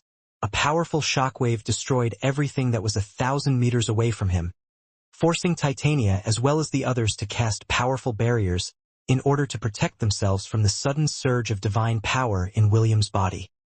Kill, William muttered as blood and saliva dripped from his fangs. Kill! The black-haired teenager crouched down on the ground before leaping to the air like a railgun. His target was the fleeing green-haired demon, who was dead set on escaping with every fiber of its being. Akamana had no doubt in his mind that the moment the black-haired teenager's clawed hands managed to grab hold of him, he would experience something that was far worse than death. Several minutes before Akamana had pierced William's chest with his clawed hands. What's this? A hideous demonic creature with bat-like wings asked the gods that were blocking the path to the world gate in a teasing tone. Are you guys here for a festival or something? The demonic-like creature chuckled as he gazed at the faces of the gods that were standing in their way. Shut up, Chernabog, Lily shouted as she raised her adorable fists at the demonic god. None of you are getting past us. Ah, Lily, sweet little Lily, why are you doing this? Chernabog inquired in a voice that was similar to an adult coaxing a child. We're not going to do anything bad. We're just going to take a stroll in Armin's world. Isn't that right, guys? Right? We're just going to take a stroll. A goddess replied with a smile. Nothing wrong with that, right? Humph. Do you think I'm a gullible child that will believe your words, Loviator? Lily glared at the blind goddess who had the power to bring all sorts of diseases and pestilence to the world. You're not taking a step through the world gate period. Huh? Why must it be like that? A god that looked like a centaur with black wings on its back asked. Gavin, Adiphagia, Eros, and Astrid went there to have fun. Why can't we join as well? Nurgle, you don't have to go down there to have fun. Issei rested his hand on Lily's shoulder before stepping forward to become the main vanguard of the gods protecting the world gate. If you are itching for a brawl, we can do it right here, right now. Boost. Issei cracked his knuckles as the word boost, repeated several times in the background. A brawl here? Why not? A god that went by the name Adro replied. Brawls are our favorite pastime. So let's get it on. Shall we? Hundreds of evil gods laughed as they joined their comrades' side. Clearly, they were itching for a fight, and they were just using Armin as an excuse to instigate the other gods into having a brawl with them. Several gods of hell stood on the evil faction side, however. There were quite a few who stood among Lily and the others. Amun, Beleth, Person, and Asmodeus, why are you standing there? Beleth, one of the kings of hell, asked in confusion. He was a god that rode on a horse. Aren't you supposed to be on our side? Amun smiled and gave his acquaintance a wink. Let's just say we owe a mortal from that world a favor, and now is a good time to return it. I guess that works as well. I've always wanted to give you a good beating until that handsome face of yours becomes swollen like a pig. Perfect. Now you have a perfect excuse to do that. But we'll see who among us will get beaten like a pig first. Oi! I'd appreciate it if you don't involve my brethren in your squabbles. The god of boars, Makis, commented. He was a neutral god, who sat on the side of the peanut gallery who were planning to watch the skirmish for their amusement. Shut up, pig! Beleth shouted. If you've got guts, come here and make my day. Bastard! You really think you're so tough, huh? Makis glared at Beleth as he walked towards the side of the gods protecting the world gate. Since you want to get your ass handed to you, I'll grant your wish, and make sure that you apologize to all the pigs in the world. Citri and Yomiel, who together with Beleth formed the evil trinity of demons, chuckled after hearing the boar's threats. Just like most of the bored gods of the evil faction, they decided to join the fun and clash with the other gods due to boredom. Dim! Dim! A new generation god rolled towards Lily before facing the evil gods with an adorable glare. No, you can't join this fight, Dim Dim. Lily picked up the little dim-sum god who was born a few years ago. You're still too young. You can just watch from the side for now and join when you become stronger. Dim! The dim-sum god nodded and allowed itself to be returned to the peanut gallery, where the popcorn god was taking everyone's orders. Make sure to deal with Issei as soon as you can, Chernabog whispered to one of his comrades. If you allow him to become active for long, his strength will gradually increase until it surpasses that of a primordial god. Moros, the god of doom, nodded his head in understanding. Got it. Surprisingly, the faction of light didn't join the battle and simply stood beside the peanut gallery. They were the staunch opponents of the evil gods, but this time they were sitting this one out. Luff, who had a beef with William, chuckled internally as he looked at the small number of gods standing to protect the red portal, which led towards the world of Hestia. Right now, the number of evil gods that wanted to pass through the gate outnumbered the defenders 3-1. The goddess of the heavenly virtues stood alongside Lily and the others. Clearly, they decided to join this fight even though they weren't supposed to because of their daughters back in Hestia. Lyssa, the goddess of wrath, glared at the evil gods as she hovered in the air. Since William was the father of Celine's child, she decided to protect him just this once, in order to not make her daughter sad. The other goddesses of the deadly sins also stood at the world gate, looking at the evil gods with contempt. Usually, the deadly sins should be in the evil faction, but due to conflicts of interests, they decided to take a stand. Fight! Beleth roared as he took the initiative to charge towards Issei and the others. Get them! Makis, the boar god, squealed before it charged at the evil gods with the intention of screwing them 3 times over. Immediately explosions reverberated in the surroundings as the gods clashed against each other. Amun laughed as he transformed into a black wolf with a serpent's tail and unleashed a breath of hellish flames at the other gods of hell, whom he wanted to crush long ago. Lovely! Merry-go-round! Lily shouted as she activated her divinity. Several stuffed bears, horses, and candy canes sent the gods that targeted her flying. Got you, little girl! A god who resembled a giant bear reached out his paw to grab the pink-haired lowly goddess, but his paw was swatted away by a human god wearing glasses and had a pink bandana on his head. I'll protect you, Lily, the Lilican god shouted. Get away, Pedobear god. Lolita no touch. Shut up, weeb, the Pedobear god replied. Go back to your room and watch your 2D waifus. Lily made sure to move as far away from the 2 new generation gods, who were slapping each other silly, as she could. Although they belonged to the same faction, Lily wasn't too fond of either of them because they always stalked her whenever she walked around the temple of the 10,000 gods. Moros, the god of doom, was supposed to fight Issei, but several other gods had already targeted the harem god due to old grudges. The god of male virgins, as well as the no-harem god, attacked Issei with a vengeance, as if they couldn't exist under the same sky. Moros then smashed the other lesser gods who had joined to defend the world gate with ease and sent them flying. He then charged towards the world gate with the intention of passing through it. He didn't care about the repercussions he would receive after descending to the world. He simply wanted to run amok and destroy everything in his path. However, before he could reach the gate, a black obsidian throne materialized out of nowhere. Sitting on it was an otherworldly who was busy filing her nails with a nail filer. As if sensing Moro's gaze on her, the black-haired goddess raised her head and looked at the god of doom with one of her eyebrows raised. "Yes?" the primordial goddess of darkness asked. "How can I help you?" Hello, mother," Moro said before smacking an evil god who was about to run past him, sending him back into the massive brawl that had started to become chaotic. "Nice weather we're having today, eh?" The primordial goddess smiled and nodded her head.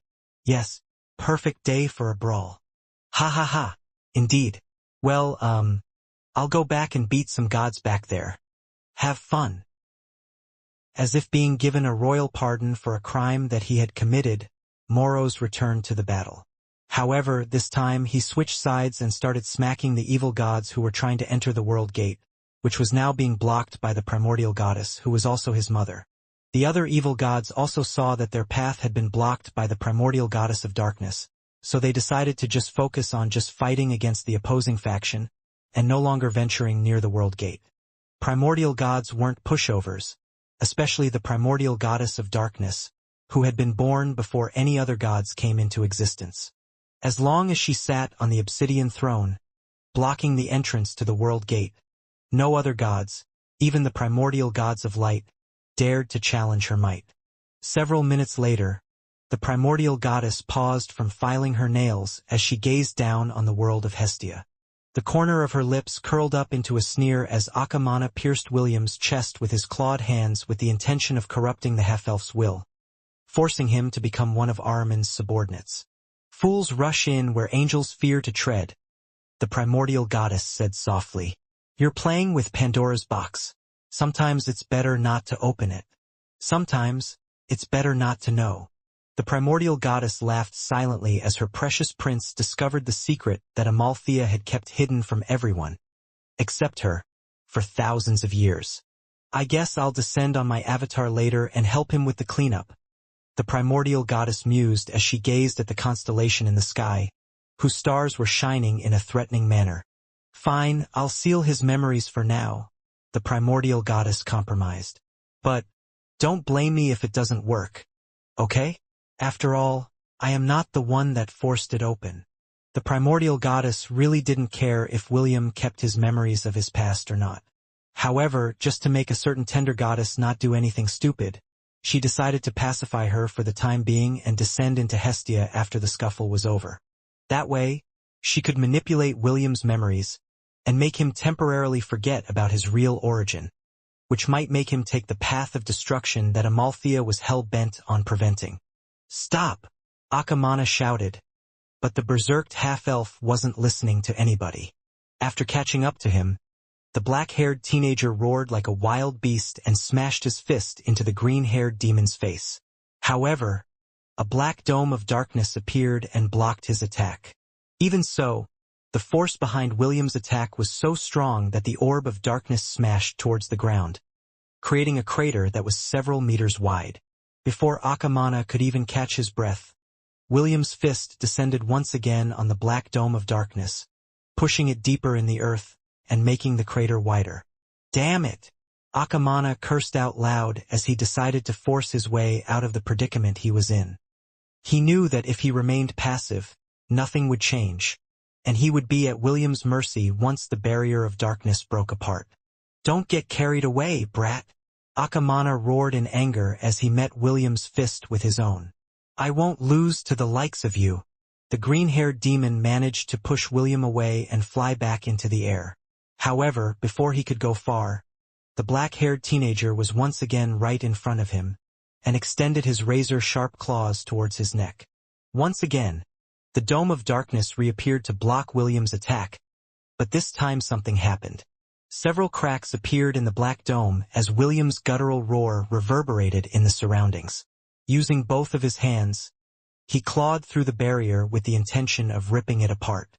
A second later, The sound of crystals breaking was heard in the sky as the dome of darkness shattered under the black-haired teenager's ferocious attack, making aka Mano's face turn pale with shock. Kill! William's fist smashed onto the green-haired demon's face, sending Akamana spiraling towards the ground.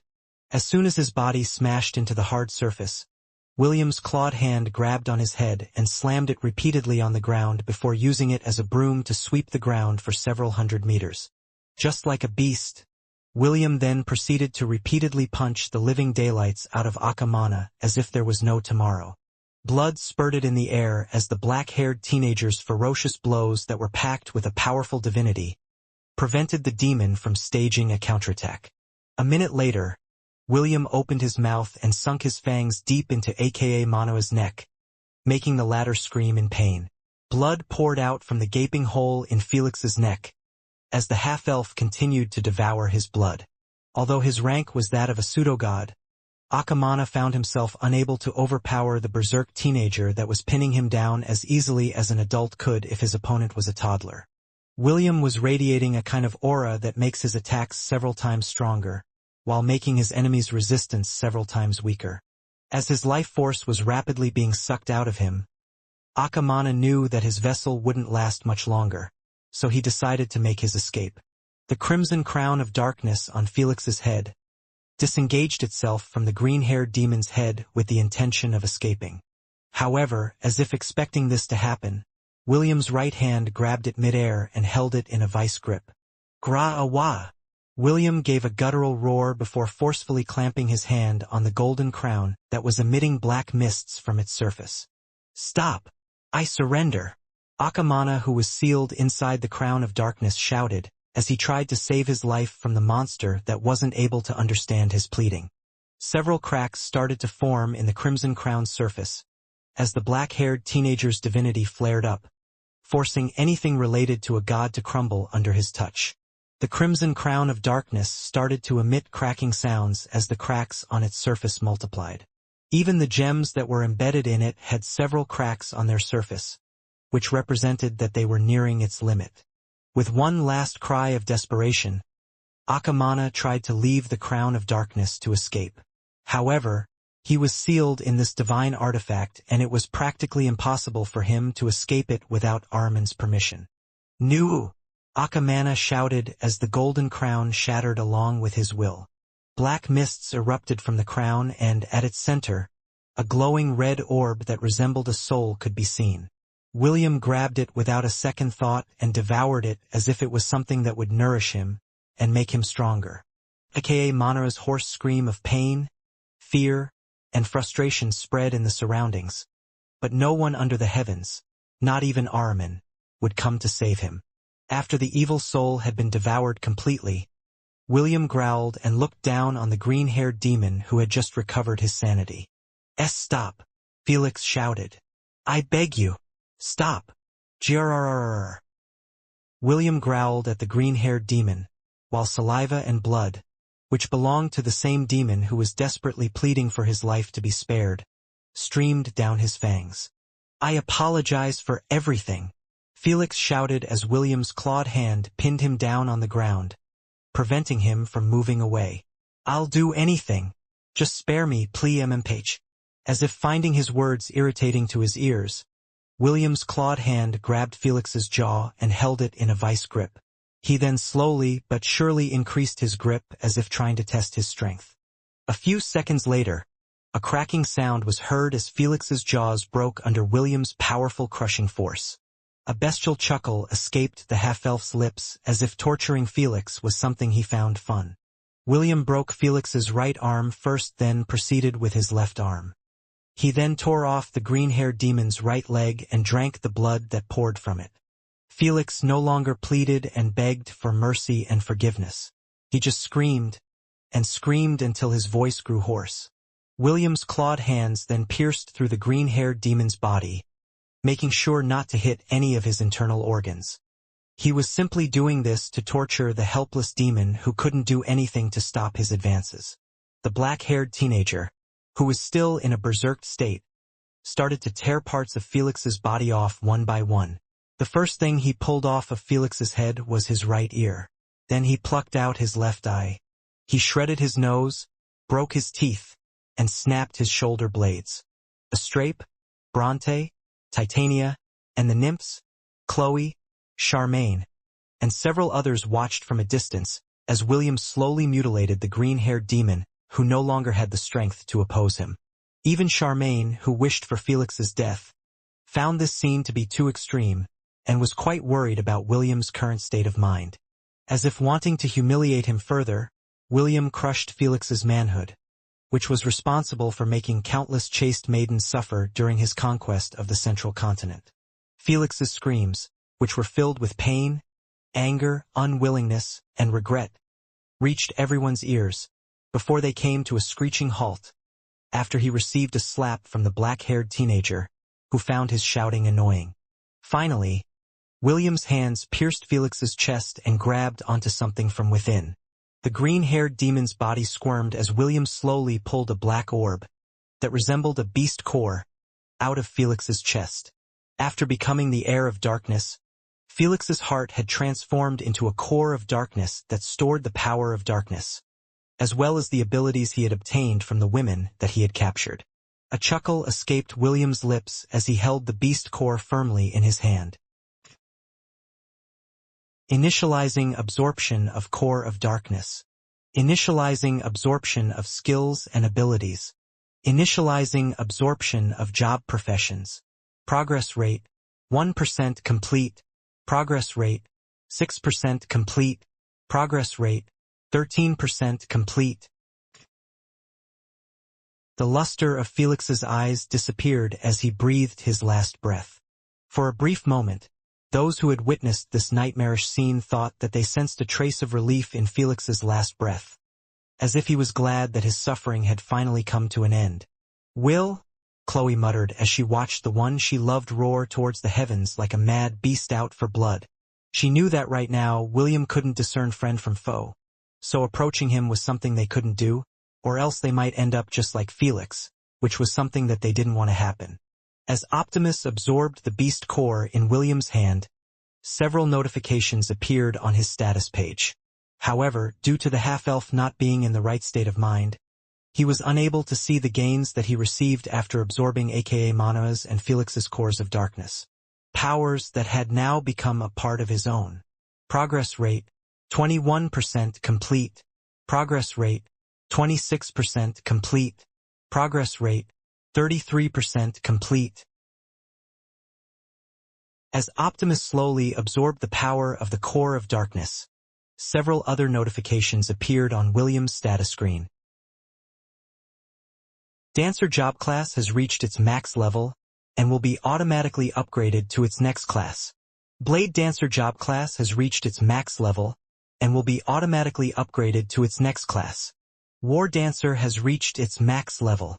Priest has reached its max level and will be automatically upgraded to its next class. High Priest has reached its max level and will be automatically upgraded to its next class. Archbishop has reached its max level.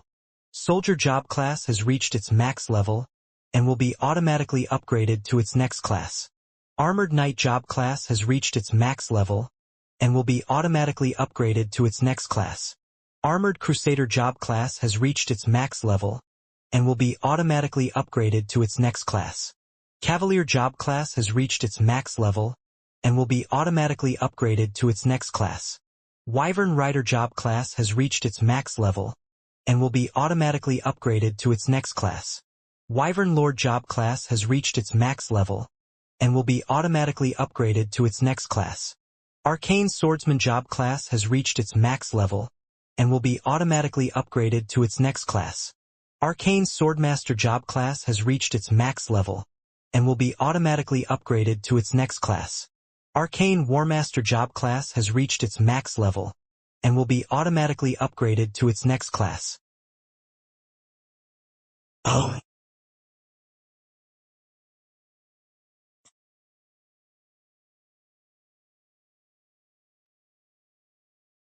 Felix had absorbed the skills and abilities of many women during the time that he had conquered the kingdoms and empires in the central continent.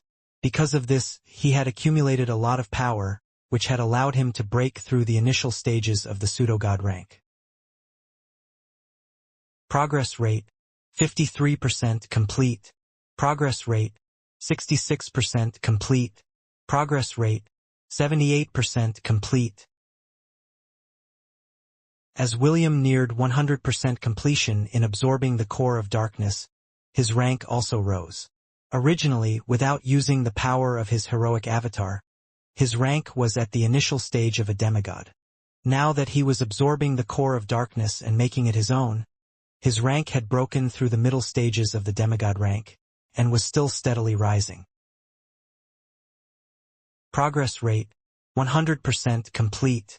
Congratulations! You have reached the peak stage of the demigod rank. William's body glowed briefly before a powerful aura exploded from his body. Since he had become a peak stage demigod while he was still in his heroic avatar form, his rank shot up to the initial stages of the pseudogod rank, allowing him to break through the limits of the world of Hestia. Right now, he was the strongest demigod in Hestia, with the exception of Tarask and Leviathan, who could become peak pseudogods once they fully unsealed their powers. Astrape, Bronte, Titania, the nymphs, Triton, and the other members of William's army that were also at the pseudogod stage looked at the black-haired teenager with solemn expressions on their faces. Will he attack us too? Loxos, the youngest of the nymphs, asked anxiously. I don't think we can win against that thing. Her entire being knew that even though the black-haired teenager was only at the initial stages of the pseudogod rank, and was technically weaker than her, she felt as if she wouldn't be able to beat him, even if all her sisters, as well as the other pseudogods around her, were to work together. It was as if William was a different breed of pseudogod from them. Another analogy was the difference between a kitten and a fully grown tiger. Even if both of them were of the same rank, the tiger would still be superior to the kitten in terms of strength. This was similar to how primordial gods would always be stronger compared to the other gods because their ranks were different from each other.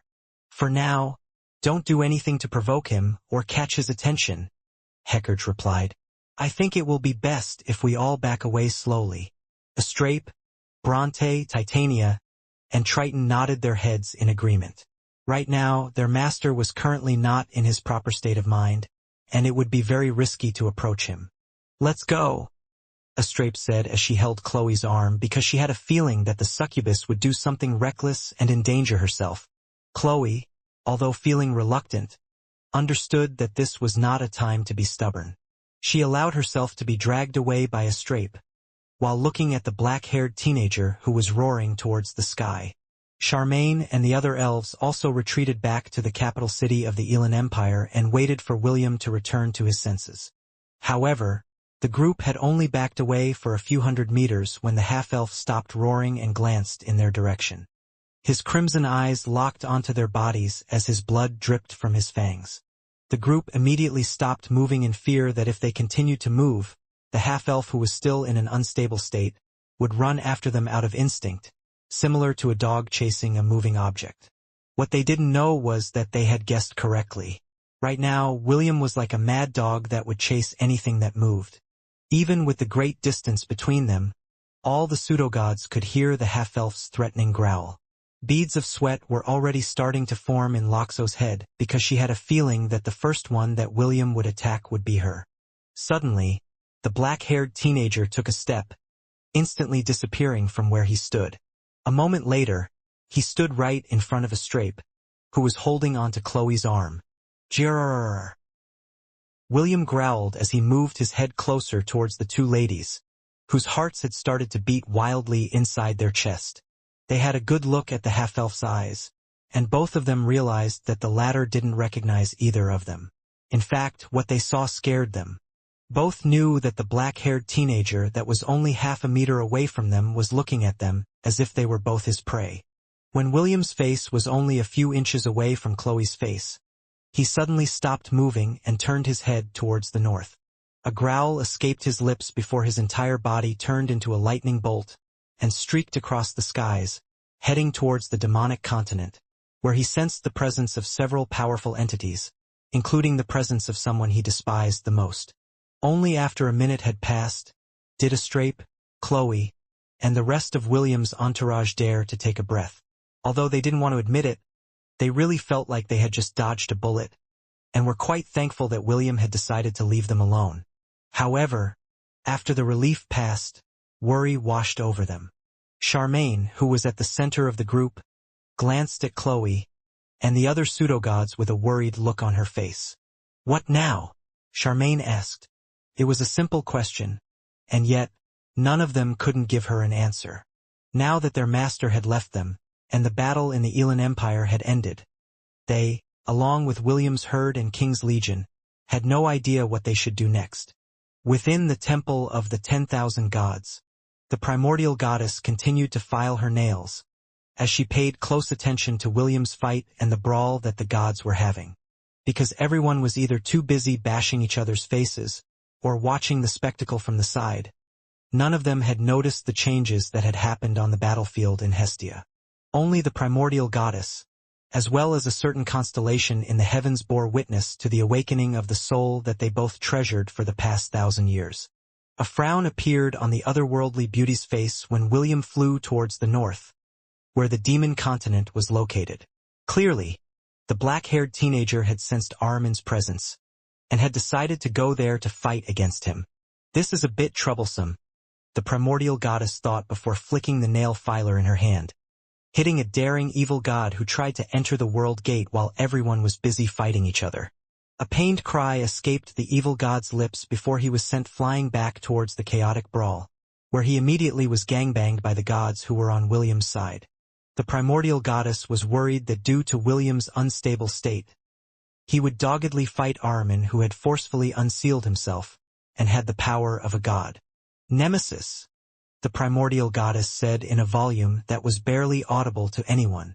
A moment later, a beautiful, winged goddess materialized beside the obsidian throne and bowed respectfully to the otherworldly beauty in front of her. "Go to Hestia and make sure that the boy whom the neutral gods are fighting to protect will not die in Armin's hands," the primordial goddess ordered. "As you command," Nemesis replied before turning into a beam of light, entering the world gate without anyone noticing her departure. In truth, the primordial goddess knew that the constellation in the heavens would not sit idly and allow the half-elf to get hurt. However, she still decided to call forth someone who had the power to save William, just in case Armin succeeded in capturing the berserked half-elf who wasn't in his right mind. For Tear Desert, Demon Continent, Armin, who was being besieged by 6 gods, were finding it hard to launch a proper counterattack. Although he was stronger than any of the gods that were around him, they had him completely outnumbered. In truth, although Eros, Astrid, and Lyssa were quite annoying, the one he was paying close attention to was none other than Ediphagia. The goddess of gluttony was the real deal.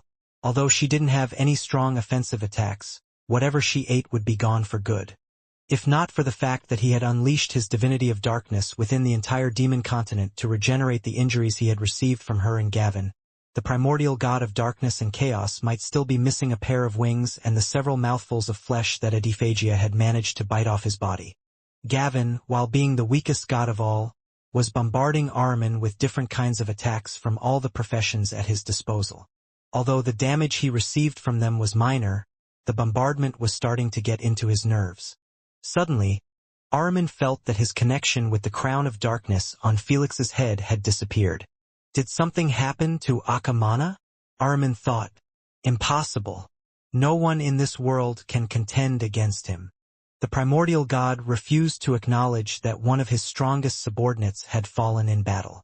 Even if Akamana fought against pseudo-gods, Armin was certain that it wouldn't lose. Also, even in the case that his subordinate had found an opponent that was stronger than him, no one would be able to stop the evildoer from escaping. The 5 gods who were attacking Armin noticed his sudden lapse in movement, and used the opportunity to deliver several blows to his body. While Armin was busy protecting himself from the blows that were coming from every direction, he sensed someone approaching their location coming from the south. A moment later, a hateful roar spread across the heavens as a lightning bolt descended towards Armin, delivering a punch to his face. The primordial god of darkness took a step back after getting hit, but that was all. William was just about to deliver another punch on Ahriman's face, but before his attack could hit, the primordial god had already unleashed a blow of his own. The 5 other gods, when they saw who the newcomer was, froze in shock. A resounding clap spread across the desert as Ahriman's fist connected with William's body, sending him smashing towards the ground and sending sand flying in every direction. "William!" Gavin shouted after seeing his follower take a direct hit from Ahriman.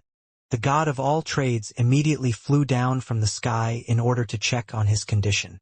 The other 4 gods immediately resumed their attack against Ahriman in order to prevent him from targeting the boy who had joined their battle uninvited. "Boy, are you fine?" Gavin crouched down as he examined William's body, which had taken a direct hit from a god. "Growling!" A low growl escaped William's lips as he slapped Gavin's hand away before staring hatefully at the 4-meter-tall demon in the sky. "You!" Gavin stared in disbelief at William's current disheveled state, which proved that he had just fought a hard battle before coming to their location. "What happened to you?" The black-haired teenager ignored Gavin's words and flew towards Ahriman, who was being besieged by 4 goddesses at the same time. "Oi! Wait!" Gavin hurriedly summoned a whip and lashed out towards William's feet. The whip wrapped itself around the half-elf's leg, preventing him from moving forward. The black-haired teenager roared in anger as he clawed the whip that bound his leg, cutting it in one swipe. "Impossible!" Gavin's eyes widened in shock after seeing what William had done to the weapon that was summoned using the power of his divinity. Although Gavin was the weakest god in the Temple of the 10,000 Gods, he wasn't so weak that a mere pseudo-god could destroy the things that he had created using his divine essence. Right now, William's rulebreaker ability, in addition to another passive ability that Akamana had accidentally awakened, were currently active, allowing the half-elf to damage and even destroy anything that held a divinity in them. "Kill!" William shouted as his clawed hand extended towards Ahriman, who was now ready to grab the half-elf and use him as a hostage against the other gods who were attacking him. Ahriman knew that as long as he could take possession of William, the other gods would stop their relentless assault against him. However, before he could even enact his plan to grab the half-elf, who had easily presented himself to him, several beams of silver light hit his arms and chest, making him take several steps back. A moment later, a fist smashed against his jaw, forcing him to take 2 more steps backwards due to the force behind it. High above the heavens, a constellation was shining brightly. Several more beams of light descended from the sky, hitting Ahriman repeatedly, preventing him from hurting the one person whom the constellation held dear in her heart. "Gavin, knock that boy unconscious," Eros said as she stood between Ahriman and William, while unleashing purple fireballs at the primordial god, who was being bombarded by beams of light descending from the heavens. Adiphagia, Astrid, and Lissa also surrounded Ahriman and attacked him simultaneously, using the cover fire from the constellation in the sky to their advantage. This was a heaven-sent opportunity, so the goddesses didn't hesitate and attacked the primordial god of darkness without any shred of mercy. Being besieged from all directions, Ahriman decided to ignore that half-elf for now and focus on pushing back the goddesses whose attacks were doing a good number on his body. "Snap out of it, boy!" Gavin shouted as he smacked William's head, who was like a wild animal that was out for blood. The black-haired teenager roared in anger after his head was struck, making him glare at the god of all trades who was already missing a left arm. "Greawa-ah!" William clawed Gavin's head in order to retaliate for attacking him, but the god nimbly dodged his attack by stepping to the side before kneeing the half-elf's stomach, making the latter's body bend like a cooked shrimp. Gavin delivered another powerful blow on the black-haired teenager's head, making the latter faceplant on the ground, rendering him unconscious. The god of all trades was prepared to give another smack to William's head, but stopped when he noticed that his follower had already stopped moving. "Goodness, just what happened back there?" Gavin muttered as he rolled the half-elf over so he was facing the sky. William's face slowly returned to its previous self. His fangs decreased in size, and his face became a lot more peaceful. Gavin looked at William's clothes, which no longer offered any kind of protection. They were more like rags rather than clothes, which showed just how intense the fight the half-elf had was back in the central continent. What to do? Gavin thought as he glanced at the unconscious half-elf before shifting his gaze to the four goddesses that were slowly being pushed back by the primordial god of darkness and chaos. Ahriman's strength may not be at his peak, but he was still a god that had been in Hestia for thousands of years. Unlike Ediphagia, Eros, Astrid, and Lyssa, who had descended to the mortal realm, the primordial god's powers were still stronger than them because the goddesses' powers had been decreased drastically in order for them to materialize in the mortal realm. They didn't use any special tools like the celestial raiment that allowed them to use more than half of their powers whenever their divine bodies descended to the world. Even so, the four of them were still able to prevent Ahriman from advancing towards the unconscious half-elf who was now being guarded by his patron god, Gavin. While the god of all trades was pondering what to do next, a pained moan reached his ears.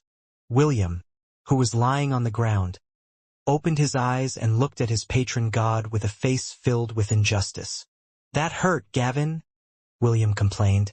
Although his hair was still as black as darkness, his eye color had changed to green. "Will, I'm sorry," Gavin replied as he crouched down and helped his follower prop himself up from the ground. "Are you all right?" "No," William answered.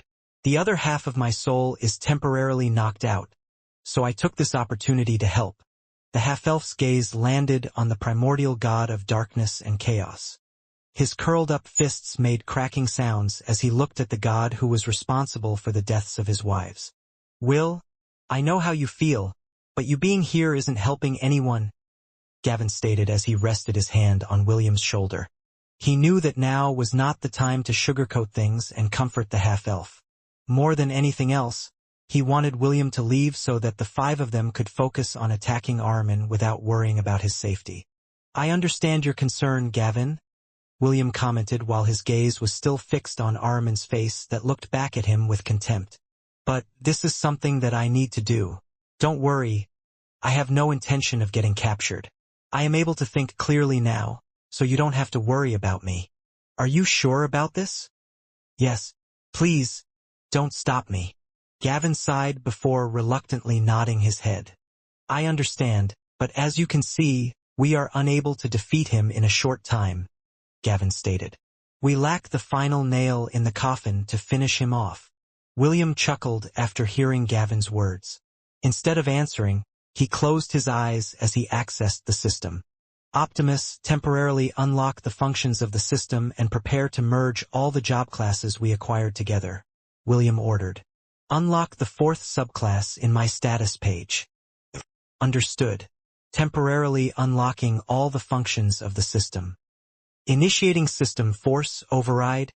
Temporarily unlocking fourth subclass. Formulating list of job classes to be merged. Starting to merge all professions. Thunder Emperor. Elemental Archon. Cryo Sovereign. Fire Sovereign. Wind Sovereign. Earth Sovereign.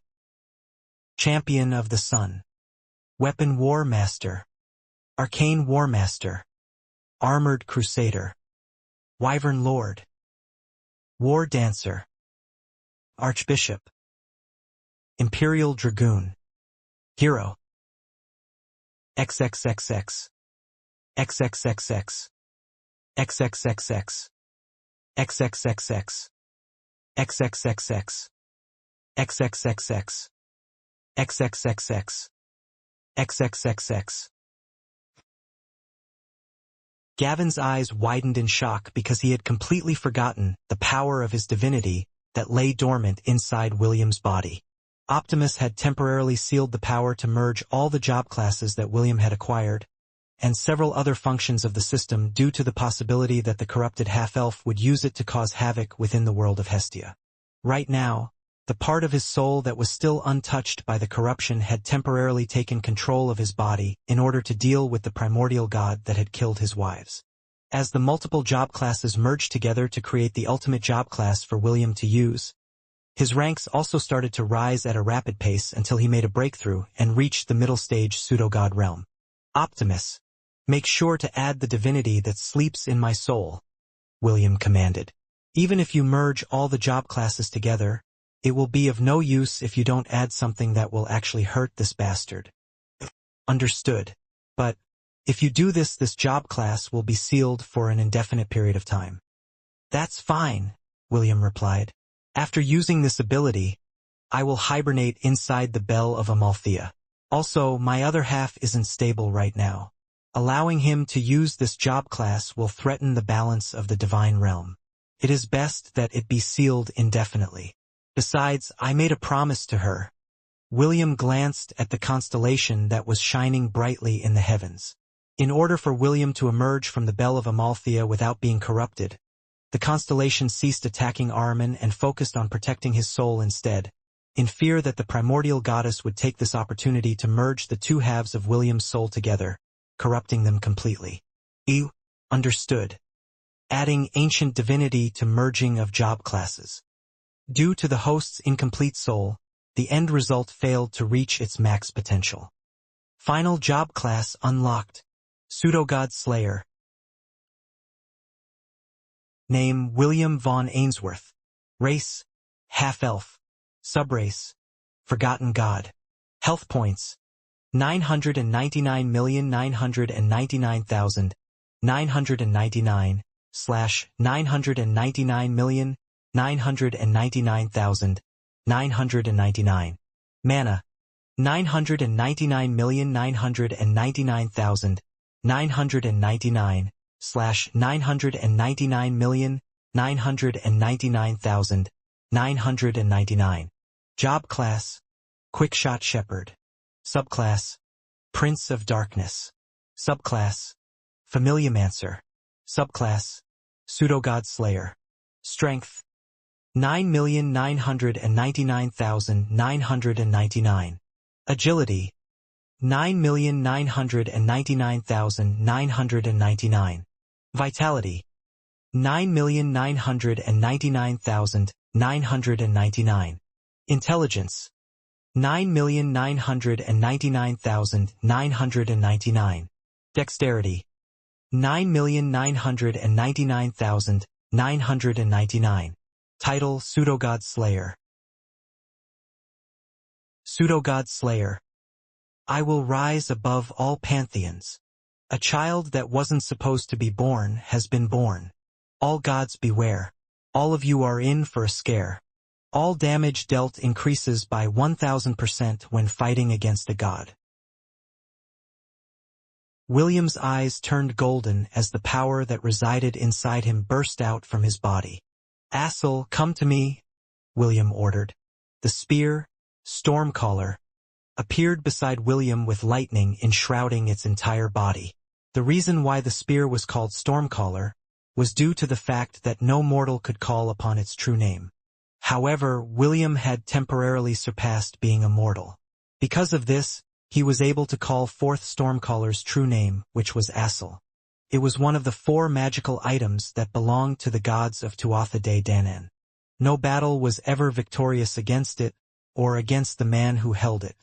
William grabbed the spear in his hand that belonged to the gods of old.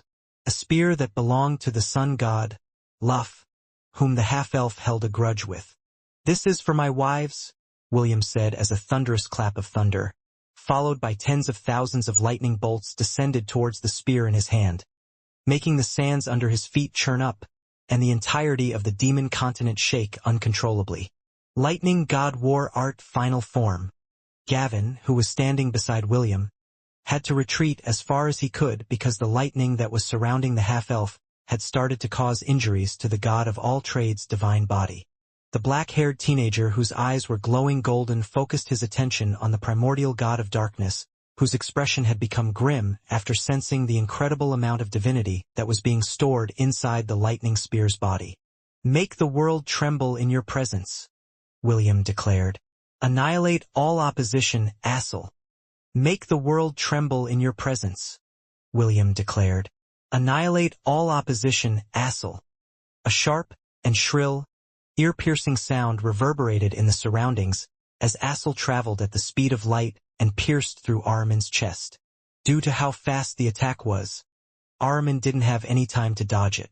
Immediately, the power of the concentrated lightning bolt, mixed with the divinity of the sun, and William's Godslayer divinity, started to erupt from the tip of the spear, which was firmly planted in the primordial god's chest.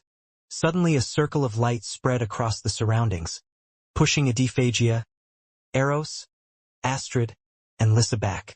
A moment later, a loud explosion took place, making the land, as well as the sky, tremble as an attack that was strong enough to lethally injure, and even kill a god, erupted in full force, destroying everything in its path. William felt as if his entire soul had been sucked out of his body the moment the spear left his grip.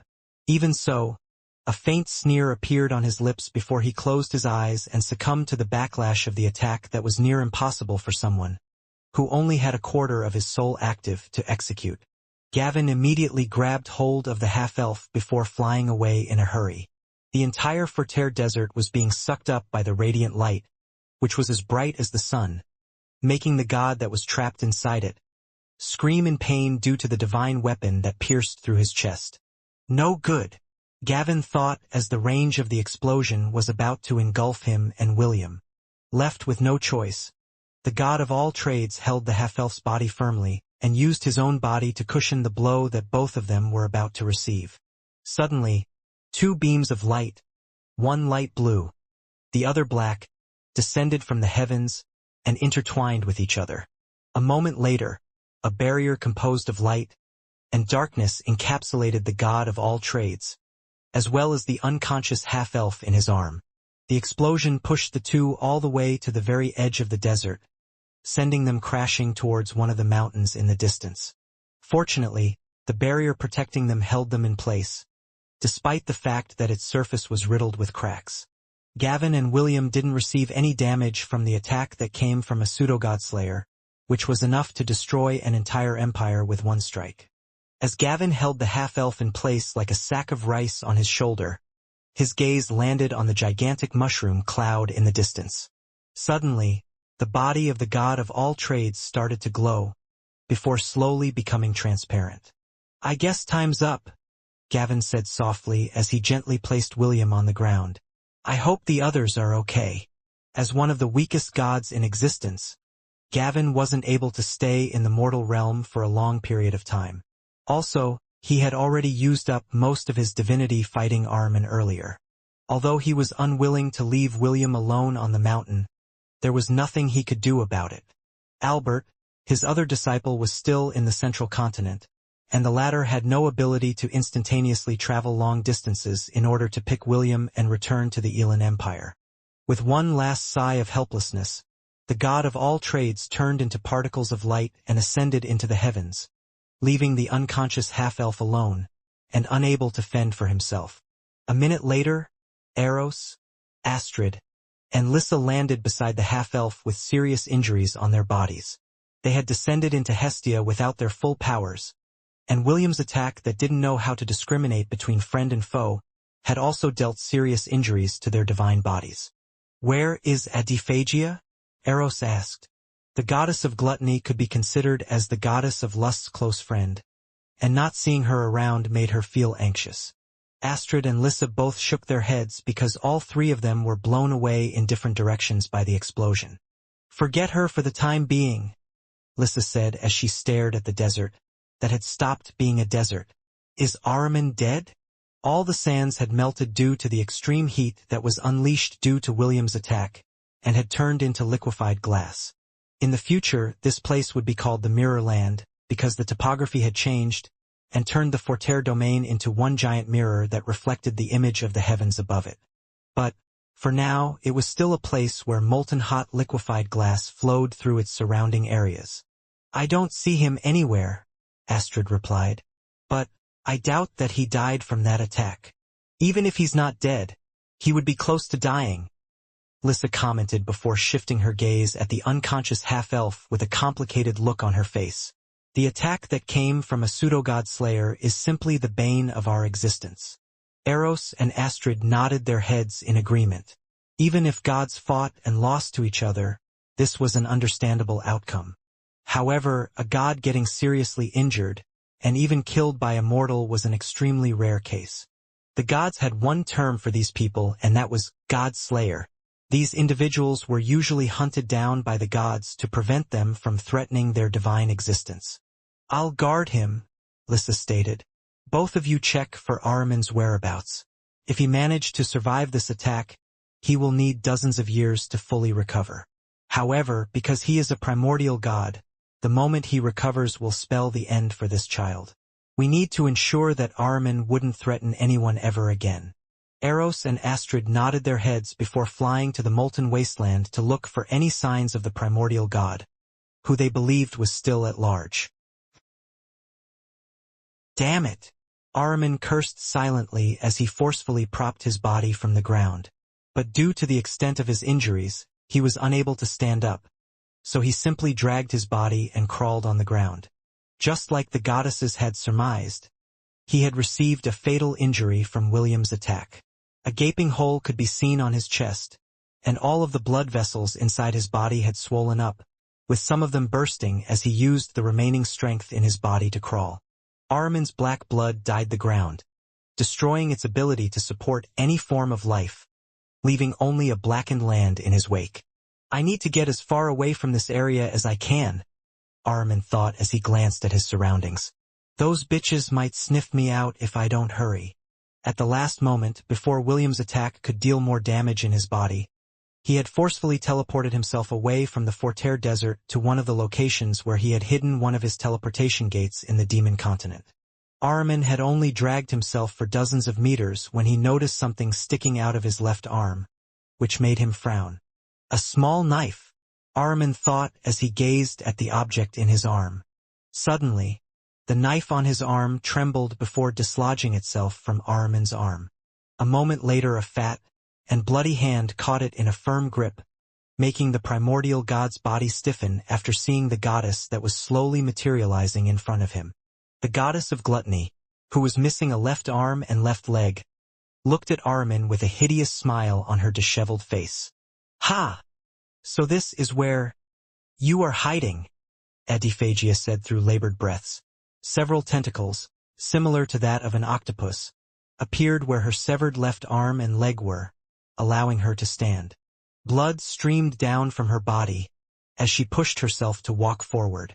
Ahriman, on the other hand, tried to back away, but before he could do that, one of the tentacles on Adaphagia's body latched onto his arms, pulling him to her.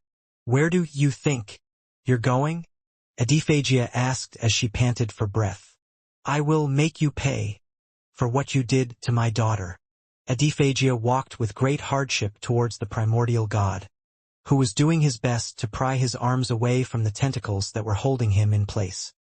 He knew what the god of gluttony was planning to do, so he was resisting with all of his might in an effort to break free and escape from her grasp. "Stay away, you ugly hag," Ahriman shouted. "Trash, like you have no qualifications to threaten me." "Trash?"